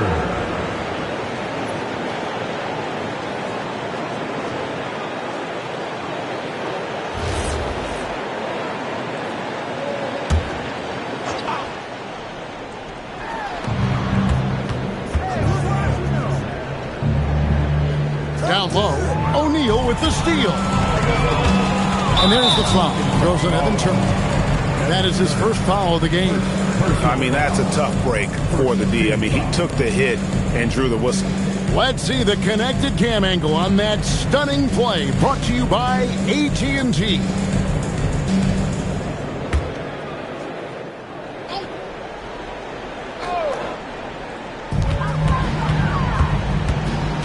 Outside Garland. Pass to Mobley. Now here's Shaq. Kicks it out to Garland.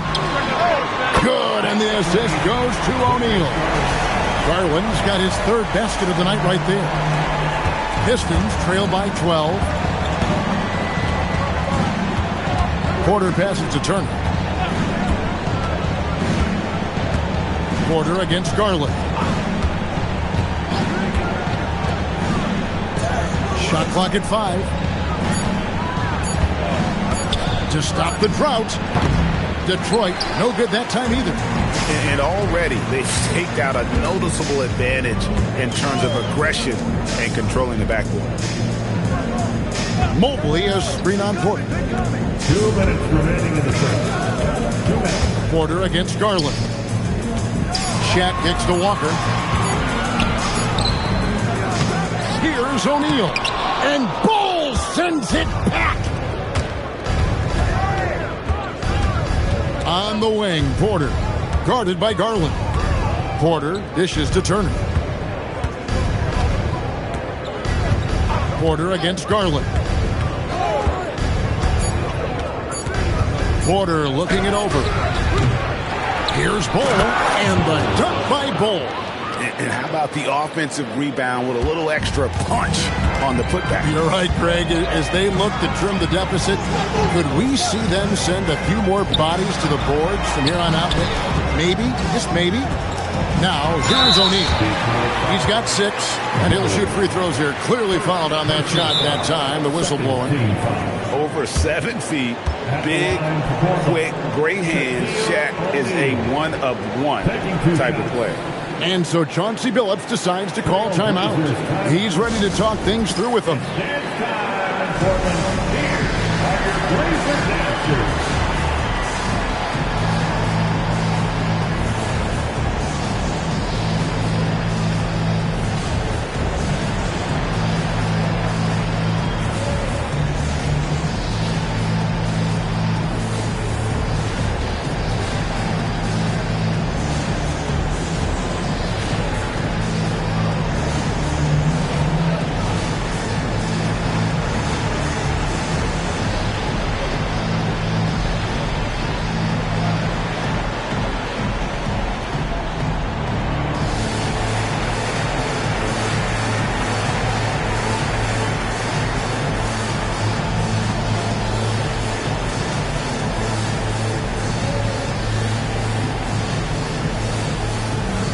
Teams will make substitutions.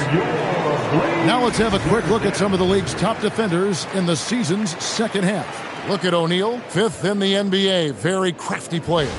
Defensively, he's been a glove. I mean, he has just been blanketing his opponents.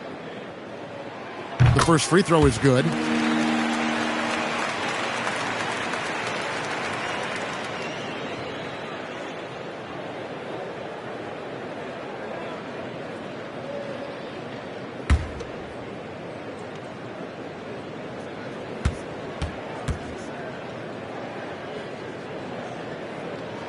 And that one goes in.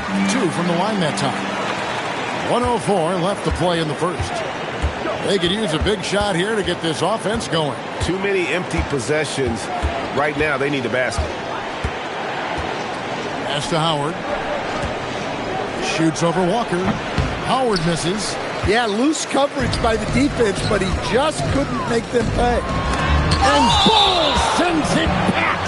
And it's not just Bol's size that makes him such an excellent shot blocker. He's got great instincts as well. Not many guys come out of games with more blocks than points, but that's typically the stat line from the Knicks. And that rejection had some mustard on it. Huge, huge play. And that has got to help the morale of this team. Let's see if that sets up a run here. And the Pistons making a change here. Carroll's checked in. O'Neal a screen on Porter. Vaughn the pass to O'Neal. Turner with the steal. About 7 seconds separating the shot and game clocks. Outside Porter, and there's the whistle. Illegal screen. Yeah, 3 turnovers so far, and the real issue is the fact that they're unforced, too careless with the basketball. For the Pistons, Kevin Willis is checked in for Bol, and it's Jackson in for Damari Carroll. And here's Portland. They've outscored him 16 points to 2, not slowing down. Jackson outside. Pass to Vaughn. Here's Ruland, covered by Thorpe. Count that one. And the Trailblazers lead by 14. Darius Garland has been leading the charge for Portland. He notched 8 points in the quarter and has that terrific basketball instinct on display. Back right after this.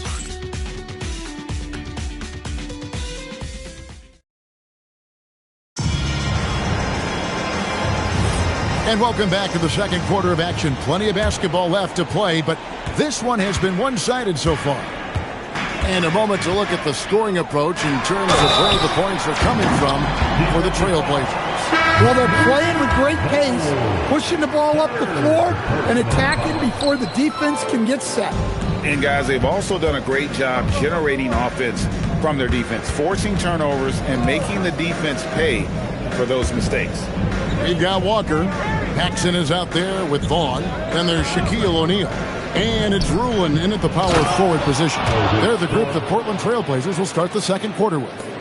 And that's a little lack of fight at the defensive end. Absolutely. At least on that slam, you're right. That's one way to let a team back in the game. Yeah, but also credit the offense there. That's making a play when you really need it, and they need more of it. Here is Portland. Portland making their last shot. Well, Greg, you've had a long NBA career, so I'm curious, what's one of the biggest changes you've noticed since you've retired? Well, one that doesn't get talked about enough, length. Players these days are just longer, especially in the backcourt and that wing position. It feels like every team has a guy 6'9" or taller that is a pure perimeter player. Portland on defense. After the three-pointer from Evan Turner. Pass to Howard. 6 to shoot. Shoots over Walker, and the shot is long. And that's the battle they haven't been winning today. Their work on the glass has been porous, and that's got to change. Pistons trail by 13. Howard dishes to Porter. Second quarter of play with around 2 minutes gone so far. Pass to Thorpe. Great pass to set up the lay-in. Thorpe's got his second basket of the game. Great move. This is what you get when Thorpe's being aggressive. He's a high percentage shooter in that painted area. And so Chauncey Billups decides to call timeout. This now will give him a chance to discuss some potential changes.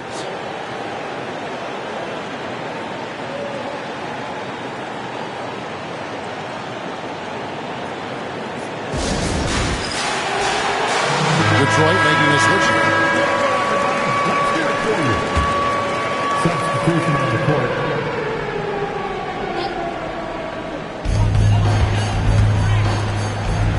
Robinson on the wing, covered by Thorpe. And some nice ball movement here by the Trailblazers. Woodson passes to O'Neal. Quarter 2 and just under 2.5 minutes gone by. Doesn't go that time. Pass to Thorpe. Now Turner. And here is Willis, defended by Shaq. Willis, the pass to Turner. Willis with a screen on DeRozan. 4 on the shot clock. Here's Woodson. To the paint. DeRozan gets the bucket. Yeah, he is a heady vet. DeRozan figures out ways to outsmart the defense. Pass to Turner. Porter against Garland.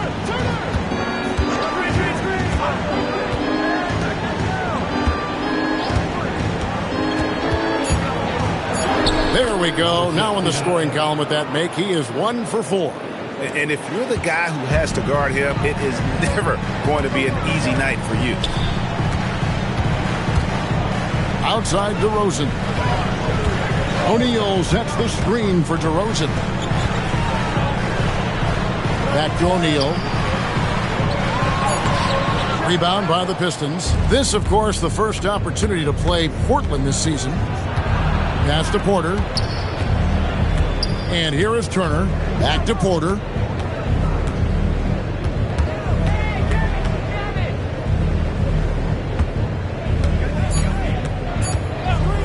Puts one up from 19. And there's another one for the Pistons. And boy, did he ever sell the pump fake. Worked to absolute perfection. Outside Robinson. Outside DeRozan. Robinson sets a screen for DeRozan. Pass to Shaq. Right wing. Robinson a screen on Porter. Garland finds. He's going to put that one in his scrapbook. Insane dunk. And now they're starting to rub it in. Build up a lead, and here we go, baby. It is showtime. And so the timeout here by J.B. Bickerstaff. He's going to have a discussion on the sideline. Both teams deciding to change it up.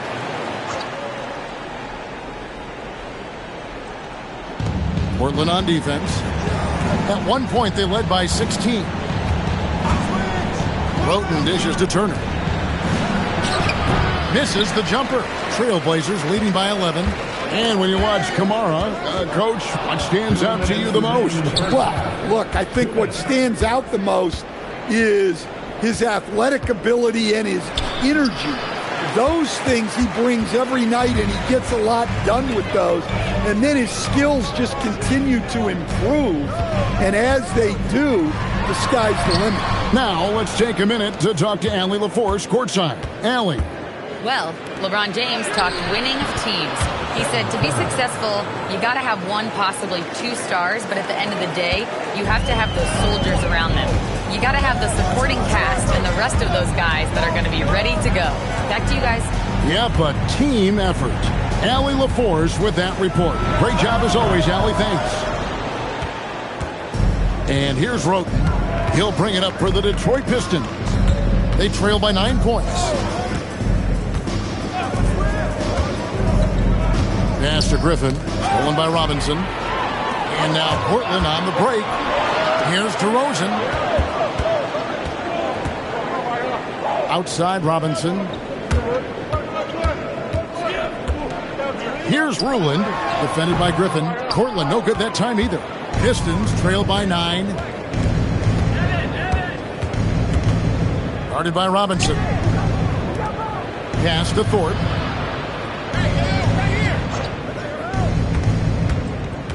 Now Griffin. Down to 5 on the shot clock. Can't connect from 13 feet out. Now here's Garland. He's guarded closer. And he takes that one up and powers it through. Super work on the boards. They really want to put their foot down on him now. Yeah, and once you got him on the ropes, Greg, just keep swinging away. Yeah, this is the spot where coaches want you to be relentless. Don't even give them a glimpse of it. And so it's the Portland Trailblazers holding on to an 11-point cushion as we get ready to take a break. They've been playing some ferocious defense. And we'll be back with you shortly.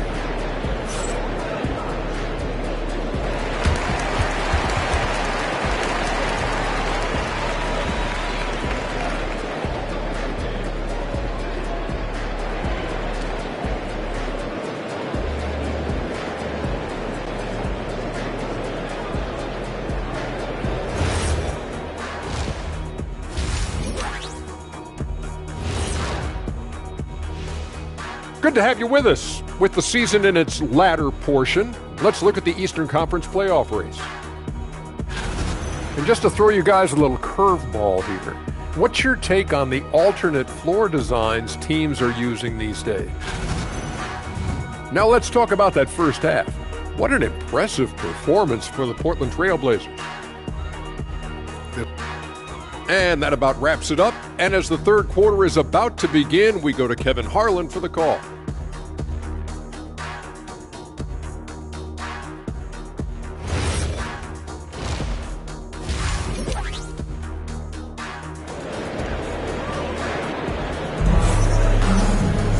And with a big gap on the scoreboard, the second half begins with very different goals for these teams. One side trying to mount a comeback, one side trying to protect their lead. Really an incredible game from Shaquille O'Neal. Man, he's been running wild on him through that first half. Absolute dynamite on offense. Yeah, and in terms of slowing him down, I think they're going to have to change things up. Give him some different looks. Trailblazers leading by 11. On the floor for Detroit, they've got Porter. Evan Turner is out there with Thorpe. Then there's Bull. Pass to Garland. Mobley a screen on Porter. There's Garland. Rebound by the Pistons. Bull's got his 4th rebound with that last one here tonight. Porter inside. Mobley's there. The defense does just enough to alter that shot. Garland kicks to DeRozan. Some nice ball movement here by the Trailblazers. Offline with his 3. Pistons trail by 11. Second half just getting started. About a minute played.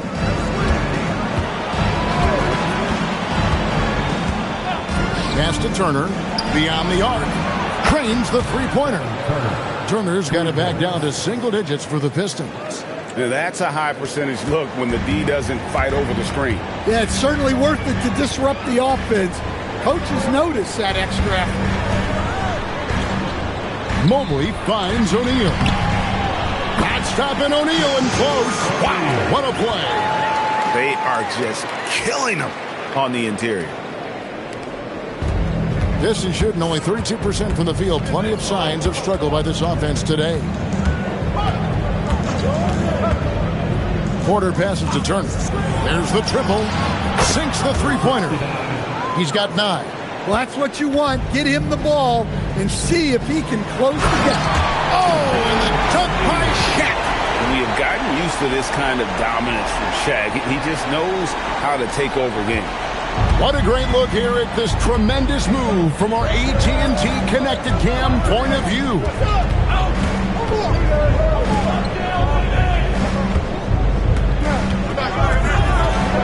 Pass to Bull. Shoots over Shaq. Bull can't hit. Not sure what the D was doing there. Clearly a breakdown. You can ill afford to give a guy like him that good a look. DeRozan for 3. And Bull pulls it down. Pistons trail by 9. Now here's Porter, guarded by Garland. Back to Porter.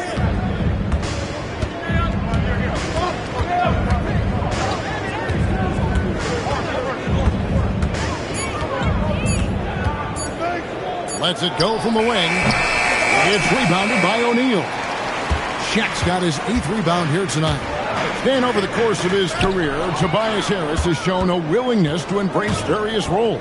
Well, look, Kevin, Tobias Harris is not only a highly skilled player, but he is a team-oriented, win-first, veteran guy, totally unselfish, and will just figure out a way that he needs to help any team he's on get to where they want to go. Willis, he checked in for Bull. Portland leading by 9. Outside DeRozan. Here's Shaq. Shaq goes right through him. And Matador defense, that's one of the easiest shots he is ever going to see. An unorganized defense like that is not going to help them close this deficit. They grab their own miss. He can't get it to go. Trailblazers have gone 3 of 7 on field goal attempts here in the second half. Pass to Garland. Thorpe against O'Neal. O'Neal is doubled. And no good. Trying to use the glass. Pistons trail by 11. And he banks in the layup. 11 points in the game. Oh, nice drive there to get to the bucket, using some of that terrific agility that he possesses.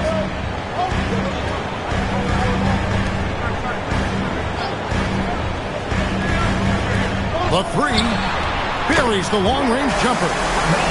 And the Trailblazers lead by 12. And you see the power, but O'Neal shares it nicely as well. Outside Porter. And they wasted no time getting those 3 points back. Their three-point percentage has taken a big leap here in this second half. And so Chauncey Billups decides to call timeout. He made the decision to huddle up with his guys and talk about strategy.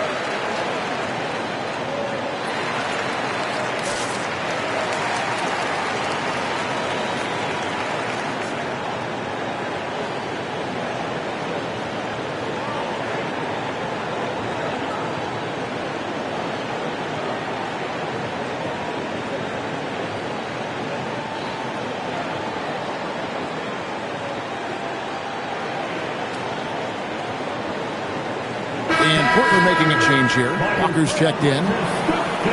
This pause in the action gives us a chance to see the teams that have scored the most points off turnovers this month. The Pistons, number 1.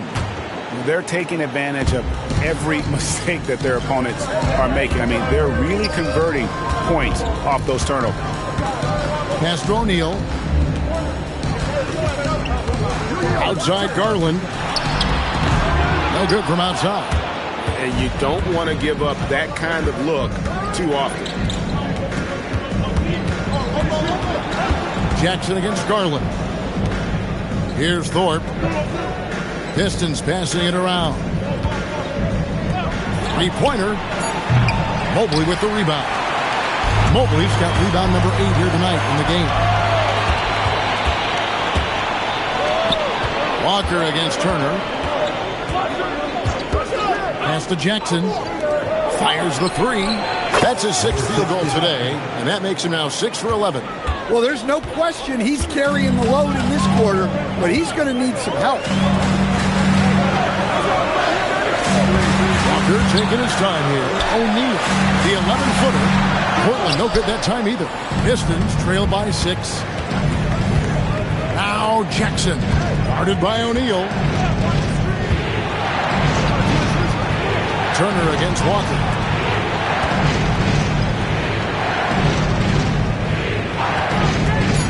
Three-pointer. Rebound by the Trailblazers. Mobley's got 9 rebounds in the game. Getting it done. Walker dishes to Garland. Pass to O'Neal. Ripped away. Got a piece of it. Stolen by Garland. And so it's Portland with a 6-point lead at the end of the quarter. They have made it very tough to get a shot off against them. Their defense has been stifling. We come back right after this.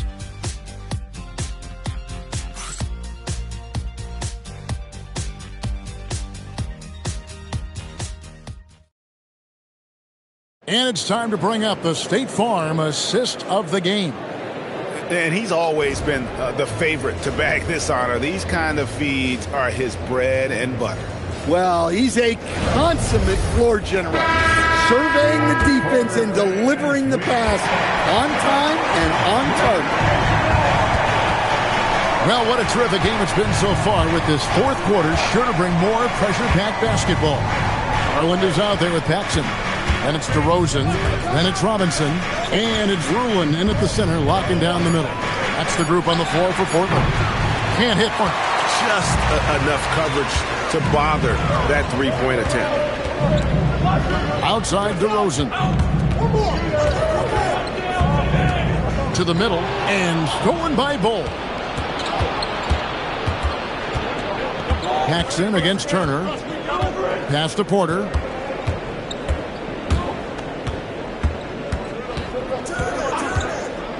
Inside, shot clock at 6. The slam dunk by Thorpe. Those plays can make a difference in a game like this. Well, you know it's going to fire up, Greg, everybody on that bench. And guys, you cannot allow that in a close game. You have to make it harder. No good from Paxson. Pistons trail by 4. Guys, they're looking for a way to score here. Yeah, they've had a tough time taking the lid off. Pass to Thorpe, and looks like the illegal kick was set. Yep, that's right. That'll get their attention. And guys, point of emphasis for the league is to really crack down on illegal screens. Yeah, and yet we still see it a lot. It's a tough thing to police. McHale's checked in for Robinson. And we've got a timeout called by Chauncey Billups. He's not taking any chances. He wants to huddle him up right away.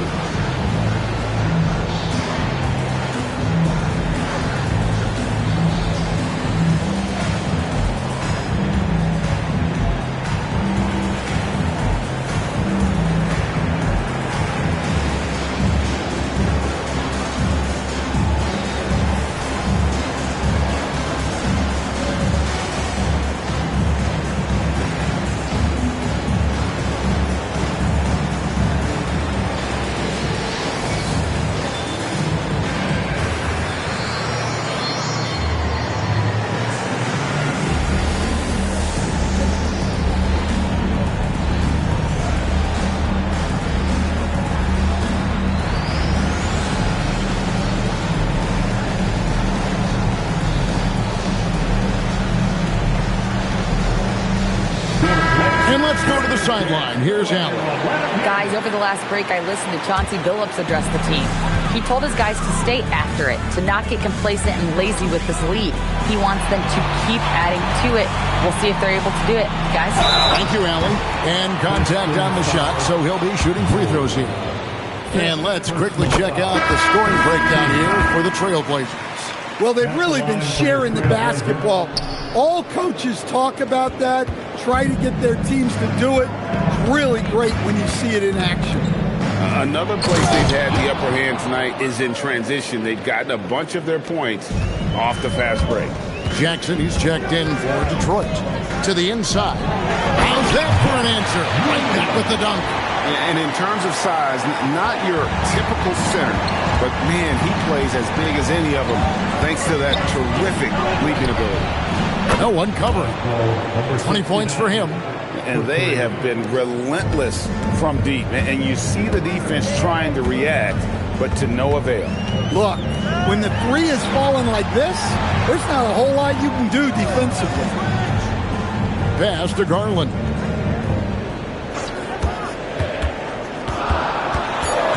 The Trailblazers need to get off a shot. And that one's good. Ruin. Well, they have leaned on him offensively with good reason. Efficiency will help you win a lot of games. Porter kicks to Turner from deep. Rebound by the Trailblazers. At one point, they led by 16. Cage passes to Ruin. And foul on the shot. He'll shoot 2 at the free throw line. First personal foul. And you don't ever want to get into the habit of letting the offense get to the rim. Bol, he's checked in for Detroit.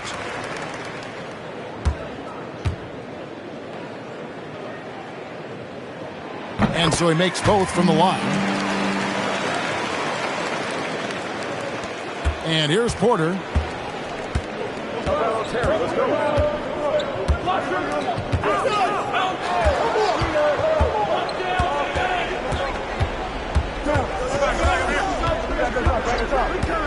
6 on the shot clock.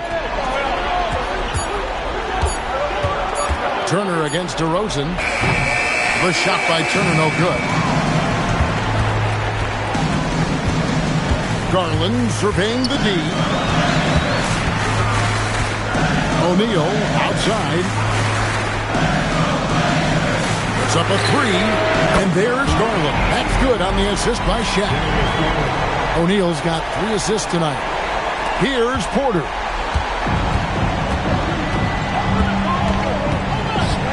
Now Turner.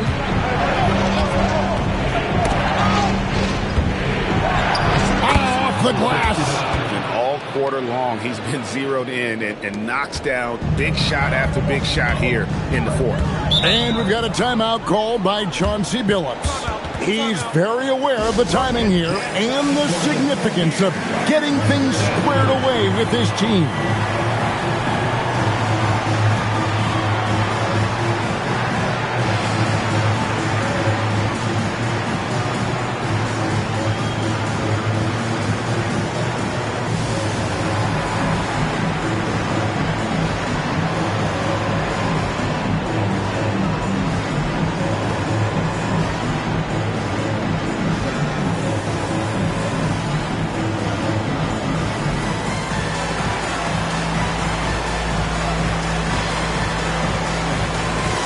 Mobley, he's checked in for Portland.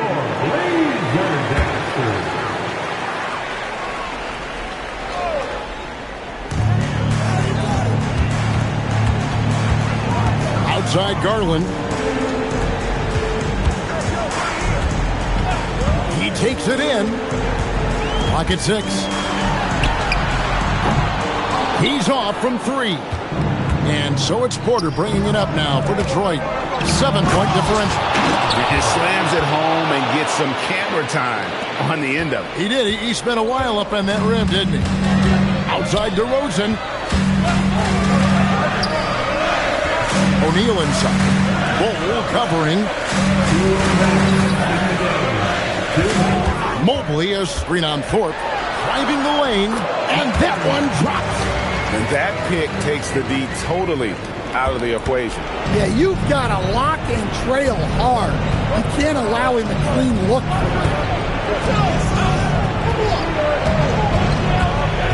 A minute 42 left to play in the final quarter. Outside, Porter launches it.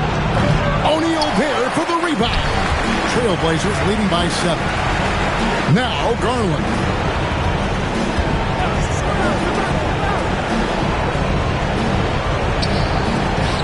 Ball against O'Neal. O'Neal is doubled. Focus from O'Neal. If the possession ends with a shot in close, you've done something right. And J.B. Bickerstaff is called a timeout. And he wants to see some changes out there right away and right now.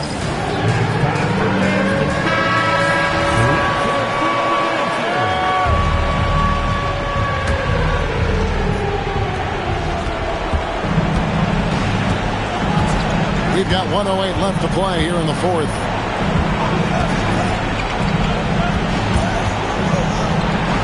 And it's sent back by O'Neal. Now, here's Garland. Now, O'Neal. Yep, that goes down. And it's just competing, you know, giving your best when it matters most. Yeah, they've got clutch guys on this team, and they never let up. O'Neal there for the rebound. This game looks like they've got it just about wrapped up. Yeah, just got to work that clock and take care of the ball. Here's DeRozan. About 7 seconds separating the shot and game clocks. Here's the drive. 4 on the clock. Now O'Neal. Oh, the slam dunk. This is Shaq at his best, getting that deep position and then just muscling through.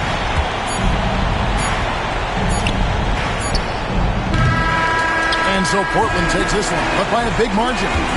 Some good competition, but the hometown advantage and their ability to stay focused, I think, made the difference.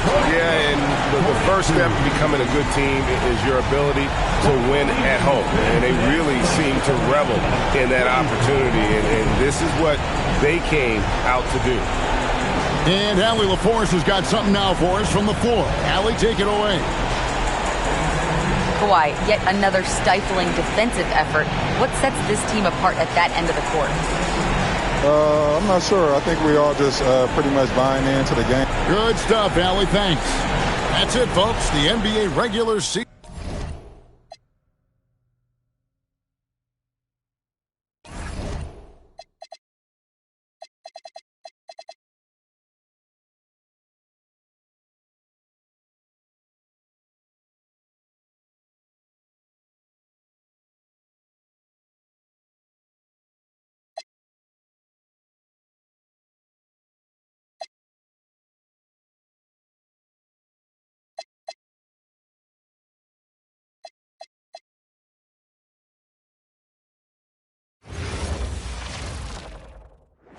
And out on the floor, shaking off the pregame jitter. Welcome,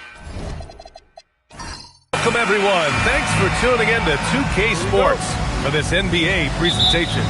Our game tonight featuring the Denver Nuggets as they go up against the New York Knicks. With Grant Hill and Clark Kellogg, I'm Brian Anderson.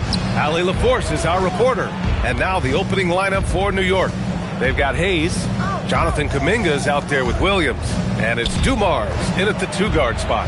Count that one. Clark heading into the postseason. Some teams have bet it all on star power, while others have bet on chemistry. Hey, I think continuity and chemistry are really the most important components to winning the championship because every team in the league has talent.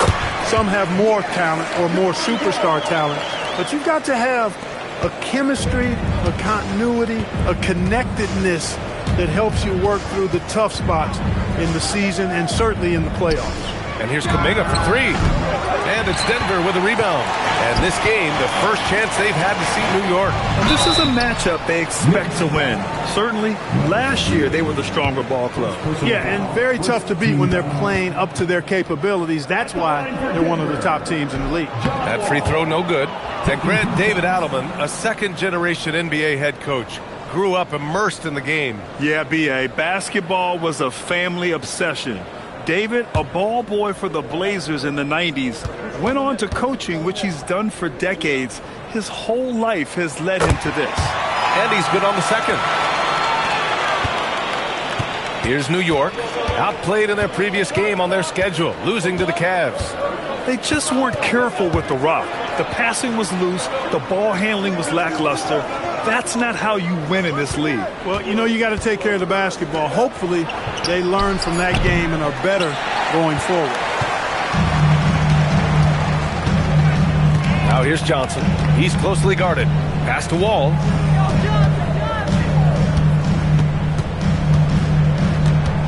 To the paint. Here's Chris. Got a hand on it. Connects from downtown. He's got 5. Defensively, you have to stay connected to him on the perimeter. Here in the first quarter, with about 2 minutes gone by, tried to answer back, but that 3 is off the mark. The Knicks have gone just 2 for 4 from the floor.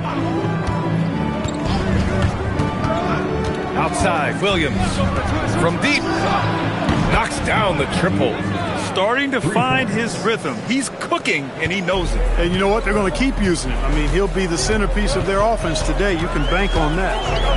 Now here's Wall, trying to make up for his poor performance in that loss to Charlotte.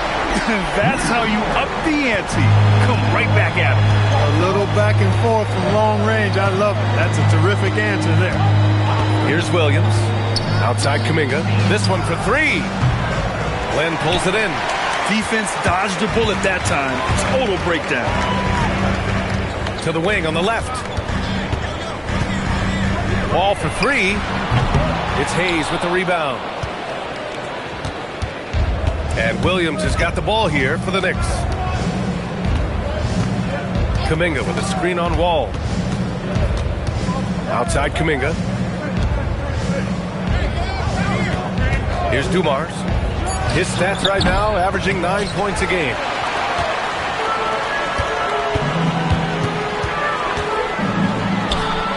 And the three-pointer goes. He relishes his role in this offense, and he's a natural leader, too. New York trailing. Kuminga with a screen on Johnson. Outside Kuminga. The 3 is up. And it's Denver with a rebound. He's having trouble getting anything to go right now. Lets it fly. The shot goes down. Very quick possession right there. Give him 8 points now. Knicks trail by 3. And so Mike Brown decides to call a timeout. Coach probably just checking to make sure everybody's on the same page here.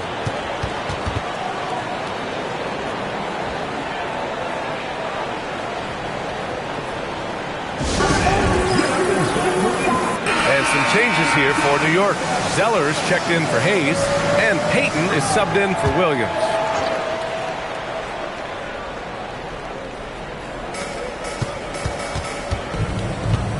Now Payton. Pass to Kuminga. Here's Dumars. Just 5 to shoot. Kuminga finds Zeller. Looking to end the run. And again, the Knicks missing. He just couldn't finish the job that time. And too bad, because it was a nice look. Back to Sabonis. And the shot goes. Great pass. John Wall is really good at finding the open man. Knicks trail by 5. Payton with it. Pass to Kuminga. Three-pointer. Finally gets one to go. That makes him 1 for 5 in this game. Certainly wasn't an ideal start for him, but now he's got a bucket to build on. Here's Hudson. There's a screen by Lynn. Lets it go from deep. Wall looking over the floor. Buries it down low. Wall's got 5. You know, sometimes you see the edge to Wall's game come out in these situations. Tight defense inside, contact, and he just is determined not to be denied. Now here's Payton. Yet to see a basket. Zeller passes Pass to Dumars. Back to Zeller. And he's going to the line for two. The official saw contact while he was going up. Well, that's a case where the defense was working hard to shut Zeller down, but he just kind of powered through to draw the foul.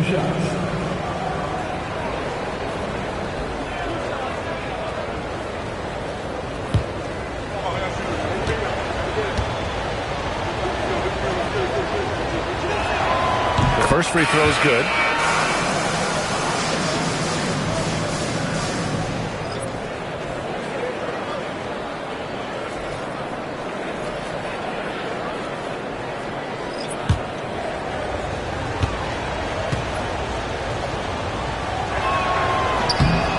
Both free throws good from Zeller. Denver in the lead. Outside Richardson. Nails it from beyond the arc. 11 points in the game. He's putting on a show this quarter, and the team's feeding off his energy. Outside Brown. Pass to Zeller. Back to Payton. It's stolen by Johnson. And he lays it in off the breakaway. And they've settled in quickly today. A nice flowing rhythm to their offense. Yeah, they're lasered in. I mean, really making the most of their possession. Now here's Hayes. Hasn't gotten one to fall yet. And even from where we're sitting, you could clearly tell it was a foul. No question about it. I mean, a ton of contact and a good call by the official. It's his first trip to the line. And fellas, I think you have to like his improvements over his free throw numbers from a year ago. It's not a significant number or a huge amount, but it's improvement nonetheless. And Denver making a change here. Robinson's checked in, and the Knicks making a change here. There's 37 seconds left in the first quarter.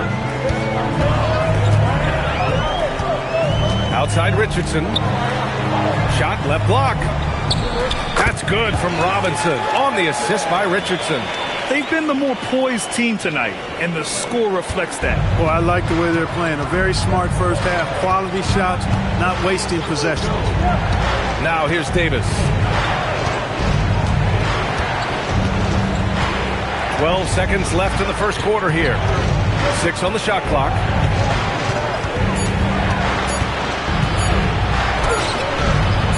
It's not going to go for him. And so it's the Denver Nuggets up by a healthy 8 points at the end of the period. They've had incredible success defensively, taking away good looks and pressuring shooters. And more NBA action on 2K Sports coming your way right after this.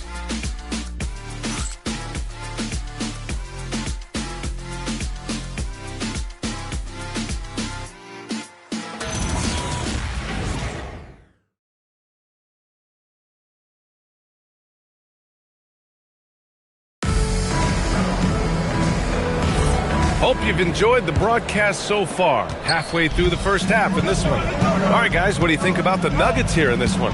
Well, it's simple. When you can dominate the boards at both ends, you can control the second chance touches. And, you know, their rebounding advantage has been glaring.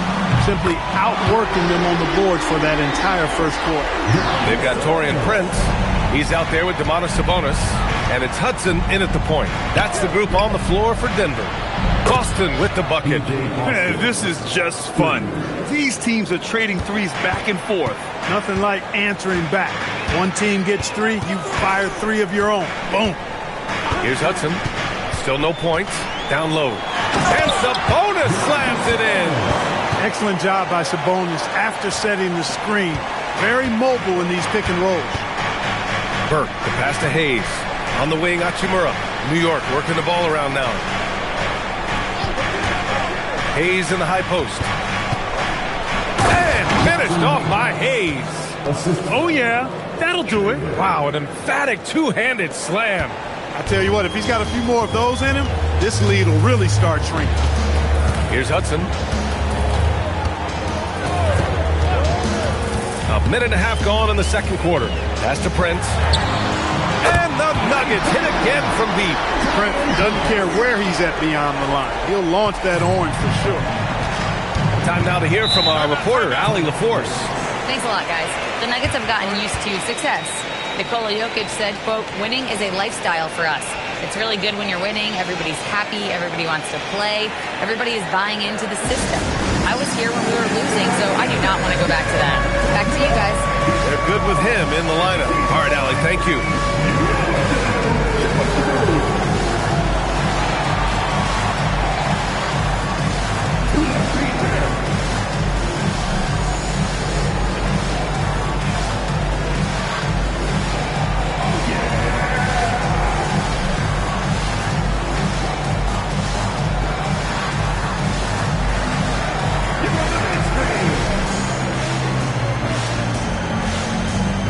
So for the Knicks, Williams comes in for Boston, and Teague subbed in for Burke.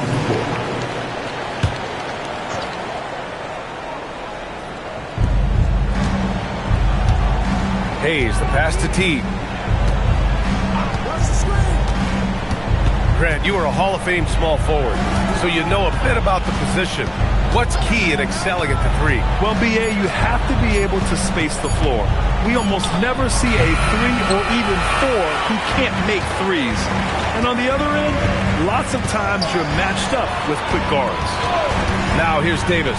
Here's Chris. Oh, power is home. Oh, wow. Wow. That type of finish is just deflating right now for a team that's trying to make a comeback. Ouch. That's certainly a big-time finish right there. It was one big exclamation point, or maybe even a question mark. And guys, I know there are a lot of questions right now defensively for this team. There's no doubt about that. Hachimura from long range. Kick out to Brown. The three is up. And again, the Knicks missing. Well, guys, they need to do something to reduce this deficit. We'll see if that's the answer. Pass to Prince. Pick by Sabonis. Prince finds Johnson. 2 on the clock. Over Teague. Shot by Johnson, no good. Defense made an impact right there. Definitely got him uncomfortable going up with it. Williams misses. That's a shot he'd like back. He's usually going to make those. Here's Sabonis. Here's Prince. Again, Denver scores. Yeah, you know, Prince is always doing a nice job working to get open, and that's the reward you get for staying active, keeping yourself moving, an open look on the jump shot there. Now here's Teague. Still without a bucket. To the middle. And a foul called on the way up. So he'll take 2 from the free throw line. And some stats here, guys. The scoring breakdown for the Nuggets. Yeah, their early focus on outside scoring has paid off. They're finding plenty of points from three-point land. In addition to that, they've thrown their weight around inside tonight, too, thumping and bumping in the paint. A lot of their points have come from inside. He's off on the first.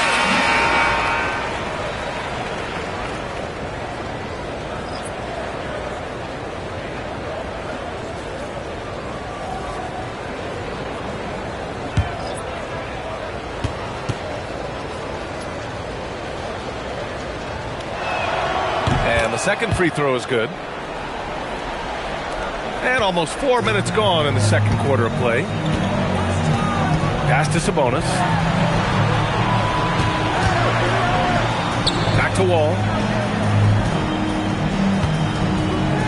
On the wing, Richardson. Williams defending. Williams against Richardson.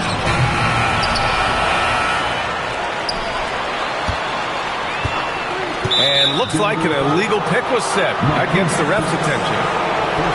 And now a look at the teams who excelled at rebounding over the last month. Number 5, the Nuggets. And last month, this team was active on the glass. Really put forth an effort to box out and track down misses.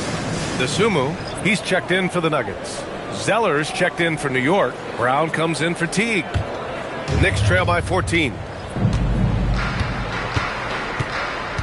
Now here's Williams. Yet to see a basket. Outside, Brown. And Brown knocking down the triple. Well, Brown was considered a non-shooter way back in high school, but his jumper has clearly come a long way. Jacks up a 3. Hey, in 6 attempts, he's made 5. Talk about efficiency. And this is how he shines. He's a big part of their floor space. And you know what? It's all about the long distance game for him tonight. He's getting it done from out there. And so Mike Brown decides to call a timeout. He's going to talk it over with his guys.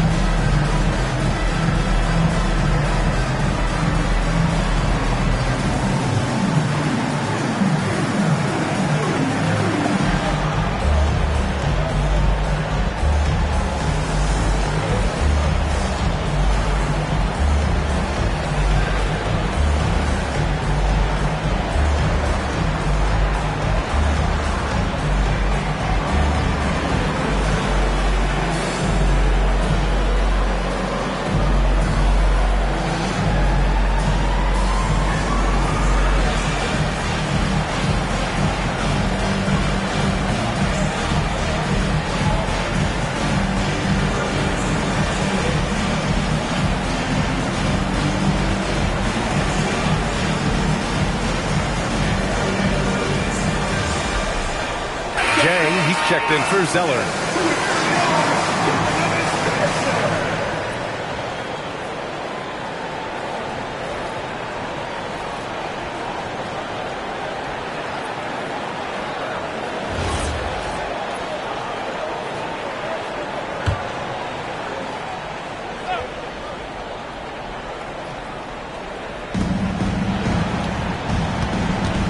Brown looking around.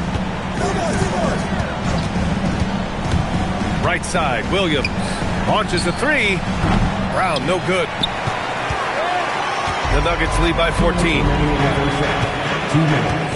Sabonis, the pass to Wall. Sabonis with a screen on Williams. Defended by Brown. Sabonis with a screen on Brown. No problems knocking that one down. 17 points in the game. This is what they were hoping to get from him tonight. Solid performance.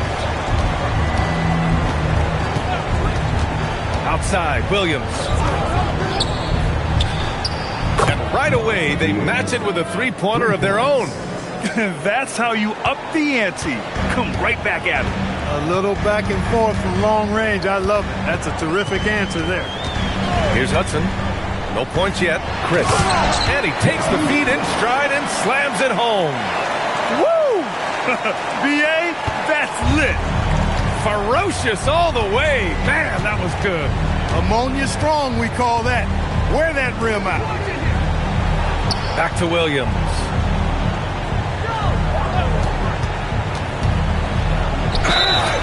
So it'll be 2 free throws. He was fouled in the act of shooting. That'll belong to Domantas Sabonis. New York shooting their 7th and 8th free throw attempts of the game. Williams, 2 shots.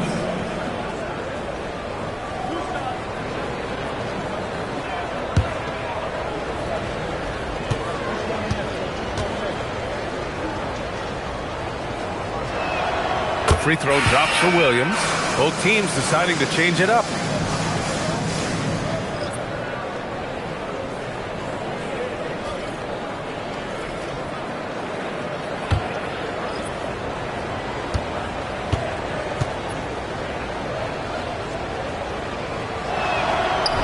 That one misses. You have to credit their effort. I mean, they've done an amazing job on the glass. And it's been a well-rounded performance. I mean, strong rebounding has certainly been at the center of it, but it's been good on a number of levels. Now here's Williams. Beyond the arc. Dumars misses. And this is exactly who you want taking that shot. He just missed it. Outside Wall. Pass to Johnson. Denver moving it around. There's a screen by Lynn. Just 5 on the clock. Offensive rebound. Boom! He jammed it straight down. Oh, nothing soft about that.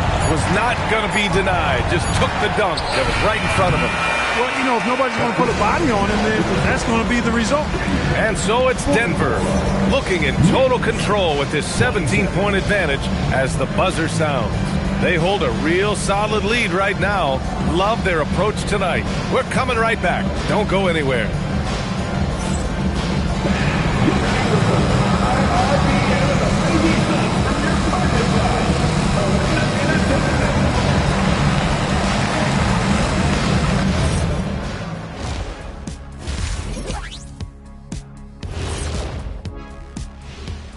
Welcome, everybody. Let's jump right in with a look at the players of the week. Let's talk about our winner from the Western Conference. He's been doing big things down in the paint, using his size and power to just flatten out the competition, outworking anyone who tries to challenge him. This is what I like to see. There's really not much more you can ask for from your big man. And going back now to that first half, you could say things are going extremely well for the Nuggets. This is a finely tuned offense. They're pushing the action while staying disciplined. Yeah, their scores are in the right places, taking smart shots. The other side, not so much. Thanks, as always, for watching. Let's head back to Brian Anderson and crew for the start of the second half.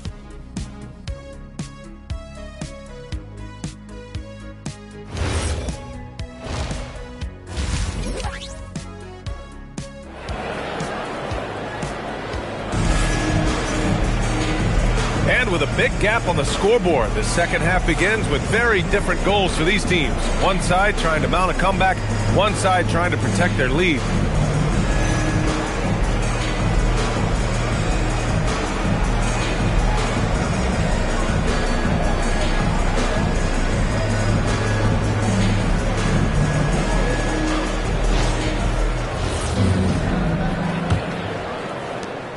The Nuggets lead by 17. So on the floor for New York, Jonathan Kuminga is out there with Jackson Hayes. Then it's Williams, and it's Dumars in at the 2. And Wall, here we go. Here's Lynn. He shoots. Arms length from the hoop. He knocks it down. Even with the score as it is, he just keeps coming at you. Well, he only plays one way, and that's full throttle, all day, all the time, cold-blooded and lethal. Kuminga, rebounded by Denver. Chris has got 8 rebounds in the game. Throws it up high. All right, let's get a report from Allie. Thank you, guys. Nikola Jokic is a family man through and through. He said, quote, basketball is not the main thing in my life and probably never will be. And to be honest, I like it because I have something more at home, something that's more important than basketball. Guys, back over to you. Some good perspective. Thank you very much for the report, Allie. And what a phenomenal replay of that impressive rejection. Oh, my. And that was textbook defense, positioning himself well to send it back. Second shot opportunity, and he makes it. Dumars fully understands his role in this offense, including what shots to take.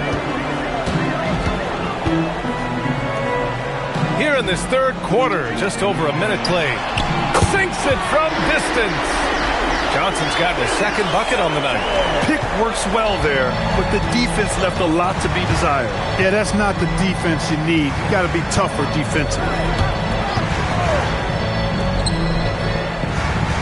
Hayes with a screen. Lets it go from the wing, and it's in, off the glass. He's got 13. And his fantastic performance from the last game has carried over to tonight. You know, that's how it goes with him. I mean, his hot streaks, guys, don't last minutes. They last days. I really like the start here. Great aggressiveness, red hot to start this half. Knicks trail by 20. And so Mike Brown decides to call a timeout. I think right now he might be looking at some adjustments. Protecting the rim has to be their top objective right now. Yeah, you know, just look at the numbers, guys. I mean, they are being taken to the woodshed in the paint.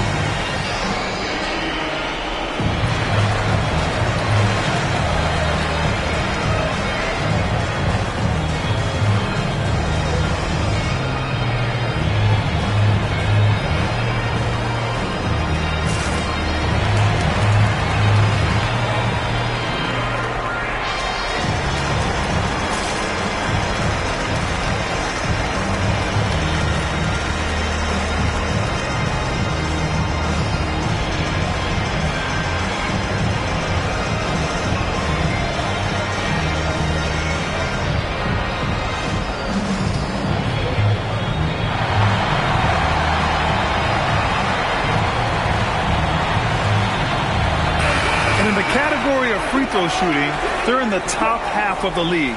I wouldn't call it a strength, but they're not giving away too many points at the line. And going back to the steals numbers, they've done a great job putting constant pressure on the ball handlers. No one gets to relax when these guys are around.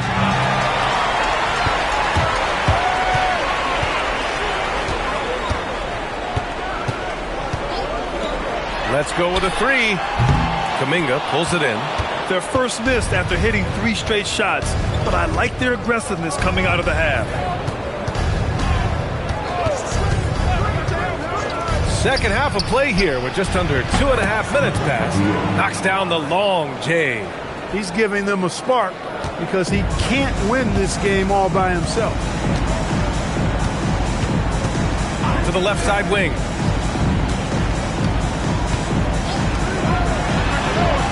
Offline with a three. And the shooter had very little space on that attempt. And guys, that's exactly the kind of high-impact defense they want to see out of him. Fires from deep. Len pulls it in. Len's got his 4th rebound in this one. His lack of offense is certainly not helping. Tough to overcome that. Chris the screen. Pass to Johnson. Inside. And stolen by Hayes. And now the Knicks on the break. Here's Williams. Tipped. From the arc. Kuminga pulls it in. It's been that kind of quarter for him. The shot has just been unreliable. Williams against Johnson.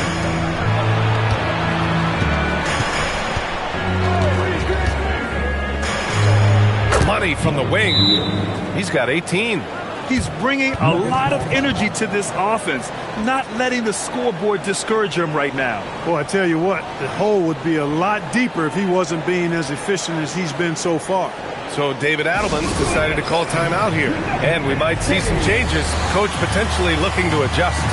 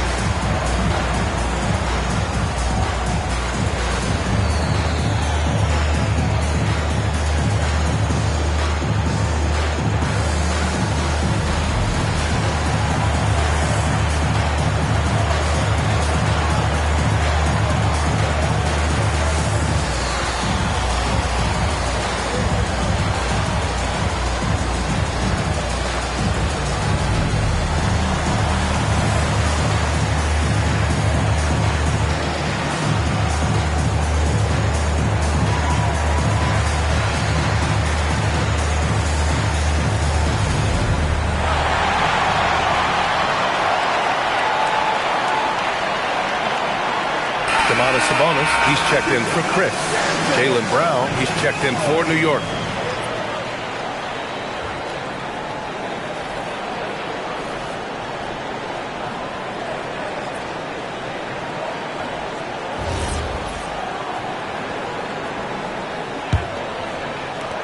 Denver leading by 15.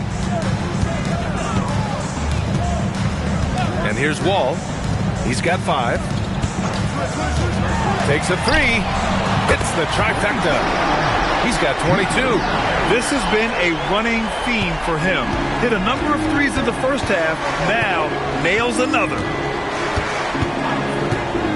Tries it from 19. And no good. Trying to use the glass. And right now they're +8 in the rebounding category. That's helping them run away with this. Yeah, double-digit advantage on the scoreboard. They've taken the initiative. They've played, I think, with more purpose so far. Knicks trail by 18. Pass to Dumars.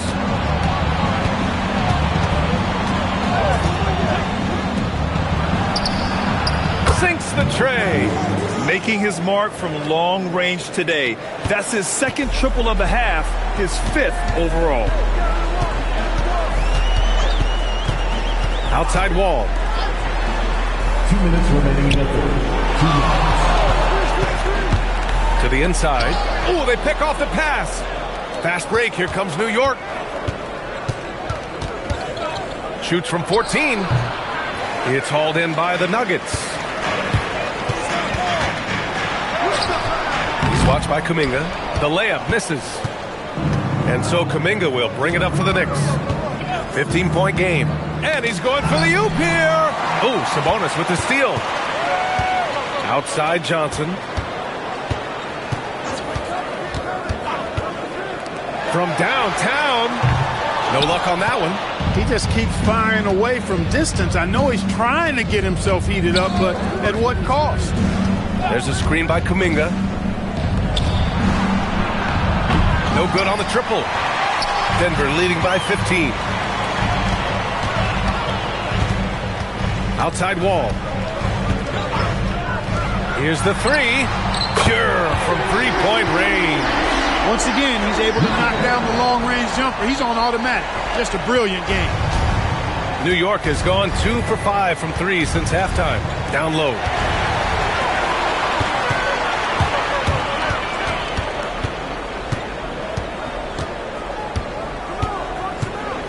Outside Johnson. Outside Wall. Clock at 6. 3-second difference between the shot clock and the game clock.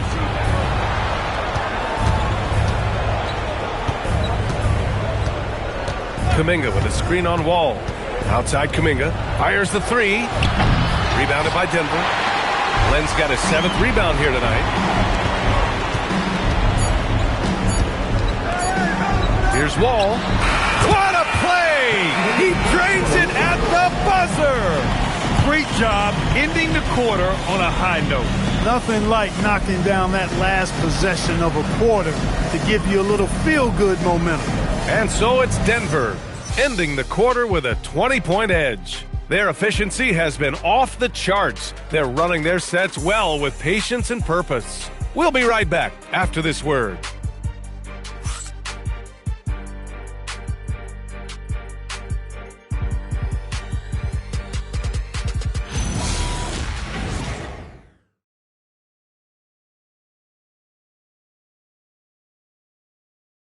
All right, let's take a look at our assist of the game presented by State Farm. This is the definition of team chemistry. I love to see this kind of communication and connection between teammates leading to the perfect pass.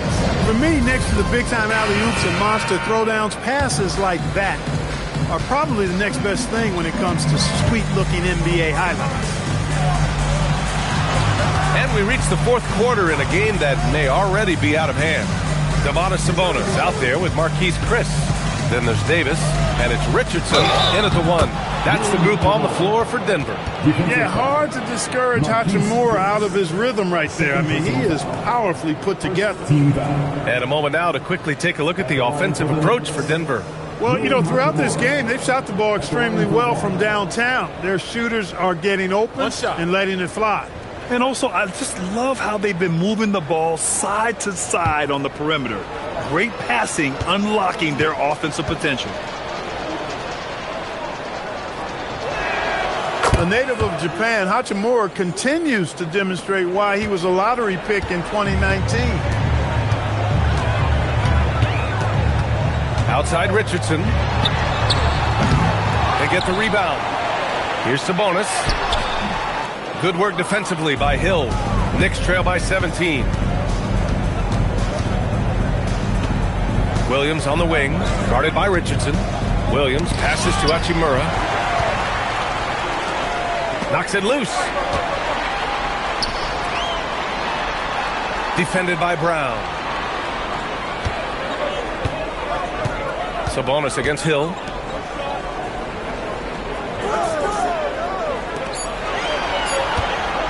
For three. And again, it's Denver missing. Now Hachimura. Pass to Williams. Hachimura with a screen on Richardson. Back to Hachimura. Knocks down the 18-footer. Hachimura really thrives in that mid-range area. Oh, it's stolen by Hachimura. Now Williams. Hill with a screen on Richardson. Williams passes to Hill. And the foul is called. He missed it, so he's got a couple of free throws coming his way. Second team foul. At the line for the Knicks, Jordan Hill. 2 shots. Take a break. Take a break.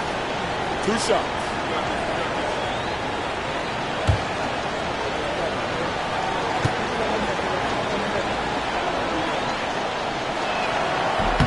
And he makes a first.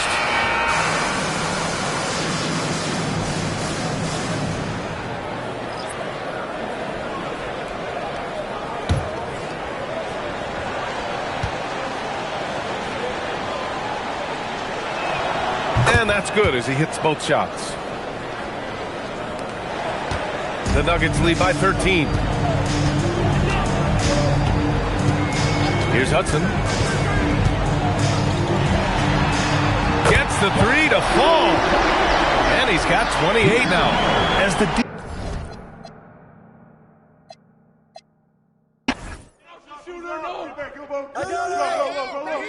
I'm open right here.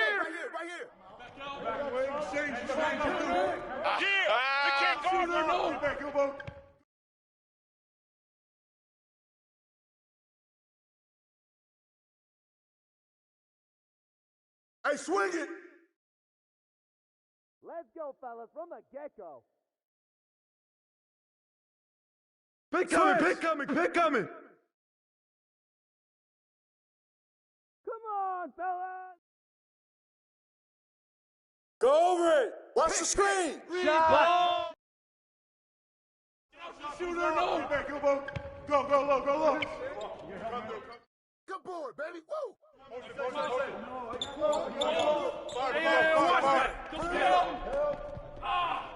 I got your help side.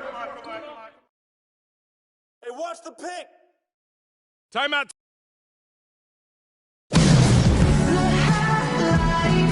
We can celebrate tonight. You can't bring me down. Got my hands up. Back door, back door. Timeout.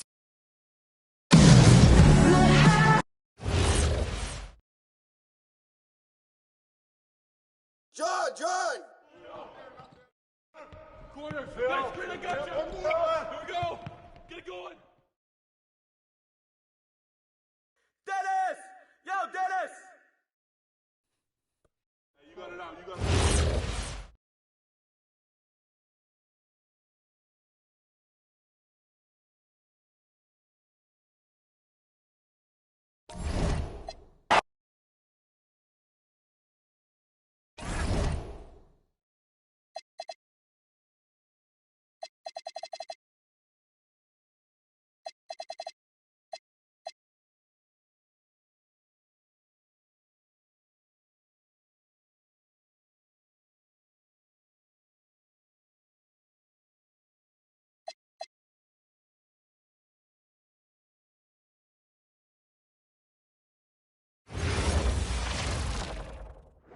And going through warm-ups. Hi, everyone. Thanks for joining us on 2K Sports. NBA action is coming up. I'm Kevin Harlan with Greg Anthony and Richard Jefferson. And in just a moment, we'll hear from our sideline reporter, Allie LaForce. Here are the starters for Milwaukee. Jalen McDaniels is out there with Reed. And it's Alex Caruso. Then it's James. And that one drops for him. And when you look at these two teams tonight, GA both have a number of veterans on their rosters. Well, we hear all the time about how valuable having experienced players can be. And clearly, both of these teams have bought into that philosophy. Now, here's Mitchell. Pass to Robinson. James covering. His second shot goes in, off to a good start, 2 for 2. Wow, what a pass there. He made that a very easy basket with that setup. McDaniels outside. Here's James. Reed with a screen on Green. James misses. And it's Mitchell with the ball for the Suns. To the paint. It's tipped. Biyombo with it. Working on McDaniels. You know, GA, it seems like a lot of players welcome the opportunity to play in Phoenix. Talk about what makes this market to a player so appealing. I mean, the weather has a lot to do with it, right? Basketball is a winter sport, so for those snowbirds out there, Arizona is a great choice.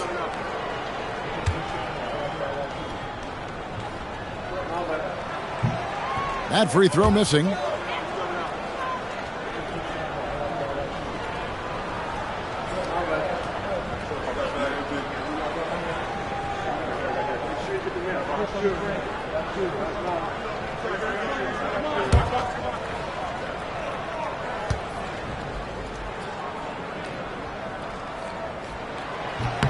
And he's good on the second.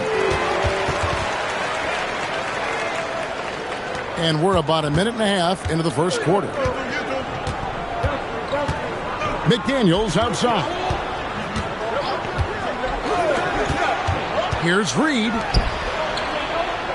Caruso kicks to Reed. An absolute bomb from three-point range. Really nice pass there by Caruso. This man's got some game. And here are the Suns now. Outplayed in the previous game on their schedule, losing to Sacramento. Yeah, I mean, on the road, their defense was just overrun. Couldn't match the intensity of the opponent, and it cost them. Yeah, if you allow a team to shoot such a high percentage in their own building, you're going to have a big hill to climb. Gets it to go from beyond the arc. And an eye for an eye. Both teams working to stretch the floor.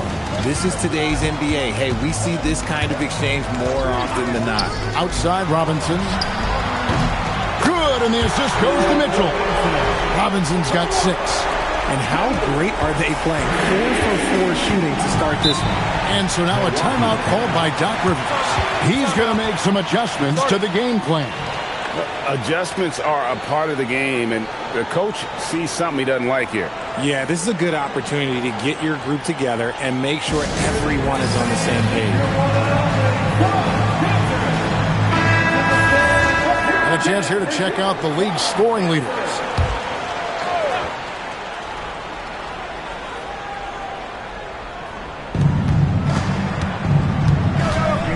McDaniels against Robinson. Outside, Reed. Biombo with the block. Green finds Mitchell. And there's the foul. We're going Alex Caruso. That's his first foul. Gordon Hayward's checked in for Phoenix. Brandon Jennings, he's checked in for the Bucks.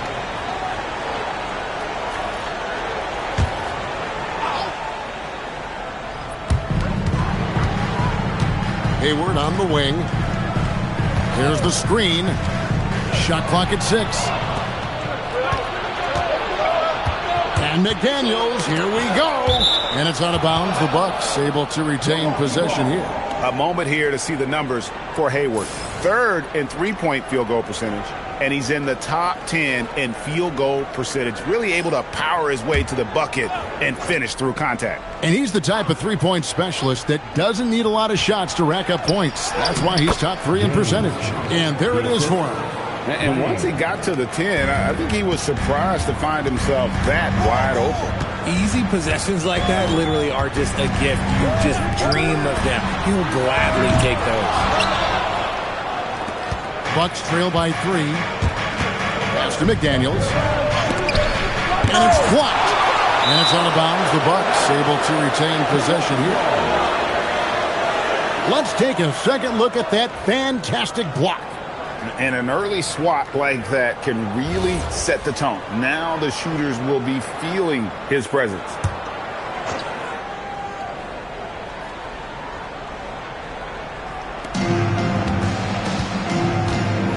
And here's Reed. 6 points for him. Reed with a screen for Jennings. Just 5 on the clock. Here's James. And another basket for Milwaukee. And we talk about the importance of versatility. He's really got it all on the offensive end. Hayward with a screen for Mitchell. Hayward outside. Good, and the assist goes to Mitchell. And the release on Hayward's shot, just so smooth. It makes the play with urgency, but doesn't let that compromise his mechanics. Now, here's McDaniel. Still without a basket. Reed with a screen on Mitchell. Here's Jennings. The shot goes in. First shot, first basket. No settling for an outside shot there. They went right to the hoop. Mitchell outside. Pass to Hayward.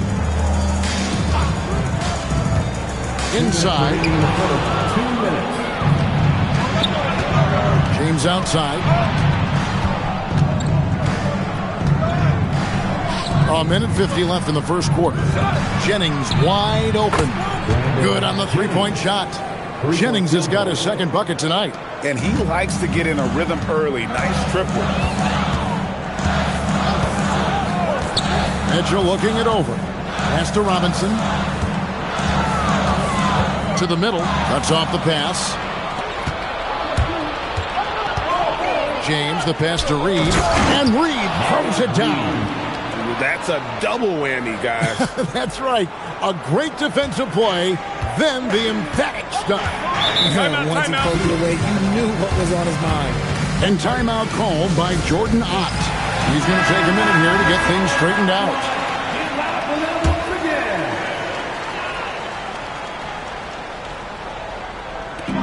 109 left to play here in the first. Nice ball movement by Phoenix. Really left alone that time. Hayward's got 6. Yeah, Hayward's range can be devastating. The defense has to cover him beyond the arc. Here's McDaniels.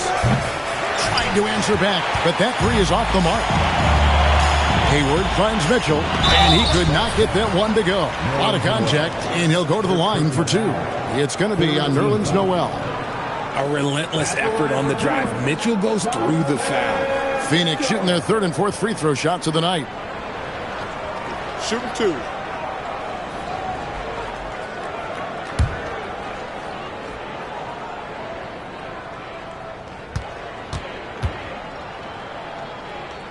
And he makes the first.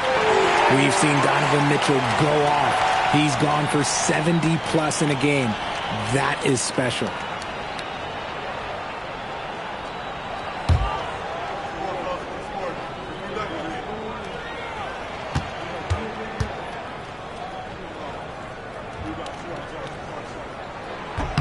He hits both from the stripe. We talked about the guys who play bigger than their listed size, and Donovan Mitchell is at the top of that list. And that one's good. Noel. And there's a pattern starting to take shape here. They're working it inside and getting good shots from close range. Now Giddey. Back to Mitchell. Monroe sets a screen for Mitchell. 5 to shoot. Down low. And denied. He sends it right off the glass. Here's Clark. And it's Clark with the finish. This is the mindset Clark has. He's opportunistic and really has an awareness of when to attack in transition. For 3, Hayward. That one misses. Naz Reid has been on display for the Milwaukee Bucks. He notched 8 points in the quarter and has that terrific basket.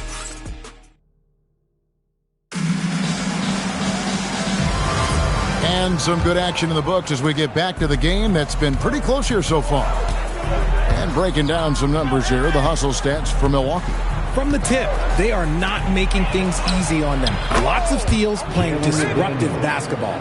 And they've also done a great job turning defense into offense tonight, creating turnovers and capitalizing on the other end. So with James on the bench, here's the 5 for Doc Rivers right now. Xavier Henry is out there with Moses Moody.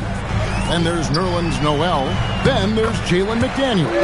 And it's Clark in at the 4. It really exemplifies who Hayward is. A team player, someone who enjoys spotting his open teammate. Pass to Henry. Clark a screen on Giddey. Going inside. And that one's good, Henry. Henry's got the lead, back up to 5 now for Milwaukee. And defensively, they are on their heels every time the ball comes inside. Monroe sets a screen for Mitchell.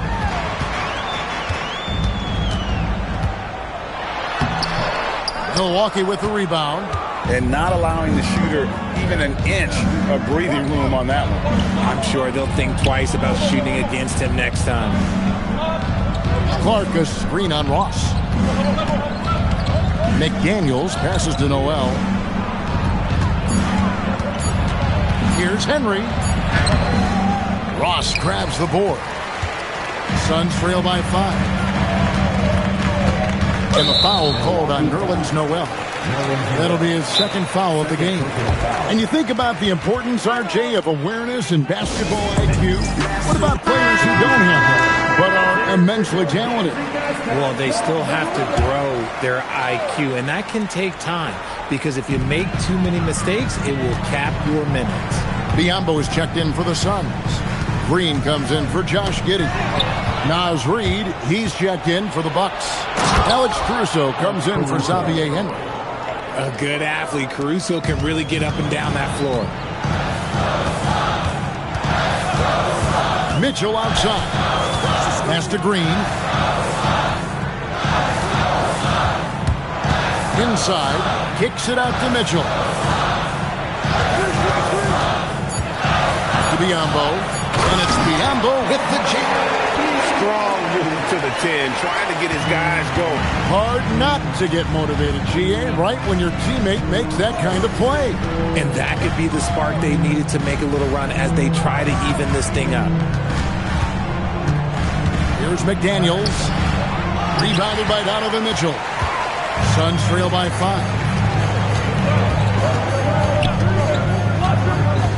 Pass to Green. And they call an illegal screen here. With one game to go, let's take a look at how the final seeding will look in the East. Look at Milwaukee. Right now, they've acquired the second-best record in the conference. And, of course, Phoenix sitting directly below him, just one spot down. And seeing where the Suns are, I mean, they have to be happy with where they're at. They've escaped the play-in tournament, and so after this game, it's time to rest up and get ready for the playoffs. Pass to Mitchell. Hayward a screen on James. Hayward outside. Off target from three-point range. And the basket is good. Got it to go through on the contact, so a free throw coming up. Great opportunity for a three-point play. Second personal foul. Second team foul. And he's got his first chance at the line here. Josh Giddey's checked in for Donovan Mitchell. The Bucks also with the sub. Xavier Henry, he's checked in for McDaniels.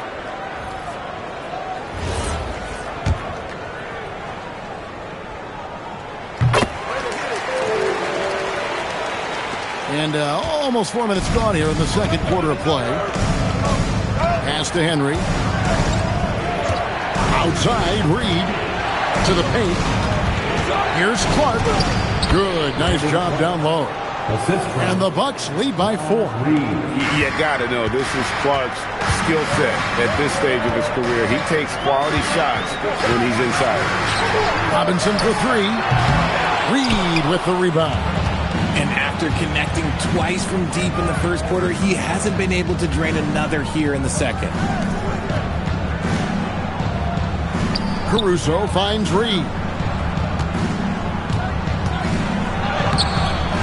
Rebound by the Suns. And you got to give credit to the D for never giving up on the play and doing just enough to bother him at the rim. Robinson sets a screen for Giddey. Back to Hayward. To the middle. Here's Biyombo. The basket good off the assist from Hayward. Biyombo's got 5. And those are the kind of nice inside looks they've gotten here in the first half. And so now a timeout called by Doc Rivers. He's going to take this chance to talk to his guys.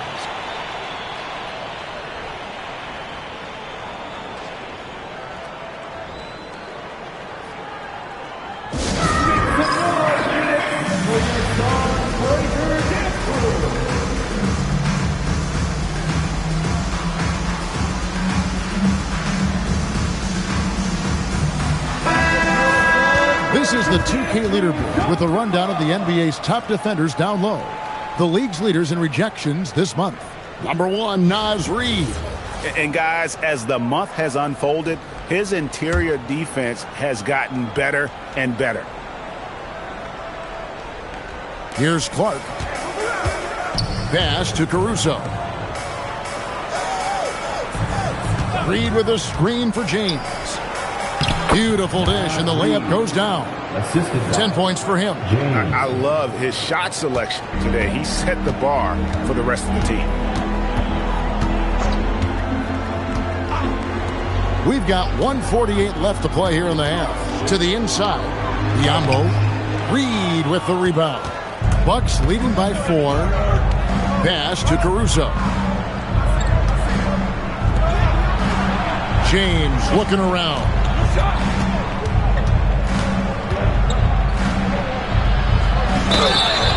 And that'll be 2 free throws coming up. Officials on the call with the foul. It goes on Josh Giddey. Yeah, good job to take it right at the game. The Bucks shooting their first free throws of this.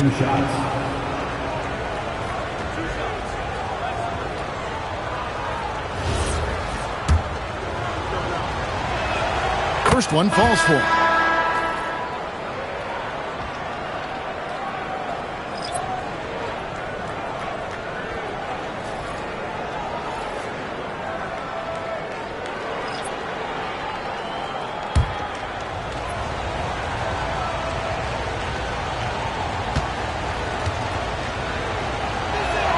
And he makes both free throws. For a star like him, you get lots of opportunities at the line, and he's great at cashing them in. Green against James. Robinson for 3. Reid with the rebound. Reed's got 4 rebounds in this game. The Bucks working the ball around. Outstanding entry pass there. He knew exactly where to go with the ball. There's a minute left in the first half. And so it's Mitchell who brings up the ball for Phoenix, trailing here by 8.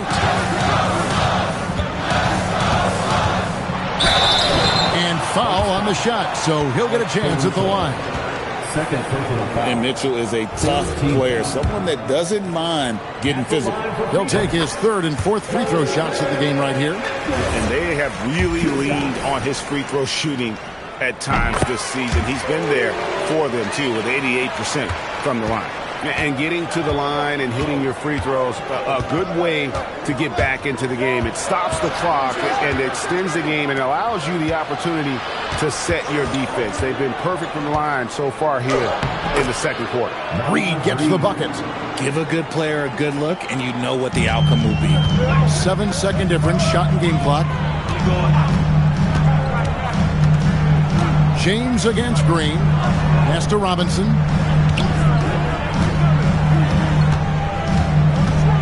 Mitchell in the corner.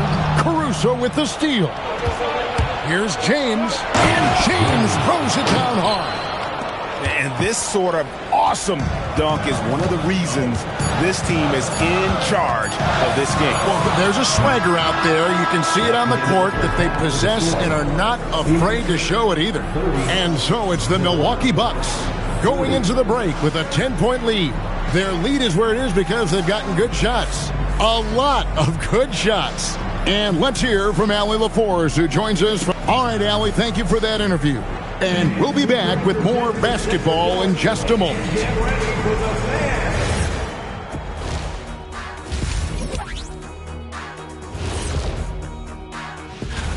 Well, I think for Milwaukee, the playoffs right around the corner. Tonight's going to be about fine-tuning and getting ready for the postseason. Yeah, 1 game left to play. And let's move on now to those first 2 quarters. Talk about a tough start for the Phoenix Suns. And that is our...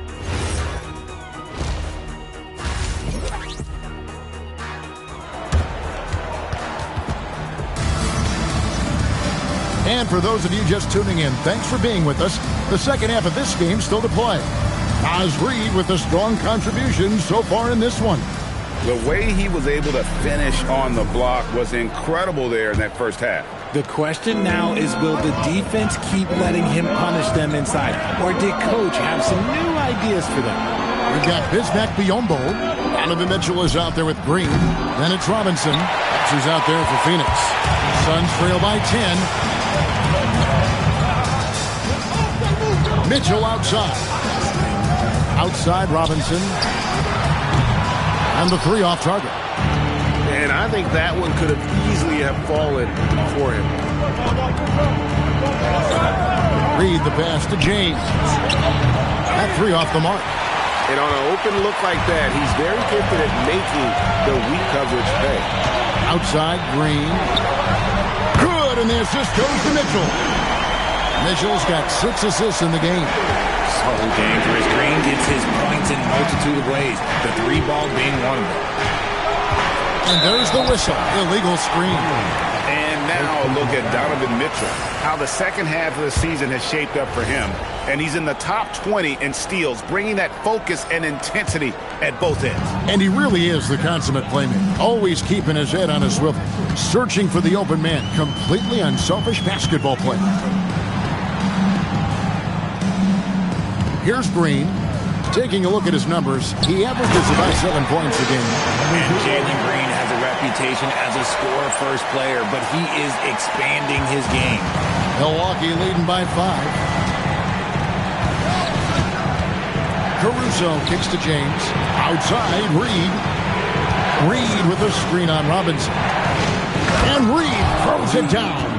The D just kind of stepping aside and letting him get to the rim. There's a reason, GA, the lead is what it is right now.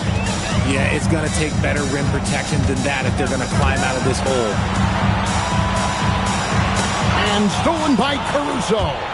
Goes up, rips down the breakaway slam. And Caruso's athleticism just jumps out to you, especially when he's up there finishing. Mitchell against Caruso. Pass to Biyombo. Robinson on the wing. And there's another turnover by the Suns. Milwaukee ball. And let's use this break to check out a group of the NBA's best defenders recently. The shooting guards averaging the most steals per game for the past month. 5th on the list is Alex Caruso. And this is a very intense group. I mean, those steals don't come by accident. I mean, they've gotten him through the effort, and they're willing to expend that kind of energy on that aspect of the game. Yeah, the kind of active defense these guys play require a lot of stamina, and they don't have an off switch. It's all effort all the time. Outside, Green. Good, and the assist goes to Mitchell. Mitchell's got assist number 7 for him tonight. That's 3 of 4 here to start the half. Caruso, the pass to Reed.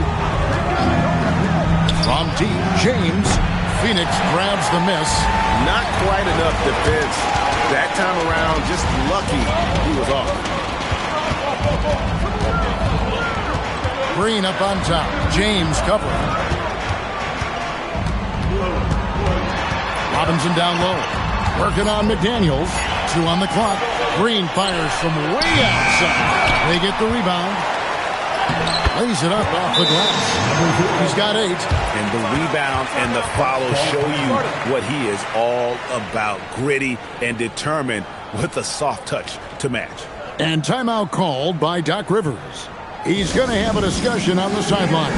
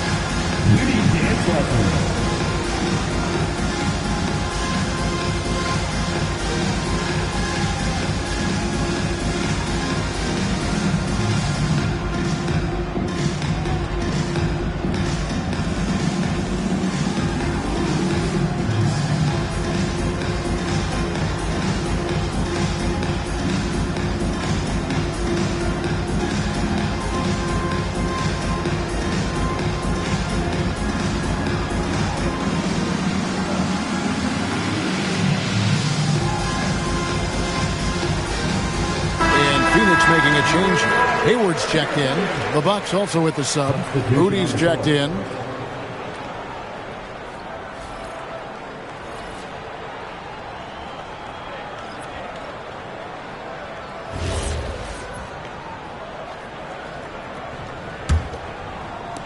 We've gone about 3.5 minutes into the third now. McDaniels outside. Reed with a screen for McDaniel. And Reed throws it down. It's easy to see why they go to him so often, because they know they can depend on him to come through for them. James against Mitchell. Robinson a screen on James. Inside. And Robinson gets it to go on the assist by Mitchell. Mitchell's got his 8th assist in the game. Moody the pass to Reed. And here's James outside. That's all good, and that's his 5th basket of the game. He's shooting 5 for 11 now. And that's his 2nd triple of the half. None for him going into the break. Mitchell dishes to Hayward. And they come right back with their own three-pointer.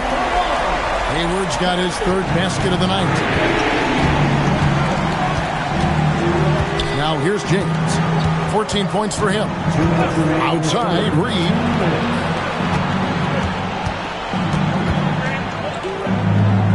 Out left to the wing. 6 to shoot. McDaniels passes to Reed.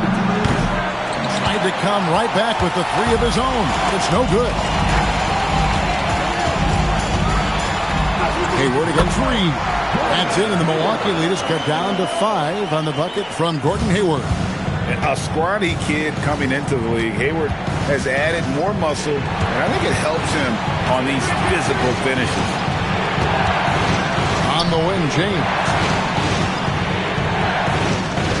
Reed with a screen for James. The three-pointer, no good. The game has been very close in a lot of areas, but rebounding has been the one differentiator thus far. Back to Hayward from downtown. Good, and it's Mitchell picking up the assist. Mitchell's got 10 assists here tonight. So active. And so James will bring it up for Milwaukee. They've held a 12-point lead earlier. Reed against Hayward. Reed in the post. He's got 16. No good again that time. Phoenix has gone 4 of 6 from three-point land since the start of the second half. Hayward against Reed.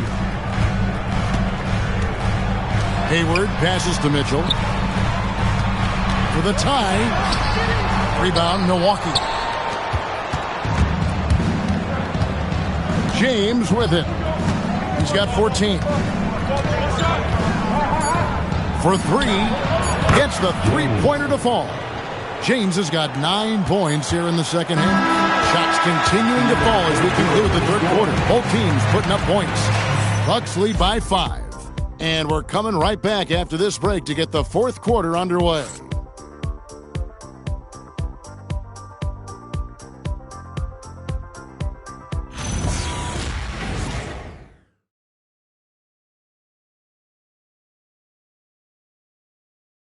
And let's go back to a terrific pass that we're calling tonight our State Farm assist of the game. And definitely deserving of the prize tonight. How about the read he made here? Looking like a point guard, putting the pass right on the money. He'll be proud of that one. Bigs love when their passing skills are noticed. 3/10 quarters behind us. One more to go. Thanks for being with us as we begin the fourth. So with James on the bench, here's the 5 for Doc Rivers right now. We've got Alex Caruso. Xavier Henry is out there with Brandon Clark. Then there's Jennings, and it's Reed in at the center filling out the middle. And passing the rock has always been a part of Hayward's game. Puts up nice assist totals from that front line. Jennings against Giddey. Jennings passes to Clark, and Clark slams it in. Oh, taking it to the rack with power. Hammering down the two-hand slam. Pass to Biombo. Here is Hayward. He's covered by Clark. The shot's good from Gordon Hayward. And right now, Hayward is in his element.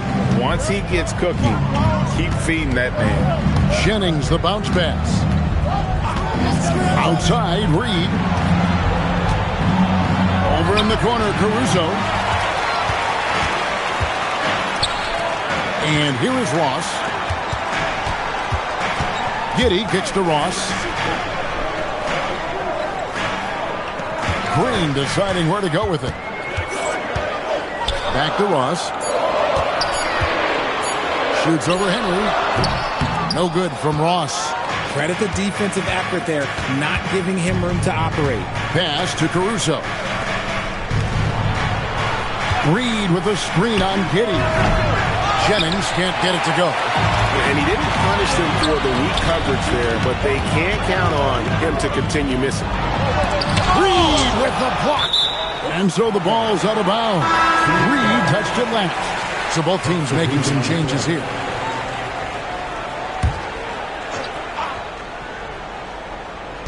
And we're around 2 minutes into the fourth quarter here. Outside, Green. 6 on the shot clock. To tie it up. And it is flushed down with a nice jam. And his eyes got wide once he got the ball inside. You just know what he's going to do with the basketball. To the paint. Lang got a hand on it. Jennings against Giddey. Hayward outside. That's good. And so Giddey with the assist. Hayward's got 5 points in the quarter. That's his third three of the half after putting up a pair before halftime. Fantastic shooting display from him. And Doc Rivers has called a timeout. Clearly, he's got something his players need to hear. And immediately, Robinson's checked in for the Suns. Mitchell comes in for Green. The Bucks also changing it up. Brandon Clark, he's checked in for Reed. McDaniels comes in for Xavier Henry. And James subbed in for Brandon Jennings. Now we'll hear from Allie LaForce, and she's got a story for us. An update. Allie? Well, over the break, I listened in on Doc Rivers' huddle, and he was adamant that they need to tighten up their D. That lack of communication at that end has led to breakdowns, wide open shooters, and easy buckets. He sounded pretty frustrated, guys. We appreciate it, Allie. Thank you. Down low. It falls for the 6th time in 7 tries this contest. That's 86%. Game winding down, and they just keep changing leads. And guys, no separation yet, and I really don't think we're going to see any all the way down. And here's James outside. Phoenix grabs the miss. And boy, have they been hitting the backboard in this game or what? Kind of surprising it's such a tight game. Pass to Mitchell. To the middle. Count that one as his 7th make in 8 attempts. A scorching 88%. And how about the grit and determination in the post? I mean, essential qualities to have late in a close game. Here's Caruso. James outside. Oh, that was a two-hander. Just the kind of play they need in a game this close. You know, that's the kind of aggression they want from their floor leader. No doubt. That's the kind of play that can energize the whole team, and they will take it in a close game like this. Jalen Green's checked in for the Suns. Reed, he's checked in for the Bucks.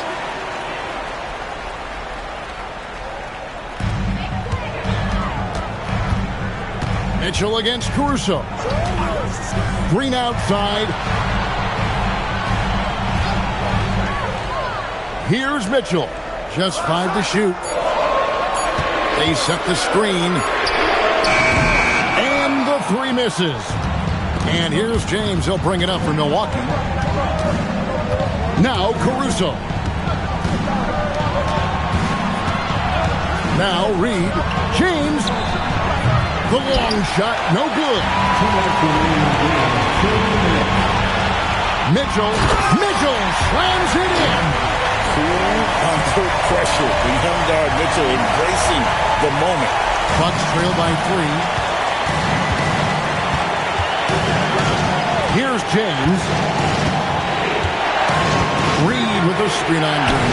James knocks down the three. And he just seems to always deliver in the clutch. And he's got it going right now. That's who they want taking the big shot. Ball stolen. Mitchell against Caruso. Got it to go off the glass. And you want him taking big shots for you in big moments. That one was as easy as it gets. Yeah, it's clear why they go to him in these moments. They know he's going to deliver for them. That's going to draw a whistle every time down the floor. Not even close to being a legal screen. That's a very avoidable turnover. You gotta focus on the details.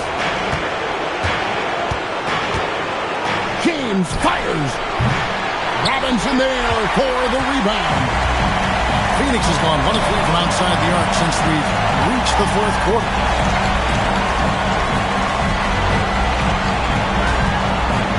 And Phoenix turns it over again. Oh, I see. Picking the worst time to lose control. This is why patience is the key in big moments, people.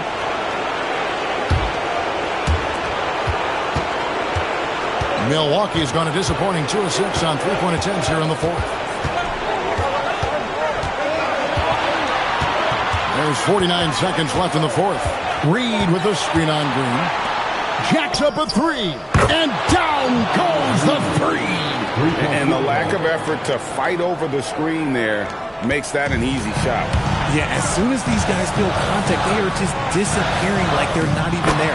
You got to show some fire and keep defending.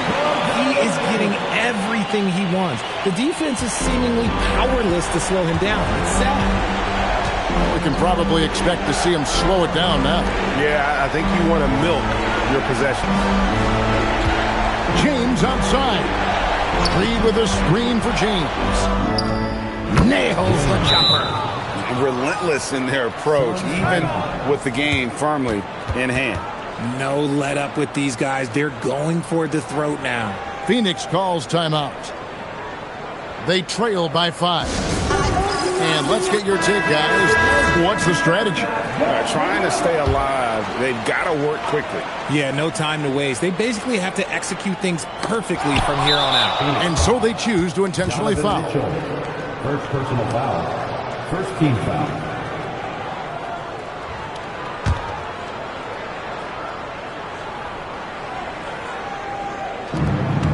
And now they decide to foul intentionally.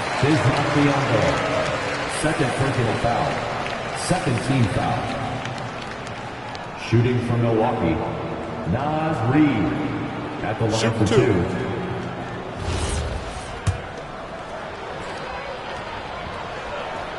First free throw is good, and that increases their lead to 6.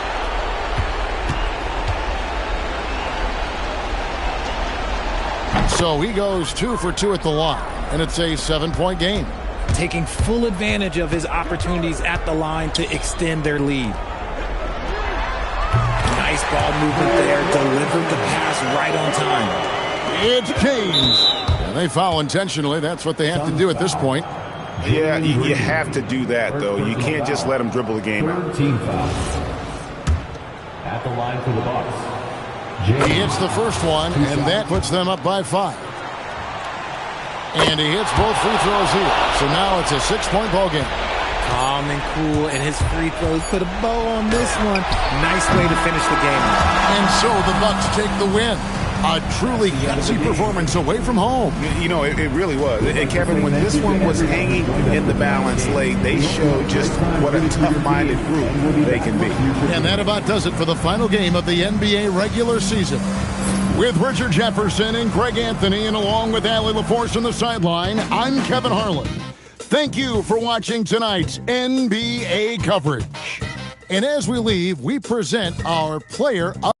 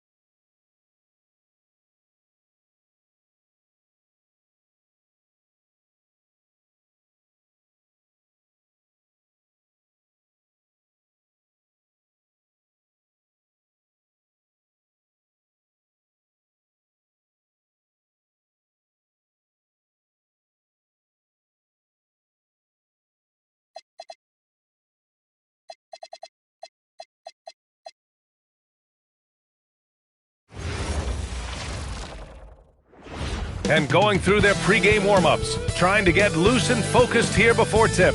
Greetings from 2K Sports. Welcome to our Wednesday night coverage of the NBA. I'm Brian Anderson, and with me tonight, Grant Hill and Tim Legler.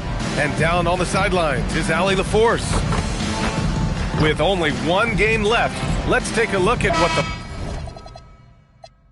final standings could look like out east. Here we go. You look at the Jazz, their season's basically over, barring some sort of miracle. And of course, Vancouver, well, they haven't had the season they wanted so far. When I look at Utah, they didn't want their season to end like this, but it is what it is, and they're already focused on the offseason. There are obvious changes that need to be made, maybe quite a few of them. So here are the Jazz starting five. They've got Ricky Rubio, Jason Tatum out there with Goga Bitadze, and it's Malone in at the 4. 5 on the clock. Here's Kiritan. Nice start for him, sinking his first shot with the postseason in our sights now. What's more important to have, home court advantage or momentum, Greg? I'd argue both, BA. I mean, if I had to choose one, I'd say momentum, just because you want to be peaking at the right time heading into the playoffs. The defensive effort was lacking a bit, but hey, give them credit for finding a weakness there. Well, with that kind of success, I imagine they'll continue to be aggressive inside. Thomas passes to Kiritan. Over to the wing. Pounded by Tatum. The rebound by Jason Tatum. Those are the ones you definitely have to make. Sometimes there's just enough defense to make a miss. Malone can't get it to go. Well, that is a nice challenge at the rim. Really altered that shot. Shot from 16. And that won't fall for him. He's 0 for 2. And players avoid taking mid-range shots these days. It's almost like the threes are easier for players to get. He drains out one after 2 misses. Now 1 for 3. And he gives up some size inside, but makes a great adjustment on the finish. Yeah, he took that up with great confidence. Tremendous finish. Rubio passes to Bitadze. Counted from distance. And that's what they want to do. Get him open looks early. Here's Kiritan. And right now, he's currently putting up 6.5 points per game. Pass to Thomas. There's a screen.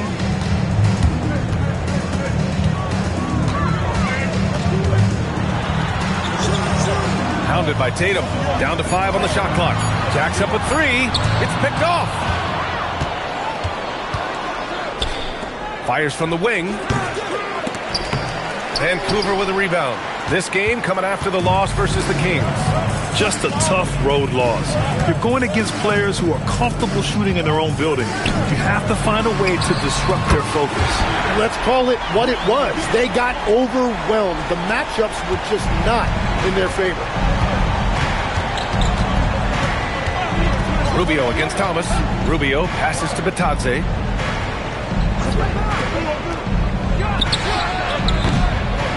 And he can't answer back. The three-pointer offline. For Vancouver, they've gone 3 of 5 here in the opening quarter. It's stolen by Rubio. And here they go. First quarter of play, and just over 3.5 minutes in. Pass to Malone. 6 to shoot. Utah moving the ball around. Utah with another miss. Here's Vancouver, and this is the first season matchup for him against this Utah team. Time now to hear from our reporter, Allie LaForce. Hey, Brian. The Utah Jazz are going young, but this is a franchise that has a winning history, and that culture is still around. Coach Will Hardy said, the messaging doesn't change. The players have bought into the little things that takes to win. This is a cohesive group that's committed to helping each other. Guys, back to you. Building the right way. Thanks a lot, Allie. Now here's Tatum. No mid. Oh, man! Wow. And we don't always get to see this from Tatum, adding the sizzle to the steak. Thanks for that great view, courtesy of the AT&T Connected Cam. Here's Thomas. Rubio with the rebound. Utah has gone 1 for 3 from beyond the arc.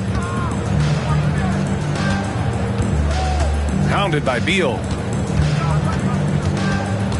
Inside. Here's Batase. And that one's drained from the low block. This is why they will go to him often. He's going to take and make shots.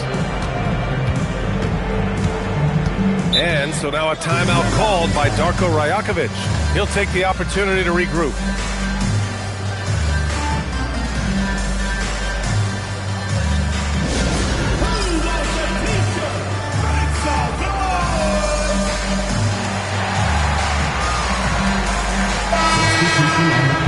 Over the course of the last month, here are the NBA's best free throw shooting teams. In third, the Raptors. And looking at last month, this team really got it done from the charity stripe. Whenever you fouled them, they made sure to make you pay for that mistake. Cunningham looking it over. Count it. 1 for 1 to start the game. Well, he is not afraid to mix it up inside. Cunningham fighting for a basket there. Jones against Murray. And stolen by Cunningham. Here's Markkanen. That falls. Nice feed that time from Cunningham. And taking a quick look here at the hustle stats for the Raptors. Yeah, they're just attacking on defense.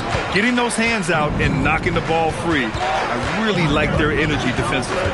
And then there's the points off turnovers. They've really made the other team pay when they've lacked ball security. Gets the 3 ball to go. They keep capturing the lead, then giving it back. We'll see if they can hold on to it this time. Yeah, it's been a close matchup, which we expected, and this could very well come down to some big shots at the end. Now here's Cunningham. Outside Ingram. Just 5 on the clock. Vancouver needs to get off a shot here. And that one's good. Markkanen. Being Markkanen is 7 feet tall. He's absolutely an inside threat. I just love watching him capitalize from this area. Here's Murray.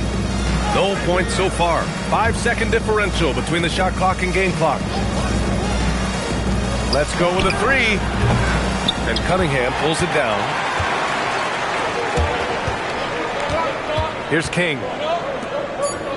Jones finds Cunningham. The shot.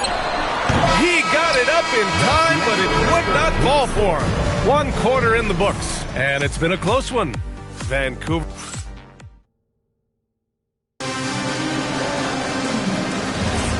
And close game underway so far. We'll see if either of these teams can jump out ahead in this second quarter. All right, what stands out to you guys from Vancouver in this one? Oh, what I love was that first quarter was all about leaking out and capitalizing in transition. Early offense in this league is key. You've got to score before the defense can set up in the half court. So the Jazz 5 right now. We've got Bojan Bogdanovic, and it's Abrinas in at the 2. Murray cuts in. Bogdanovic from long range. And Cunningham pulls it down. And even though he couldn't send the shot back at him, he certainly altered it. And sometimes that's all you need to do to force that miss. Here's King. Beal, the pass to Cunningham. Powerful take from Cunningham. Yeah, I love the physicality that Cunningham showed right there. Jazz trail by 6. Pass to Abrinas. And we played just over a minute of basketball in the second quarter. On the take. Ooh, and he took a hard foul on the shot. So he'll head to the line to shoot a pair. And Grant, when talking about certain players, we hear expressions like, he does the little things, or he does the dirty work. What does all that mean exactly? You know, it's about what doesn't show up in the box score. Setting good screens, winning those 50-50 balls, hustling back on defense. Often, it's just as important as putting up those points. Jones, he's checked in for Utah. Rubio comes in for Bogdanovic. Pass to Ingram. Ooh, stolen by Murray. Out to the right wing. And here's Rubio. He's watched by Cunningham. Jones, the pass to Rubio. Clock at 6. The Jazz need to get one up in a hurry. Jones misses. And he probably thought he was going to bury that one. Cunningham outside. Fires for 3. That one falls. Coming off Beal's feed. Cunningham's got 5 points now in the quarter. This small advantage is starting to snowball. And one thing about this league we know, momentum can change in an instant. Here's Murray. Murray makes it look easy at the rim. Yeah, nice play by Murray. A big guard who is unafraid to mix it up inside. And Markkanen with the stuff. That's a great look. His teammate was on the move, but he put it right where it needed to be. And this is his first trip to the line tonight. Jason Tatum. He's checked in for Utah. One shot.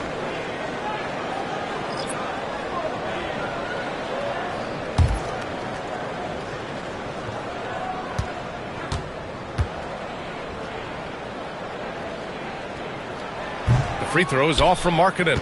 And when Markkanen is used correctly, he can be an important contributor. A big man who can really shoot, which is valuable in today's game. Now here's Murray. There's a screen. Pass to Malone. They kick it out to Murray.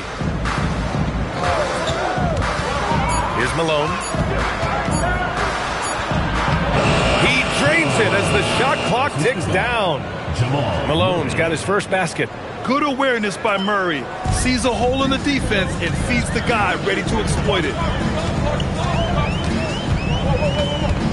Thomas against Rubio. Now here's Thomas. He's guarded closely. Nope, another miss. 0 for 2 to start the game. Outside Murray. The kick to Tatum. The three is up. Oh, he missed that one. 1 for 3 in this one so far. Vancouver leading by 5. Markkanen finds Thomas. Back to Markkanen. Here's Leitner, defended by Murray. And again, it's Vancouver missing. Trying to do a little too much with that fadeaway. There wasn't anyone near him. Outside Rubio. Thomas against Murray. Here's Jones. And the dunk by Jones. Oh, what ferocity on the throwdown. I just love when he goes up with purpose. Where was the D right there? The effort lacking big time. Well, defensively, you can't allow that in a game this close. Here's Thomas, following the bucket by Utah. Markkanen outside. Beyond the arc. This is another, just 1 of 4 from the floor. Jazz trail by 3. Outside Rubio. Murray against Beal. Murray passes to Jones, and down it goes. 2 points. Jones has got 4 points in the quarter. They have no answer defensively inside. Markkanen with a screen on Murray. Rubio against Thomas. Back to Beal. Markkanen with a screen on Murray. Beal from outside. Utah grabs the miss. Defeated by Detroit in their last game. They'll try to put that one behind them. There obviously was a breakdown at the defensive end. They gave away too many clean looks. Well, they say film doesn't lie, and you could just imagine these guys watching this film. It's going to be an ugly sight for sure. And so Beal will bring it up for the Raptors. And so now a timeout called by Darko Rajakovic. He's going to take a moment to give him a breather and talk things over.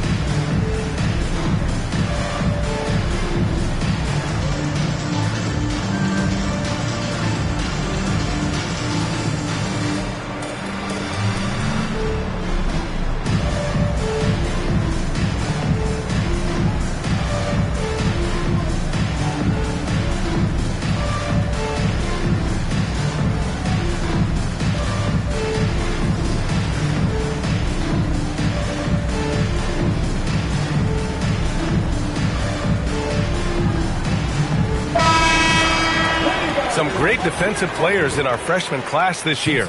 Let's see who is leading in rookie steals. Well, you look at Rubio, 5th in the NBA, a pest on defense. You just love the effort he puts in on defense. Rare to see a rookie who can disrupt offenses like him.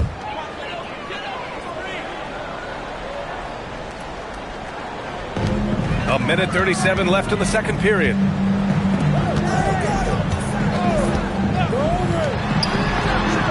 He buries it from 3. He's got 5. Now shooting the 3-ball at almost 60%. They've been blazing this second quarter.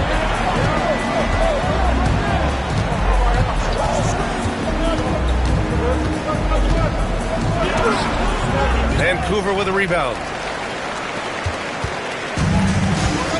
Now Thomas. He's scoreless. Cunningham. Ooh, the turnaround jumper. Count it. Now it's a 4-point Vancouver lead. Not an easy shot at all. Cunningham seems to have it early on in his NBA career. And he lobs it up top. And he was fouled while in the act of shooting, so he'll take 2 free throws.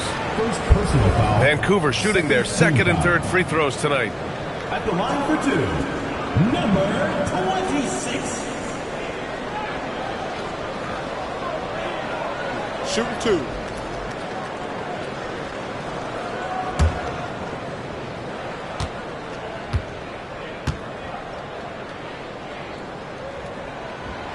And he knocks down the first one.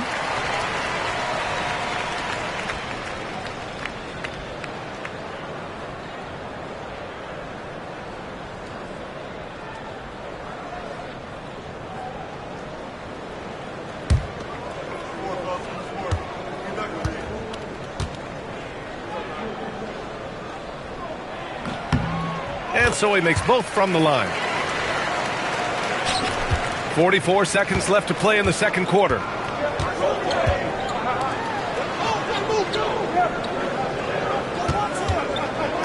Pass to Tatum.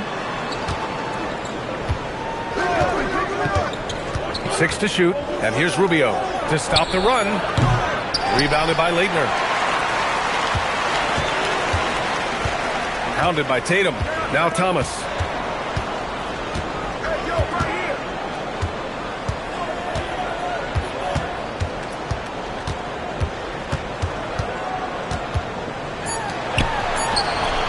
Sends it home from three-point land. He's got 10. And so it's Vancouver with a 9-point cushion at the end of the quarter. Great shot selection right now, keeping the game simple and getting high percentage looks. More 2K action in just a moment.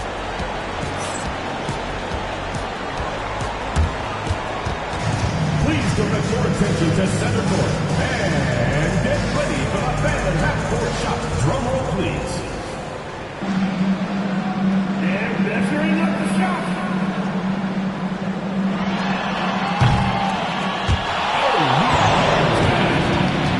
One more time, a round of applause.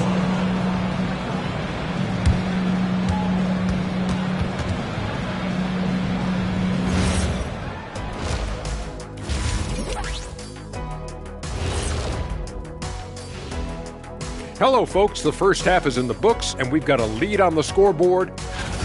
I have some research here that might explain everything. Apparently, 3 is more than 2. They keep making 3s.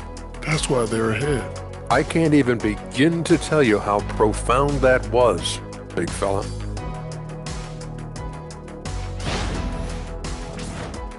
Okay, now we've got some time to take a look at the Eastern Conference standings as the postseason comes into view.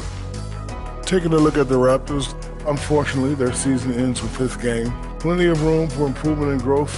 We'll see where they go from here. Nowhere to go but up, and they have a long summer to develop. That's it for us. Thanks for tuning in. Now let's send you over to Brian Anderson with the third period.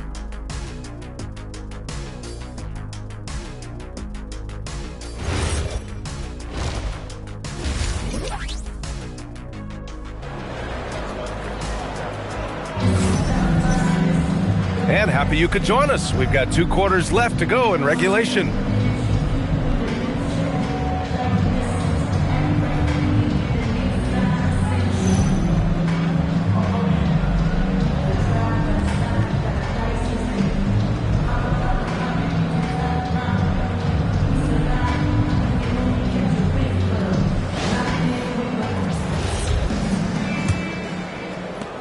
Vancouver with the ball. They lead by the biggest margin of the game at 9. They've got Bradley Beal, and it's Curitin in at the 5, down low. That's the group starting the second half for Darko Rajakovic. The assist numbers certainly stand out. They've really emphasized ball movement here today. Rubio with the ball. Still without a bucket. The basket counts and one. He'll go to the line. A chance at a three-point play. Man, that's now 10 straight points in the paint. I'm not sure what's happened to their defense, man. Tim, growing up in the D.C. area, at what point did you fall in love with the sport of basketball? Well, B.A., the first team I loved were the Washington Bullets in the late 70s with Elvin Hayes. They won that one championship in Washington. But Larry Bird coming into the league in 1980 really changed everything for me. That's when I truly fell in love with the sport, emulating a guy like that. Greatest player from the DMV? Oh, I guess I'd have to say Kevin Durant, certainly. And Tim Legler, of course. Even better answer. Vancouver leading by 8. Thomas passes to Leitner. Hounded by Tatum. 6 on the shot clock. Vancouver moving the ball around. There's the triple. Utah grabs the miss. And all the credit goes to the defender. Very hard to contest threes without fouling. Hounded by Beal.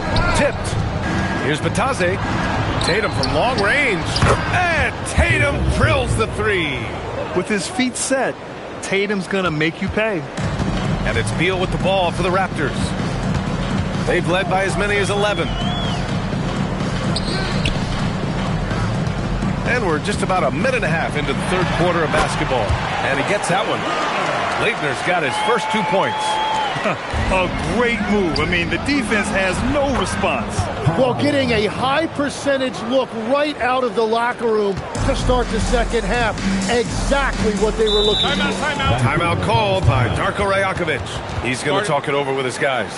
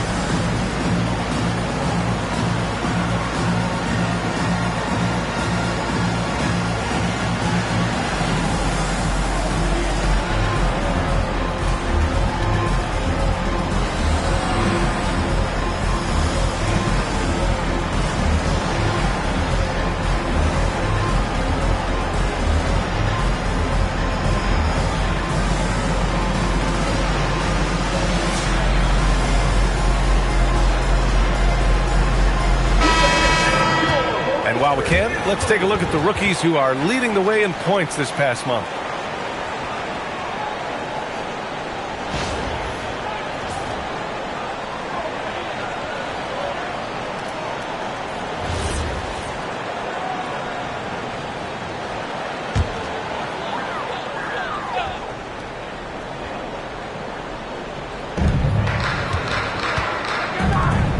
Now here's Beal.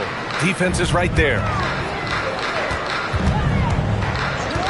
It's Thomas on the wing, covered by Rubio.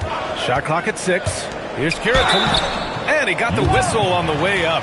So he'll be headed to the line for a pair. That's on Goga Batase. And going back to high school in North Carolina. 4 state championships for Brandon Ingram, Tim. Yeah, Brian, he made a name for himself early as the number 2 pick in 2016. He was an all-star and then most improved in 2020. The question is, can he get back to winning at the highest level?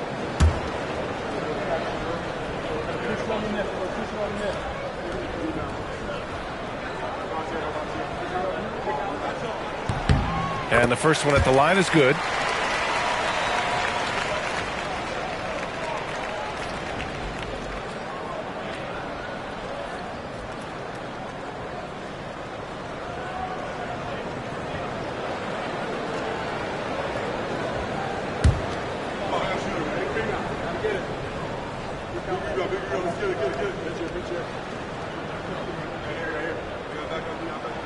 He's off on the second.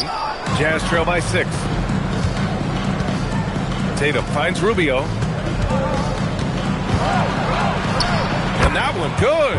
And their offensive game plan is clear. Get it inside and go to work. Vancouver has gotten 5 of their 9 attempts from deep to go.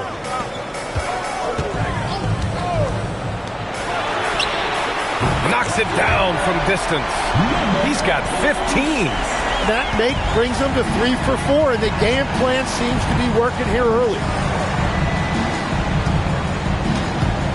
Tatum feeling it out a bit. Goes up from the block.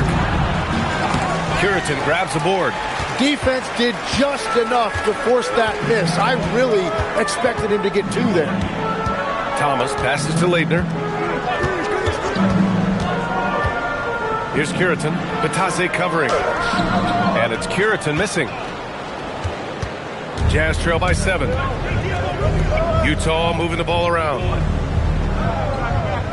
To the middle. Here's Batase. And Batase throws it down. And just a lack of fight right now on the defensive end. Right? At least on that slam it was. That's one way to let a team back in the game. It looked like a let-up from the team in the lead. From 18 feet away. And the shot is good off the backboard. And the Raptors lead by 7. Well, they're winning this game in large part due to how efficient he's been, and it's why they'll continue to go to him. Lets it go from deep. Drains the triple. That's a breakdown defensively. He is far too good of a shooter to leave that wide open. Pass to Curitan. Now here's Thomas.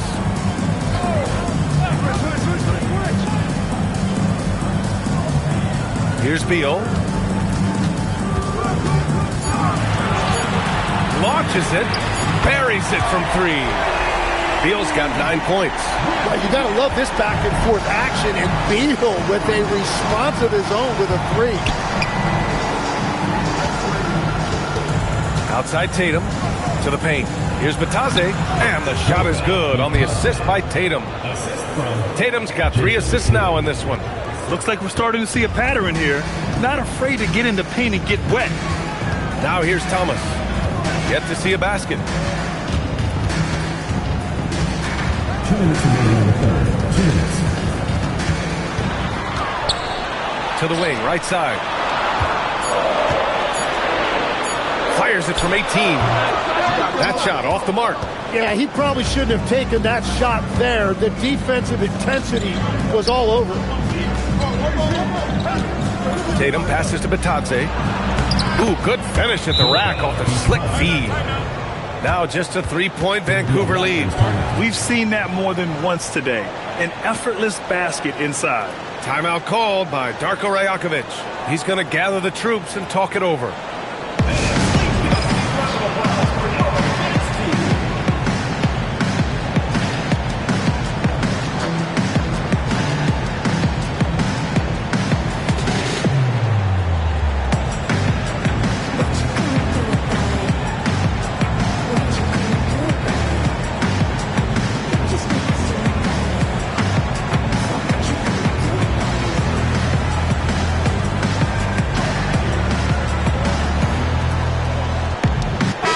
Making a switch here. And since the All-Star break concluded, here's a view of which teams are leading the league in second chance points. Number 5, the Raptors. Second half of the season, they've made a concerted effort to compete on the offensive glass, and you see it in the numbers. Yeah, Cunningham keeping others involved, a true catalyst for this offense. Back to Murray, pass to Malone. A minute 6 left in the third quarter. Good work there as it goes. And guys, the way this defense is getting manhandled down low, you have to wonder if they're at 100% right now. Outside Ingram. Back to Bledsoe. Outside Ingram.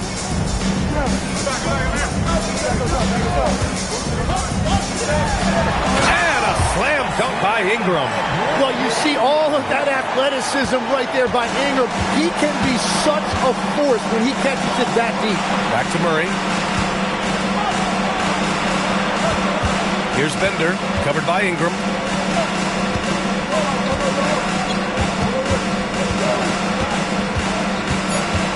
Here's Malone. He has 7. Over Markkanen. Malone can't get it to go. One reason this game is so tight is because both teams are hitting the boards with reckless abandon. On the wing, Bledsoe. Here's Markkanen. That drops, and it comes off an assist from Bledsoe. And so it's Vancouver closing out this quarter with a 7-point lead. Appearing in control, but could still use a little... And while we have a chance, let's go to our State Farm assist of the game. Talk about painting a magnificent picture with that dive. Just a great decision and a perfect delivery. Well, the vision, the placement of the pass, and then the timing. You just can't do it any better.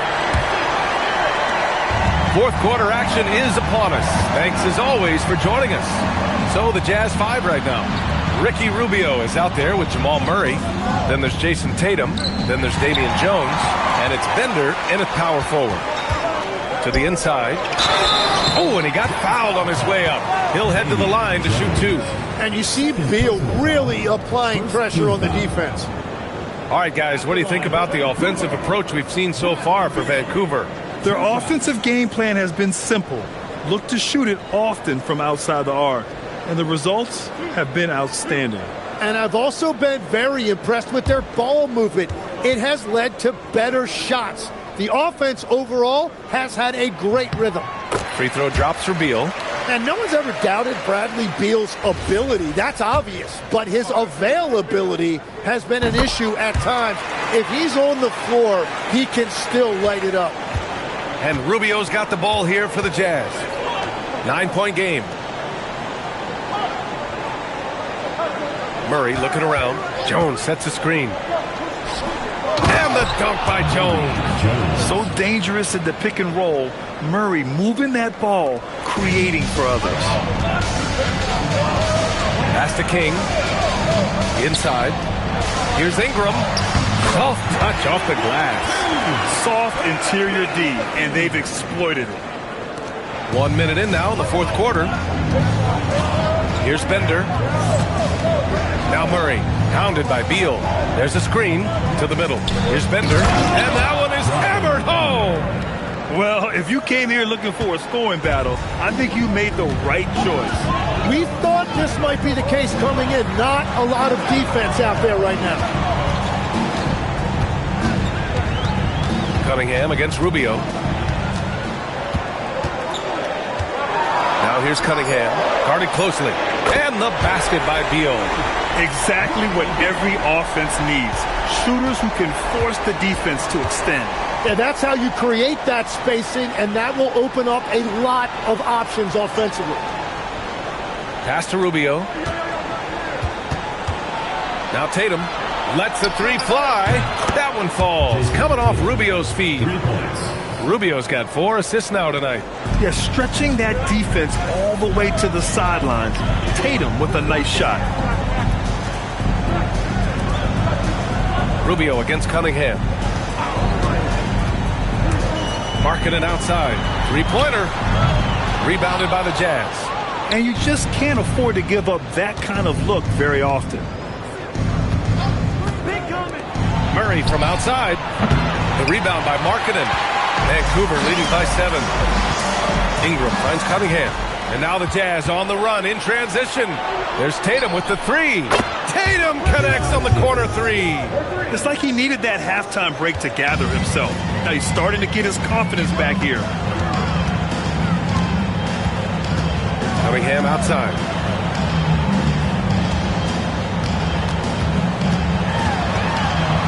Over Rubio.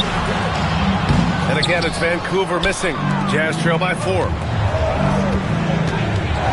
Here's Tatum. Wasted no time with that shot, but it's off the mark. Vancouver has gone 1 of 2 from deep in this quarter. Here's Markkanen. It goes again. His 6th basket in 7 tries.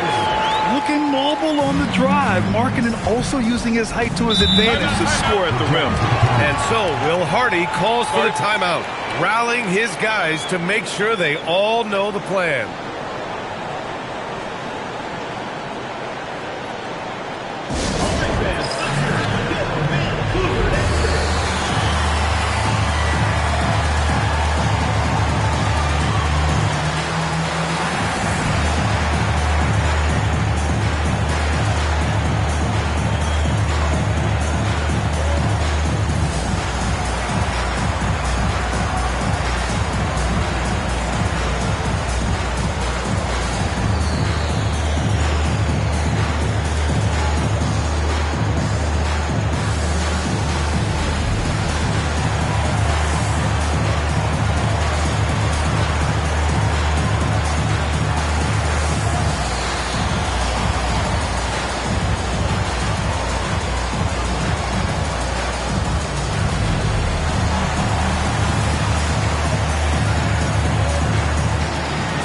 Both teams will make substitutions, and let's send it over to Allie LaForce.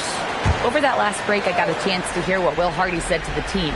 He told his guys to up their aggressiveness on the defensive end, saying this game is all about who can get stops right now. I need you guys to bring some more energy on defense. That's how we'll get this win, guys. Okay, thanks, Allie. Back to the basics, unleashing the one-hand flush. Boy, he makes the basics look pretty outstanding, though, huh? That's true. Vancouver moving the ball around. Thomas up top, covered by Rubio. Thomas, that's good. Thomas has gotten his first basket of the night. And here's Rubio. He'll bring it up for the Jazz. 6-point game. Now here's Batase. Puts up a deep three. Yes, sir! From way outside. In full-on catch-up mode. They're raining threes right now. Vancouver leading by 3. Hounded by Tatum. Here's Thomas.